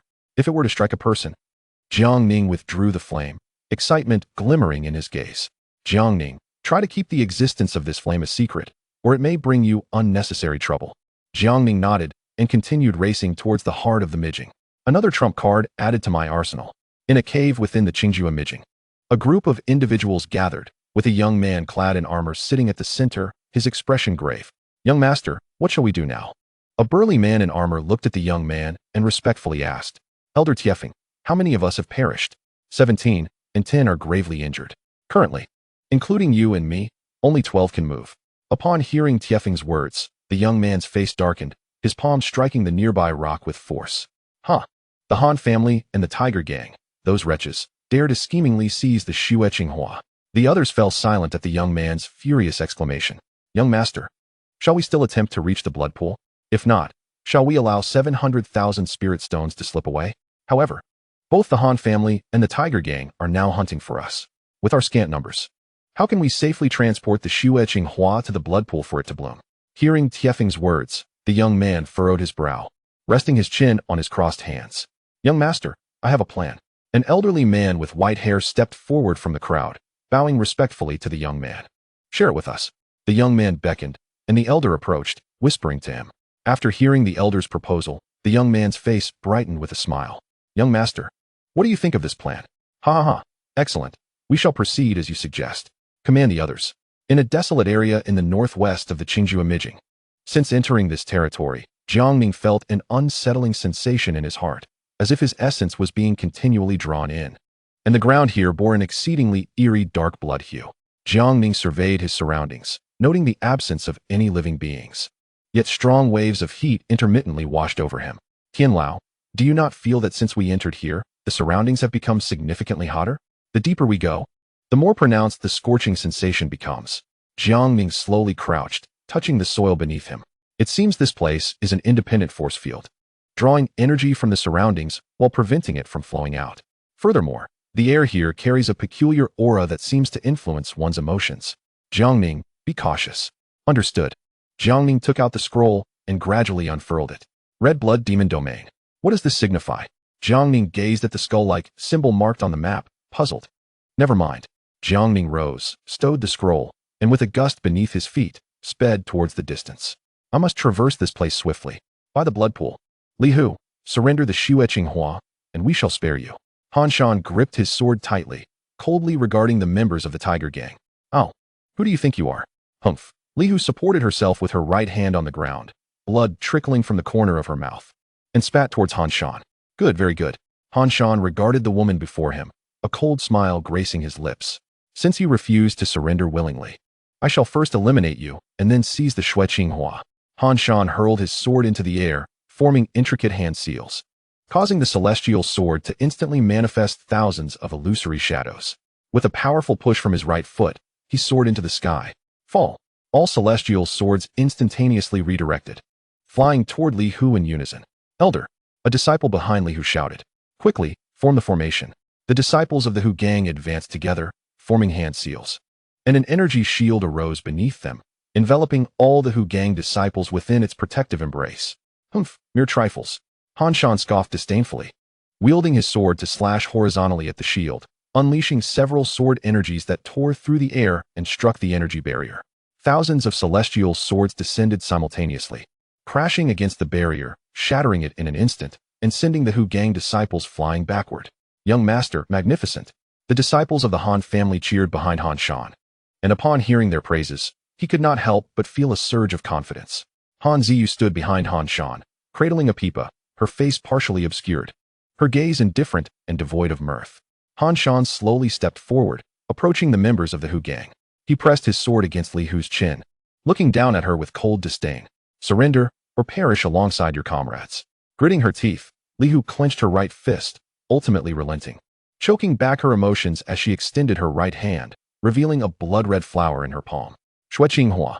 Han Shan's face lit up with excitement as he gently accepted the Xue Qinghua, admiring it closely. Li Hu gradually stood, casting a glance at her fallen disciples with a heavy sigh. Go. Suddenly, a long sword pierced through Li Hu's body, and her disciples collapsed one after another, blood gushing forth. With great difficulty, Li Hu turned her head to see Han Shan's sinister smile. Han Shan withdrew the celestial sword, and Li Hu fell to the ground, lifeless. The Han family disciples were deeply frightened by this scene, their eyes filled with terror as they looked at Han Shan. You? Han Ziyu spoke softly, but did not continue. Observing the expressions of those around him, Han Shan could not help but let out a long, triumphant laugh. Ha ha, enough. Hand over the Shui Qing Hua to me. Han Ziyu stepped forward, addressing Han Shan coldly. Hand it over to you? Han Shan turned to face Han Ziyu, a strange smile playing at the corners of his mouth. Very well, I shall give it to you. Han Shan placed the Shui Qing Hua into Han Ziyu's hands. Without further conversation, Han Ziyu turned away and walked towards the blood pool behind her. The disciples of the Han family also averted their gazes, unwilling to meet Han Shan's eyes. Watching Han Ziyu's departing figure, a peculiar longing flickered in Han Shan's gaze as he gently licked his lips, sheathing his celestial sword and following her. No one noticed that the bodies of the slain Hu gang members were rapidly withering, their skin decaying at an astonishing rate, revealing glimpses of white bone as blood flowed from their bodies with incredible speed, seeping into the crimson earth. Jiang Ning. Ahead lies the very core of the Hong Shui Mou, the blood pool. The blood pool. It is said that in ancient times, a dragon king fell here, and his blood was gathered in this place, forming the blood pool. Jiang Ning activated his mental senses, gazing into the distance. He saw a massive lake 1,000 meters ahead, its waters a deep crimson, stretching far beyond what Jiang Ning's mental energy could perceive. Just as he was about to investigate further, a familiar aura intruded upon his mental range. Han Ziyu?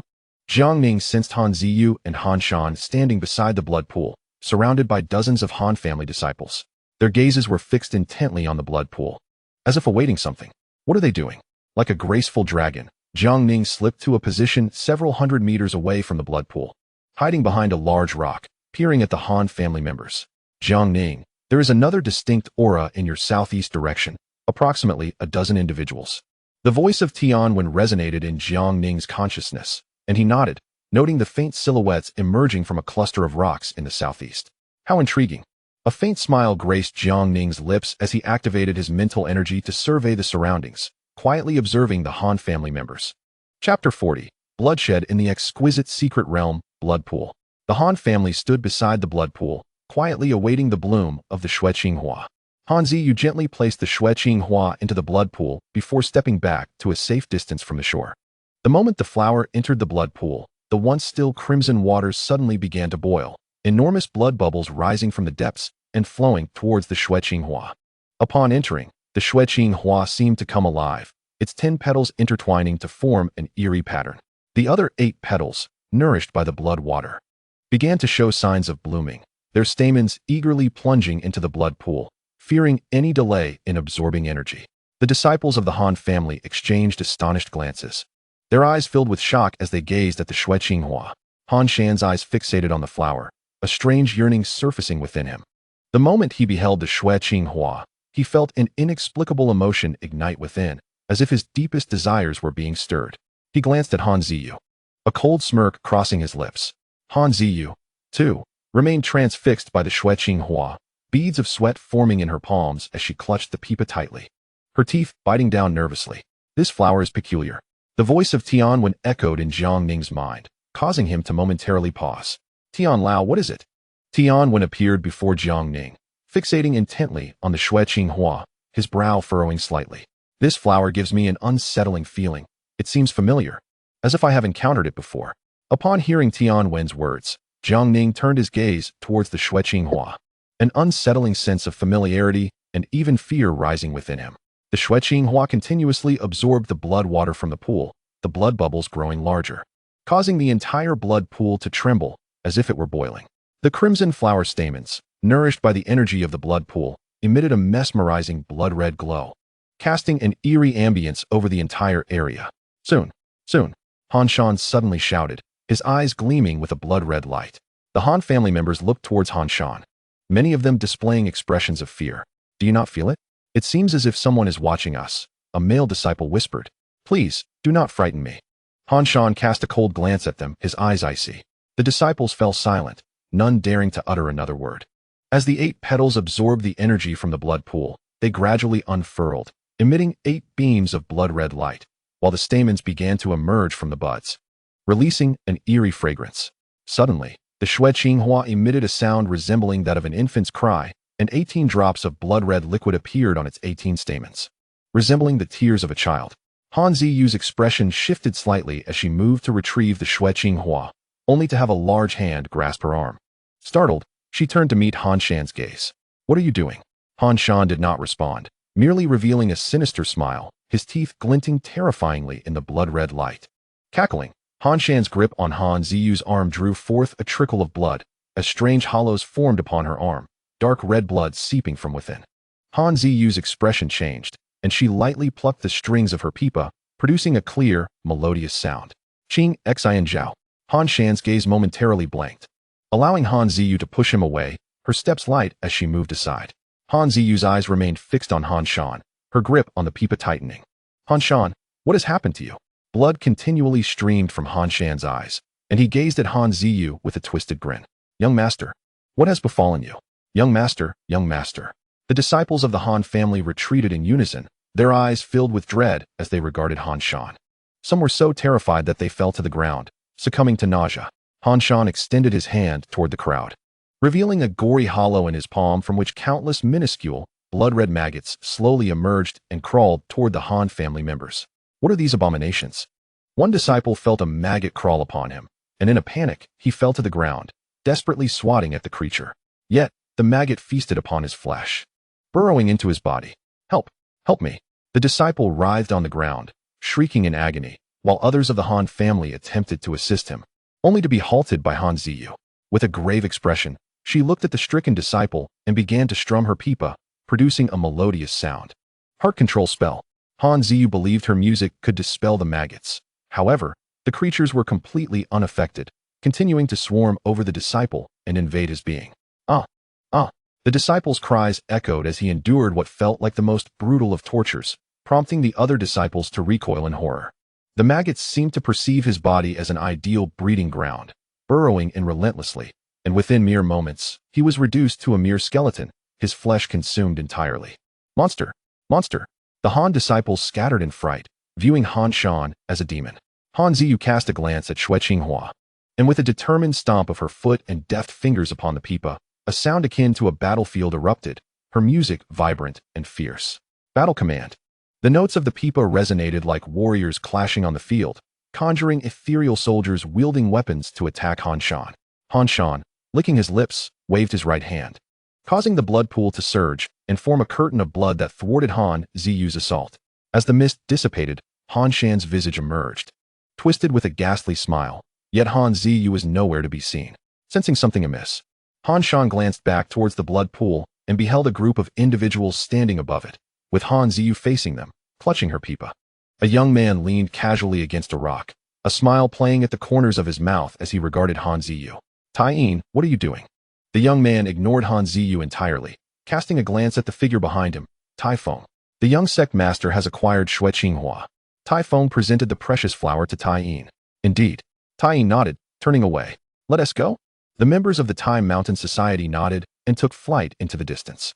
Han Shan, witnessing the theft of Xue Qinghua, unleashed a swarm of tiny, fly-like creatures from his hollow eye sockets, enveloping the Tai Mountain Society members in a suffocating embrace.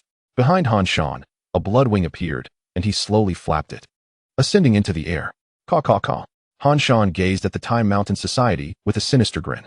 With a dismissive snort, he commanded the swarm, transforming it into a tempest of blood that ensnared the Tai Mountain Society members. The scent of fresh blood wafted through the air. With a flick of his right hand, countless insects surged toward Tai Yin and his companions. This is bad, Tai Yin shouted, forming a seal with his hands. The members of Tai Mountain Society followed suit, conjuring a protective giant bell of energy around them. Golden bell seal. The insects were blocked outside the bell, and Tai Yin smirked, glancing at Han Shan. However, before Tai Yin could finish his thought, a small hole was gnawed into the bell by the insects, and in an instant, swarms invaded the interior, shattering the bell into fragments. Ah! Ah! The insects descended upon the members of Tai Mountain Society, their tiny mouths ravenously devouring Tai Yin and the others. Spare me. Tai Yin accepted Xue Qinghua from Tai Feng and presented it before Han Shan. With a wave of his right hand, the flower flew into his grasp. Han Shan observed Xue Qinghua, a greedy smile spreading across his face as he brought it close to his nose and inhaled deeply, reveling in the delight it brought. Tai Yin formed a seal with his hands, enveloping himself in a faint golden shield, but as he turned to flee, he felt a chilling sensation in his chest. Blood trickled from Tai Yin's lips as he mechanically lowered his gaze, discovering a gory hole in his chest from which countless insects emerged. You. Tai Yin coldly turned back, meeting Han Shan's terrifying grin. Boom. Han Shan chuckled lightly, and Tai Yin's body erupted, transforming into a cloud of blood mist. While the remaining disciples of Tai Mountain Society also fell victim to the ravenous insects, exploding into mist. This is terrible. Han Ziyu's expression shifted as she hurriedly played her pipa, scattering the surrounding insects as she fled into the distance. Han Shan glanced back at her, a malevolent smile gracing his lips. Sister, dear sister, you cannot escape, caw-caw. With a wave of his hand, swarms of insects surged forth, surrounding all the Han family disciples, who within moments turned into pools of blood. Han Shan flapped his blood wings and soared toward Han Ziyu, a lascivious grin illuminating his hollow gaze. I understand now. After Han Shan departed, Jiang Ning heard the voice of Tian when resonating in his mind. What is it? That flower was not Shui Qinghua at all. It was the legendary demonic flower Bloodshore, exuding an aura that awakens the deepest darkness within one's heart. Then what about Han Shan transforming into a monster? That was the seed of Bloodshore. Han Shan absorbed the flower's essence, becoming a humanoid flower material. The existence of Bloodshore requires endless blood, thus it parasitically thrives upon the flower's host, seeking a constant supply of blood. Jiang Ning, pursue him. Your five-colored flame can incinerate those insects. We cannot allow him to escape the secret realm, or the entire Izhou city may become a living hell. Understood. With a slight nod, Jiang Ning summoned his five-colored flame to its utmost potential and sped toward Han Shan. Chapter 41. Into the demonic realm, blood magic domain, northern region. Broken Valley. Han Ziyu cradled her leg, which had been bitten by Han Shan's insects, crimson blood flowing profusely down her fair thigh. This is bad. She rushed to the edge of Broken Valley, halting in panic. Peering down, she quickly retreated, attempting to flee in another direction. Yet she heard the last voice she wished to encounter. A horrendous laughter echoed from behind her, and Han Ziyu spun around, clutching her pipa tightly. Her gaze fixated on the demon-like figure approaching her. Caw, caw, caw. Sister, do you not enjoy running? Why have you stopped? Han Shan advanced step by step. A ghastly smile etched on his face, surrounded by swarms of insects that danced around him. The crimson glow in his eyes shone ominously against the backdrop of the blood-red earth. Han Shan, what do you intend to do? What do I intend to do? Ha ha ha. It's simple. Marry me, and I shall spare you. Upon hearing Han Ziyu's retort, Han Shan erupted into boisterous laughter, halting his advance to mock her. Impossible. Should you dare to harm me, be prepared for my father's wrath. Han Ziyu's eyes blazed with fury as she met Han Shan's gaze. Oh, Han Shan appeared to find something amusing, a hint of confusion flickering in his eyes. You are still ignorant of your own fate. What do you mean? Ha ha ha. Han Ziyu, you are truly pitiful. Believing yourself to still be the pride of the Xianmen and the hope of the Han family. What are you trying to say? Han Shan stepped forward slowly, stretching his limbs. Do you know of Wan Quan? That waste from the Wan family, forever lost in base desires. I know that I like you. Yet you have never even glanced my way. The Han family has always regarded only you, never acknowledging me as an outsider. I also understand that I am unworthy of you. Your talent surpasses mine, and it is only natural for the Han family to allocate resources to you. At this, Han Shan lowered his head slowly, only to suddenly lift it again, tilting his head to reveal a horrific smile at Han Ziyu. Why is it that he, a mere waste and a creature as foolish as a pig, can possess you? Han Qianfeng ingratiates himself with him like a dog. Han Ziyu's gaze turned icy. What are you saying? The Han family has decided to marry you off to that useless Wan Quan. After you emerge, the Han family will personally escort you to Wan Quan's residence, to become one of his countless playthings. Impossible. Han Ziyu was evidently provoked, her eyes blazing with anger as she glared at Han Shan, clutching her pipa tightly. Han Shan, I must be insane to heed the words of a devil like you. Impossible? Huh. It seems Han Qianfeng didn't inform you. Understandable. What if you tried to escape? It's far more convenient to deliver you directly to Wan Quan's estate. Han Shan sighed. All is destined. The only value Wan Quan possesses is his status. The Han family, in their quest to elevate their standing, will hand you over to him. Ziyu, come, be with me. I will take you away from Izhou City. Han Shan forced a somewhat amiable expression, extending his hand toward Han Ziyu. Han Ziyu smiled, confronting Han Shan's terrifying demeanor, her hands strumming the pipa with fervor. The battle song. As Han Ziyu plucked the pipa strings, a cacophony reminiscent of clashing weapons erupted, sharp melodies soaring through the air, creating a tempest that surged toward Han Shan as if soldiers were engaged in battle. Huh. Han Shan scoffed, casually waving his right hand. and a swarm of insects emerged from his body, flying toward Han Ziyu. In the instant the music collided with the insects, the melody abruptly ceased, the insects unperturbed, continuing their relentless advance toward Han Ziyu. Useless. Han Ziyu's expression shifted. Her right foot pushed off the ground, propelling her into the air, cradling the pipa before her. Her hands plucking the strings. The clear heart incantation. A gentle, ethereal melody emanated from the pipa, flowing like water toward the swarm of insects. Huh. Han Shan smirked coldly, waving his hands as the insects coalesced into a spear, shattering the melody. This is bad. Han Ziyu's complexion paled, and she retrieved the jade token given to her by Han Xianfeng from her spatial pouch. Blood dripped from her arm onto the jade token, unleashing a sword chi that sliced through the air, clashing with the swarm. The spear formed from the insects was dispersed by the sword chi, countless insects retreating back to Han Shan's side. With a cough, Han Ziyu spat blood, hurtling toward the chasm behind her.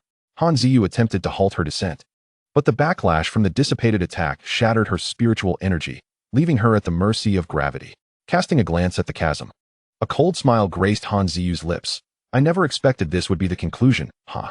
Slowly, she closed her eyes, tears streaming down her cheeks. Hiss. A rush of air signified an impending force, and Han Ziyu felt as though she were caught by something, halting her fall. Opening her eyes, she beheld a handsome visage. Is it him? The person I encountered at the gates of Izhou City. How could he come to my rescue? Jiang Ning gently descended, setting Han Ziyu down on the ground. Are you all right? Jiang Ning stood before Han Ziyu, gripping Blood's soul tightly, his dark robe billowing in the wind as he met Han Shan's gaze. Oh, I recall you. You are that person from before. Han Shan scratched his head, tilting it with an odd smile. Are you here to repay her previous kindness, or do you seek death? Ha. Jiang Ning's eyes narrowed at Han Shan's ghastly features, a cold chuckle escaping his lips. What are you laughing at? Han Shan's anger flared upon witnessing Jiang Ning's mirth. It's nothing. A dying man need not know so much. Heh, I hope you can still find something to smile about later. Han Shan's smile twisted into something sinister, blood oozing from the wounds across his body, the sound of maggots feasting echoing in Jiang Ning's ears. Han Shan extended his hand, swarms of maggots crawling from the gaping wounds, eyeing Jiang Ning hungrily, revealing rows of teeth as they slithered toward him. Be careful. Those creatures devour flesh and blood, eventually leaving only bones. Hearing Han Ziyu's warning, Jiang Ning hesitated, turning to her with a slight smile. I'm fine. A flicker of weak five-colored flames ignited in Jiang Ning's left hand, faint crimson lightning flickering within. Han Shan erupted with laughter upon seeing the feeble flames. Is this your trump card? Haha. Do you truly believe that this tiny flame can vanquish my pets? Haha. Jiang Ning remained silent, gently pushing the flames toward Blood Soul, which ignited into a protective barrier, enveloping the spear. Holding Blood Soul in his right hand, his gaze icy as he regarded Han Shan, a slight smile gracing his lips, he waved toward the approaching swarm of maggots, conjuring a wall of five-colored flames in an instant. TCH. Han Shan made a derisive sound, waving his hand as the swarms surged toward Jiang Ning, intent on devouring him whole. Jiang Ning thrust Blood Soul into the ground, tightening his grip, as countless strands of pale golden energy emerged from his body, forming an energy cage to shield both him and Han Ziyu. Flames cascaded from Blood Soul, flowing down to the energy cage. The moment the insects made contact, they ignited in five-colored flames, dark red lightning searing through their bodies. Sizzle. The acrid scent of roasting insects filled the air, prompting Jiang Ning and Han Ziyu to cover their mouths, while Han Shan stared wide-eyed, frantically waving his hands. Come back, quickly. Want to retreat? Huh? Jiang Ning's cold laugh echoed as he clenched his fist, conjuring a massive energy cage that ensnared the swarm, flames igniting within, reducing the insects to mere ashes. The entire cage resembling a colossal oven, incinerating everything within. No. Han Shan's desperate scream reverberated as he dashed toward the cage, attempting to breach it. However, upon touching the flames, a searing pain shot through his hand, racing to his mind. He swiftly withdrew his arm, realizing it had been scorched, dark blood evaporating from the burn. How is this possible? Han Shan's eyes, once filled with disdain, now reflected sheer terror as he gazed at Jiang Ning. Run. Han Shan hastily turned, fleeing into the distance. Han Ziyu, witnessing this scene, felt a profound shock within. Who exactly is this person? Jiang Ning observed Han Shan's retreating figure, a cold smile curling his lips. Want to flee? Jiang Ning propelled himself forward, pursuing Han Shan, sweeping Blood Soul across the air. unleashing a streak of 5-colored flame that struck Han Shan squarely. Han Shan felt the agonizing burn of his soul, hurriedly turning to face Jiang Ning. What do you want? Jiang Ning touched his nose, a slight smile gracing his lips. Quite simple, to kill you, huh? With that, Jiang Ning vanished from sight, leaving Han Shan in a panic as he scanned his surroundings. Jiang Ning reappeared behind him, thrusting blood soul directly through Han Shan's body. You. Han Shan turned mechanically, locking eyes with Jiang Ning. Jiang Ning smiled, his lips moving. Farewell. 5-colored flames ignited within Han Shan, crimson lightning coursing through his entire being. Spare me, spare me. Jiang Ning ignored the pleas, thrusting his hand upward, sending Han Shan flying, still engulfed in flames and blood-red thunder. Uffed! Dark blood erupted from Han Shan's body, akin to a ruptured balloon, hurtling toward the chasm behind him. Jiang Ning vanished once more, a handprint imbued with 5-colored flames striking Han Shan, igniting a fierce blaze upon his form, transforming him into a fiery figure as he plunged into the chasm. Jiang Ning soared above the Duangu, channeling his mental energy to probe the depths of the valley, but he sensed no trace of Han Shan. Had he perished? A thick, inky mist enveloped the valley, rendering it impossible for Jiang Ning to discern the interior. Tianlao, can you still sense Han Shan's presence? He inquired. After a moment, Tianwen closed his eyes and sent a wave of mental energy into the valley. Moments later, he opened his eyes and shook his head. The mist is too dense. My mental energy cannot reach the bottom. With a sigh, Jiang Ning cradled his head in his hands and turned away. Never mind. If he is alive, I'll kill him next time. He approached Han Ziyu. How are you? Can you walk? She nodded slightly, attempting to move forward, but as she took a step, a sharp pain coursed through her leg. Gritting her teeth, Han Ziyu bent over. Jiang Ning glanced at her and noticed a bloody wound on her fair thigh. Sighing softly, he squatted before Han Ziyu. What are you doing? What does it look like? Get on. I'll take you away from here. No, it's fine. I can walk. Ignoring her protest, Jiang Ning lifted her onto his back. What are you doing? Put me down. With a firm push, he leapt into the air above the Duangu. If you keep yelling, I'll drop you. Han Ziyu glanced down at the endless chasm below and obediently fell silent. Like a graceful dragon, Jiang Ning carried Han Ziyu toward the heart of the Qing-Ju secret realm. This guy is so fast. Han Ziyu thought to herself as she watched the ground rush by beneath them. How do we exit the Qing-Ju secret realm? Jiang Ning suddenly asked. Oh. Han Ziyu paused, recalling that at the center of the secret realm lay the Tianju altar, which could activate the teleportation array to exit. Good. What are you planning to do? Of course, I'm going to send you back to the Han family. What? Han Ziyu suddenly shouted into Jiang Ning's ear, causing him to frown. What are you shouting about? I don't want to go back. Memories of Han Shan's words flooded her mind. She wasn't sure of their truth, and the true opportunities within the secret realm remained undiscovered. How could she leave? No way. Do I have to carry you around forever? Han Ziyu fell silent, her lips moving as she began to sing a soft melody in Jiang Ning's ear. Confused, Jiang Ning opened his mouth to speak, but suddenly felt his mind clouded by an unseen force. What is happening? My body won't respond to my commands? This is the Qing Xian spell, which helps one relax and cultivate. That girl just cast this spell on you, leading to your current state of blankness. You are devoid of desires and can only maintain your condition before entering the spell. Damn it, Jiang Ning cursed under his breath, glancing at the woman on his back. How can I break this spell? Tianwen lay on the grass, brushing leaves from his face, and glanced at Jiang Ning. It's simple, just wait. Wait. For time to pass, it will naturally break, or she will free you herself. Don't disturb me, I need to rest now. With that, Tianwen turned away, placing a leaf over his face and drifting into a deep slumber. Jiang Ning watched him, his lips twitching, letting out a sigh. I knew you were unreliable. As Jiang Ning's consciousness gradually returned, he found Han Ziyu had not noticed, a slight smile gracing his lips as he descended toward the blood pool below. Hey, what's wrong with you? Han Ziyu exclaimed, noticing Jiang Ning's body plummeting toward the pool. Wake up, she cried, slapping his back, but he remained unresponsive. Her expression shifted as she recalled the pool's terrifying nature, and she swiftly struck him across the face. With a sharp sound, Jiang Ning felt a burning sensation on his cheek. Ah, he shouted, losing balance and plunging directly into the blood pool. This is bad, Han Ziyu thought, following him into the depths. As Jiang Ning struggled to open his eyes, he surveyed his surroundings. The walls were a blood-red hue, the ground soaked in crimson soil, and a foul stench permeated the air.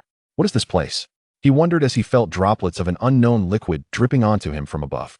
To his astonishment, An independent space existed within the blood pool. Slowly rising, he spotted Han Ziyu lying beside him. This is all her fault, he lamented, pushing off the ground to escape the pool. With a thud, he collided with the water barrier and rebounded back down.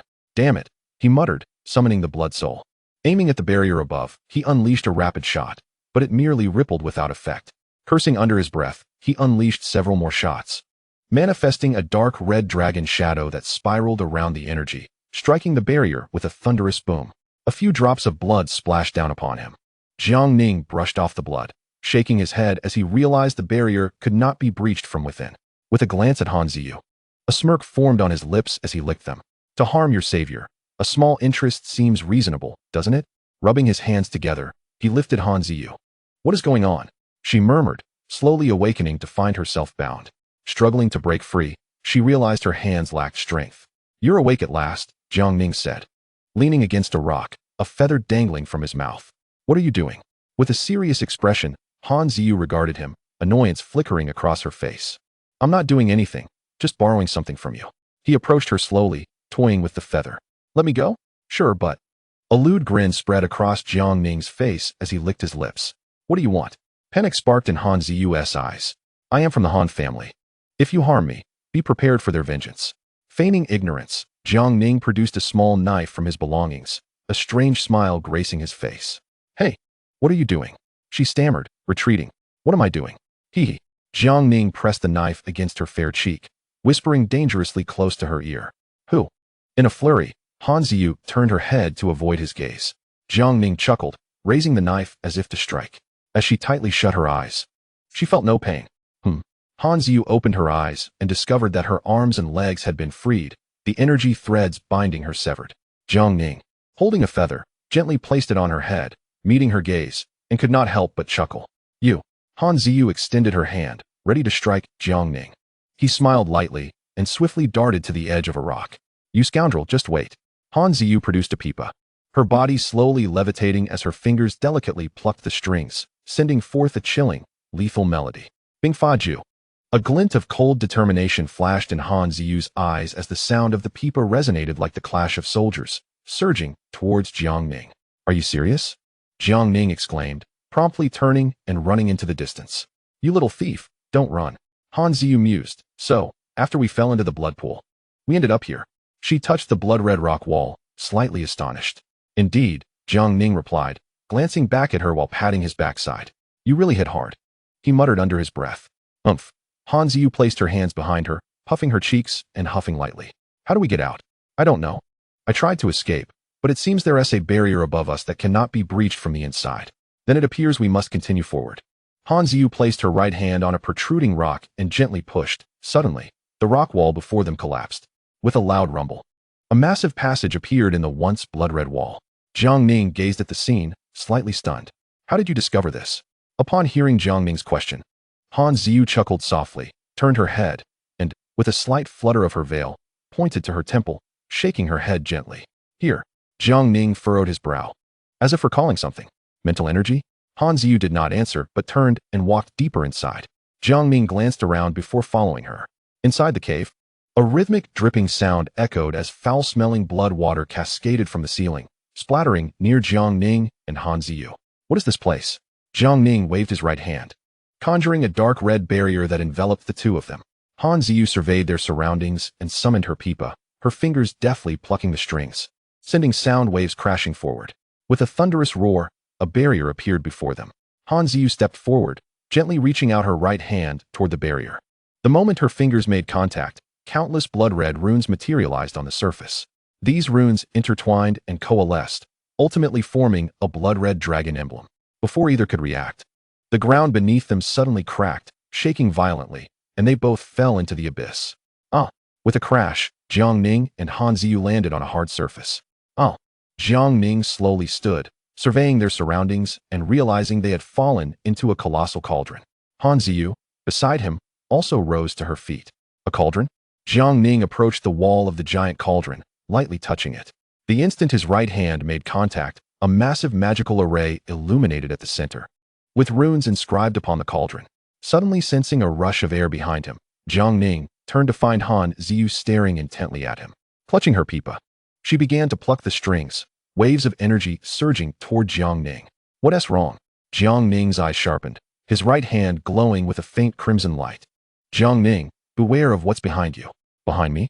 Jiang Ning swiftly dodged, blood soul flashing in his palm as he slashed through the air. A beam of light striking the cauldron. At that moment, Han Ziyu took a step forward, approaching Jiang Ning. What is happening? Jiang Ning, be careful. There was an exceedingly sinister aura behind you just now. A strange aura? Jiang Ning's expression shifted as he turned to fixate on Han Ziyu. She seemed oblivious to his gaze, her eyes vacant as she advanced toward him. Hey, Han Ziyu, Jiang Ning called out, gripping his blood soul tightly. Han Ziyu cradled her pipa, her fingers dancing across the strings, producing a haunting melody that penetrated Jiang Ning's mind. Jiang Ning, be cautious. She seems to be under some form of control. The voice of Tianwen echoed in Jiang Ning's mind, causing him to momentarily lose focus as he noticed a faint crimson glow in Han Ziyu's eyes. Tianlao, what should we do now? Jiang Ning leapt, casting his blood soul onto the cauldron, watching Han Ziyu intently. Mental energy. Jiang Ning seemed to realize something, gradually closing his eyes as a light blue mental glow emanated from his mind, radiating outward. I understand. Jiang Ning suddenly opened his eyes, revealing countless invisible energy threads behind Han Ziyu. The crimson glow in her eyes intensified as she began to levitate, cradling the pipa before her, her fingers moving rapidly across the strings, unleashing a melody of death that resembled a battlefield of soldiers clashing. Pajun. The cacophony of clashing weapons transformed into a torrent of blades, surging toward Jiang Ning. Not good. Jiang Ning's expression changed as he leapt from the blood soul, drawing his blood soul spear, a beam of light cutting through the air to meet the melody. The instant the spear met the music, it was swiftly dissipated, the sound slicing through the air like a blade, and countless notes soared toward Jiang Ning. Like a dancing dragon, Jiang Ning stepped nimbly, creating multiple afterimages to evade the oncoming notes. Hiss! He winced as one note grazed his hand, leaving a deep gash from which blood mixed with faint gold energy flowed down his arm and into the cauldron. Jiang Ning's expression shifted as he glanced at Han Ziyu, suddenly vanishing from sight. Hiss! With a sweeping strike, a beam of light surged toward Han Ziyu's back.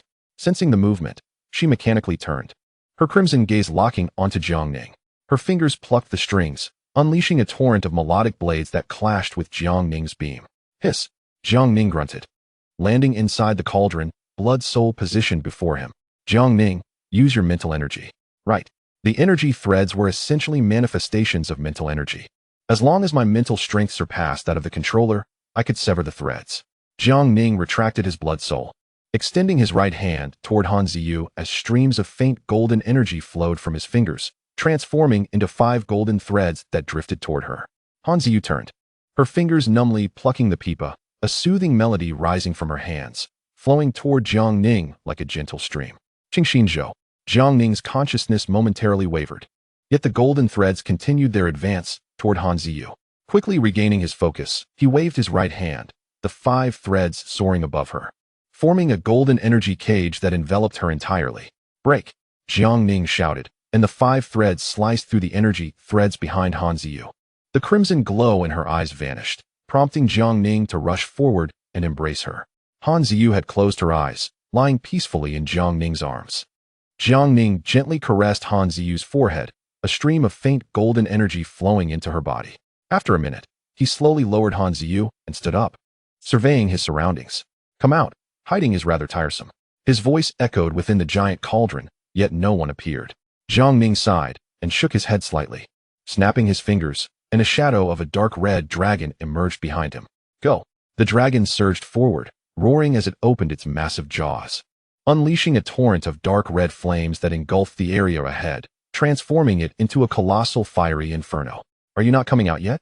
Jiang Ning sneered, conjuring a flicker of extremely faint 5-colored flames in his right hand. He gently exhaled, causing the flames to disperse into countless tiny fragments that soared forward.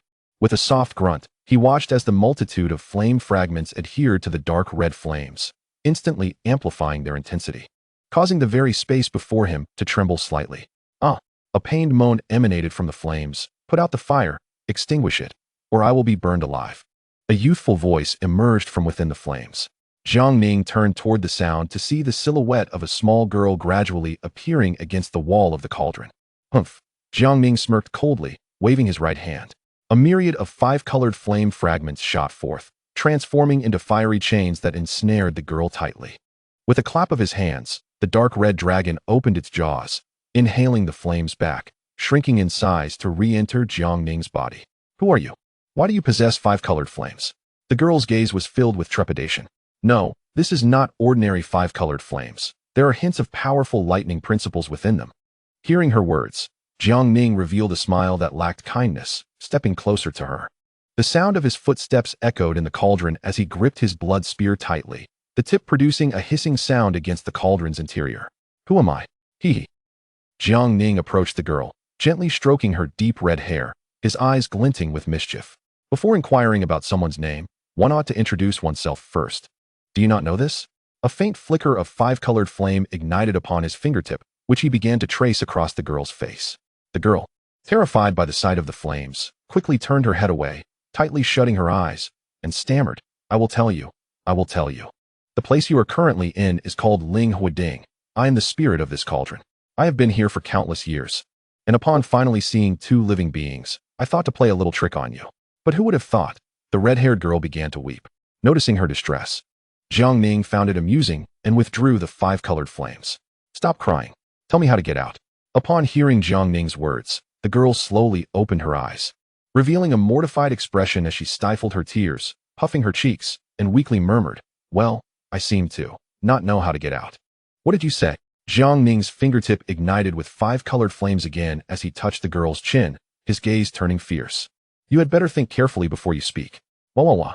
Faced with Jiang Ning's fierce demeanor, the red-haired girl began to cry again, sobbing. I really don't know how to get out. If I could get out, would I have been stuck here for so long? Jiang Ning, observing her state, chose to retract the flames once more. Forget it. I shall find the way myself. He turned away, walking toward the edge of the cauldron. Hey, you can't just leave me like this. Hey. Suddenly, a rune appeared in the girl's mouth, sealing it shut and rendering her unable to speak. Finally quiet. Jiang Ning sighed, lifting his gaze to the mouth of the cauldron. He soared into the air, reaching for the cauldron's edge, but no matter how he stretched, he could not extend his hand beyond it. What? Jiang Ning frowned slightly, his steps wavering as he attempted to fly out. Yet he found himself unable to escape the giant cauldron. How is this possible? Looking down, he noticed Han Ziyu's figure becoming increasingly smaller in his line of sight, indicating that she was indeed ascending. So why was he still trapped within the cauldron? Did he suddenly realize something? He pressed his hand against the cauldron's wall, ascending while keeping in contact with it. Indeed, as Jiang Ning flew upward, the height of the cauldron continuously increased, preventing him from breaking free.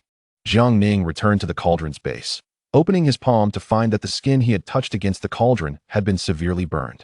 The flames contained within this giant cauldron can actually scorch my skin. Radiant golden light flickered in his palm, restoring it to its original state. He gently brushed his sleeves and approached Han Ziyu. Jiang Ning sat down, placing his right hand on Han Ziyu's palm. A stream of faint golden energy flowing from his hand into her body. The red-haired girl, bound nearby, watched the scene in awe, her eyes wide with shock. In her understanding, she had never heard of anyone wielding such pure divine energy, and the richness of Jiang Ning's energy was astonishing. Was this truly a power that a spirit wielder could possess? Unaware of the girl's gaze, Jiang Ning gradually stood and walked toward her. Tell me everything you know. He crouched before the girl, observing her youthful face. The girl glanced at Jiang Ning, her eyes evasive. What do you wish to know? Jiang Ning found her expression amusing, responding with a derisive laugh. I wish to know how to get out. Can you tell me? The girl paused for a moment, pouting, her voice considerably weaker. Well, it's not entirely impossible to find a way out. Then why did you just say there wasn't? As Jiang Ning's fierce gaze bore into her, tears welled up in the girl's eyes again, threatening to spill over. Jiang Ning, seeing her distress, forced a smile, grasping her hand and asking gently, Then what is the method? With your mental strength, you should already know that this is not a real cauldron but a virtual space within it. Jiang Ning's lips curled slightly. No wonder the height of the cauldron had been constantly increasing. So, if I break this virtual space, I can escape, right? The girl hesitated but eventually nodded, adding, However, it seems you cannot accomplish it alone. Why not? The girl avoided Jiang Ning's gaze, fear flickering in her eyes. Jiang Ning sighed in exasperation, reaching out to touch her face gently. Little sister, I apologize for earlier. Please tell me why. I truly wish to leave. Can you help me? The girl turned to Jiang Ning, softly replying, You should see for yourself. With that, the The world before Jiang Ning seemed to collapse, as if everything was shattering. He felt his consciousness being drawn away, entering another realm. Chapter 44, Memories. Cuckoo, cuckoo. Where's this? The calls of the cuckoo birds awakened Jiang Ning, who slowly opened his eyes, sitting up from the ground and looking around. Before him lay a bamboo grove, with birds occasionally flitting by and the sound of trickling water resonating through the forest. Jiang Ning was seated on the grass, a gentle breeze brushing against his face. You are awake. A soft voice emanated from behind Jiang Ning, prompting him to turn around. He spotted a young girl with braided hair, holding a bouquet of fresh flowers, gazing at him with a bright smile. Who are you? Jiang Ning asked, his expression turning somewhat serious as he fixed his gaze upon her. The girl seemed to sense his cautious demeanor, chuckling lightly as she skipped toward him. Don't be so tense. You fell into the river, and I was the one who pulled you out. It took quite an effort to save you, you know. Look, my shoes are all wet. As she spoke, the girl pointed at her shoes for Jiang Ning to see. He glanced down and noticed her straw sandals were caked with mud, and her woven pants were slightly damp. Where's this place? And who are you? Jiang Ning's tone remained indifferent.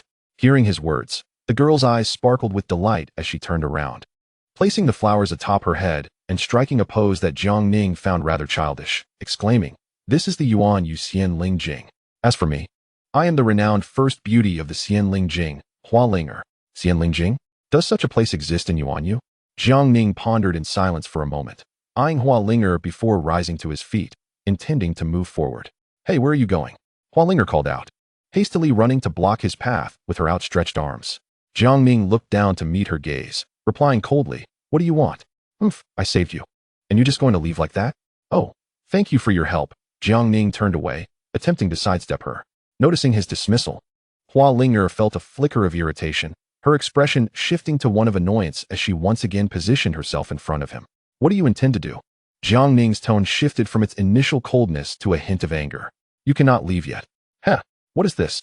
Jiang Ning felt a sudden chill as he tried to summon his energy, only to find it immobilized as if frozen by an unseen force.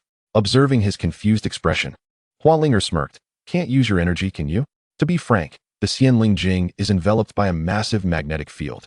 Without my father's specially crafted talisman, you cannot harness your energy. Your father? Yes. Hua Linger tilted her head back proudly.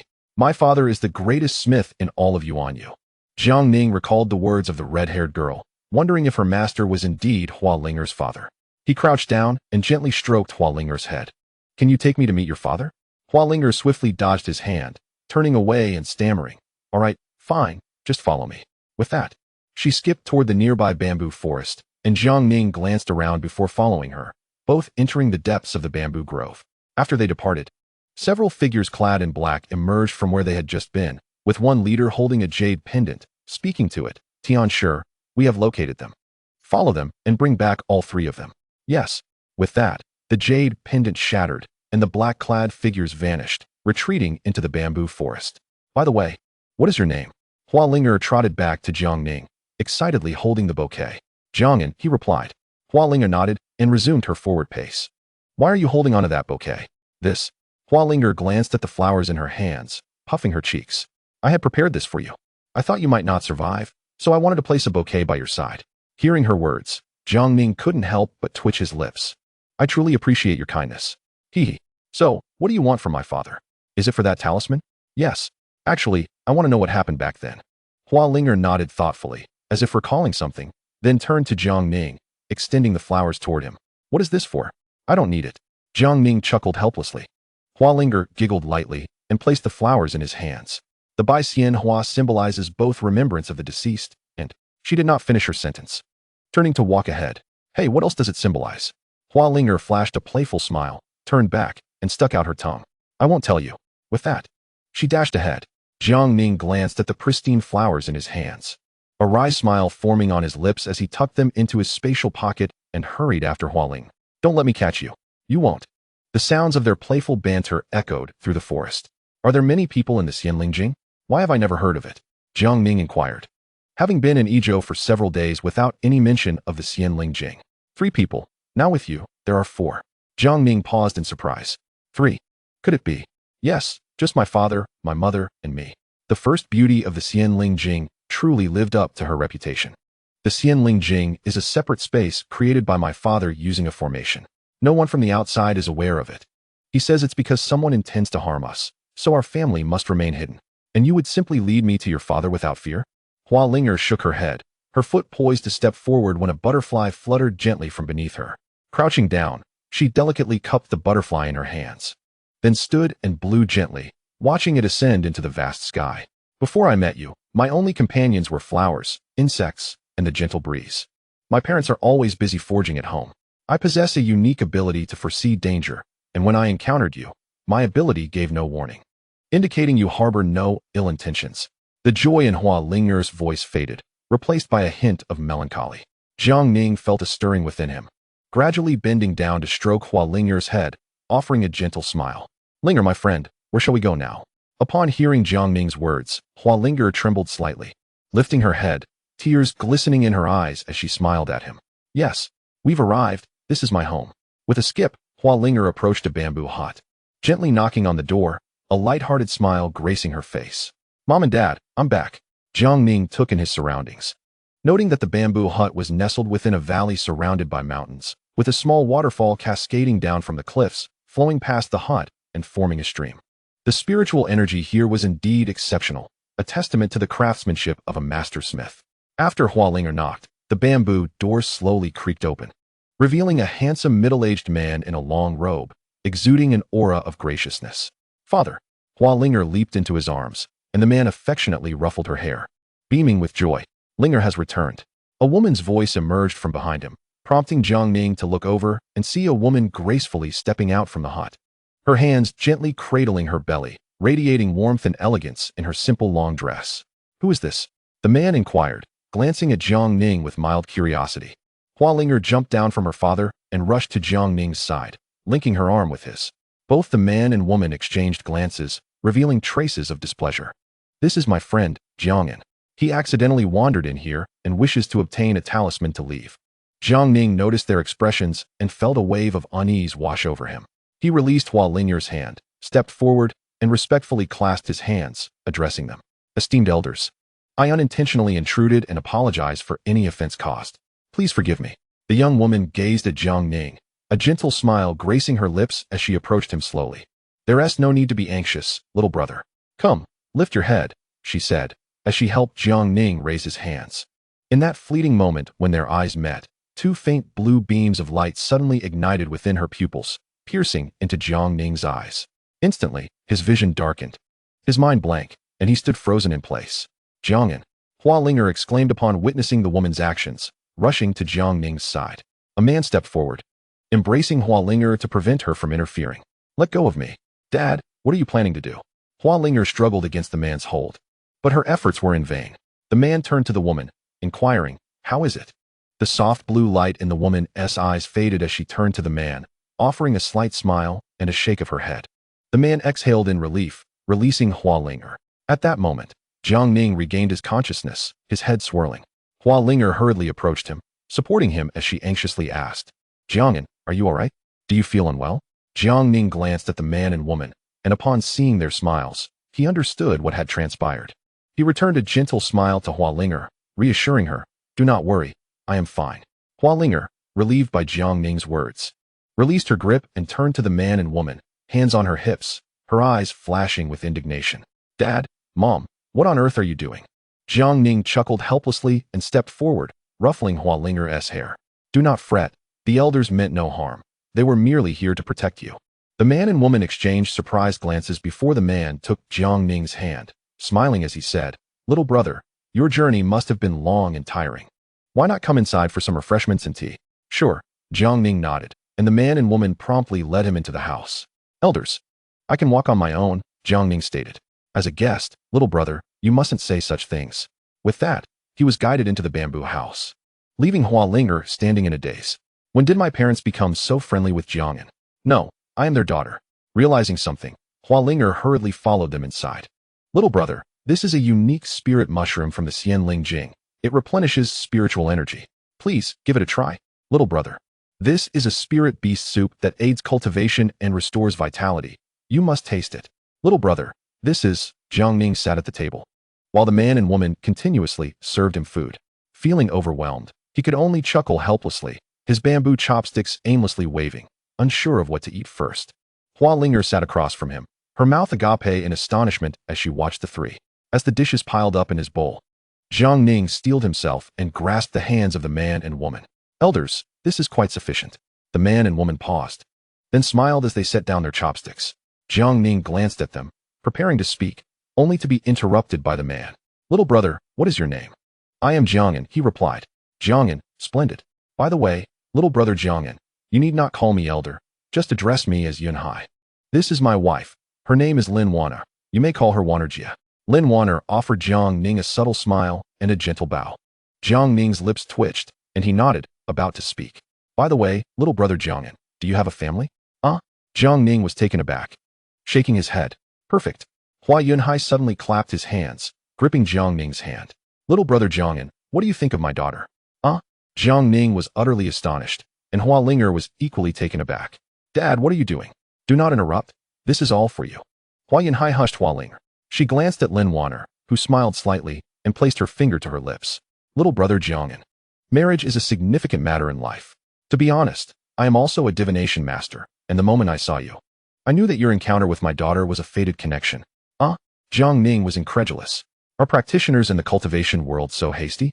Little brother Jiang'an, just look at my daughter Linger. Her figure, her beauty, perfectly complements your handsomeness.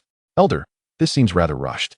I have only met Linger once, and I am currently without riches, utterly unworthy of her. Sigh, little brother, you are being too modest. Fate is often a matter of love at first sight. Marry first, and let emotions develop gradually. As for worthiness, I believe you are destined for one another. Sighing heavily, Hua Yunhai covered his mouth with his hand, panting heavily. Dad! Hua Linger rushed to his side, supporting him, and Jiang Ning, feeling a bit flustered, stepped forward to assist him as well. Little brother, the divination just now cost me several decades of my lifespan, and my time is running short. Before I depart, I wish to embrace my future grandson. The divine has also hinted to me that it does not wish to see two fated individuals separated, urging me to seize this opportunity. Jiang Ning's lips quivered, his expression bewildered. Hua Yunhai turned to Hua Linger, trembling as he reached out to gently caress her face. Linger, having you as my daughter in this life is my greatest blessing. I fear that, after my passing, no one will look after you. Little brother Jiang'an is your destined fate. You must hold on to this. Do you understand? Hua Linger was momentarily at a loss, but seeing Hua Yunhai's demeanor, she couldn't help but tear up and nodded softly. Jiang Ning glanced at Lin Wanner, who was covering her mouth, stifling her laughter. Jiang Ning shook his head helplessly, meeting Hua Yunhai's innocent expression, and his lips twitched. I will think about it. Chapter 45. The trouble arises on the cliff behind the bamboo house. Jiang Ning lay on a flat rock, his hands resting behind his head, a blade of grass in his mouth, while Hua Linger sat beside him, hugging her knees and gazing quietly into the distance. Jiang'an, what you said earlier, is it true? Jiang Ning, taken aback by Hua Linger's question, paused for a moment. What do you mean? I mean, about what my dad said regarding marriage, that you would consider it that. Hua Linger's speech became disjointed, a faint flush appearing on her cheeks. Oh, that. Do not worry, I was merely responding to the elder's words. So, it was a lie? Hua Linger's eyes shimmered with an inexplicable hint of dissatisfaction, and a sense of sorrow welled within her. Her voice dropped to a whisper, as if she were murmuring to herself. What did you say? Jiang Ning, unable to hear her clearly, sat up and looked at her. And nothing. Hua Linger quickly averted her gaze, afraid Jiang Ning would see her expression. Jiang Ning, feeling puzzled, chose not to press further and lay back down, crossing his legs as he stared at the clouds in the sky. I feel as though I have forgotten something important. Right? I came here to investigate the cause. Why am I resting here? However, I have yet to discover anything unusual. Could it be that my actions have disrupted the original events? Jiang Ning glanced at Hua Linger, his lips twitching slightly, before turning away again. Perhaps I should refrain from questioning her. Jiang'an, after you leave, will you remember me? Hua Linger suddenly spoke, catching Jiang Ning off guard. At the very least, I will not forget you. You will not forget. That is good. Hua Linger turned to him, her face lighting up with a radiant smile, then playfully flicked Jiang Ning's forehead. Hey, what was that for? Jiang Ning feigned annoyance, but Hua Linger only laughed more brightly. Then it settled. Rising to her feet, Hua Linger brushed off her clothes and extended her hand toward Jiang Ning, forming a pinky swear gesture. What are you doing? Hua Linger offered no response. Instead, she grasped Jiang Ning's hand, positioning it to form a promise hook, their fingers entwined. Promise to never change for 100 years. She giggled. Releasing his hand, she revealed her pearly white teeth and smiled sweetly. Before Jiang Ning could react, she turned and hurried into the bamboo grove. "Hey!" Jiang Ning called out, but all he could see was Hua Linger's retreating silhouette. He shook his head in resignation and gazed upwards at the sky. "We are not of the same time and space." With a sigh, he reclined on the ground, staring at the azure sky and fluffy clouds. Those who comprehend the script inherently bear a heavier burden than those who do not. Closing his eyes, Jiang Ning entered a meditative state. Time passed, though he could not tell how long, until he slowly opened his eyes, not because his meditation had concluded, but due to a sudden, unsettling sensation that gripped his heart. What could be the cause? An unsettling thought took root within him. Where was Hua Linger? Scanning his surroundings, he found no trace of her. "Hua Linger, where are you?" Jiang Ning exclaimed as he rose to survey the area. Suddenly, a thunderous sound reverberated from the cliff below. Jiang Ning hastily scrambled to the edge, only to behold a scene of chaos. The bamboo cottage was engulfed in flames, and a group of cloaked figures stood before it, two of whom were Hua Yunhai and Lin Wanner. "Where's Hua Ling?" Jiang Ning's gaze fell upon the leading figure among the dark-clad men, who stood behind two others holding a small girl captive. Hua Linger. Panic surged within him as he prepared to leap from the cliff using his abilities, only to find them inaccessible. Damn it! He cursed under his breath, sprinting towards the nearby bamboo forest. "Linger, wait for me. Release my daughter. If you have any grievances, direct them at me." Hua Yunhai shouted at the assailants. The leader of the black-clad men, upon observing Hua Yunhai's expression, sneered, "Very well. Provided you hand over the Ling Huading and accompany us with your wife, I shall release her." "Impossible. The Ling Huading is a treasure of the human race. I cannot surrender it to your dragon clan." "Oh, is that so?" The black-clad leader gestured, and the two men behind him nodded. One of them conjured a faint purple electric spark that struck Hua Linger. "Ah!" Hua Linger screamed in agony, her cries piercing the hearts of Hua Yunhai and Lin Wanner like a steel blade. "Stop!" they both yelled. Hua Yunhai's eyes bloodshot, and Lin Wanner unable to bear the sight, tears streaming down her cheeks. "Release my daughter. Can we not discuss this calmly?" Lin Wanner stepped forward, reaching out to Hua Linger. The leading black-clad man waved his hand again, and the electricity surrounding Hua Linger dissipated, leaving her breathless. "Linger!" Hua Yunhai's heart-wrenching cry echoed as he collapsed to the ground, his gaze vacant. "We will go with you. Just spare Linger." The black-clad man sneered. "Very well. Bring the Ling Huading and accompany us, and your daughter will be freed." Hua Yunhai, now at a loss, wore an expression of utter confusion, while Lin Wanner knelt beside him, supporting him with her hands. "Ling Huading! Ling Huading!" Suddenly, Hua Yunhai erupted into a fit of derisive laughter, his bloodshot eyes fixed intently on the black-clad men. "What are you laughing at?" The black-clad leader's voice grew louder, more audacious. "Father!" Hua Linger watched helplessly, a feeling of being torn within her, realizing in that moment how powerless she truly was. Tears trickled silently from her eyes, landing on the ground. Lin Wanner crouched beside Hua Yunhai, supporting him. Though her heart ached with countless sorrows, she restrained herself, for her husband was beside her, her responsibility, while her daughter, her most treasured possession, was on the other side. How to choose? She was utterly bewildered. "Ha ha! Hand over the Ling Huading, ha ha!" At that moment, Hua Yunhai ceased his madness, his eyes sharp and clear, his mind calm as he stated flatly, "Impossible." "Very well." The black-clad man clapped mockingly, feeling an unprecedented humiliation. "Since you refuse to compromise, I shall escalate matters." Several black-clad men forced Hua Linger forward to face Hua Yunhai. "Linger!" he cried, a surge of overwhelming energy radiating from him as a sword materialized in his hand. "I will slay you." "Humph!" the lead black-clad man signaled, and several of his cohorts charged at Hua Yunhai. With a mighty leap, Hua Yunhai soared into the air, his sword gleaming brilliantly in the sunlight, his gaze piercing as if capable of penetrating the very heavens. The moon sets, the crow caws, frost blankets the sky. A dark cloud suddenly formed behind Hua Yunhai, obscuring the sun's radiance, as a chilling moonlight emerged from the cloud, illuminating his eyes. Lin Wanner, witnessing this, seemed to recall something, her face paling as she boldly implored Hua Yunhai no. Ignoring her, Hua Yunhai's eyes, cold as moonlight, reflected the glimmering moon's radiance, akin to a multitude of blades aimed at the black-clad men. The assailants scoffed, their bodies swelling into several flying dragons, hurtling toward Hua Yunhai. The dragons opened their massive jaws, unleashing a torrent of energy that transformed into a swirling vortex, hurtling toward Hua Yunhai. "Descend," Hua Yunhai commanded, his right hand sweeping through the air, sword light cascading around him like endless moonbeams, charging directly at the colossal dragons.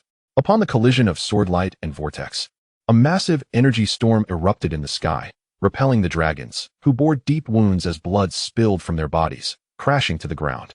Hua Yunhai, too, had sustained severe injuries, blood oozing from his mouth as his garments soaked in crimson. Fool!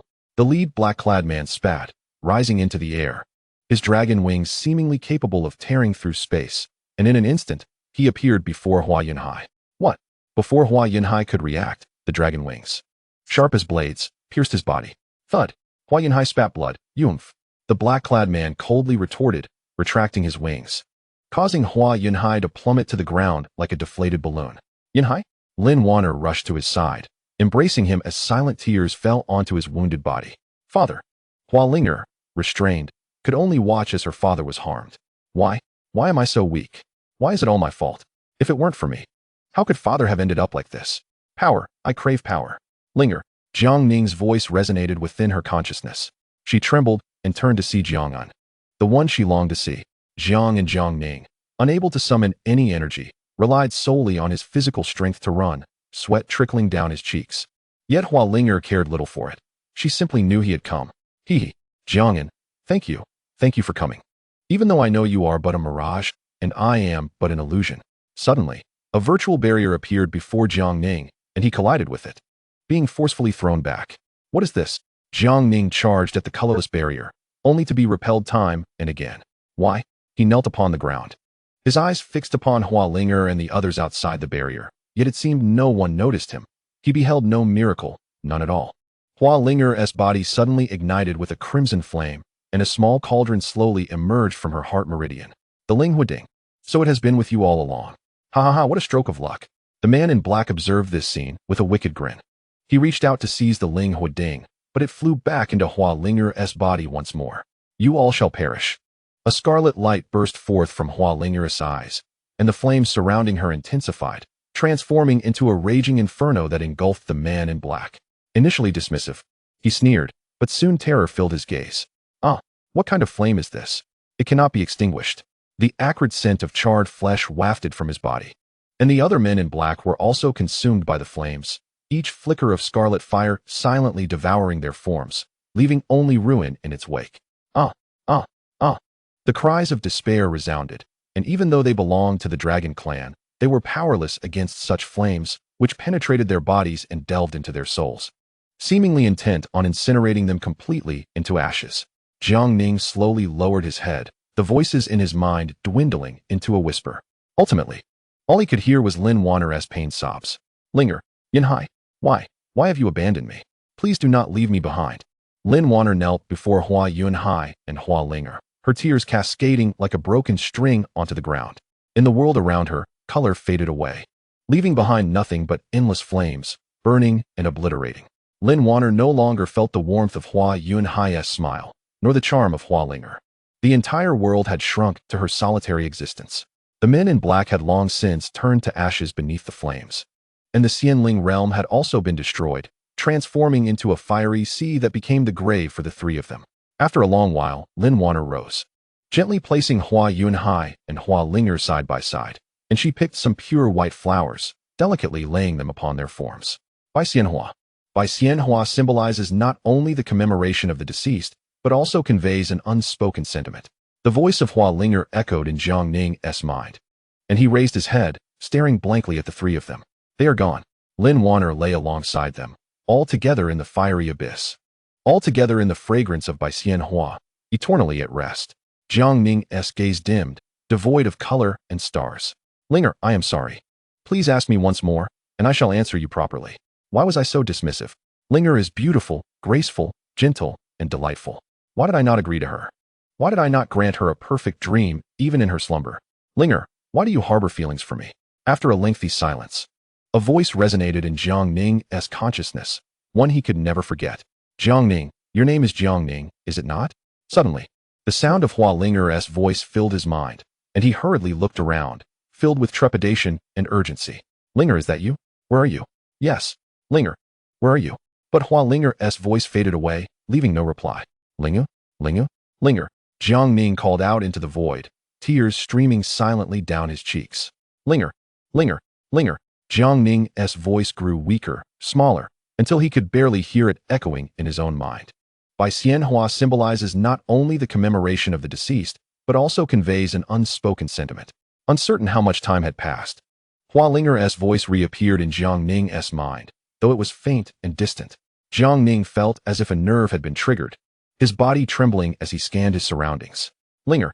Before Jiang Ning stood the figure of a girl, her hair in braids, her face radiating innocence and joy. The grassy field. Jiang Ning found himself back in that meadow, the very place they had first met. Hua Linger faced away from him, her hands behind her back, skipping joyfully, sunlight dancing upon her features. He stood quietly, simply watching her. No words were exchanged. Only tears filled his eyes while a smile graced his face. Bai Xianhua symbolizes not only the commemoration of the deceased, but also embodies hope for loved ones, wishing for their eternal happiness, their everlasting joy, and love for all eternity. Hua Linger turned around, offering Jiang Ning a gentle smile, her cheeks flushed, an indescribable emotion lingering at the corners of her lips. A feeling known only to lovers. Jiang Ning smiled back at Hua Linger, his expression softening. What is love? That it compels one to risk life and death. Jiang Ning continued to gaze at her, serene and still, in silence. After a long time, Jiang Ning's consciousness shattered, returning him to the Ling Huading. He stood there in a daze, lost and bewildered. The red-haired girl, aware of everything that had once transpired, quietly observed Jiang Ning without uttering a word. Time passed, and Jiang Ning regained his senses, glancing around at his surroundings, shaking his head with a sigh. Everything that had just transpired was but a fleeting dream. Jiang Ning chuckled self-deprecatingly, suddenly struck by a thought as his consciousness delved into his personal spatial realm. There, an abundance of items lay scattered: spirit stones, cultivation methods, secrets, and medicinal herbs, all manner of treasures. Yet, Jiang Ning's eyes were drawn to a single bouquet of flowers, pure and white, unassuming amid the vibrant colors, quietly existing without contention. Yet, Jiang Ning saw only that flower, his gaze fixated upon it. His body began to tremble violently as he carefully cradled the bouquet in his hands, holding it tenderly. Jiang Ning smiled, a smile so innocent and pure. This dream is not merely a dream. Linger. A few tears fell into his heart, landing softly on the Bai Xianhua. Chapter 46. Yin and Yang within the Ling Huading, before Lin Wanner resolved to depart from this world. She recalled the Ling Huading within Hua Linger's heart meridian. She forced the cauldron out, expending all her energy to seal it away. What followed became the illusion you are now experiencing. The voice of the red-haired girl echoed beside Jiang Ning, and he responded softly. What is the method to break the seal? Yin and Yang fusion. The red-haired girl paused briefly before continuing. Jiang Ning blinked. Confusion etched on his face. Yin and Yang fusion? The essence of masculinity is termed Yang, while the essence of femininity is termed Yin. Thus, the fusion of Yin and Yang signifies the harmonious blending of both energies. The fusion of male and female? Upon hearing the girl's words, Jiang Ning's body trembled slightly, and he turned his head numbly to glance at Han Ziyu beside him, slowly extending his hand to point at her. Stiffly saying, "You don't mean?" "Yes." The red-haired girl seemed to discern Jiang Ning's thoughts, nodding slightly with a peculiar smile. "Are you jesting? Otherwise, why do you think I said there was no other way?" When the Ling Huading was sealed away, it absorbed the energy from Hua Yunhai and Lin Wanner. Hence it requires the essence of both a man and a woman to break free. The red-haired girl regarded Jiang Ning's expression, a mischievous smile forming. "What? Are you shy about such matters between partners?" "Rest assured, I have no prying curiosity. Who said we are partners?" Jiang Ning glanced at Han Ziyu, shaking his head once more. No. Is there truly no other way?" The red-haired girl shook her head, as if recalling something, looking at Jiang Ning. "Alternatively, you and I could no." Jiang Ning glanced at the red-haired girl, furrowing his brow. "With your petite stature, your unremarkable figure, and your odd attire, it is truly difficult for me to feel any desire." Jiang Ning sighed helplessly. "Perhaps you should wait a few more years to develop." "You." The little girl stomped her foot in anger, pouting. "Who would want to be with you? You think too highly of yourself." Jiang Ning chose to disregard the red-haired girl and approached Han Ziyu, captivated by her ethereal beauty that resembled a celestial being. Suddenly, the words of the little girl echoed in his mind, causing him to shake his head vigorously and turn away from Han Ziyu. He thought to himself that if he acted on those thoughts, she would surely take his life without hesitation. Sighing in resignation, he glanced at the red-haired girl, who was still bound, and approached her with a forced smile. "Little sister, what I said earlier was inappropriate." The girl shot him a disdainful glance, huffed, and turned her head away, raising her chin defiantly. What is it? Is there truly no other way to escape? No.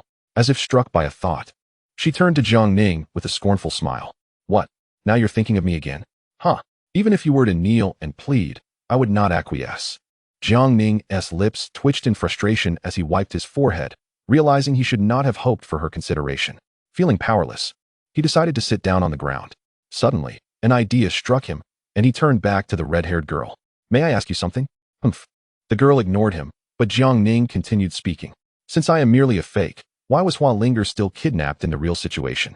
The girl scoffed. Whether she was kidnapped has nothing to do with you. Your presence in this story is merely to enhance your experience. Sensing Jiang Ning's confusion, she sighed and added. Hua Linger and her family were already discovered by the Dragon Clan, regardless of whether you were there. Jiang Ning nodded slowly, a hint of understanding dawning upon him. Thank you for the information. He closed his eyes and fell silent. The red-haired girl observed him for a moment before puffing her cheeks and turning away, ignoring him completely. In Jiang Ning's conscious realm, he pondered, what should I do now? Tianwen lay languidly on the beach, chewing on a blade of grass, his legs crossed casually. What should you do? How to get out? Must I remain trapped here for eternity? I think it's quite nice here, with two sisters keeping you company. You are not alone. Jiang Ning shot him a cold glare, his face etched with despair. Tianwen chuckled at Jiang Ning's expression and jumped up playfully, intending to pat his head in comfort, but realized he could only reach Jiang Ning's stomach and awkwardly patted it instead. All good. He waved his hand dismissively. Actually, getting out is quite simple. What should I do? Jiang Ning looked at him with eager anticipation. You just need to be with that. What was it called? Right. The Linghua Ding spirit. That would suffice. Goodbye. Jiang Ning turned to leave, but Tianwen quickly called after him. Hey, wait. Don't go. Ignoring him, Jiang Ning continued walking away. Hold on. When I said to be with her, I didn't mean it in that way. Jiang Ning paused, intrigued. Tianwen rushed to catch up to him. If you tame the Linghua Ding, you can escape. Jiang Ning's eyes lit up as realization struck him.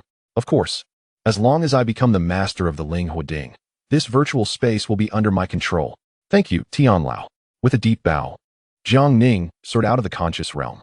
Inside the Linghua Ding, Jiang Ning suddenly opened his eyes to find the red-haired girl staring intently at him. Upon noticing Jiang Ning had returned to himself, the girl hurriedly turned her head, feigning sleep. Jiang Ning regarded her flatly. Hey, stop pretending. Humph. She huffed in response. Continuing to ignore him, Jiang Ning stood and walked directly to her, gently patting her head.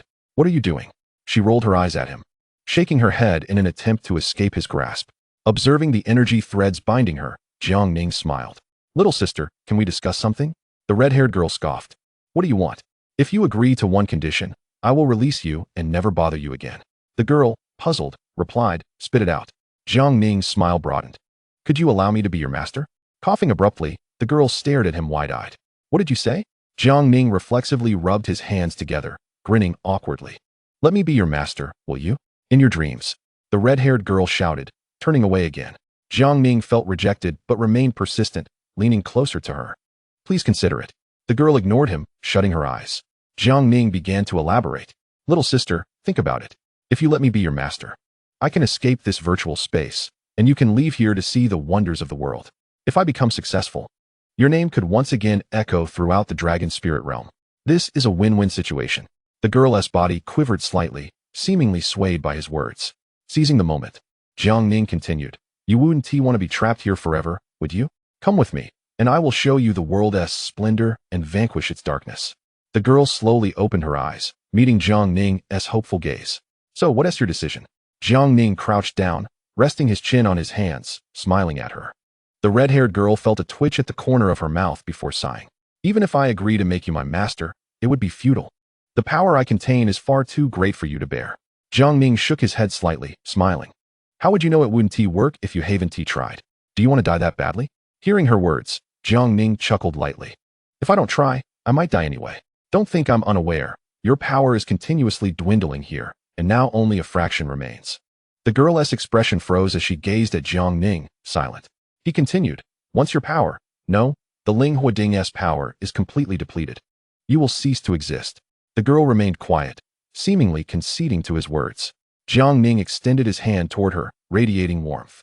So what do you say? Let me take you out. The girl fell into contemplation, and after a long pause, she slowly raised her head, her eyes shimmering with emotion. Are you truly willing? Jiang Ning stood tall, patting his chest confidently. Of course. Good.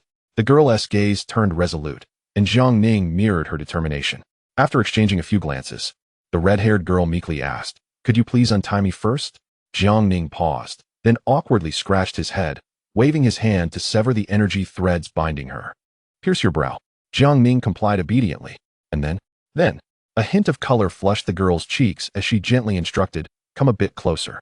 Jiang Ning moved closer to her and squatted down. Before he could react, the girl swiftly pulled him in and pressed her lips against his. Jiang Ning was taken aback, but did not pull away. The blood from his brow trickled down to her lips, and a brilliant dark red glow emanated from her forehead. The red-haired girl pushed Jiang Ning aside, a dark crimson glow emanating from her forehead.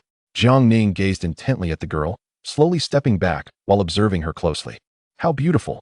For the first time, such an evaluation emerged in Jiang Ning's mind regarding this girl. Indeed, the faint reddish light flickered in her eyes, and a subtle dark crimson shimmer radiated from her brow, her red lips slightly parted, with a trace of Jiang Ning's blood lingering at the corners. She resembled a celestial being born from bloodshed, yet also appeared like a noble maiden newly acquainted with the world's ephemeral pleasures.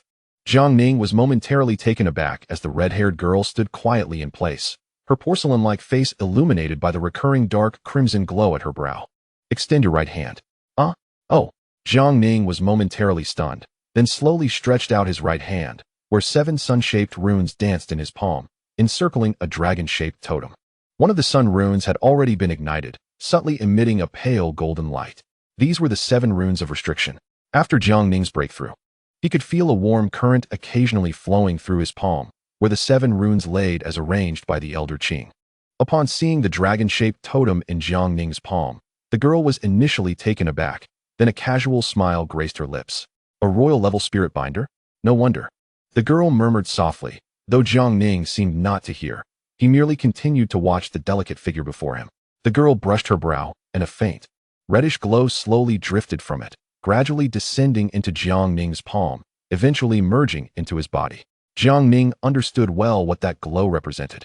It was a weak energy signifying the girl's exceedingly fragile soul essence. Handing over one soul essence to another signified an eternal bond of control. Do you truly trust me so? Upon hearing Jiang Ning's words, the girl shivered slightly, then lifted her gaze to meet his, smiling gently. What else is there? Jiang Ning bit his lip, choosing not to respond further. A dark crimson circle appeared beside the girl, enveloping her in light as her body gradually ascended, becoming increasingly ethereal. For some reason, upon witnessing this, Jiang Ning felt as if a void within him had been filled. He instinctively touched his chest. A hint of confusion evident in his eyes as he observed the figure in the air gradually fading away. Why? Why did I feel such anguish at the moment of her disappearance? I had wished for her to acknowledge me as her master, yet why? At the pivotal moment of becoming her master, did I feel regret, even fear? A luminous ring emerged at Jiang Ning's chest, and the red-haired girl's soul slowly entered it, merging into Jiang Ning's consciousness. In Jiang Ning's consciousness, the red-haired girl scrutinized her surroundings, astonished by the immense pale golden pond before her. High above, Tianwen regarded the red-haired girl with a slight frown, sensing a peculiar familiarity with her soul, yet failing to recall its source. Jiang Ning gradually appeared behind the girl, remaining quiet. After a long while, the girl turned around, locking eyes with Jiang Ning. She smiled gently at him. What is your name? The girl quivered lightly. Ling Er. Ling Er, is it? A beautiful name. Jiang Ning tilted his head. Indeed. That person was also named Ling Er, but Jiang Ning waved his hand, turning away to conceal the mist forming in his eyes. Let's go. Jiang Ning gestured and departed from the realm of consciousness. After his departure, Ling Er remained rooted in place, gazing at his retreating figure as he gradually faded from view. Have you emerged? Jiang Ning found himself beside the blood pond after exiting the realm of consciousness, where Han Ziyu had also awakened, struggling to sit up and rubbing her forehead. Let us go? Jiang Ning glanced at Han Ziyu and then at the blood pond beside them. He could now feel a warm energy coursing through his body. Spirit Fire Cauldron.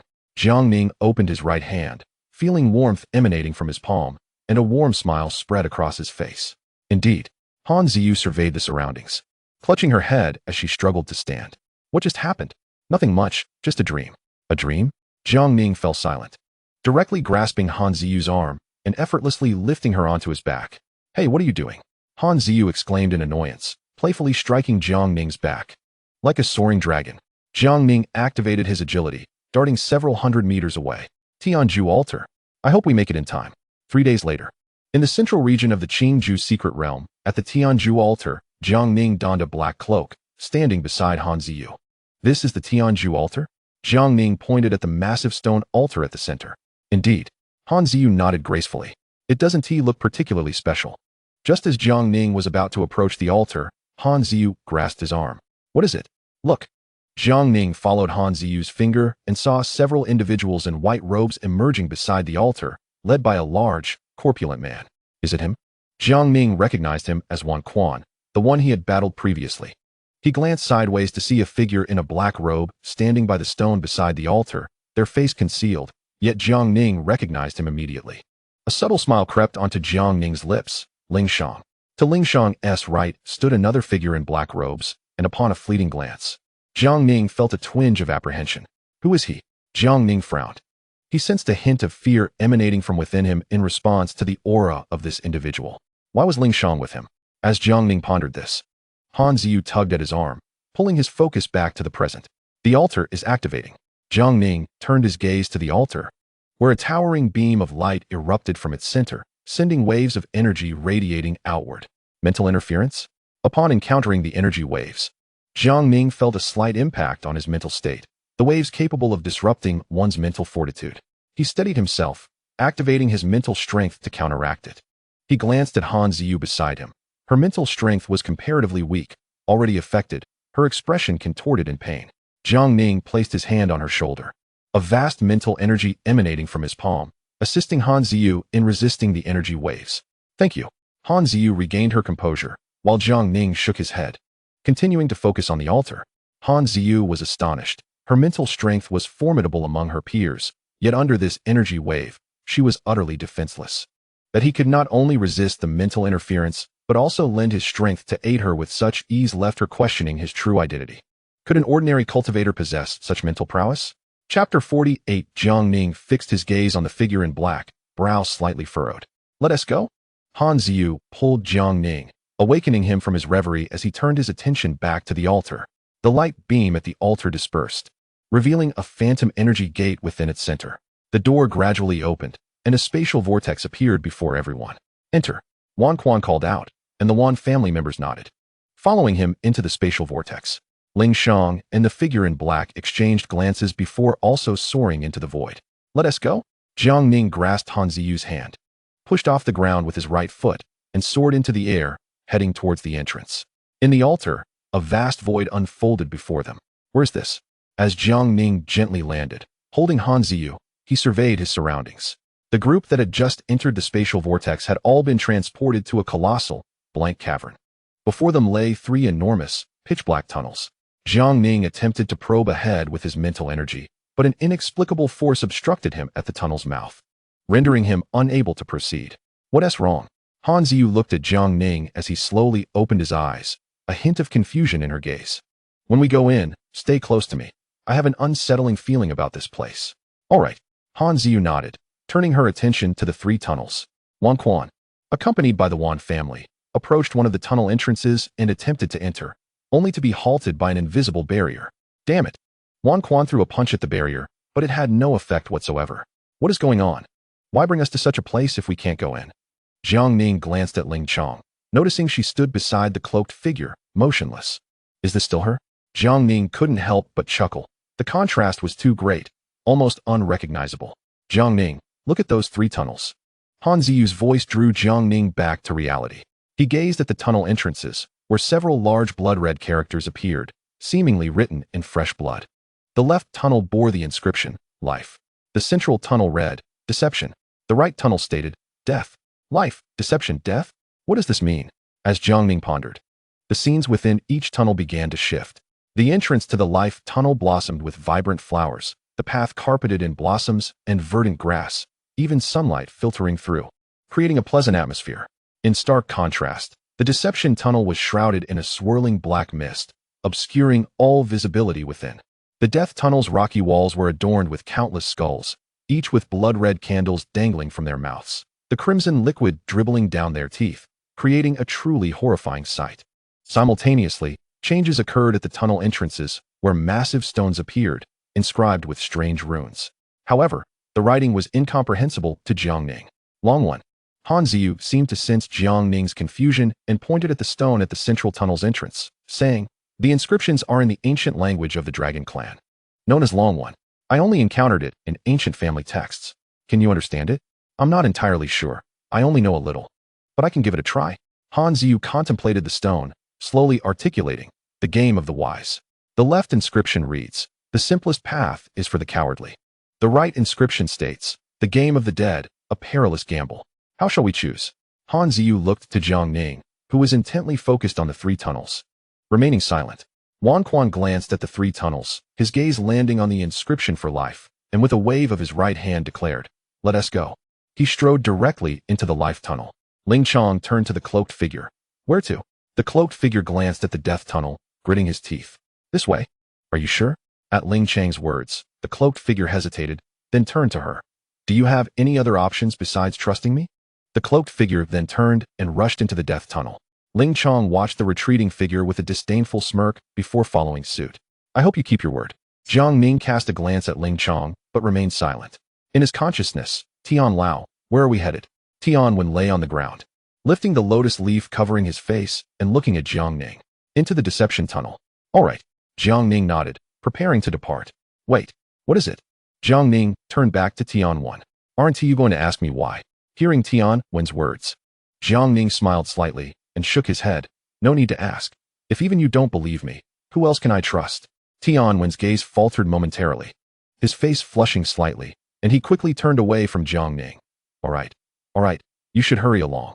I need to sleep." Jiang Ning chuckled. "Who would have thought that not only do you look like a child, but your heart is still that of a child?"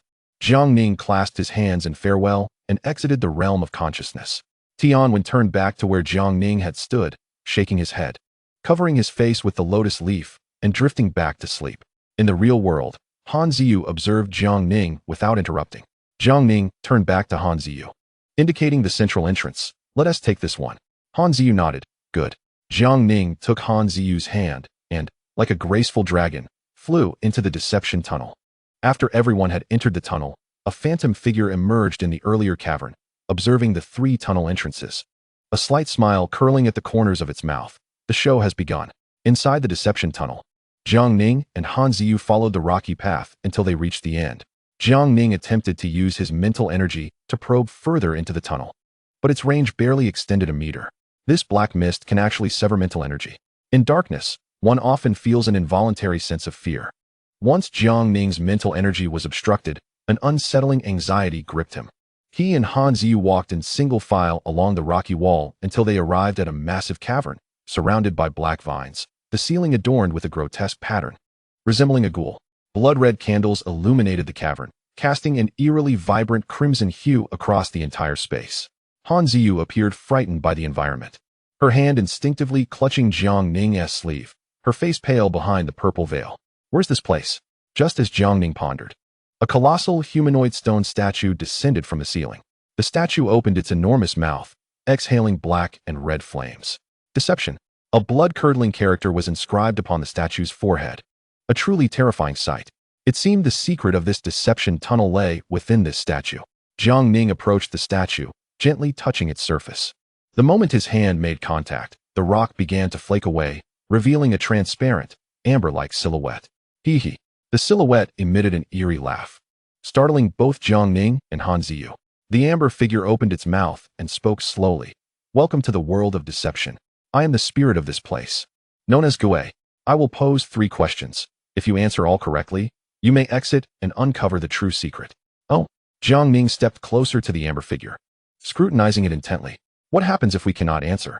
The amber figure smirked. "Death." Han Ziyu cast a glance at the amber figure, but remained silent. Jiang Ning intended to extract more information, but the amber figure seemed to sense his thoughts. With a gentle snap of its fingers, a vast chasm opened beneath their feet, a powerful force sucking them in. The show has commenced. In a dimly lit space, Jiang Ning struggled to rise from the ground, glancing around. Han Ziyu landed beside him and stood up as well. They found themselves in a stone chamber, its walls smeared with crimson blood, the liquid forming eerie patterns. Welcome to the Chamber of Deception. Hee hee. An eerie sound echoed from above, prompting Jiang Ning and Han Ziyu to look up. They were met with the sight of a colossal, inverted human skull suspended from the dome, its eye sockets weeping a steady stream of crimson fluid, casting a sinister glow that sent shivers down their spines. What is this place? What have you brought us here for? Jiang Ning shouted at the skull. In response, the skull numbly opened its mouth, its teeth grinding against one another, producing an unsettling sound. The mysterious realm, level 1.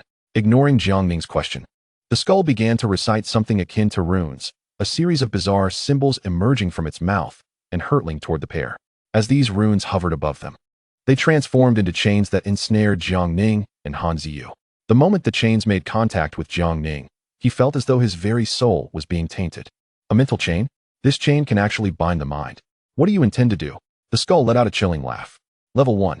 The game is called Is It or Is It Not, with a time limit of 100 breaths.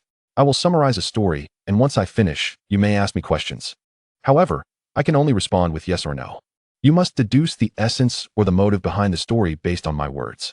With that, the skull clapped its hands, and the walls around Jiang Ning began to converge toward the center. Alarmed, Jiang Ning's heart raced, and Han Ziyu felt a twinge of anxiety as her gaze remained fixed on the skull above. What is the question? Speak. Jiang Ning yelled at the skull. Hee. Listen closely. There were two sisters who were very close, but one day, their mother passed away. They held a funeral attended by many. Though the sisters were unfamiliar with the guests, said to be friends and relatives of their mother. After the funeral, their bond remained intact, yet suddenly, one day, the younger sister killed the elder. Why? You may ask for 3 hints. Now, the game begins. With the skull's decree, the entire stone chamber began to tremble violently. Several stone openings emerging from the walls, from which magma flowed incessantly. What? Jiang Ning was momentarily dazed, glancing at the skull. Is that all? The skull remained silent, seemingly acquiescing to his inquiry. Jiang Ning's lips twitched as he turned to Han Ziyu, who mirrored his confusion. Forget it, I'll rely on myself. Jiang Ning sighed, rubbing his forehead in frustration. This level requires us to uncover the entire story through questions. Wait, an epiphany struck him as he looked up. You can only answer with yes or no, correct? The skull sneered yes. Were the sisters truly close? Han Ziyu inquired. Yes, the skull nodded. Truly close. Then why would the younger sister kill the elder? The skull echoed back. Younger sister, kill, elder. Younger sister, female, kill. Ah. A loud exclamation interrupted Jiang Ning's thoughts as a petite figure with red hair appeared before him. Hey, how did you get out? Jiang Ning exclaimed, hurriedly pulling her into an embrace, shielding her with his clothing. Ugh. Linger struggled to free herself from Jiang Ning's grasp, gasping for air. What are you doing? Are you trying to suffocate me? She flew out of his embrace, her right fist striking his forehead. You. Jiang Ning glanced around cautiously, gently pulling Linger closer and whispering, aren't you afraid of being discovered?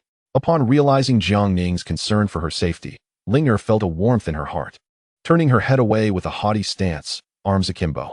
Relax, only you can see and hear me. Her words brought a slight relief to Jiang Ning's mind. Even so, why did you come out? It's too boring in there, just trees and grass, plus a puddle of water and a naked man. As she spoke, Linger started to explore the surroundings, her eyes scanning with curiosity. You. Before Jiang Ning could finish, the stone walls began to emit a series of ominous sounds, the entire space compressing around them. 50 breaths remaining. The skull hung above, its mouth twisted in a smirk as it watched the pair. This is bad. Jiang Ning's heart raced as he snapped back to reality, replaying the skull's earlier words in his mind. Linger, present in Jiang Ning's thoughts, overheard the skull's proclamation. Observing Jiang Ning's anxious demeanor, she yawned nonchalantly. This is simple. The younger sister clearly has a screw loose. Jiang Ning shot her an exasperated glance. If it were truly as you say, wait. His eyes widened in realization. Right. The younger sister, is she an extremely irrational person? Indeed. Someone who makes wildly unreasonable judgments based on a single event. Yes, the skull replied monotonously. Correct, extreme. Give a hint. Jiang Ning shouted. The younger sister is unmarried. What kind of hint is that? Jiang Ning couldn't help but curse. 30 breaths remaining. Damn it. So if the younger sister is unmarried, does that mean the elder sister is married? Could there be an affair involved? Jiang Ning cursed inwardly. 20 breaths remaining. The skull's voice echoed ominously within the stone chamber, the lava rising and the temperature intensifying.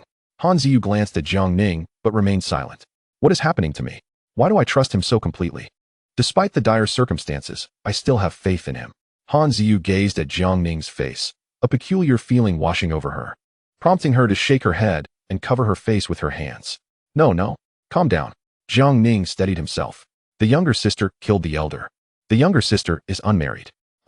Give me another hint. Upon hearing his words, the skull above let out a mocking laugh. You have only 15 breaths left. Please. Hee. I am quite a madman. Puffed. Jiang Ning felt a surge of blood rise, nearly spitting it out. What kind of ridiculous hint is that? Would you even be like this if you weren't crazy? Jiang Ning restrained his urge to curse, managing to say, last hint. She did it not for herself. Are you out of your mind? Is this even a hint? The skull appeared unfazed by Jiang Ning's outburst, merely looking down at him with a cold smile. Crimson liquid still flowing from its eye sockets. You have 10 breaths remaining. Calm down, calm down. The lava continued to cascade down, surrounding Jiang Ning and Han Ziyu on their platform, the heat intensifying. The walls pressed in relentlessly, threatening to crush them. If we don't get out soon, we will truly perish.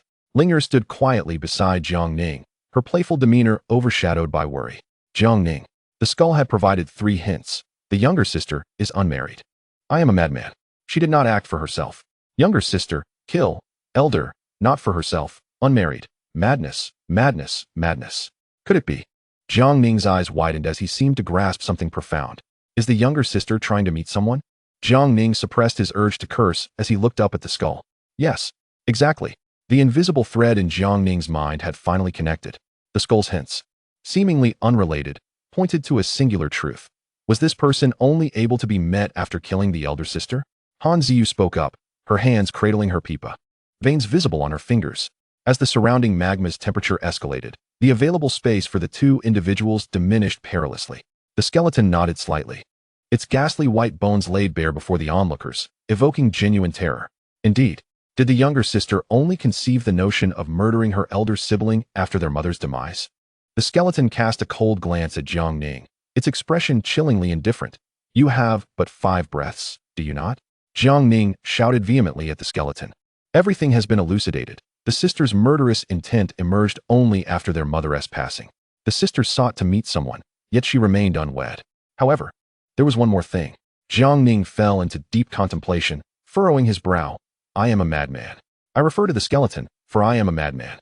What then? Does this statement signify? Does it imply that the skeleton considers itself insane? Yet, what significance does that hold? Jiang Ning exhaled deeply, as the surroundings had long been enveloped by magma, leaving only a small void for him and Han Ziyu to stand. Han Ziyu remained silent, standing quietly beside Jiang Ning, her hands cradling a pipa. With delicate fingers, she glided over the strings of the pipa, the stirring melodies resonating through the cavern, forming an invisible barrier that enveloped the 2, warding off the majority of the heat.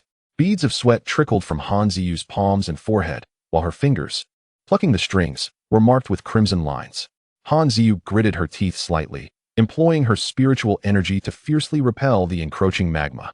Jiang Ning inhaled deeply, gradually closing his eyes, and slowly lowered himself, his hands gliding gently over the ground. Thank you. What does madness entail? Does it refer to him? Only 3 breaths remain. The hollow voice of the skeleton reverberated above Jiang Ning, yet he paid no heed, his slender fingers continuing their languid movement across the ground. Is it referring to the skeleton? I'm mad. No. Jiang Ning suddenly opened his eyes wide. I am a madman. This phrase does not merely denote himself, or rather, not entirely. Only 1 breath remains. The skeleton extended its hand, the surrounding stone walls nearly obliterating Han Ziyu's protective barrier, countless fractures appearing upon it. The skeleton revealed a sinister grin, its bony hand tightening, and the stone walls shattered the energy shield, torrents of magma cascading down. Han Ziyu coughed up a mouthful of blood, evidently suffering significant backlash. The fingers that had strummed the pipa were already lacerated, blood trickling down the strings and falling into the magma below. It is over, yet perhaps this is for the best. Dying alongside him, free from the obligations of familial alliance. With blood staining her lips, Han Ziyu gradually closed her eyes, a tear cascading down. Suddenly, she felt as if something had caught her. She did not plunge into the magma, but was instead cradled by warm hands. Jiang Ning. Han Ziyu opened her eyes to see that figure. She smiled, tears mingling with blood. Jiang Ning held Han Ziyu aloft, his gaze piercing, directed at the skeleton. A light chuckle escaping his lips. The skeleton scoffed coldly, its right hand poised to strike, magma suspended in the air. Wait, the answer, I have already discerned. Jiang Ning gazed disdainfully at the upside-down skeleton upon the ceiling, a sneer upon his lips. Oh, the skeleton halted its movements, turning to Jiang Ning. Then, pray tell, what is the reason behind this tale? You inquire why the sister would murder the elder, do you not? The crux of this narrative is that the sister is a lunatic. Or rather, she is an extreme individual, prone to irrational decisions when events fail to meet her expectations. Upon hearing Jiang Ning's assertion, the skeleton snorted derisively. Is that your answer? No, no, no. Jiang Ning's right foot gently stepped forward, a dark crimson dragon shadow rising beneath him. As he gently placed Han Ziyu atop it, his eyes fixed on the skeleton.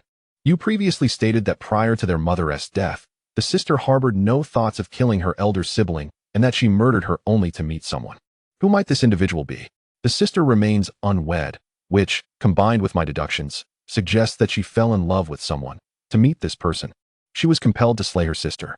During their mother's funeral, numerous unfamiliar faces appeared, relatives and friends of their parents. Thus, the sister's motive for murder stemmed from her desire to see this person, one she could only meet after eliminating her sister. After pondering Jiang Ning's reasoning, the skeleton paused momentarily, then revealed a peculiar smile, regarding Jiang Ning with a playful gaze. If, as you say, the sister killed her sibling for someone she had never encountered before, do you not find this assertion dubious? Jiang Ning rested his hands behind his head, turning his back to the skeleton.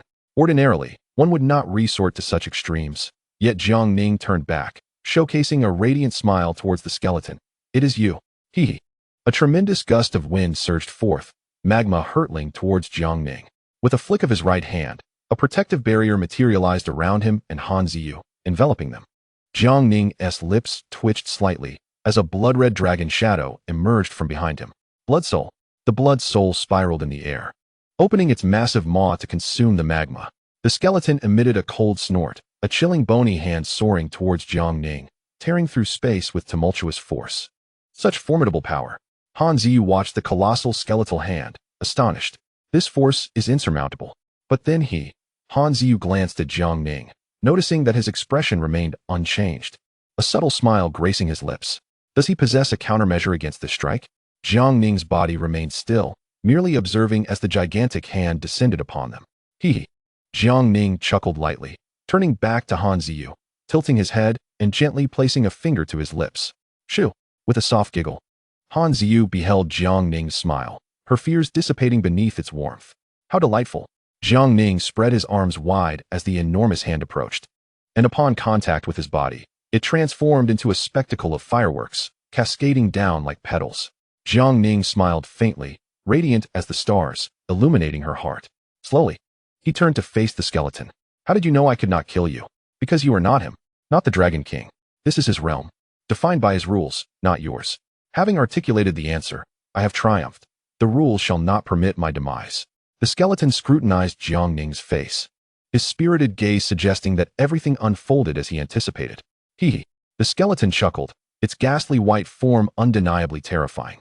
Yet beyond that terror lay an unmistakable hint of admiration. How did you deduce that the sister is I? Jiang Ning paused slightly, then smiled. It's quite simple, for you have already declared it. I am a madman. How can you infer that it pertains to me from such a statement? Are you not afraid that I might be deceiving you? You would not. As I stated previously, this is not your realm. However, your statement indeed possesses multiple interpretations. The first suggests sheer ennui. Yet, I have dismissed that possibility. Thus, only the second remains. You speak the truth. You are indeed a madman. The skeleton regarded Jiang Ning, a playful smile adorning its visage, just as you previously asserted. Is this not merely idle chatter? It is undoubtedly trivial, yet through this utterance, I have discerned a salient point. You are, indeed, a lunatic. The skeleton seemed to have come to a realization. Indeed, if the younger sister is mad and you are the one narrating this story, could it be possible that you are that very sister? It all makes sense now. So, should I still summarize this story? The skeleton did not respond, but appeared to acknowledge with a nod. Congratulations, you have passed this question. Jiang Ning smiled, gesturing towards the lava beneath them. The skeleton understood, and with a gentle wave of its bony arm, the lava was entirely absorbed back into the stone wall. Before him stood a blue stone door, leading into a deep, dark tunnel. Thank you. Jiang Ning bowed politely to the skeleton, and at that moment, Han Ziyu gracefully descended from the dragon shadow, landing beside Jiang Ning. With a wave of his right hand, two dragon shadows flew back into Jiang Ning's body. Let us proceed. Han Ziyu nodded slightly, walking alongside Jiang Ning as they approached the door. By the way, Jiang Ning seemed to recall something, turning back to face the skeleton. One must always forgive oneself. If one lives a life filled with regret, even as a mere skeleton, one would still feel discomfort. If truly unable to forgive oneself, perhaps one could try saying sorry to her past self. She would surely forgive you.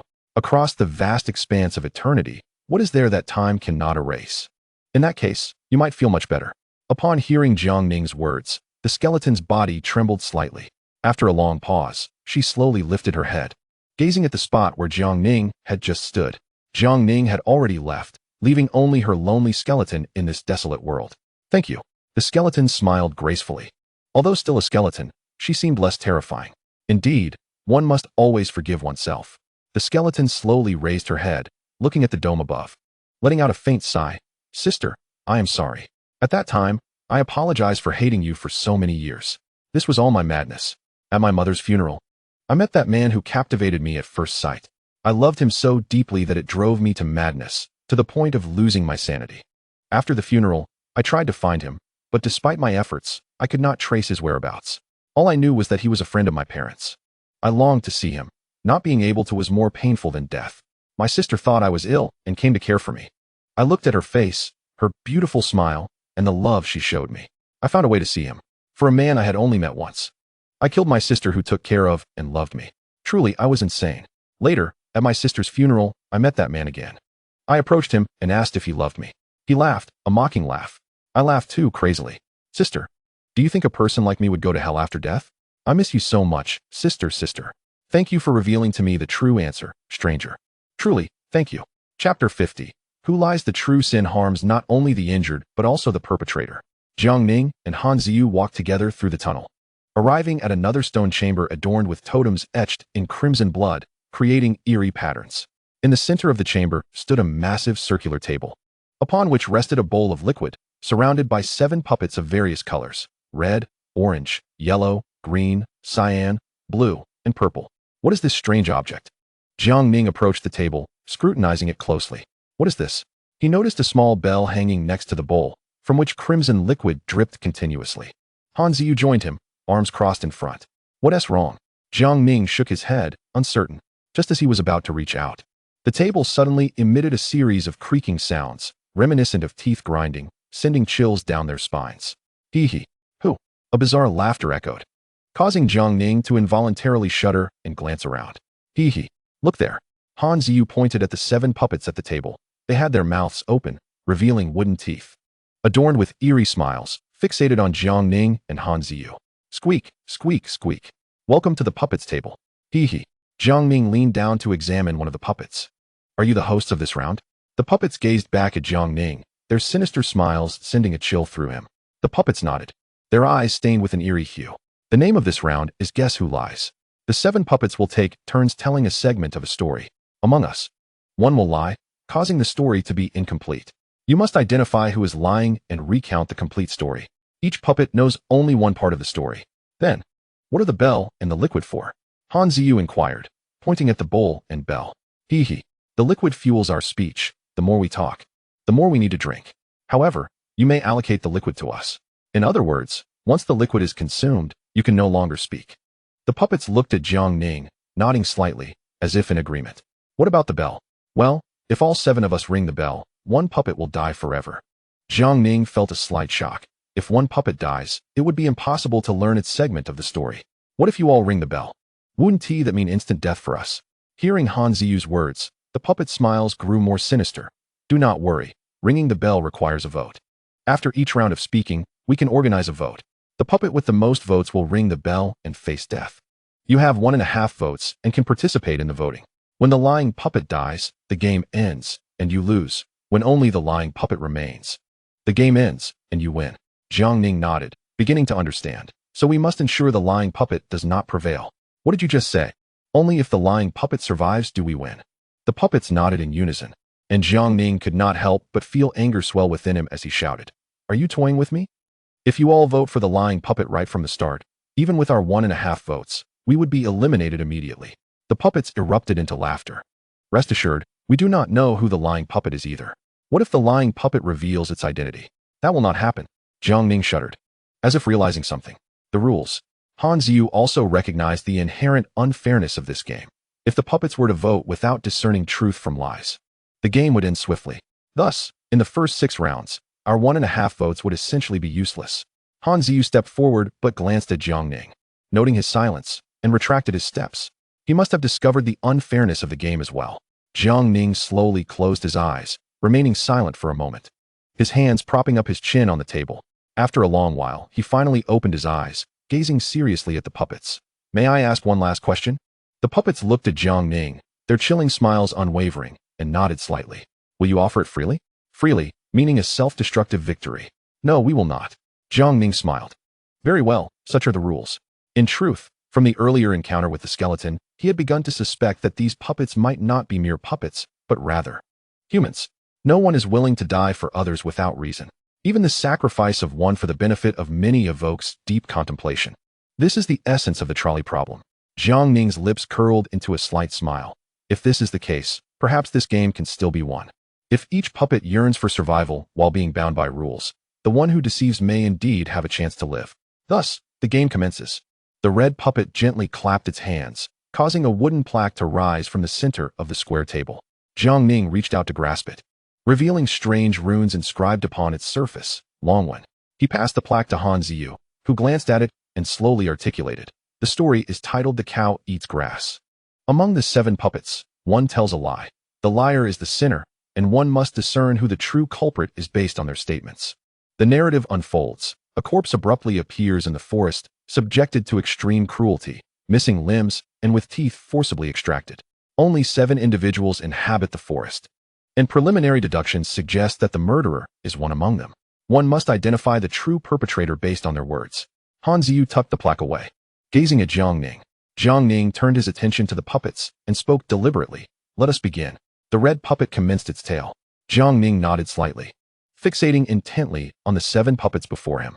The red puppet said, I am a merchant, traversing the dark path home on a rainy night, surrounded by an impenetrable darkness, plagued by eerie sounds that instill terror. Fearing for my safety, I hastened home, only to encounter a peculiar noise at my doorstep. The red puppet ceased its narrative, freezing in place. Jiang Ning pondered momentarily, opting not to distribute any liquid sustenance to it just yet. The orange puppet began, I am a scholar.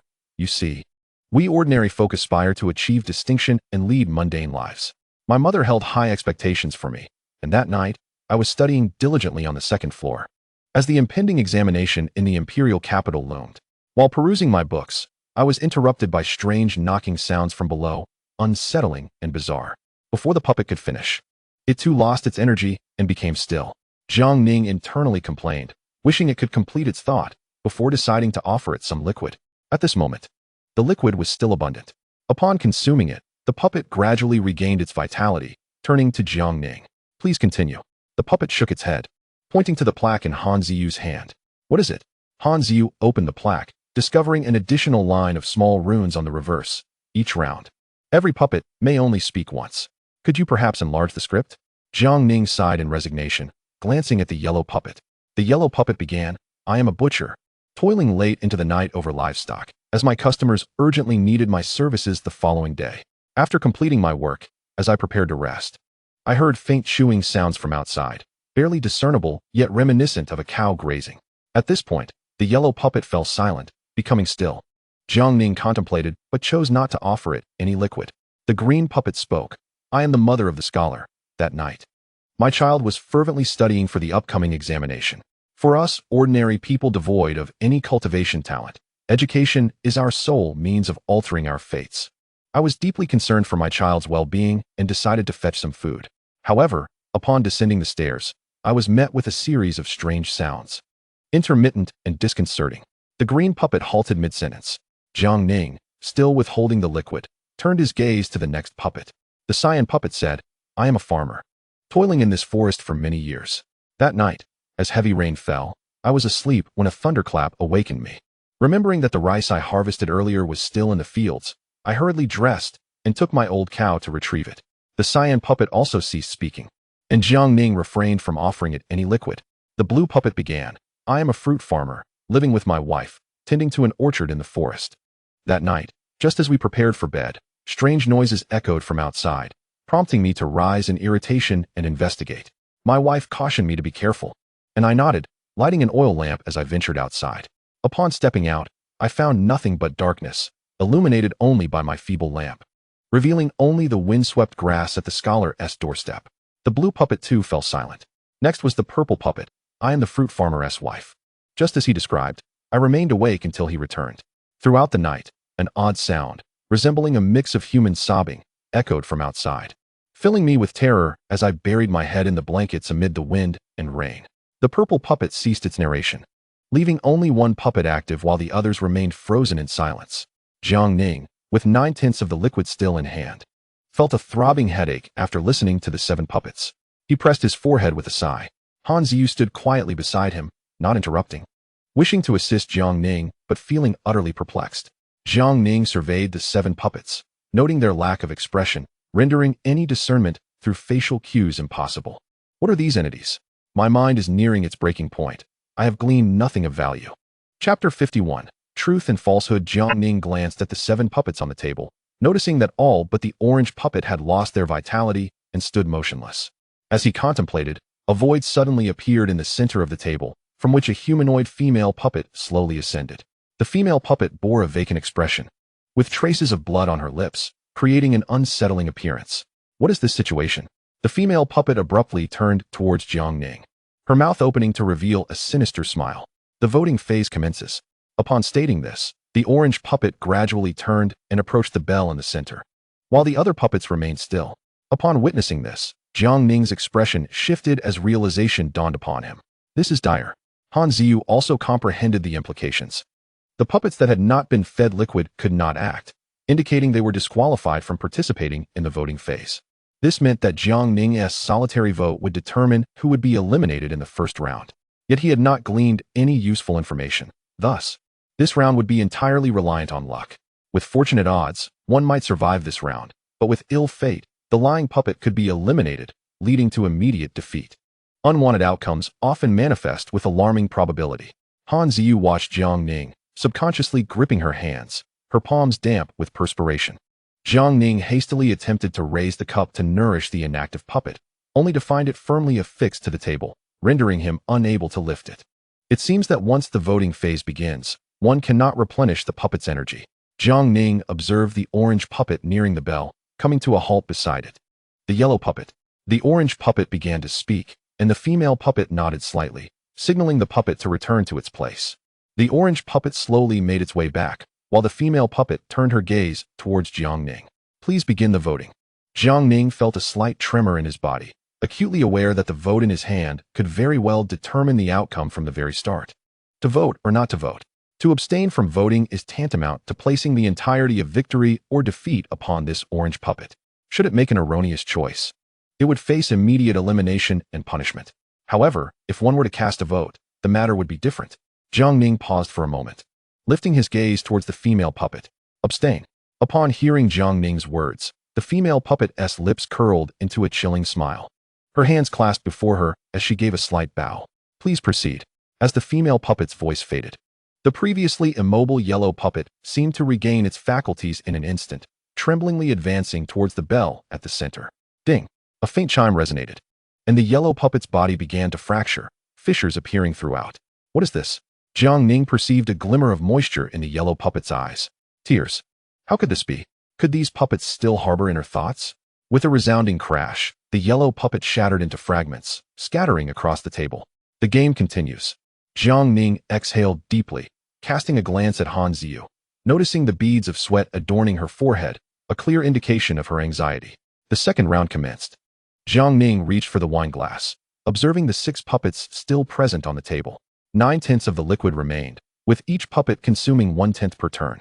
This meant there was only enough wine for 9 servings. Jiang Ning instinctively pressed his forehead, realizing he must judiciously allocate the wine, identifying the deceitful puppet within these 9 turns. The previous round had also narrowed down the choices, confirming the butcher's words were indeed truthful. Almost every puppet had mentioned hearing strange sounds, which the butcher likened to the low grunts of a cow. Exhaling deeply, Jiang Ning scrutinized the 6 puppets before him, ruffling his hair. Please allocate the wine. The female puppet observed him, Her hands clasped as she spoke softly. "Give me a moment." Jiang Ning cradled his head in his hands, burying it on the table. Calm down, calm down. He contemplated, recognizing that there must be inconsistencies or connections within the statements of these 6 puppets. Yes, connections. The orange puppet claimed to be a scholar, while the green puppet identified as the scholar's mother. The blue puppet was a fruit farmer, and the purple puppet was the farmer's wife. If these 6 puppets were to be grouped, the orange and green puppets should be together, the blue and purple puppets paired, while the red and cyan puppets would form a separate group, allocating outside the groups, then distributing within. The orange puppet possessed energy, thus Jiang Ning gradually raised his head, retrieving the wine from the center and offering it to the blue, red, and cyan puppets. 6/10 of the wine remained. All right, the second round of discussions begins. As the female puppet's words concluded, the 4 puppets regained their spirit, turning their attention to Jiang Ning. The orange puppet began, "While I was perusing my books, I occasionally heard intermittent animal roars from downstairs, reminiscent of the low grunts made by cows while feeding. My mother had been gone for quite some time, and I felt a sense of dread. After closing my book, I picked up the oil lamp and ventured downstairs, calling for my mother but receiving no reply. An ominous feeling gnawed at my heart, prompting me to hasten my steps. Upon reaching downstairs, I saw my mother standing at the door, her expression one of terror. The orange puppet fell silent, its energy waning as it bowed its head. Jiang Ning turned to the next puppet. The blue puppet spoke. The weeds at the scholar's doorstep were indeed abundant. It seemed they had never been cleared, a vast portion bent by the wind. However, I found it peculiar. Typically, weeds are quite resilient and should not easily succumb to the wind. At least, I believe the wind that night was not strong enough to do so. Moreover, following the light, I observed that only a specific section of the weeds was flattened, or rather, a single straight line had been blown down. This strikes me as odd. Could the wind's strength vary so significantly in one location? The blue puppet ceased its speech, bowing its head. Jiang Ning furrowed his brow at the blue puppet's words, which indeed warranted contemplation. If what it said were true, then the position of the flattened grass was indeed curious. Wait, weeds, if the wind were not strong, should remain upright. The blue puppet ventured out with the oil lamp. If it could see, it meant the lamp had not been extinguished, indicating the wind was not particularly fierce. If it spoke falsely, then the red puppet interjected. That night, I returned home late.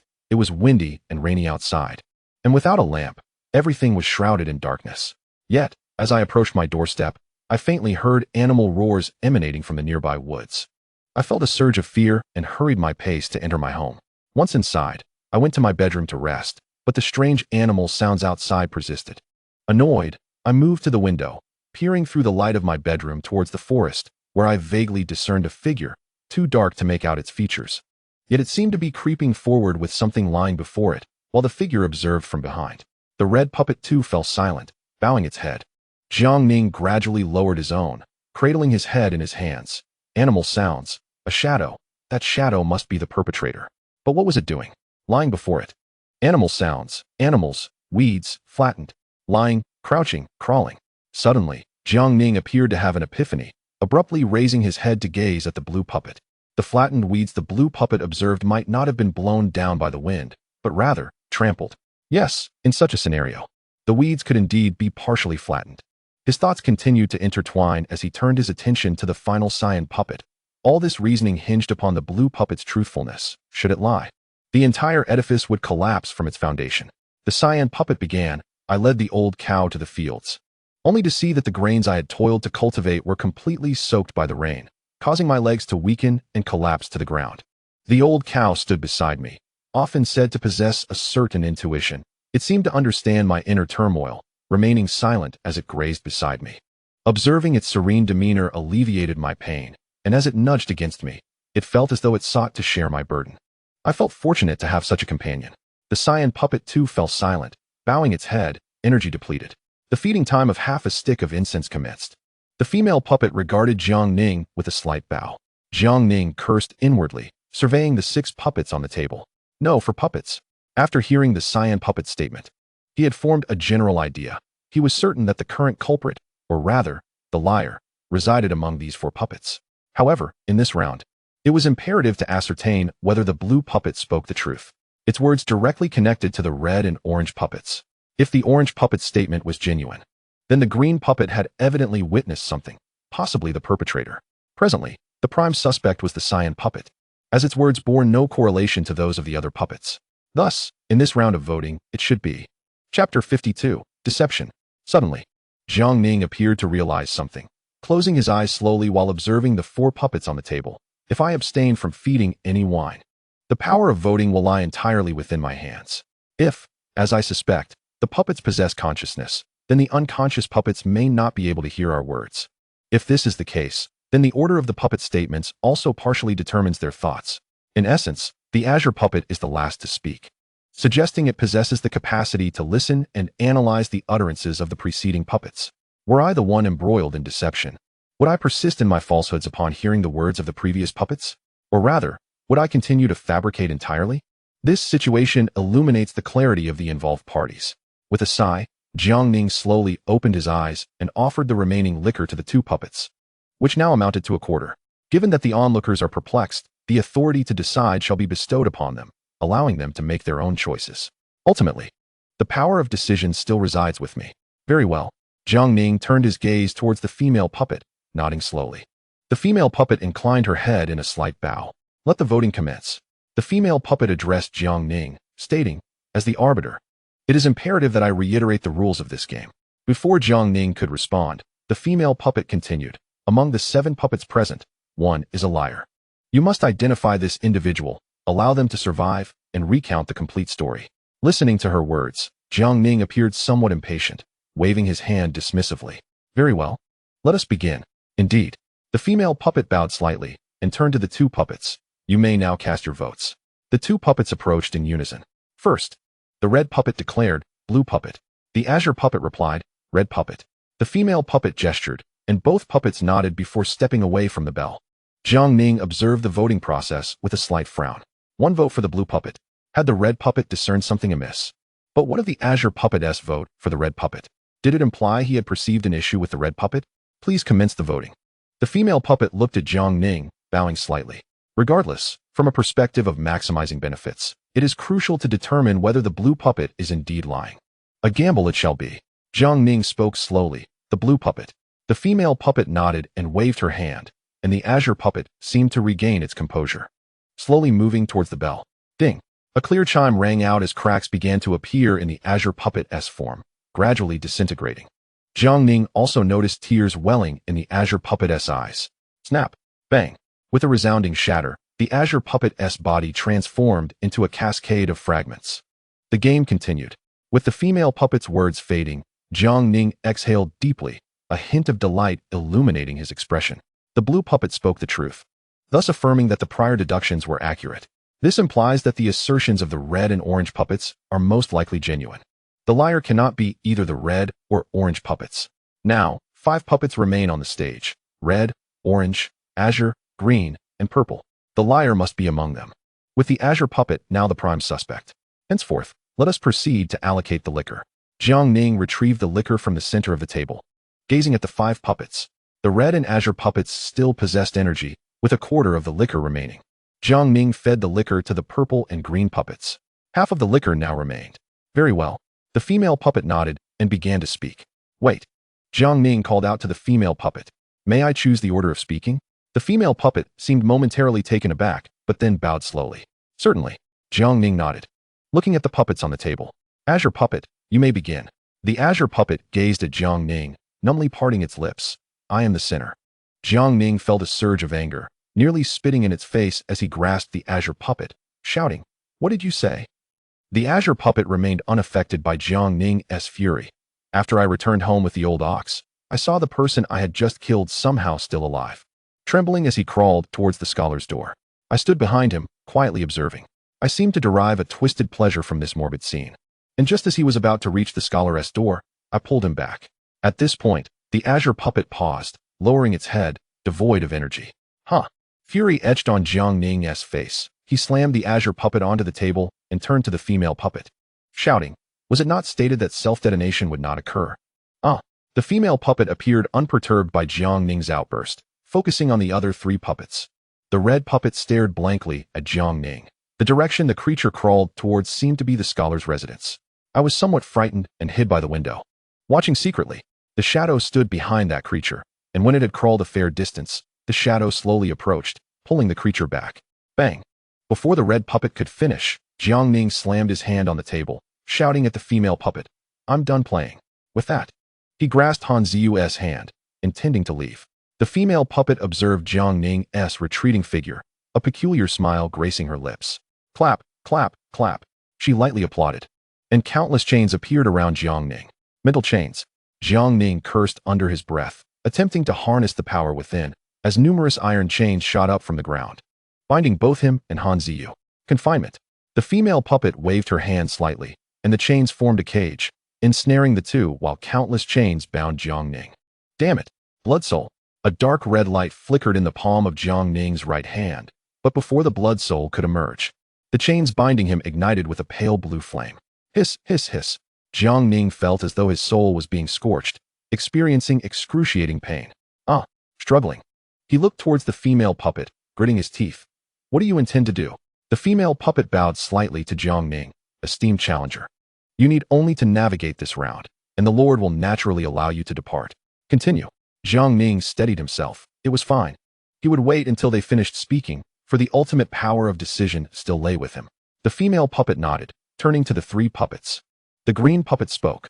Feeling a bit frightened, I approached the door and opened it, seeing a farmer standing behind a rather peculiar thing, which continued to crawl forward. The farmer standing coldly behind it. The green puppet concluded its statement, standing still. The purple puppet continued. Later, I waited under the covers until the fruit farmer returned. I asked him what was wrong, but he said nothing, only patting my head and saying it was fine. I felt puzzled but nodded and fell asleep. With that, the purple puppet ceased speaking, remaining motionless. The voting commenced. What did you say? The female puppet turned to Jiang Ning, esteemed challenger. Due to your previous disregard for the game rules, I shall now determine the speaking duration and order of the puppets. Hearing the female puppet's declaration, Jiang Ning couldn't help but smirk. No wonder you are the Dragon King. It appears there are no absolute rules, and they are dictated by your whims.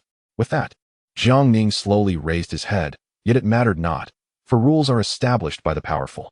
Jiang Ning's expression remained placid, seemingly unfazed.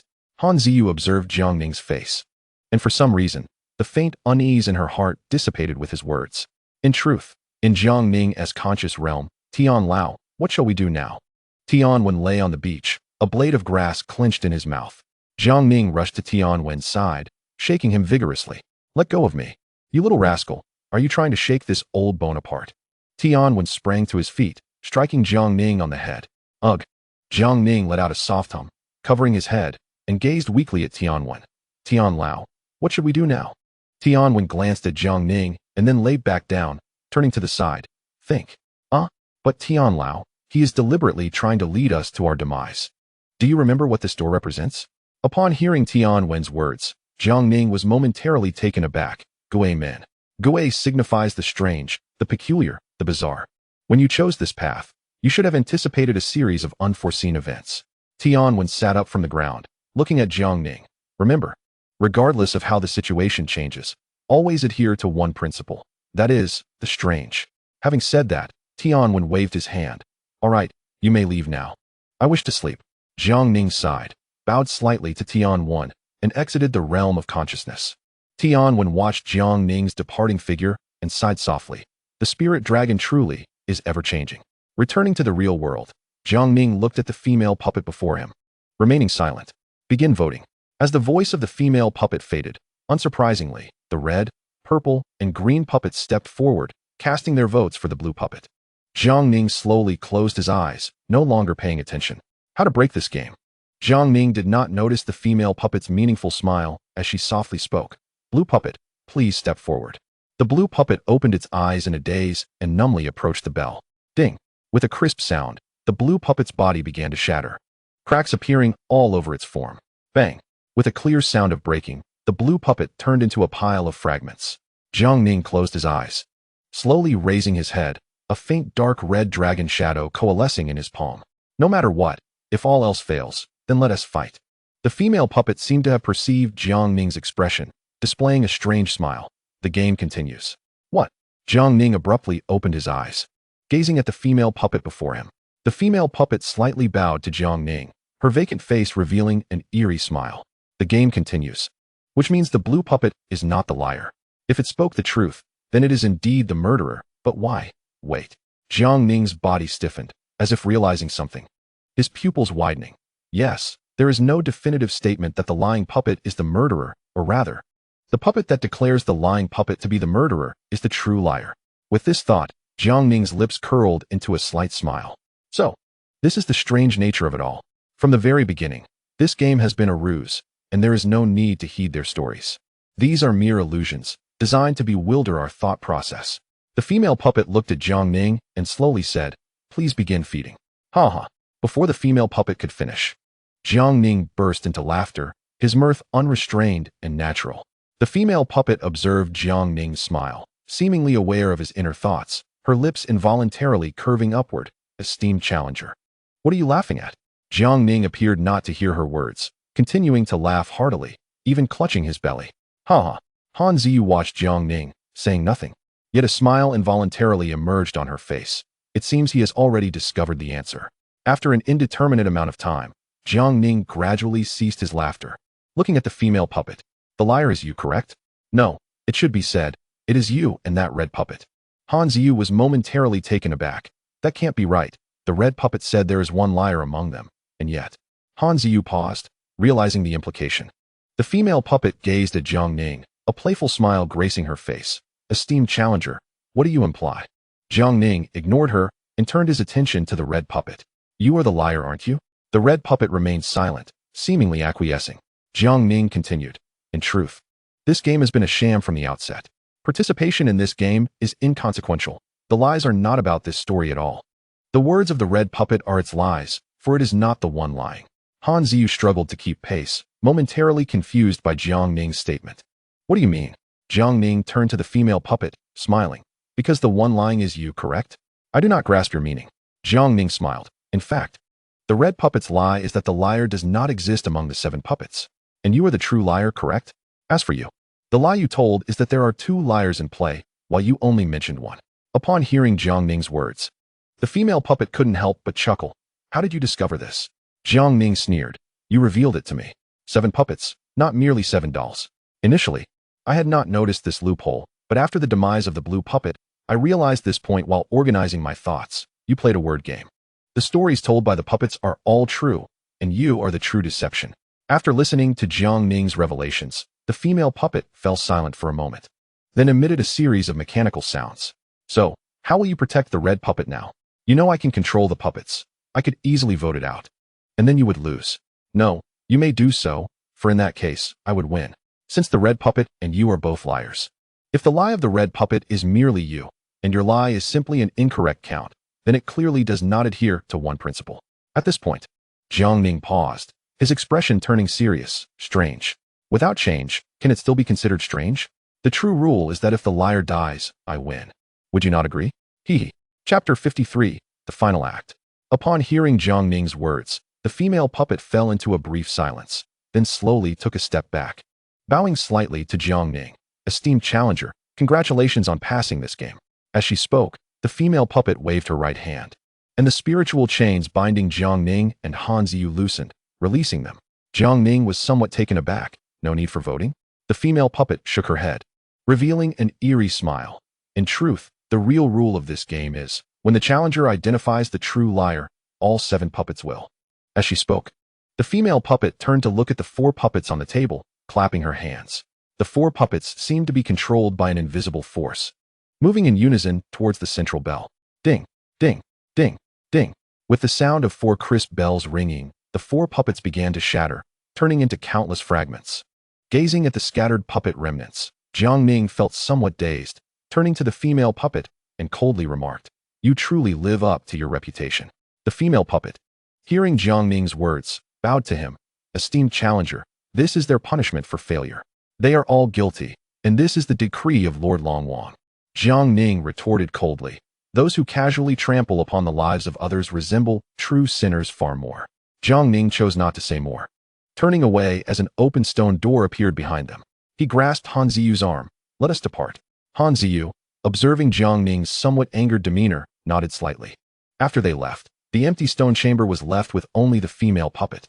The female puppet watched Jiang Ning's retreating figure, and blood-red liquid inexplicably flowed from her vacant eyes. Unconsciously, she reached out to touch her cheek, the blood-red liquid pooling in her palm. She brought it to her nose, inhaling gently, then froze in place for a long moment, slowly blossoming into a pale smile. Indeed, I have long ceased to be human. Jiang Ning grasped Han Ziyu's hand and walked toward the other side of the stone path. Throughout their journey, silence enveloped them. Han Ziyu quietly savored the warmth of Jiang Ning's palm, her gaze lingering on his face, which stirred a flicker of compassion within her. Abruptly realizing her thoughts, she shook her head in haste, attempting to steady her mind. What is happening to me?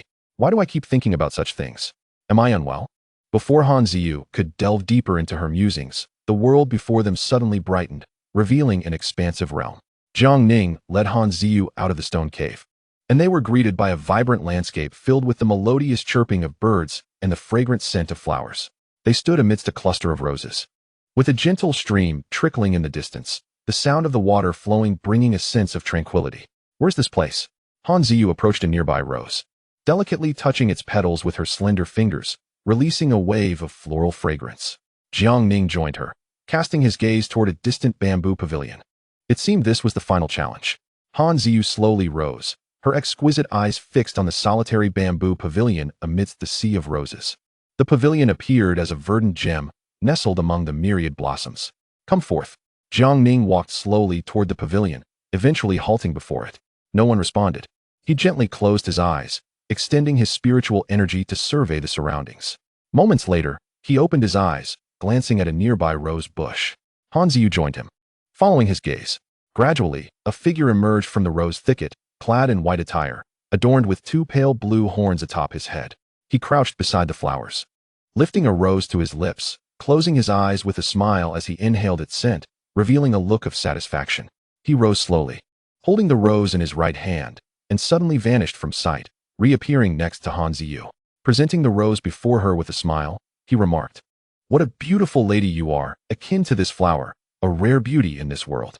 Han Ziyu instinctively stepped back, distancing herself from the man in white.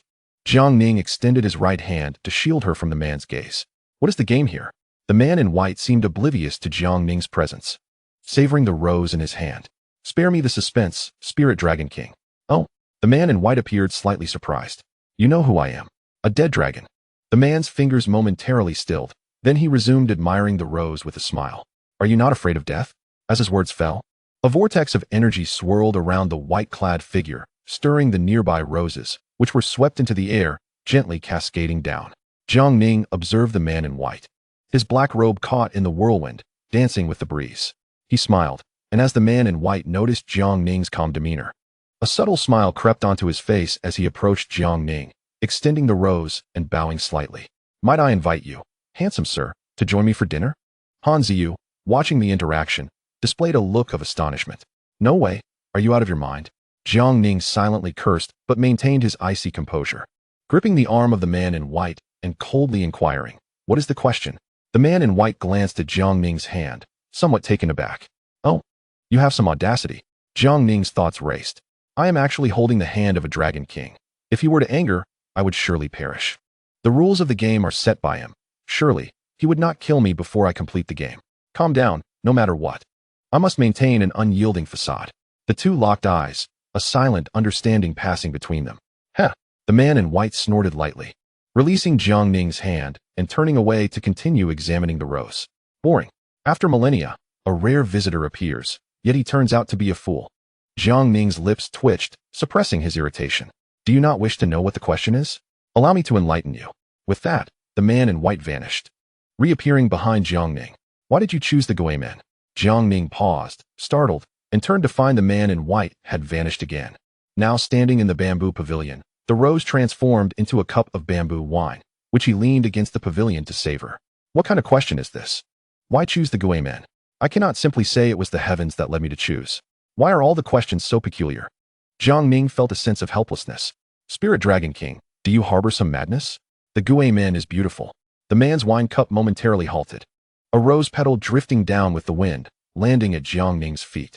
Suddenly, the man in white appeared before Jiang Ning, the rose petal gently falling.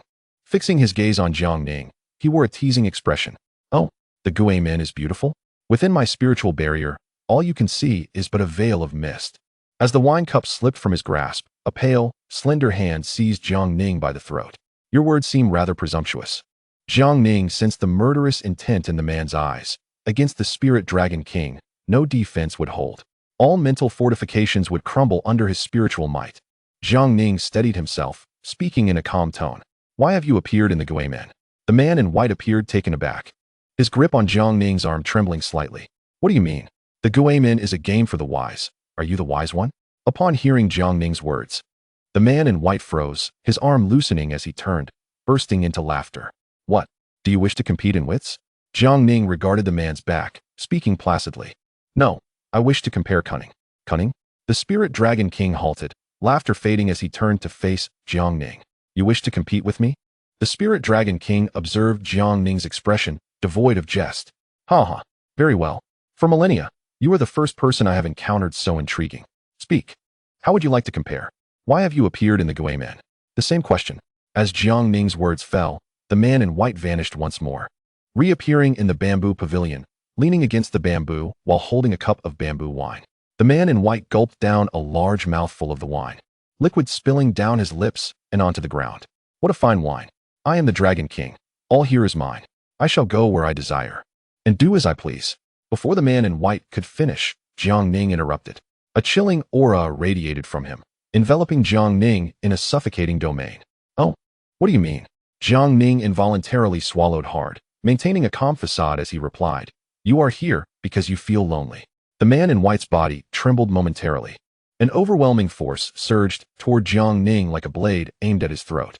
Jiang Ning felt as if his breath was ensnared by an invisible hand, rendering him breathless. What are you saying? Jiang Ning struggled to break free. You linger in the Guimen because you feel lonely. His voice faltered under the immense energy, every movement seemingly controlled. The man in white appeared before Jiang Ning, seizing him by the throat and lifting him off the ground, his gaze icy. Han Ziyu gasped, wanting to intervene. But Jiang Ning trembled and gestured for her to stay back. The ancient tome, Jiuji, mentions that the word Gui not only signifies the peculiar and the strange, but also embodies solitude. As he journeyed forth, Jiang Ning had encountered countless oddities and, equally, profound solitude. In the first trial, the skeleton felt the remorseful solitude that followed its sins. In the second trial, the puppet experienced the helpless loneliness of being controlled at will. Additionally, the Dragon King endured his own isolation during his confinement. The choice of the mysterious door by Tian Lao, without a moment's hesitation, also hinted at his own solitude. Everything in existence possesses its own significance, and concurrently, the solitude it harbors. Each individual experiences loneliness, even if they outwardly appear resplendent, leading seemingly perfect lives. Behind the facade, an inescapable solitude often prevails. Joy is never solitary, while loneliness belongs to the individual, especially the Dragon King, imprisoned for millennia. For I too am lonely. Jiang Ning's voice, so stark and pale, struck like a sword from the depths of hell, piercing the heart and soul of the man in white. The man's arms trembled, and he suddenly released his grip, shaking his head vehemently as he roared at Jiang Ning. No, you know nothing. Jiang Ning struggled to remain upright, clutching his throat as he gasped for breath. Forcing himself to speak, one may deceive oneself, but cannot deceive the heart. Yes, he is right. Why am I here in this cursed door? Cursed, ghostly, solitary, indeed. I have always been a solitary person. Ha! The man in white knelt upon the ground, covering his face as he laughed maniacally at the sky. Yes, indeed. Have I not often felt loneliness? Through the ages, I have been accompanied only by these few motionless, ugly flowers and this decrepit bamboo pavilion. Ha! Silent tears streamed down his cheeks, falling to the ground, symbolizing the profound loneliness within him. Jiang Ning gazed at the weeping man before him. Even as the once mighty Dragon King, in death, he was merely a wandering spirit, and the power he possessed in life would not grant him peace, but rather endless torment. Some yearn for immortality, yet does such existence truly bring joy? If the world could indeed offer eternal life, then granting an individual everlasting existence would be the most excruciating and despairing punishment imaginable. Upon entering this realm, Jiang Ning felt the presence of the man in white, an essence not belonging to the deceased. Alternatively, he was now merely an eternal wandering spirit, destined to remain in this confined space, forever untouched by the passage of time. The man in white raised his head, howling at the heavens. Endless, life-ending.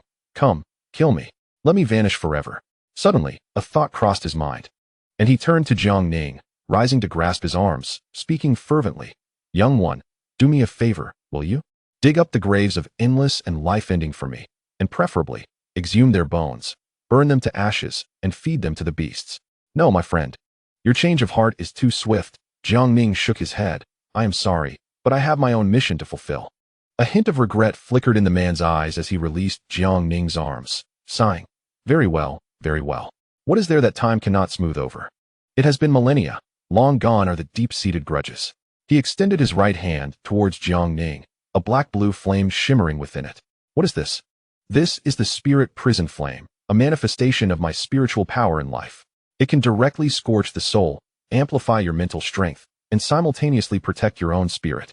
As he spoke, the flame gently floated from the man's hand, entering Jiang Ning's forehead, leaving a fiery pattern upon it. In that instant of contact, Jiang Ning felt his vision expand, his mental power magnified several-fold, and a powerful, yet warm energy continuously nourished his soul. Observing Jiang Ning's joyful countenance, a smile crept upon the lips of the man in white. Senior, your body. The form of the man in white began to wane, growing increasingly ethereal. He looked at his disappearing hands in astonishment, then smiled. At last, is it coming to an end? The spirit prison flame, the source of my power, fades, naturally. I can no longer persist. The man in white gazed at Jiang Ning, shaking his head slightly. I was but a departed soul, upon my disappearance. I shall no longer be alone in this confined space. This solitude must come to an end. Thank you, young man, for allowing me to confront my inner self and see the truth of my existence. As the man in white began to dissolve, his skin transformed into a cascade of roses, fluttering gracefully to the ground. I hope you can fulfill your mission. Farewell, young man. With a sound of shattering, the man's form completely disintegrated, scattering into a sky of rose petals that fell to the earth, settling within his heart. Jiang Ning bowed slightly in the direction where the man had vanished, then turned to face Han Ziyu. Han Ziyu had been anxiously concerned for him, beads of sweat forming on her forehead, her hands clutching her pipa tightly. Observing her distress, Jiang Ning shook his head, approached, and gently wiped the sweat from her brow. Offering her a soft smile, it is finished. Han Ziyu gazed at Jiang Ning's smile, biting her lip to stifle her tears, before playfully striking his head. Hey, what was that for? Jiang Ning complained, covering his head. Han Ziyu turned, her steps light as she dashed away. I'm not telling you. Jiang Ning chuckled, shaking his head as he chased after her. Wait for me. Hey. Hearing his voice, Han Ziyu turned, a smile gracing her lips as she quickened her pace. In the vast wilderness of blooming flowers and flowing streams, what constitutes happiness? What embodies nature? All things in the world shall be swallowed by the dust of time. Yet love endures, eternal and true. Chapter 54, The Secret of the Ancient Lantern. Which way now? Han Ziyu and Jiang Ning arrived at the stream, where a bamboo raft lay anchored. Jiang Ning gazed at the raft, and a voice echoed in his mind. Board the bamboo raft, follow the stream downstream, and you shall reach your desired destination. A smile graced Jiang Ning's face as he turned back, bowing slightly towards the bamboo pavilion. Thank you. Han Ziyu watched him, her beauty blossoming beneath her veil. Let us go. Jiang Ning and Han Ziyu stepped onto the bamboo raft, and as they did, the once gentle stream began to surge, carrying them away toward the horizon. Only the green mountains and flowing waters remained, as they faced the rising sun, journeying toward the mountains and seas. The surrounding scenery unfolded before them like a slideshow, passing through flower fields and mountain gorges, leading them to an unknown destination. After an indeterminate time, the bamboo raft gradually came to a halt beside a rock. Where are we? Jiang Ning surveyed the surroundings, shaking his head. I am uncertain, but it appears there is no path ahead. This must be the end of the secret realm. Han Ziyu nodded, and together they disembarked from the raft. Discovering an expansive cave, Jiang Ning noted that besides the stream they had traversed, 2 other streams also led into this place. These should be the other 2 doors. He mused, closing his eyes as a deep blue flame slowly appeared within them. Upon opening his eyes, the pupils shimmered with 2 strands of deep blue flame. Spirit prison flame. With the spirit prison flame, Jiang Ning felt as though his soul was immersed in spiritual liquid, a warm energy silently nourishing his essence, amplifying his mental power manifold. He turned his gaze to the other 2 streams, sensing 2 distinct energies emanating from the left stream. Ling Chong and that man in black.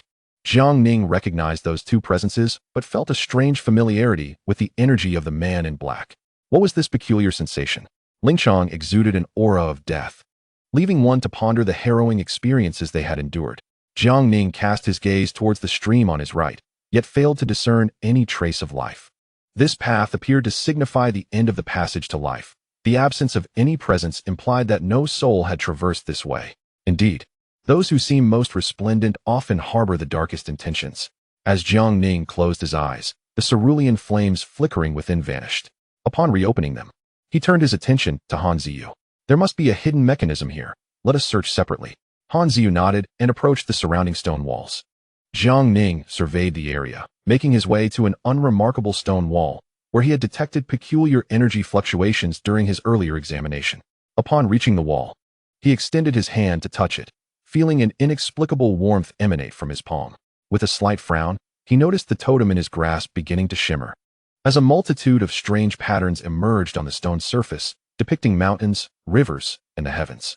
What could this possibly signify? Just as Jiang Ning pondered this, a deep blue flame slowly emanated from his forehead, the spirit prison flame. Before he could react, the flames surged into the wall, causing the patterns to glow with a dark blue luminescence. Runes flew forth from the stone, transforming into various shapes that circled around Jiang Ning. Han Ziyu, hearing the commotion, turned to observe the enchanting scene of mountains and rivers swirling around Jiang Ning, as if he were in a celestial realm. Before they could fully process this spectacle, two ancient bronze lamps gradually emerged from their personal spaces. The lamps glided towards the wall, creating two whirlpools that morphed into recesses where the lamps nestled snugly. Instantly, the wall was marred by countless cracks, fracturing outward like a blooming flower. With a resonant sound, the wall collapsed, revealing a deep stone pathway before them. The bronze lamps gently returned to Jiang Ning and Han Ziyu's hands. They exchanged glances, and Jiang Ning gestured towards the passage ahead. Let us venture inside. Han Ziyu nodded, but just as they prepared to enter, a sinister laughter echoed from behind. Ha ha, at last, I have found you. Such a stroke of luck. Jiang Ning turned to see a bamboo raft emerging from the stream, bearing two figures, Ling Chong and the man in the black robe. Young man, we meet again. What a small world indeed. The figure in black regarded Jiang Ning with a chilling smile. Jiang Ning felt a wave of confusion. The masked man seemed to possess a mask capable of blocking mental probing, rendering Jiang Ning unable to discern his thoughts. Do we know each other? Jiang Ning asked, pointing to himself, while Han Ziyu felt an unsettling sense of familiarity towards the figure. Who is he? Ling Chong recognized Jiang Ning, standing beside the man in black. She made a mocking face at him. Upon hearing Jiang Ning's words, the figure erupted into laughter as if he had heard the greatest joke of all time. Ha ha. Of course, I have been longing to meet you these past few days. This voice. Han Ziyu paused slightly. Are you Han Shan? The figure slowly removed his black robe. And as it fell away, Jiang Ning's body trembled slightly, while Han Ziyu felt a wave of nausea. Beneath the robe lay a ghastly sight. A body of stark white bones, marred by lacerations, with bones protruding grotesquely from the flesh. Countless maggots feasted upon Han Shan's form, emitting a sickening sound. Ling Chong, witnessing this horror, turned away, retching uncontrollably. Have I been in the company of such a monster? Are you human or ghost? Jiang Ning instinctively stepped back, his gaze fixed on Han Shan, feeling an involuntary urge to shy away. Upon hearing Jiang Ning's words, Han Shan's expression contorted with rage. As he coldly replied, this state of mind is all thanks to you. However, he lifted his head, spreading his arms wide with a twisted grin. It is also because of you that I have discovered the true purpose of the Mo Hua Xuan. The sensation is simply exquisite. So, to express my gratitude, I have decided to personally send you to hell. Han Shan's smile abruptly vanished, his face contorting with malice as he spat out the words with venomous intensity. As he spoke, a mesmerizing blood-red flower appeared in his hand, its 18 petals gleaming with drops of crimson liquid, exuding an eerie crimson glow. Mo Hua Shui and Jiang Ning's heart raced, as if gripped by an invisible hand, sending waves of trepidation coursing through him. Thump, thump, thump. He could nearly hear the frantic rhythm of his heartbeat, as a dark aura emanated from Han Shan, causing even the dragon spirit within Jiang Ning to shudder slightly. This feeling, Jiang Ning frowned, recalling the initial unease that had stemmed from the Mo Hua Shui, and Han Shan's twisted smile widened as he forcefully plunged the flower into his chest. Instantly, an extraordinarily sinister energy erupted from him, and a blood-red skeletal wing sprouted from his back, dripping with flesh and blood. While blood streamed from his eyes and scales of flesh began to grow across his body, transforming him into a demon from the depths of hell. Ling Chong instinctively recoiled, distancing herself from Han Shan, while Han Ziyu felt a surge of fear, unconsciously inching closer to Jiang Ning, clutching her pipa tightly, her expression betraying her anxiety. Jiang Ning extended his right hand, firmly grasping the blood soul, his gaze unwaveringly fixed on Han Shan. Han Shan's satisfaction was evident as he gazed at his transformed hands, and he could not resist licking his arm. Ah, the sensation is truly divine. As a token of gratitude, allow me to be the first to send you to hell. With that, Han Shan vanished from sight.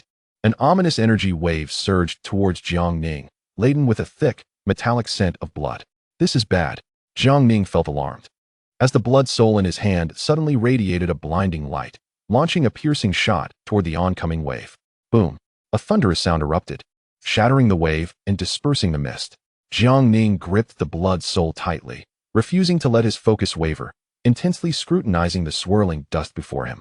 The dragon spirit within urged him, warning that this man was exceedingly dangerous, even causing a tremor of fear in the dragon spirit. As the mist cleared, he found no one.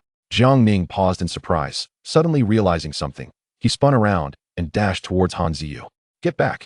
Before Han Ziyu could react, an overwhelming aura of malice surged from her spatial realm, prompting her to gasp in alarm. Without time to strum her pipa, a massive blood-soaked hand grasped her neck from behind, leaving crimson marks on her porcelain skin. Do not move. Han Shan's cold, detached voice resonated behind her, freezing Jiang Ning in place, his hands clutching the blood soul tightly, a tempest of anger and fear raging within him. Han Shan smirked at Jiang Ning, reveling in his triumph. Young man, it seems you care deeply for this woman. Jiang Ning struggled to suppress the urge to charge forward, his voice icy. Release her. Release her? Ha. Sure, but only if you come and take her place. Han Ziyu's eyes flickered towards Jiang Ning, pleading, don't. Jiang Ning steadied himself. Did you not say that I was the first you intended to kill? What does capturing a woman signify? Upon hearing Jiang Ning's words, Han Shan's smile grew even wider. I have changed my mind. Rather than killing you, torturing you is the most exquisite form of culinary art. With that, he licked his lips, savoring the thought. Jiang Ning remained silent, the blood-red glow of his blood soul silently expressing his inner fury. His gaze was icy. Indeed, the bony wings sprouting from Han Shan's back pierced directly into Han Ziyu's body. With a grimace, Jiang Ning gritted his teeth, his slender fingers itching to plunge into the blood soul. A crisp tearing sound echoed as Han Ziyu's purple celestial gown was violently shredded, revealing her flawless skin. An endless springtime laid bare before all. Han Ziyu's fingers danced delicately over the pipa, biting her lip as tears welled up in her eyes. Her elongated, perfect form seemed to have been crafted by a benevolent creator, her flawless curves cascading like a waterfall of silken hair cascading down her jade back. She appeared as a celestial being descended from the heavens, as if she had stepped out from a divine painting. Han Shan gazed at Han Ziyu's exquisite form, momentarily entranced, a strange glimmer of possessiveness and desire flickering in his eyes. He extended his right hand, carelessly wandering over Han Ziyu's jade back, his fingers gliding over her skin. Visible greed and lust shone in his gaze, causing Han Ziyu's body to tremble slightly. The grip of the bloodied hand around her neck tightened, crimson droplets sliding down Han Shan's fingers and trickling down Han Ziyu's body. Marvelous, truly marvelous. Han Shan extended his tongue, licking at Han Ziyu's collarbone, prompting tears to spill from her eyes. Jiang Ning's teeth seemed to have shattered, droplets of blood oozing from his lips. I will take her place. Oh, very well. Just as Jiang Ning moved forward, a surge of hot blood splattered across his face, leaving him momentarily stunned. Han Shan's right hand plunged through Han Ziyu's chest, her vitality waning, blood trickling from her lips. Han Shan rested his head on Han Ziyu's shoulder while casting a triumphant, savage grin at Jiang Ning. Ha ha ha, you seek death. Jiang Ning roared in fury, vanishing in an instant.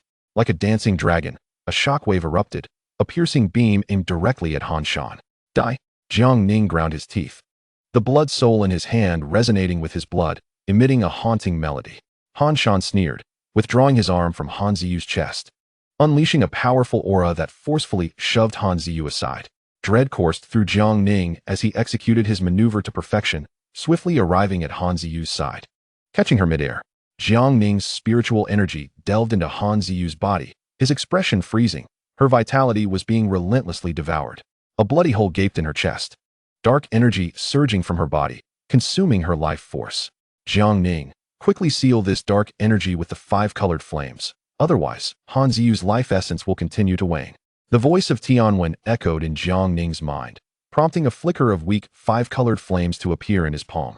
He gently pressed it against Han Ziyu's chest. Ah! The moment Han Ziyu made contact with the flames, it felt as if her very soul was being scorched, an agonizing pain radiating from the depths of her being. Jiang Ning, disregarding everything else, gently laid Han Ziyu on the ground, retrieving a garment from his spatial pouch to cover her exquisite form. Han Shan stood nearby, wearing a peculiar smile as he regarded Jiang Ning. The aura of spiritual flames, such a fine treasure. Jiang Ning slowly turned to face Han Shan, two orbs of deep blue flames igniting in his eyes as he advanced step by step toward Han Shan, the blood soul resonating with a thunderous roar. Returning to his grasp, step by step, he emerged from the sea of corpses and rivers of blood, creation and destruction. Jiang Ning's body suddenly radiated an overwhelming aura of murderous intent, the blood soul exuding an air of annihilation. Han Shan, observing Jiang Ning, felt a twinge of fear. The blood soul carved a path through the air, a harbinger of chaos. Jiang Ning fixed his gaze upon Han Shan, the deep blue flames tracing the contours of his eyes, the fiery mark on his forehead beginning to glow. Are you prepared for your demise?